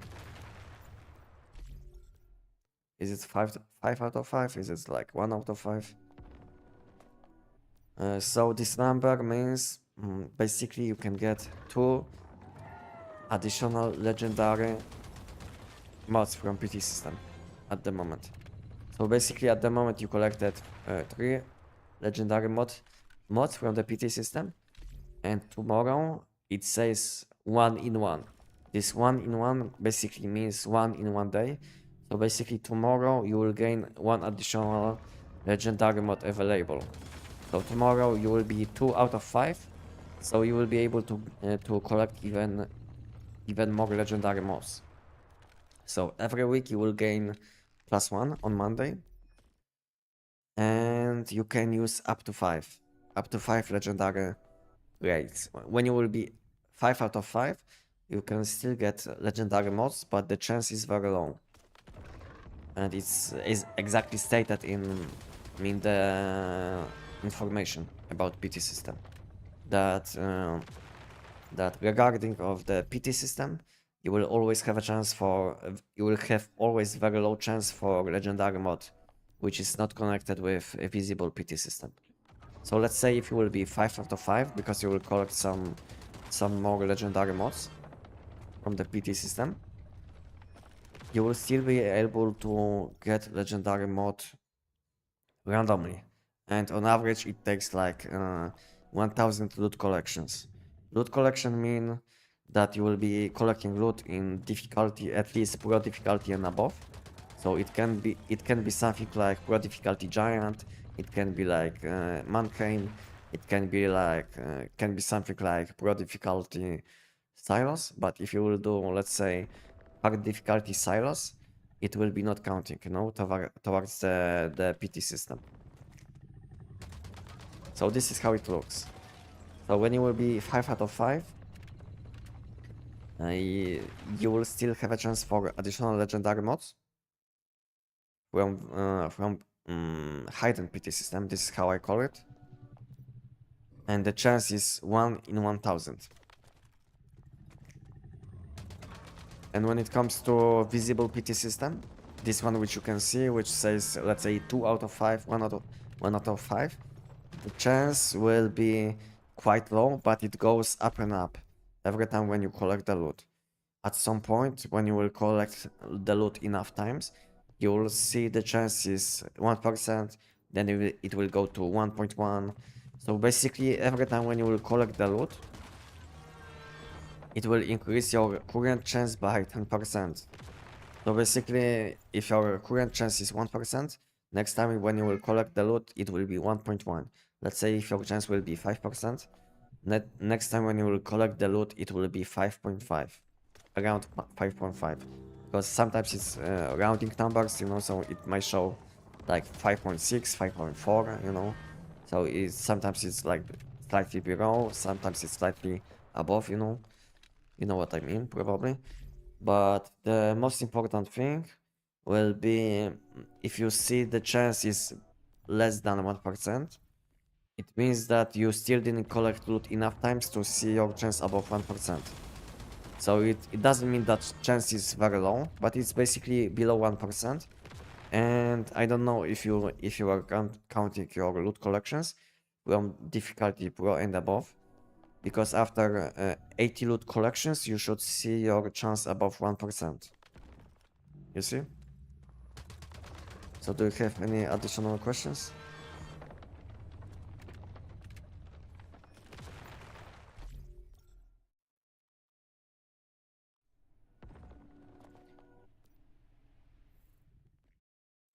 So it's random, I can get it anytime. Yeah, it's random, you can get it anytime, but the chance is very low because the chance is always stated, you know, when it comes to a visible PT system. But we also have hidden PT system, which isn't connected with a visible PT system. So basically, let's say you are a 2 out of 5, and you will get legendary mod, and then you will check your collection, mod collection. You will check your PT system, and you will see that, let's say, your PT system is still 2 out of 5. It means that this legendary mod rate which you collected was from the hidden PT system. So it means basically you are very lucky, and you should be very happy about this, you know, because it means that you basically got additional legendary mod, which isn't related with visible PT system, which was much harder to get, or which you had much less chance. But for visible one, it's basically on average you will have to collect loot around 100 times. So most of the people like to do some easier content, like let's say giant, they will do the giant like 60, 80 times. And when they will see the chance is exactly 1%, they will swap to content from which they would like to get your legendary mod. So let's say you will do the giant 80 times, or let's say money boost nightmare 80 times, which I have to mention is not the safest option, because even though the chance is less than 1, you can still get it, you know. Maybe you will be insanely unlucky and lucky at the same time, and you will get legendary mod which you don't want. So it's very important to do the content which will give you legendary mod you want when you have your legendary mods available. You get me? So basically, when you are below 5 out of 5, and then you should focus only on content which gives you legendary mod you want, especially when you will be above 1% chance. When you are below 1% chance, it's not that important, because the chance is very low, and each time when you will collect the loot with in pro difficulty and above, you will increase your chance. And like I said, when it will be 1% or above, you will start seeing your chance going higher and higher with each loot collection. And each loot collection counts as one, even if loot collection gives you like 2 mods from what one mod crate, or let's say if you will do money boost nightmare, which will give you 2 mod crates, it still counts as one. You got me now? I think I gave a good explanation. Even I'm impressed. I think.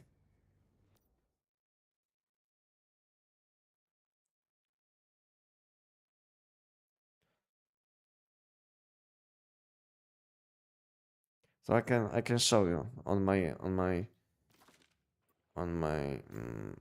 situation. You see, I'm a 5 out of 5. So basically, it means that I have very low chance to get a legendary mod, which will be not related with a visible PT system, because there is like, and first information is that in pro difficulty and above there is a chance to drop legendary mod crates.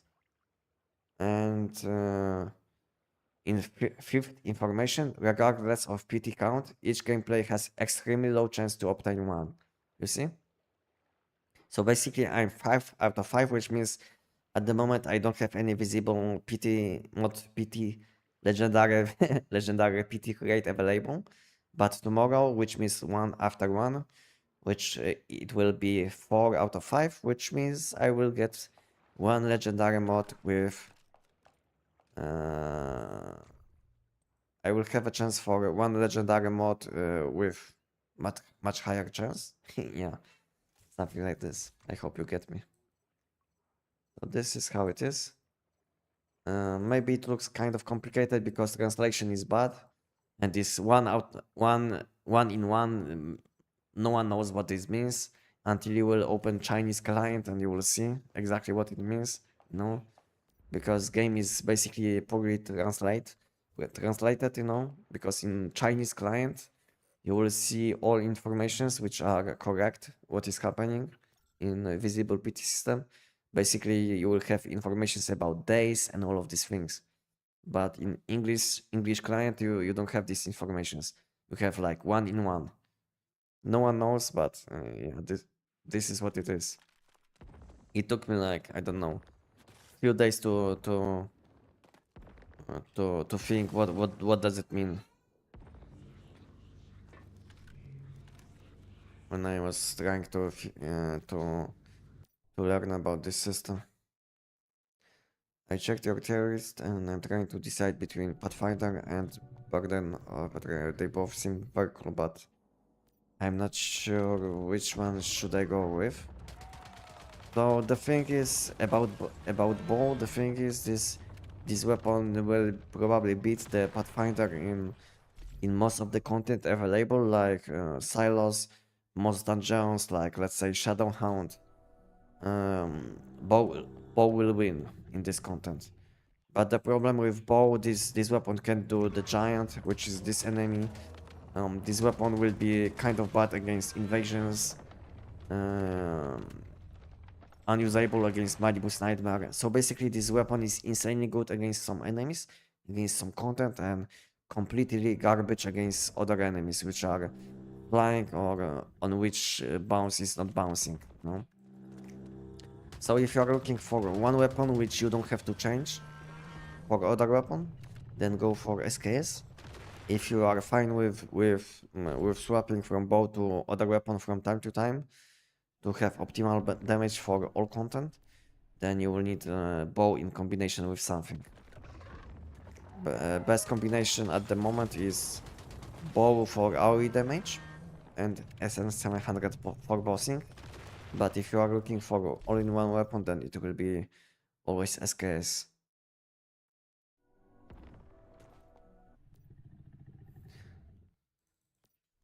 Finally versus Fight Partner, which one is better against single target bosses? Finally, always wins. The only place where SKS wins will be Giant.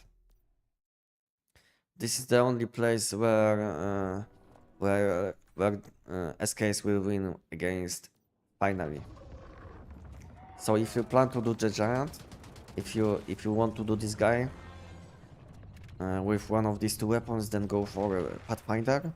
But if you don't care about doing the Giant, maybe you prefer to do Mannheim, then go for Essence 100 finale. This will be the answer. A quick question about mods are you talking? So you kill Giant about 60 times if you need weapon mods, you continue on Giant if you need, for example, gloves mod, you check which silo. 1 second, because I'm confused with my rotation. 1 second. Okay, a question about mods you're talking. So you kill Giant about 60 times if you need weapon mod. You continue on Giant if you need, for example, glove mod, you check which silo. Man only drops gloves, but what are people talking about? You need to do guys high risk events for keyword means, let's say Rust doesn't silo drop keywords? No. So let's say if you will want to use keyword suffix on your weapon and mask, because only on these two slots you can use keyword suffix, then you will have to do either high risk events, which are available on all seasons but novice, because it's like basically small events which are happening from time to time on map. And from these events you will have a small chance for legendary mod with keyword suffix, as well for level 7 to 15 level mods, which aren't the highest quality. And when it comes to the best source of keyword mods, it will be Manibus Nightmare, which you can find on Endless Dream. And you can also level up your keyword mods in mod shop, you know. And when it comes to the PT system which you were asking about 60 times giant, then yeah, if let's say if you want to get your legendary mod from the silo which gives you gloves, then yeah, you can do giant, let's say 40-60 times. You know, sooner you will finish, sooner you will stop, safer it will be, because at some point you will have a quite high chance to get your legendary mod. Even if it stays below 1%, the chance might be already like 0.5%, which is already quite high, I would say. Maybe it sounds like it's not high enough, but 0.5% can happen, you know. So I don't know. I don't think so. You want to waste your weekly legendary mod on giant, especially if you don't need weapon mods or mask mods. Yeah. So yeah, let's say if you want to speed up the process, then you will want to do, let's say, 40 times giant just to stay safe. Then you will want to do the content from which you would like to get your legendary mod.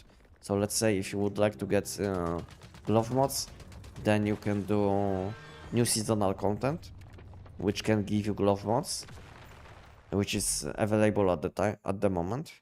Or you can do silo, which is easier to do. Or you can do something like what you can do for gloves. Yeah, I think all what you can do is either a silo with glove mods. You can do new seasonal content, which can give you glove mods with new seasonal suffix. But you can also do Mannheim, which will give you legendary mod for your whole equipment, which you will be able to select. So you'll be able to select helmet, mask, gloves, you know, any armor piece with non-keyword suffix.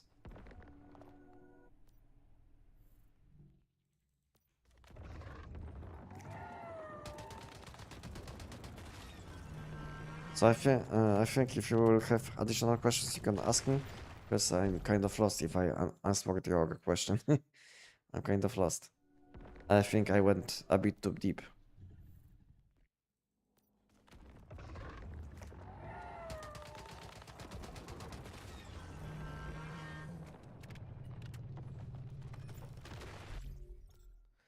I use my magazine trick to on Pathfinder and destroy bosses. What does it mean? Magazine trick? You mean that you reload on secondary preset where you will gain much more bullets in your magazine? This is what you mean? Oh yeah, and Mannheim goes if you don't want to collect weapon mods and want gear grade. Do the same if you want specific gear. Yeah, exactly. So if you don't know which kind of mod you can get from each content, just click on the dungeon and you will have informations. You know, just click on each silo, what it gives. Click on each monolith, and it will show you which kind of mods you can get, what kind of legendary mods you can get. Yeah. But as always, the best mods will be from seasonal content. So at the moment we have Gravity Abyss event. I mean season, or whatever you call it. Some people call it seasons. Some people call it visionary wheel. You know, I'm lost. You know, I don't even know how to call it. Sometimes I call it seasons. Sometimes visionary wheels. You know. Yeah. So let's say we have now Gravity Abyss visionary wheel, from which you can get seasonal mods for shoes, gloves, and pants. You know. So if you are missing any mods on these slots, and if you can do this content because let's say you aren't playing on novice, then I think you should do this content. It should be your main goal to spend your legendary mods on. at least to get your gloves, pants, and shoes on level 17. And then you can spend your legendary mods on other slots, which are less important at the moment, like helmet with non-keyword suffix, which is less important but the best thing which you can get at the moment. Then something for chest, with non-keyword suffix as well. You know, it can be any mod like rejuvenating, which is very nice. I think one of the best mods which you can use on top slot. Some people prefer Ardent Shield, but I prefer rejuvenating.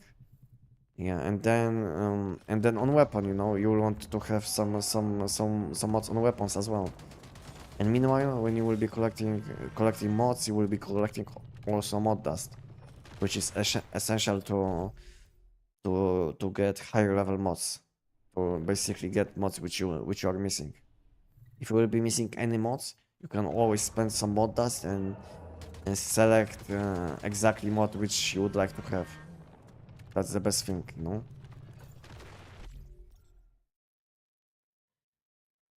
Is this the same build you have on your YouTube channel? Yes. It's 1-to-1 with my TEC-9 Frost Elemental Damage setup for Giant. This is the same setup, but now you might see a bit higher damage, just because it's like the best mutation, you know? That's why the damage is much higher than on my video, because on my video I think I was doing like 180k, but now because of the mutation we have like highest damage available, so I'm hitting over 200k with each bullet, with each critical hit. So yeah, damage is higher than on my video, but it's because of the mutation. Because of the SMG bonus damage for this week. Because some people don't pay attention to mutations, and they will say something like, wow, on this week Giant was insanely easy, but now, did they change Giant? What happened, you know?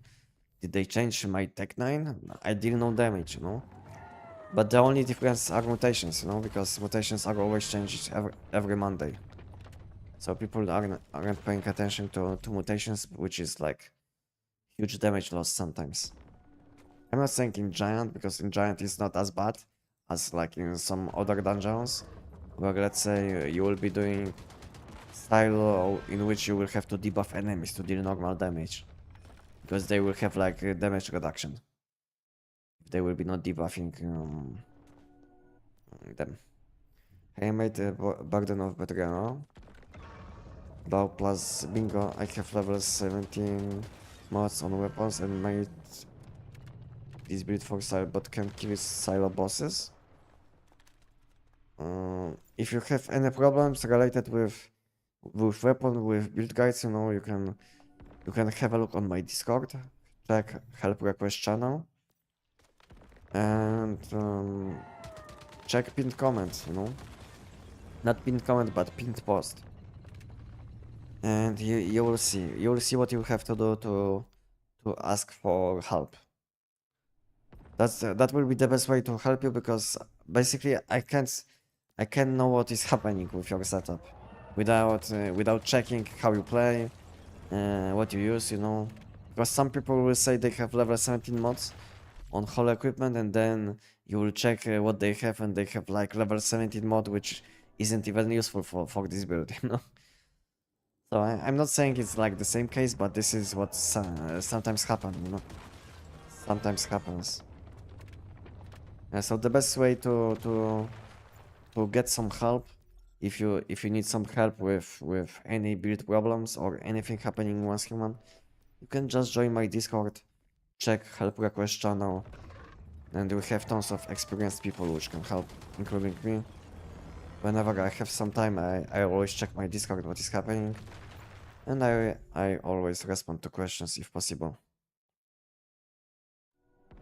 Which weapon you prefer using in Silos? Still Abyss Glance or EBR-14?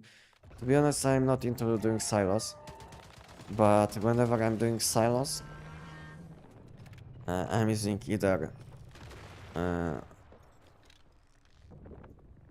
bow, bounce bow, or I'm using EBR-14 with Invincible Sun, or I'm using Brahmini with Butterfly, or G17, you know, one of these weapons, depending on how I feel.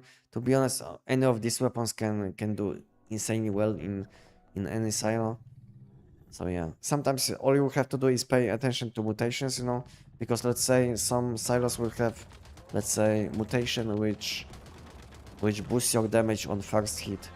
Then in this dungeon, in this mutation, the best choice will be a G17, because this weapon deals insanely high damage with one hit, you know. So this insane damage will be only multiplied by the bonus.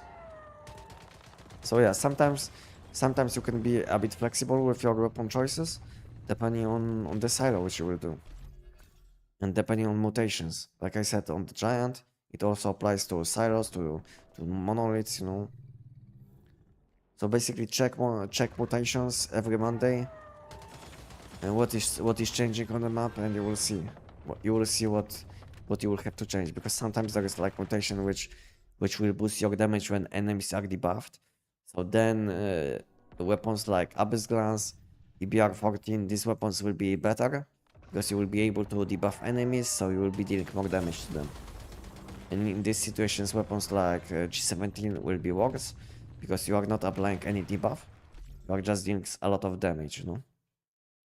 So yeah, just pay attention to the mutations and you will be good with any weapon which I mentioned.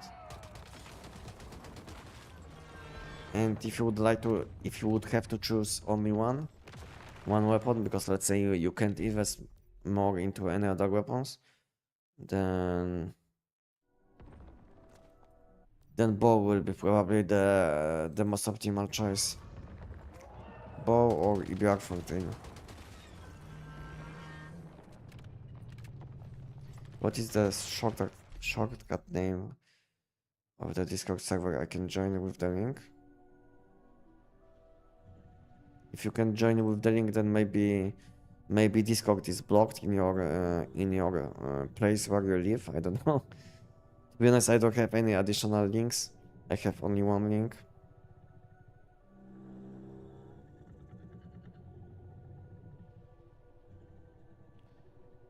Mm.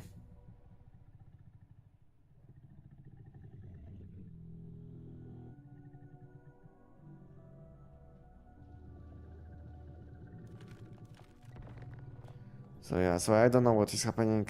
If you can join, I just checked and I see people are joining my Discord all the time, you know. So maybe it's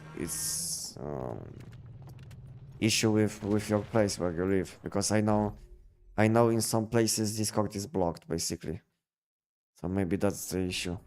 I didn't ban anyone. I mean, I have like I banned only 2 people on my Discord, you know? So there is no way that you are banned on my Discord. So yeah.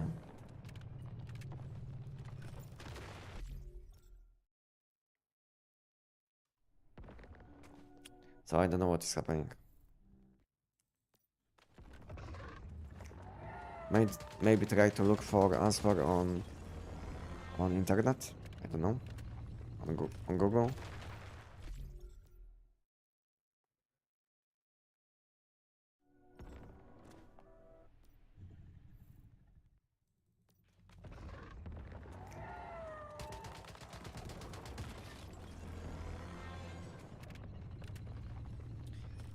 Well, let me have a look on how many chants I did do. Because 860. 860 now I have 504. 504 plus 860.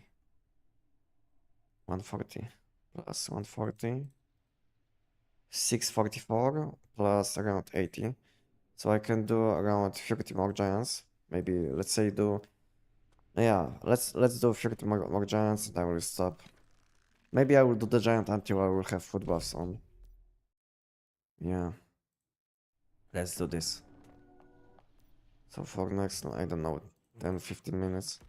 If you will guys have any additional questions, it will be the best time to ask. because I'm still online. Any of you guys will start playing 1sk1 tomorrow when they will launch 1sk1 on consoles? Anyone? Do we have anyone watching me who would like to join and play on consoles?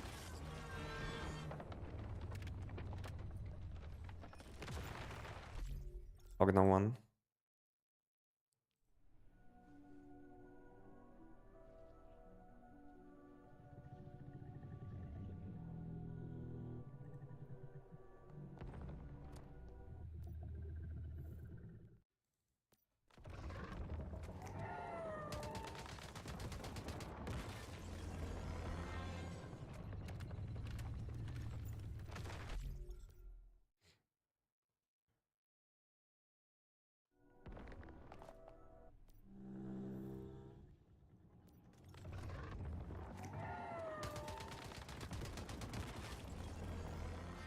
I'm too heavy.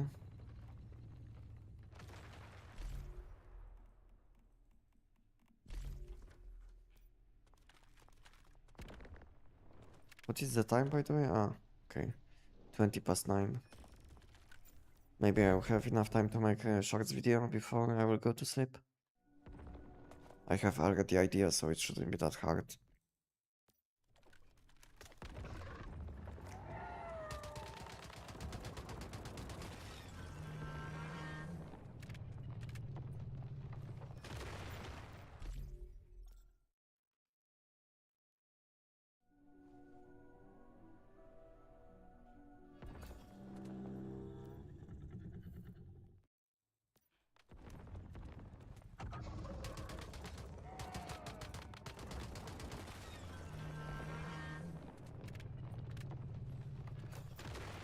What's the bow called? You are asking about crossbow which I'm using? Or what exactly?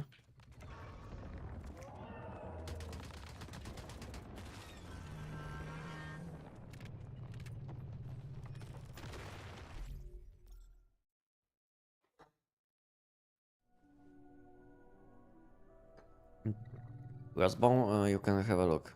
This thing.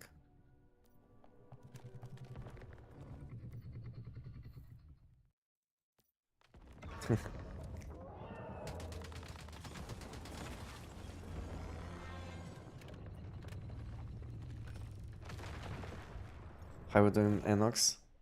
Enox, I'm above 700 good collections. What do you think? Can I fail before I will go to sleep?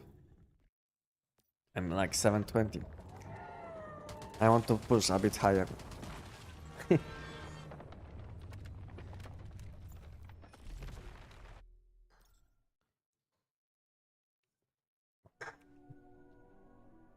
I don't know. To be honest, I would like to go up to 900, but I don't have time, unfortunately.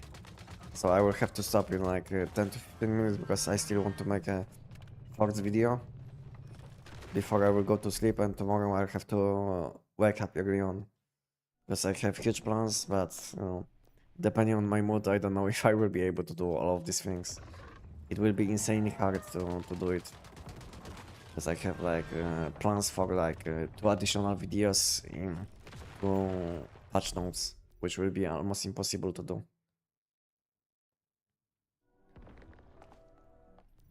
Can you use P90 instead of TEC-9? Yeah, you can use it, why not? You can use it. But it's completely different build.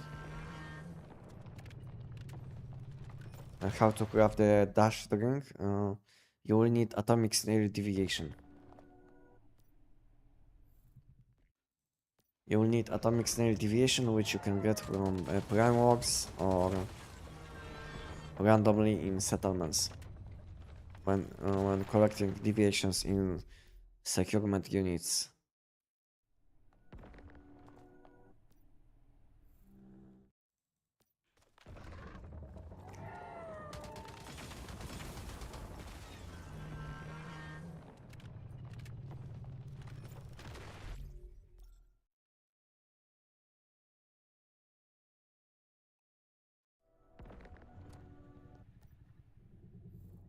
I would I would maybe up for tomorrow and last Mondays. Okay.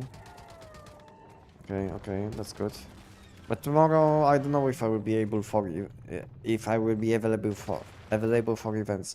But to be honest, making content and meanwhile doing platforms is very chill, to be honest, because all I have to do is like shoot 1 or 2 times, and meanwhile I can AFK and make content, which is very nice. So maybe I will join you guys tomorrow, which would be nice. But to be honest, I don't know. I would like to focus more on making content than playing tomorrow. But who knows how it will be.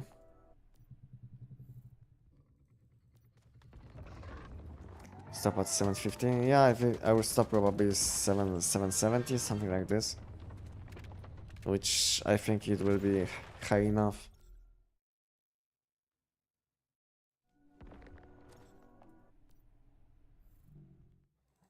I don't have your deviant, I only have $1 with my P90. To be honest, Polar Gel is quite easy to get at the moment. And because we have this Gravity Abyss event, you know? So we can get these deviations much easier now. If you didn't know. Maybe your deviation will be lacking some additional benefits like higher power, higher deviation power recovery speed. Maybe you will be missing something like this, but your damage will be high enough. So yeah, it should be fine to find on or buy or just collect 5 deviations from current season without spending much. To be honest, I'm selling these 5 deviations for like 1 million energy drinks, which is almost nothing, and no one buys them. No one buys them, to be honest, even though they are quite cheap, and they are like 5. But you can't fuse them, which is like huge downside.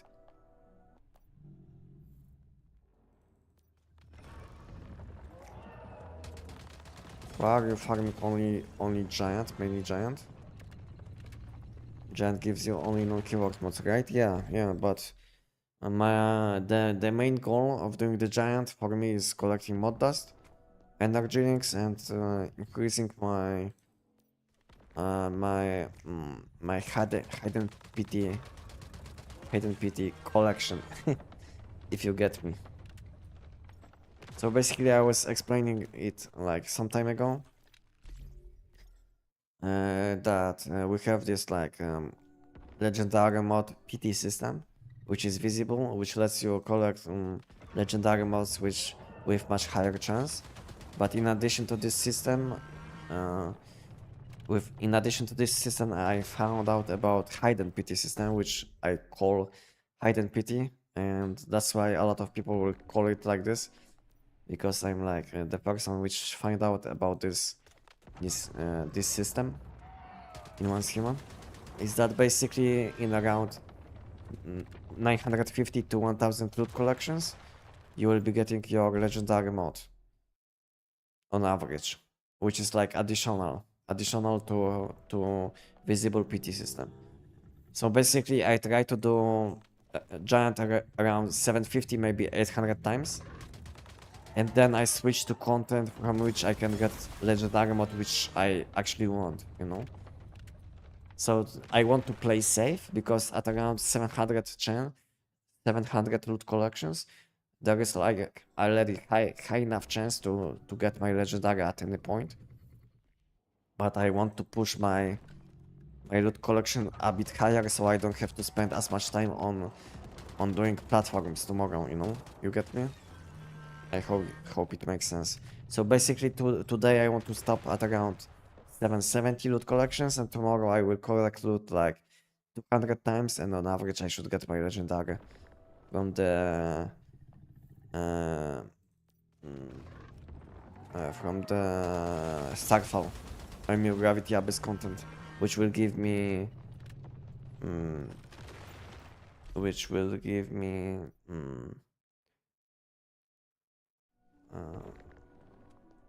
Downstar and Gravity Abyss mods, you know. with this suffix. Downstar and arrow suffix, basically. I was a bit lost for a second. What was the name of this suffix? Yeah. So this is what advanced people do. Basically, most of us will be sitting at around 5 out of 5 legendary mods. So in addition to the visible PT system, we want to collect a bit more legendary mods because we have nothing better to do in life. So so we collect mods in Once Human. Yeah, this is how it is. You know, start thinking about Once Human players which don't have life. They will spend whole weeks on collecting legendary mods in Once Human.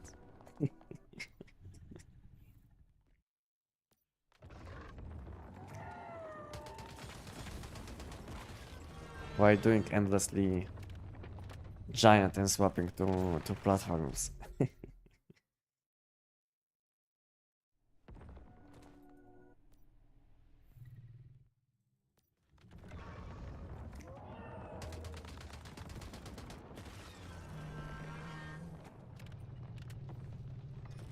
Okay, how many times? 37. I will be close to 800, so 140 plus. 140 plus. What is the 140 plus 80? So it's 220. What is the loot collection? 220 plus 537. It's 757. Okay, I will go back to base because I'm full with weapons. And I don't know if I should finish now. Is it a good collection? High enough collection? What do you think? Guys, should I stop now?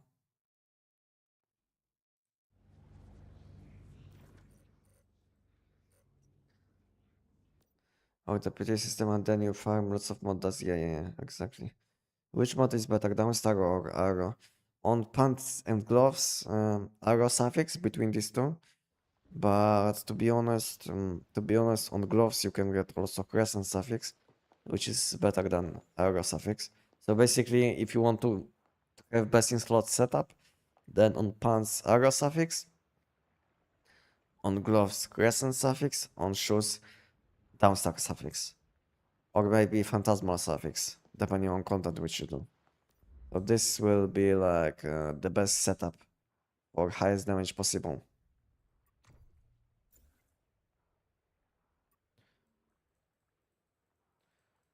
When talking about mods.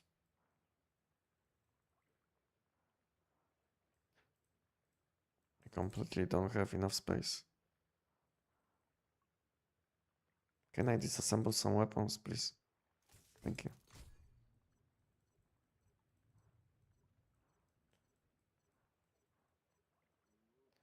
Okay, I will do a few more times. Giant.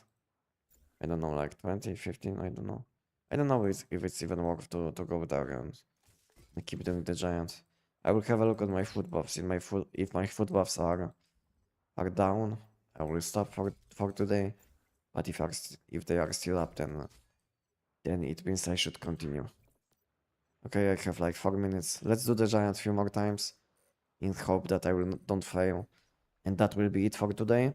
So if you guys have still some questions, ask me now because I'm still available. And I don't know when I will be available again, probably as always next Sunday. If you guys are first time on my channel, then I live stream every Sunday at the same times. Unfortunately, at the moment we don't have any fresh content in Once Human, so I'm doing only giant. I'm collecting gravity crystals. Sometimes I do money boost nightmare. Maybe I do some events meanwhile when I'm available. But there is nothing special to do. But at least you can chat with me, guys, if you will have any questions, you know. So I try to be as helpful as possible. I know the gameplay isn't the best, but at least I'm trying to be helpful. No. So yeah. Did you showcase this build? Yeah, you will find this build on my channel. Just type command giant, and you will find this build.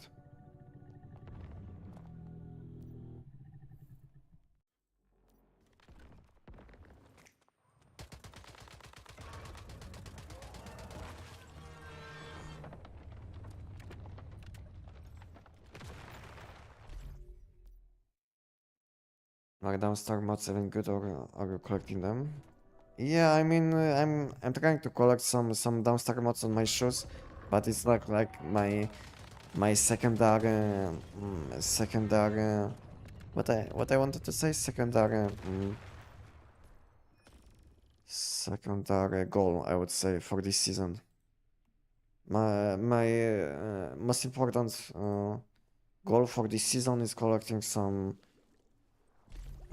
pants mods, you know, because I think this slot is the most important for this suffix.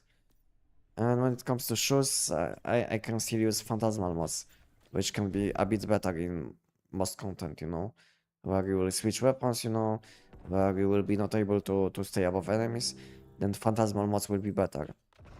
But for content where you will be able to stay above enemies, then yeah, then downstar mods will be very nice to use. But unfortunately, we don't have many bosses which you can stay above. That's why downstar mods have a bit less value, at least in the current content. Maybe in the future we'll be able to fly above enemies or something and kill them from above. Then these mods will have a much higher value. But at the moment, these mods are kind of good, kind of bad, you know. If you don't have phantasmal mods, then yeah, they are fine. But if you have them, then downstar mods are not as good, you know, as you might think. And to be honest, wild mods are also very nice in some situations where you will be standing next to enemy. The best mod for shoes, probably, wild suffix. But only if you can stay like next to enemies, basically. Then you will gain a huge damage boost.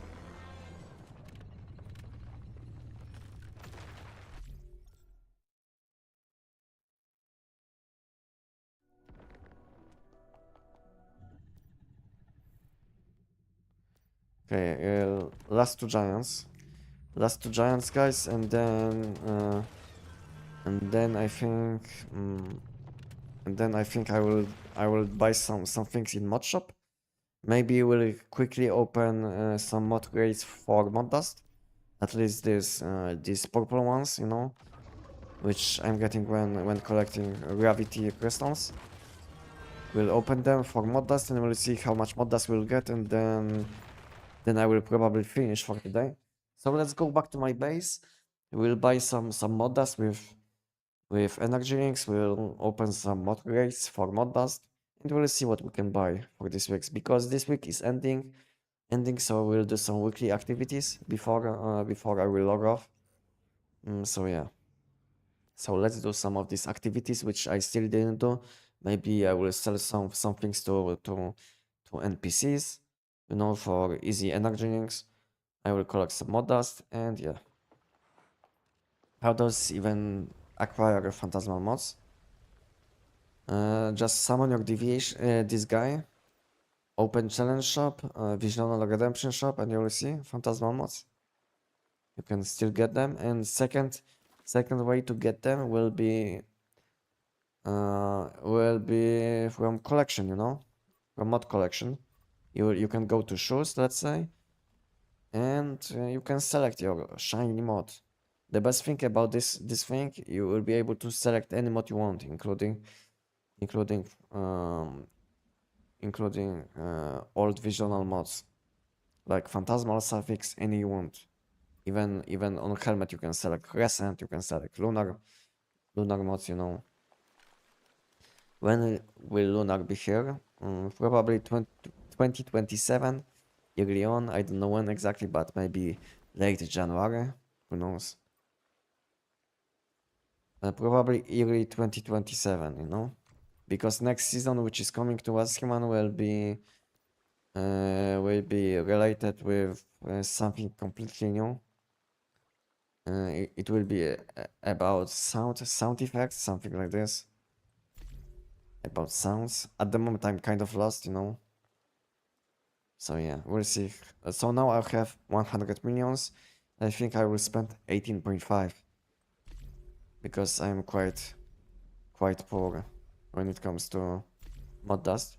So for now I will spend 8.5, and later on I will see how much mod dust I'm missing to buy some additional mod crates, and then I will spend additional energy links for mod dust.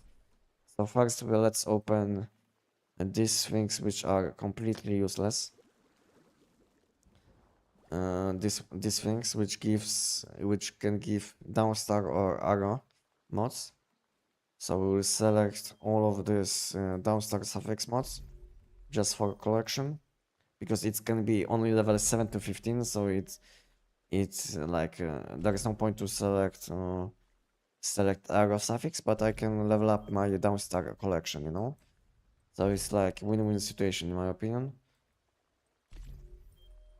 This is what I do with this lower quality mod crates. I always choose from them downstar suffix,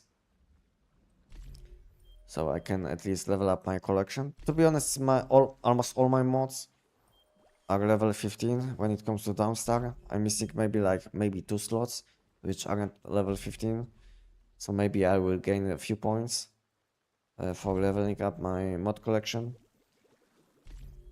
Always some additional points, you know, better than choosing arrow suffix and getting nothing, because on arrow suffix almost all my mods are at least on level 16 and tons of them are level 17. I would say it's like 50-50. 50% or even 60% of my arrow mods are level 17 already. So there is no point to select arrow suffix from these ones. When I would get only mod dust, you know. And at the same time I will be getting the same mod dust plus maybe some collection level. And we'll see how much mod dust I will get out of them. Who knows how much it will be. I don't even know. But probably from 1000 of these, it will be maybe like 50,000 or 1000. So maybe like 50, 50, 50. I had like 5,000, yeah, 5,000 something. So maybe it will be like, I don't know, 250k, maybe, if it will be good enough. If I will be lucky enough. I don't know. Maybe a bit less. I don't know how much can I expect out of them. I hope I will get as much as possible because I need some mod dust. I didn't buy anything in mod shop yet, and I would like to buy many things, but it will be almost impossible for this week because my mod dust is way too low. So we will see what I can buy.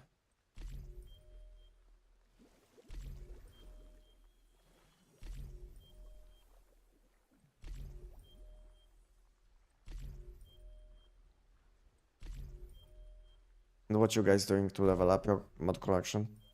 What you guys doing? Giant, non-cane, opening eggs? What you guys doing in Once Human to level up your mod collection? Do you guys have any special tips? Where do you think is the best place to farm butterfly deviation? Silo Sigma. Silo Sigma final boss should give you a good chance for this deviation.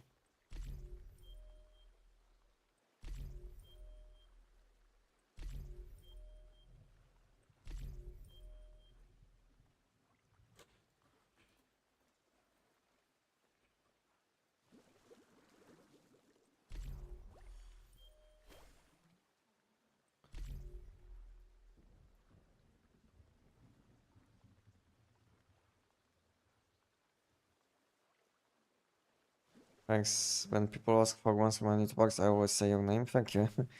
Thank you for helping my channel. Thank you. Did I select all of them? 5,000 already? Is this already downstar? Yeah, downstar. Yeah, I think I did. So let's see how many I will get. Okay, let's make some space in my backpack first because I don't want to open something what I shouldn't. Is my base full of? Yeah, my base is full. But this one is empty. Deposit all. And now I should have enough space to put in more safe position. So I don't open something what I don't want to, at least at the moment. So I will open this. This one is 7 to 15. So we'll open this one as well. For mod dust, this one, we can open this ones too. This one is 9 to 17. This one lets me, yeah, this one is also 9 to 17. This one is 8 to 17. But it's like this 8, okay. 9 to 17, downstar. Resistance 8 to 17. 9 to 17. Resonance. Mod selection. 9 to 17. 8 to 17. 7 to 15. I can open this one. It's only one, but yeah. Always something. I want to open everything what is from low level difficulty. Okay, this one is pro, this one is nightmare. Pro difficulty, this one is from giant. Pro difficulty, this one is probably Mannheim. This one, I don't know. I don't know what is this. Maybe invasions. Who knows what is this? 40 weapon mods. This one looks like a low level mods. But yeah, okay, let's open these ones. Do you know? Do you guys know what weapon is from the new combo set? If you're asking about Lightforge skins, then someone was saying the skin will be for what? Let me have a look quickly. Okay, I will check Facebook. I will check Facebook because someone sent me informations about this on Facebook. So give me a second and I will check.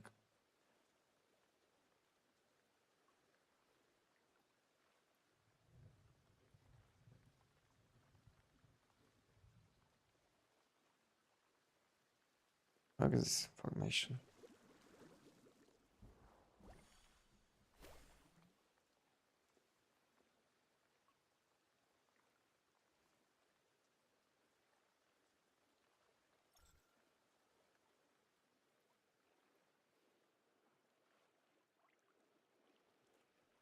Do you guys know what will be the weapon, which will be included in next Lightforge? Because I can't find this this message.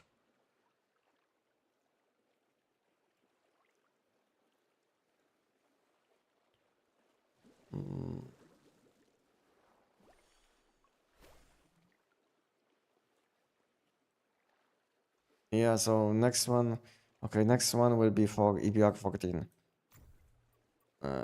Yeah, for this weapon. Next Lightforge skin will be for this weapon. I don't know why, because I think at the moment in the battle pass we had skin for this weapon, no? Yeah. Maybe that's like mistake. Hello. Hello, Vazachi.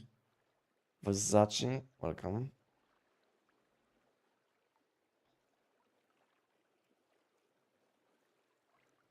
Yeah, so I don't know, to be honest. I think it will be for EBR 14. This is what someone told me. But we will see. Okay, guys, let's open what I wanted to open, because now I'm wasting too much time on some random things. I only been farming arrow. Is that a bad thing? No, it's the best thing to do at the moment, because arrow suffix is the best what you can get in current season. Just realized you finally wearing lovely skins. It was usually wearing normal default skins time time to time every time I watch your stream or videos. Yeah. I used to equip something like. Did I even? Yeah, I used to have this, this, this, and this.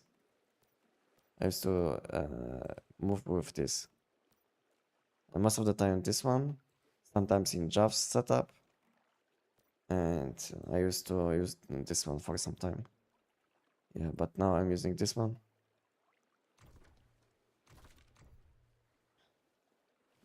Okay, let's open, let's have a look at my mod dust, 190k. I'm not even checking what I will be getting, what kind of mods. Okay, give me unstable bomber. Level 11 mod. Do I have to select? Oh, that was that.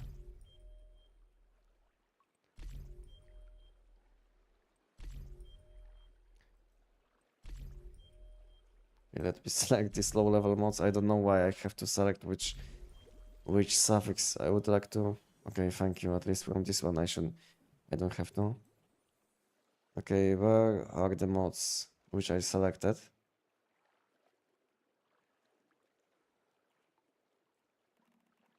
Am I blind? I should have like few hundred of these low level mods somewhere. Can you guys see? I can't see any. Did I lose my mod crate or something? Am I blind or something? Okay, no, okay. That was a bug probably. I had to reopen my backpack.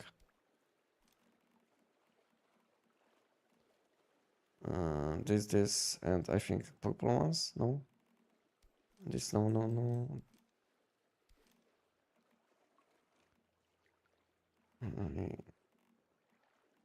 I think now it looks fine. Yeah.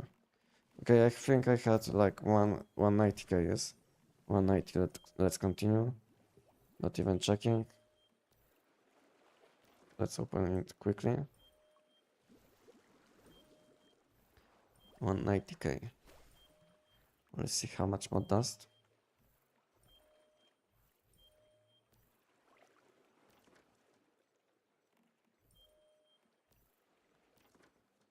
Okay, I'm closing a bit too quick.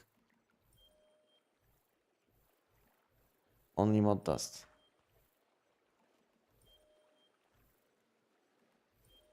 As a new player, all your shorts have been super helpful. Thanks in advance, no problem. If you would like to see something what I'm missing maybe, what you would like to see being explained, you can let me know. And I will try to make video about this topic or maybe shorts video. And thank you for joining me today and let me know.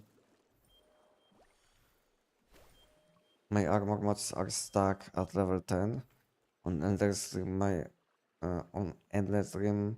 Any advice on what to work on solo? What you should do in Endless Rim, whenever you will see Gravity Abyss event is up, you should start collecting orbs which are flying.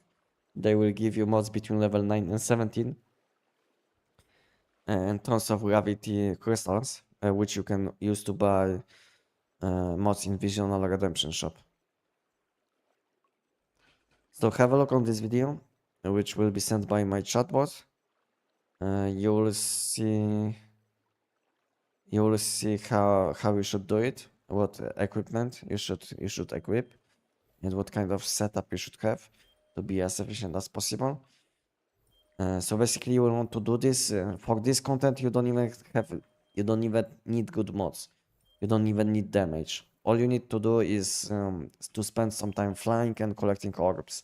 From this content, you will gain tons of level 15 to 17 mods for your shoes, pants, and gloves with pressing slot suffixes. Basically easy damage gain. And with these gravity crystals which you will collect, then you will want to open the Visional Redemption shop, and you will want to select Phantasmal mods.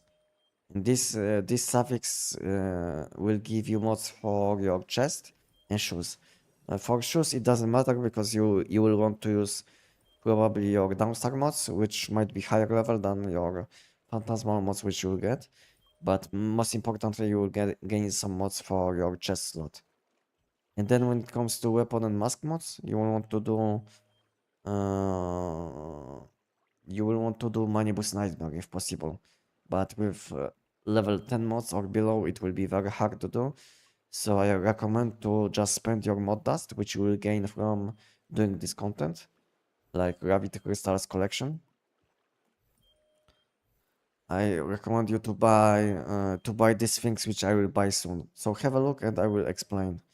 And I will be buying which thing you should which thing you should buy, because now I'm collecting mod dust, and soon I will be buying things in mod shop. So I will show you which things you should buy first. Let me finish opening this thing for mod dust, and then I will show you what I always buy in mod shop if I have enough mod dust, and what you should buy first. Okay, now I think I'm done. Okay, I had 190k, now I have 415.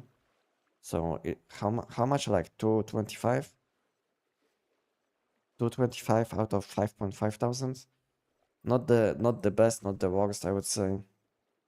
Kind of decent.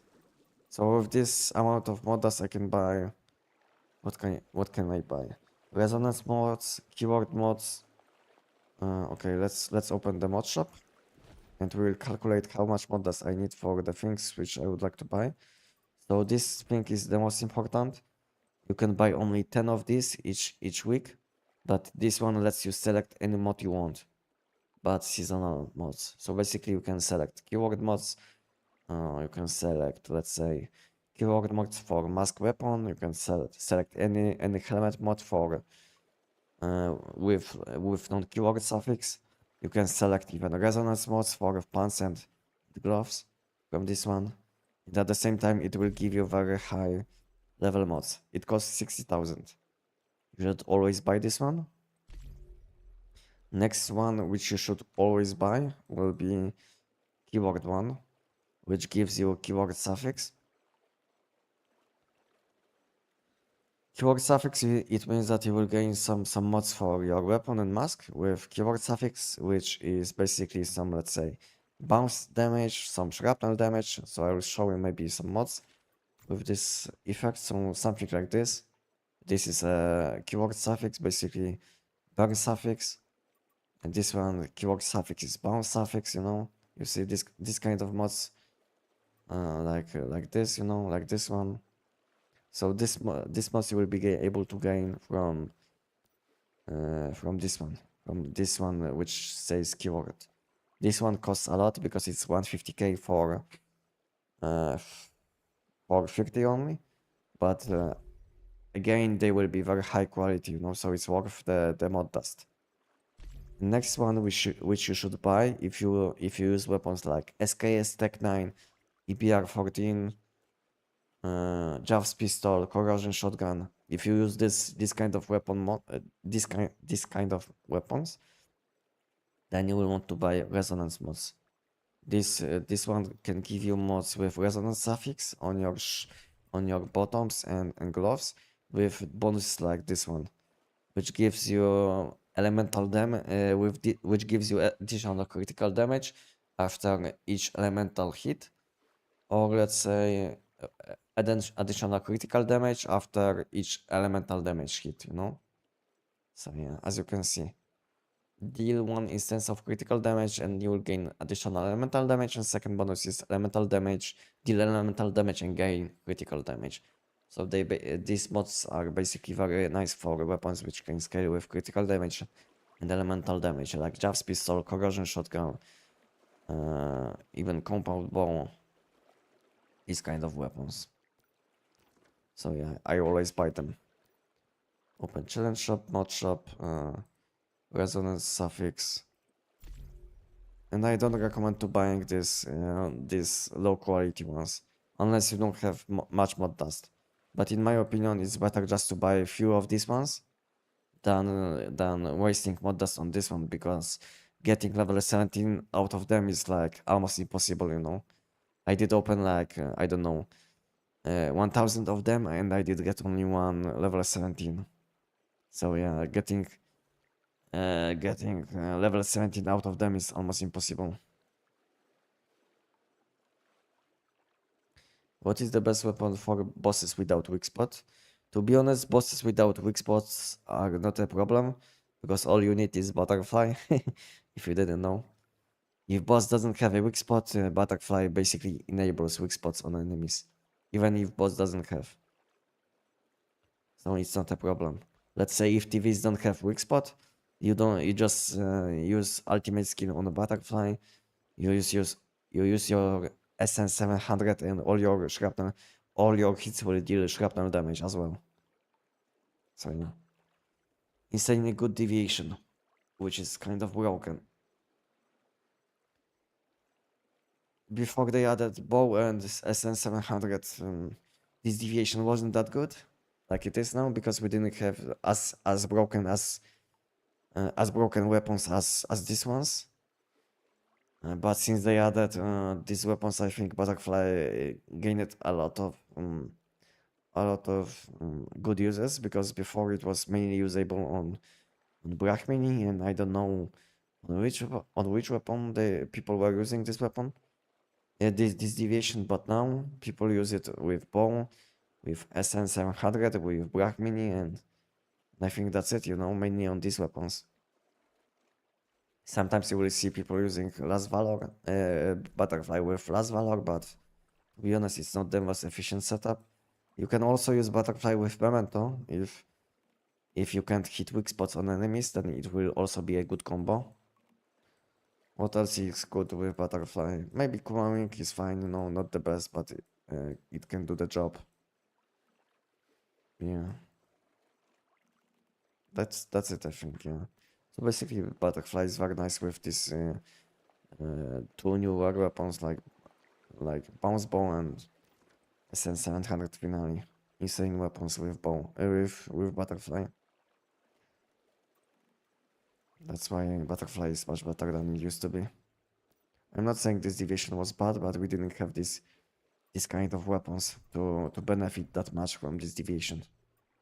Okay, I have 55k mod dust. I would like to buy something for my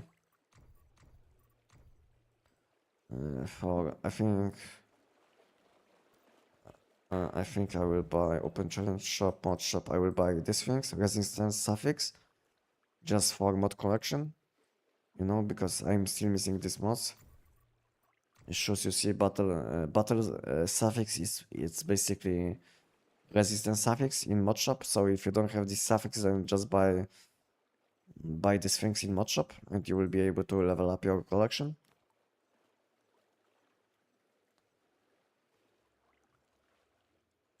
Yeah, so I buy this one. I'm not spending like 150k for this one. I think this one should be good enough.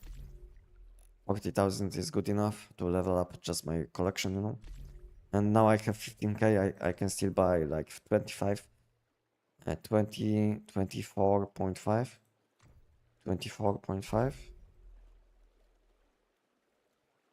Something like this, which will cost me almost 5 millions. To be honest, I don't know if it's worth the energy drinks, but I will do it because I can. And we will buy something like what we can buy. What is my worst collection level? Let me check. So my helmet isn't the lowest. My top slot is quite bad, I think, but it's because of the battle skill. I mean battle suffix. But maybe I will buy it, Yeah, let's buy it for top slot. My top slot is very low. Or maybe not. Maybe not, because on top slot I have good lunar suffix mods. So there is no point. So maybe for shoes. How does it look like? Yeah, some 11 level 11 mods. Yeah, maybe for shoes I should. Yeah, let's do it for shoes. So I will buy in addition this one, which might give me some higher level mods for my collection, which will later on give me possibility to choose any shiny mod I want. But that's what I will buy with mod dust. And let me have a look on Twitch what is happening.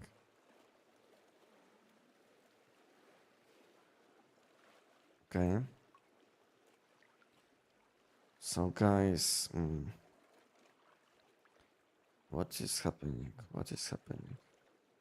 Wait, the channel. Uh,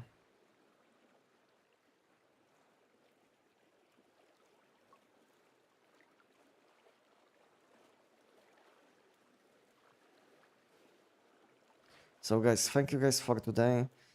I will see you guys next time on next Sunday, as always. And if you will have guys any additional questions, just join my Discord, ask me on my Discord. And now I will send you guys to one of the nicest person which I met on my Discord. He's very helpful. So if you will have any additional questions, you can ask him, and you can say hello from me. And yeah, that's it for today, guys. So yeah, again, thank you guys for today, and I will see you guys on next Sunday. Good night and bye bye. Have a nice week, guys. Bye bye.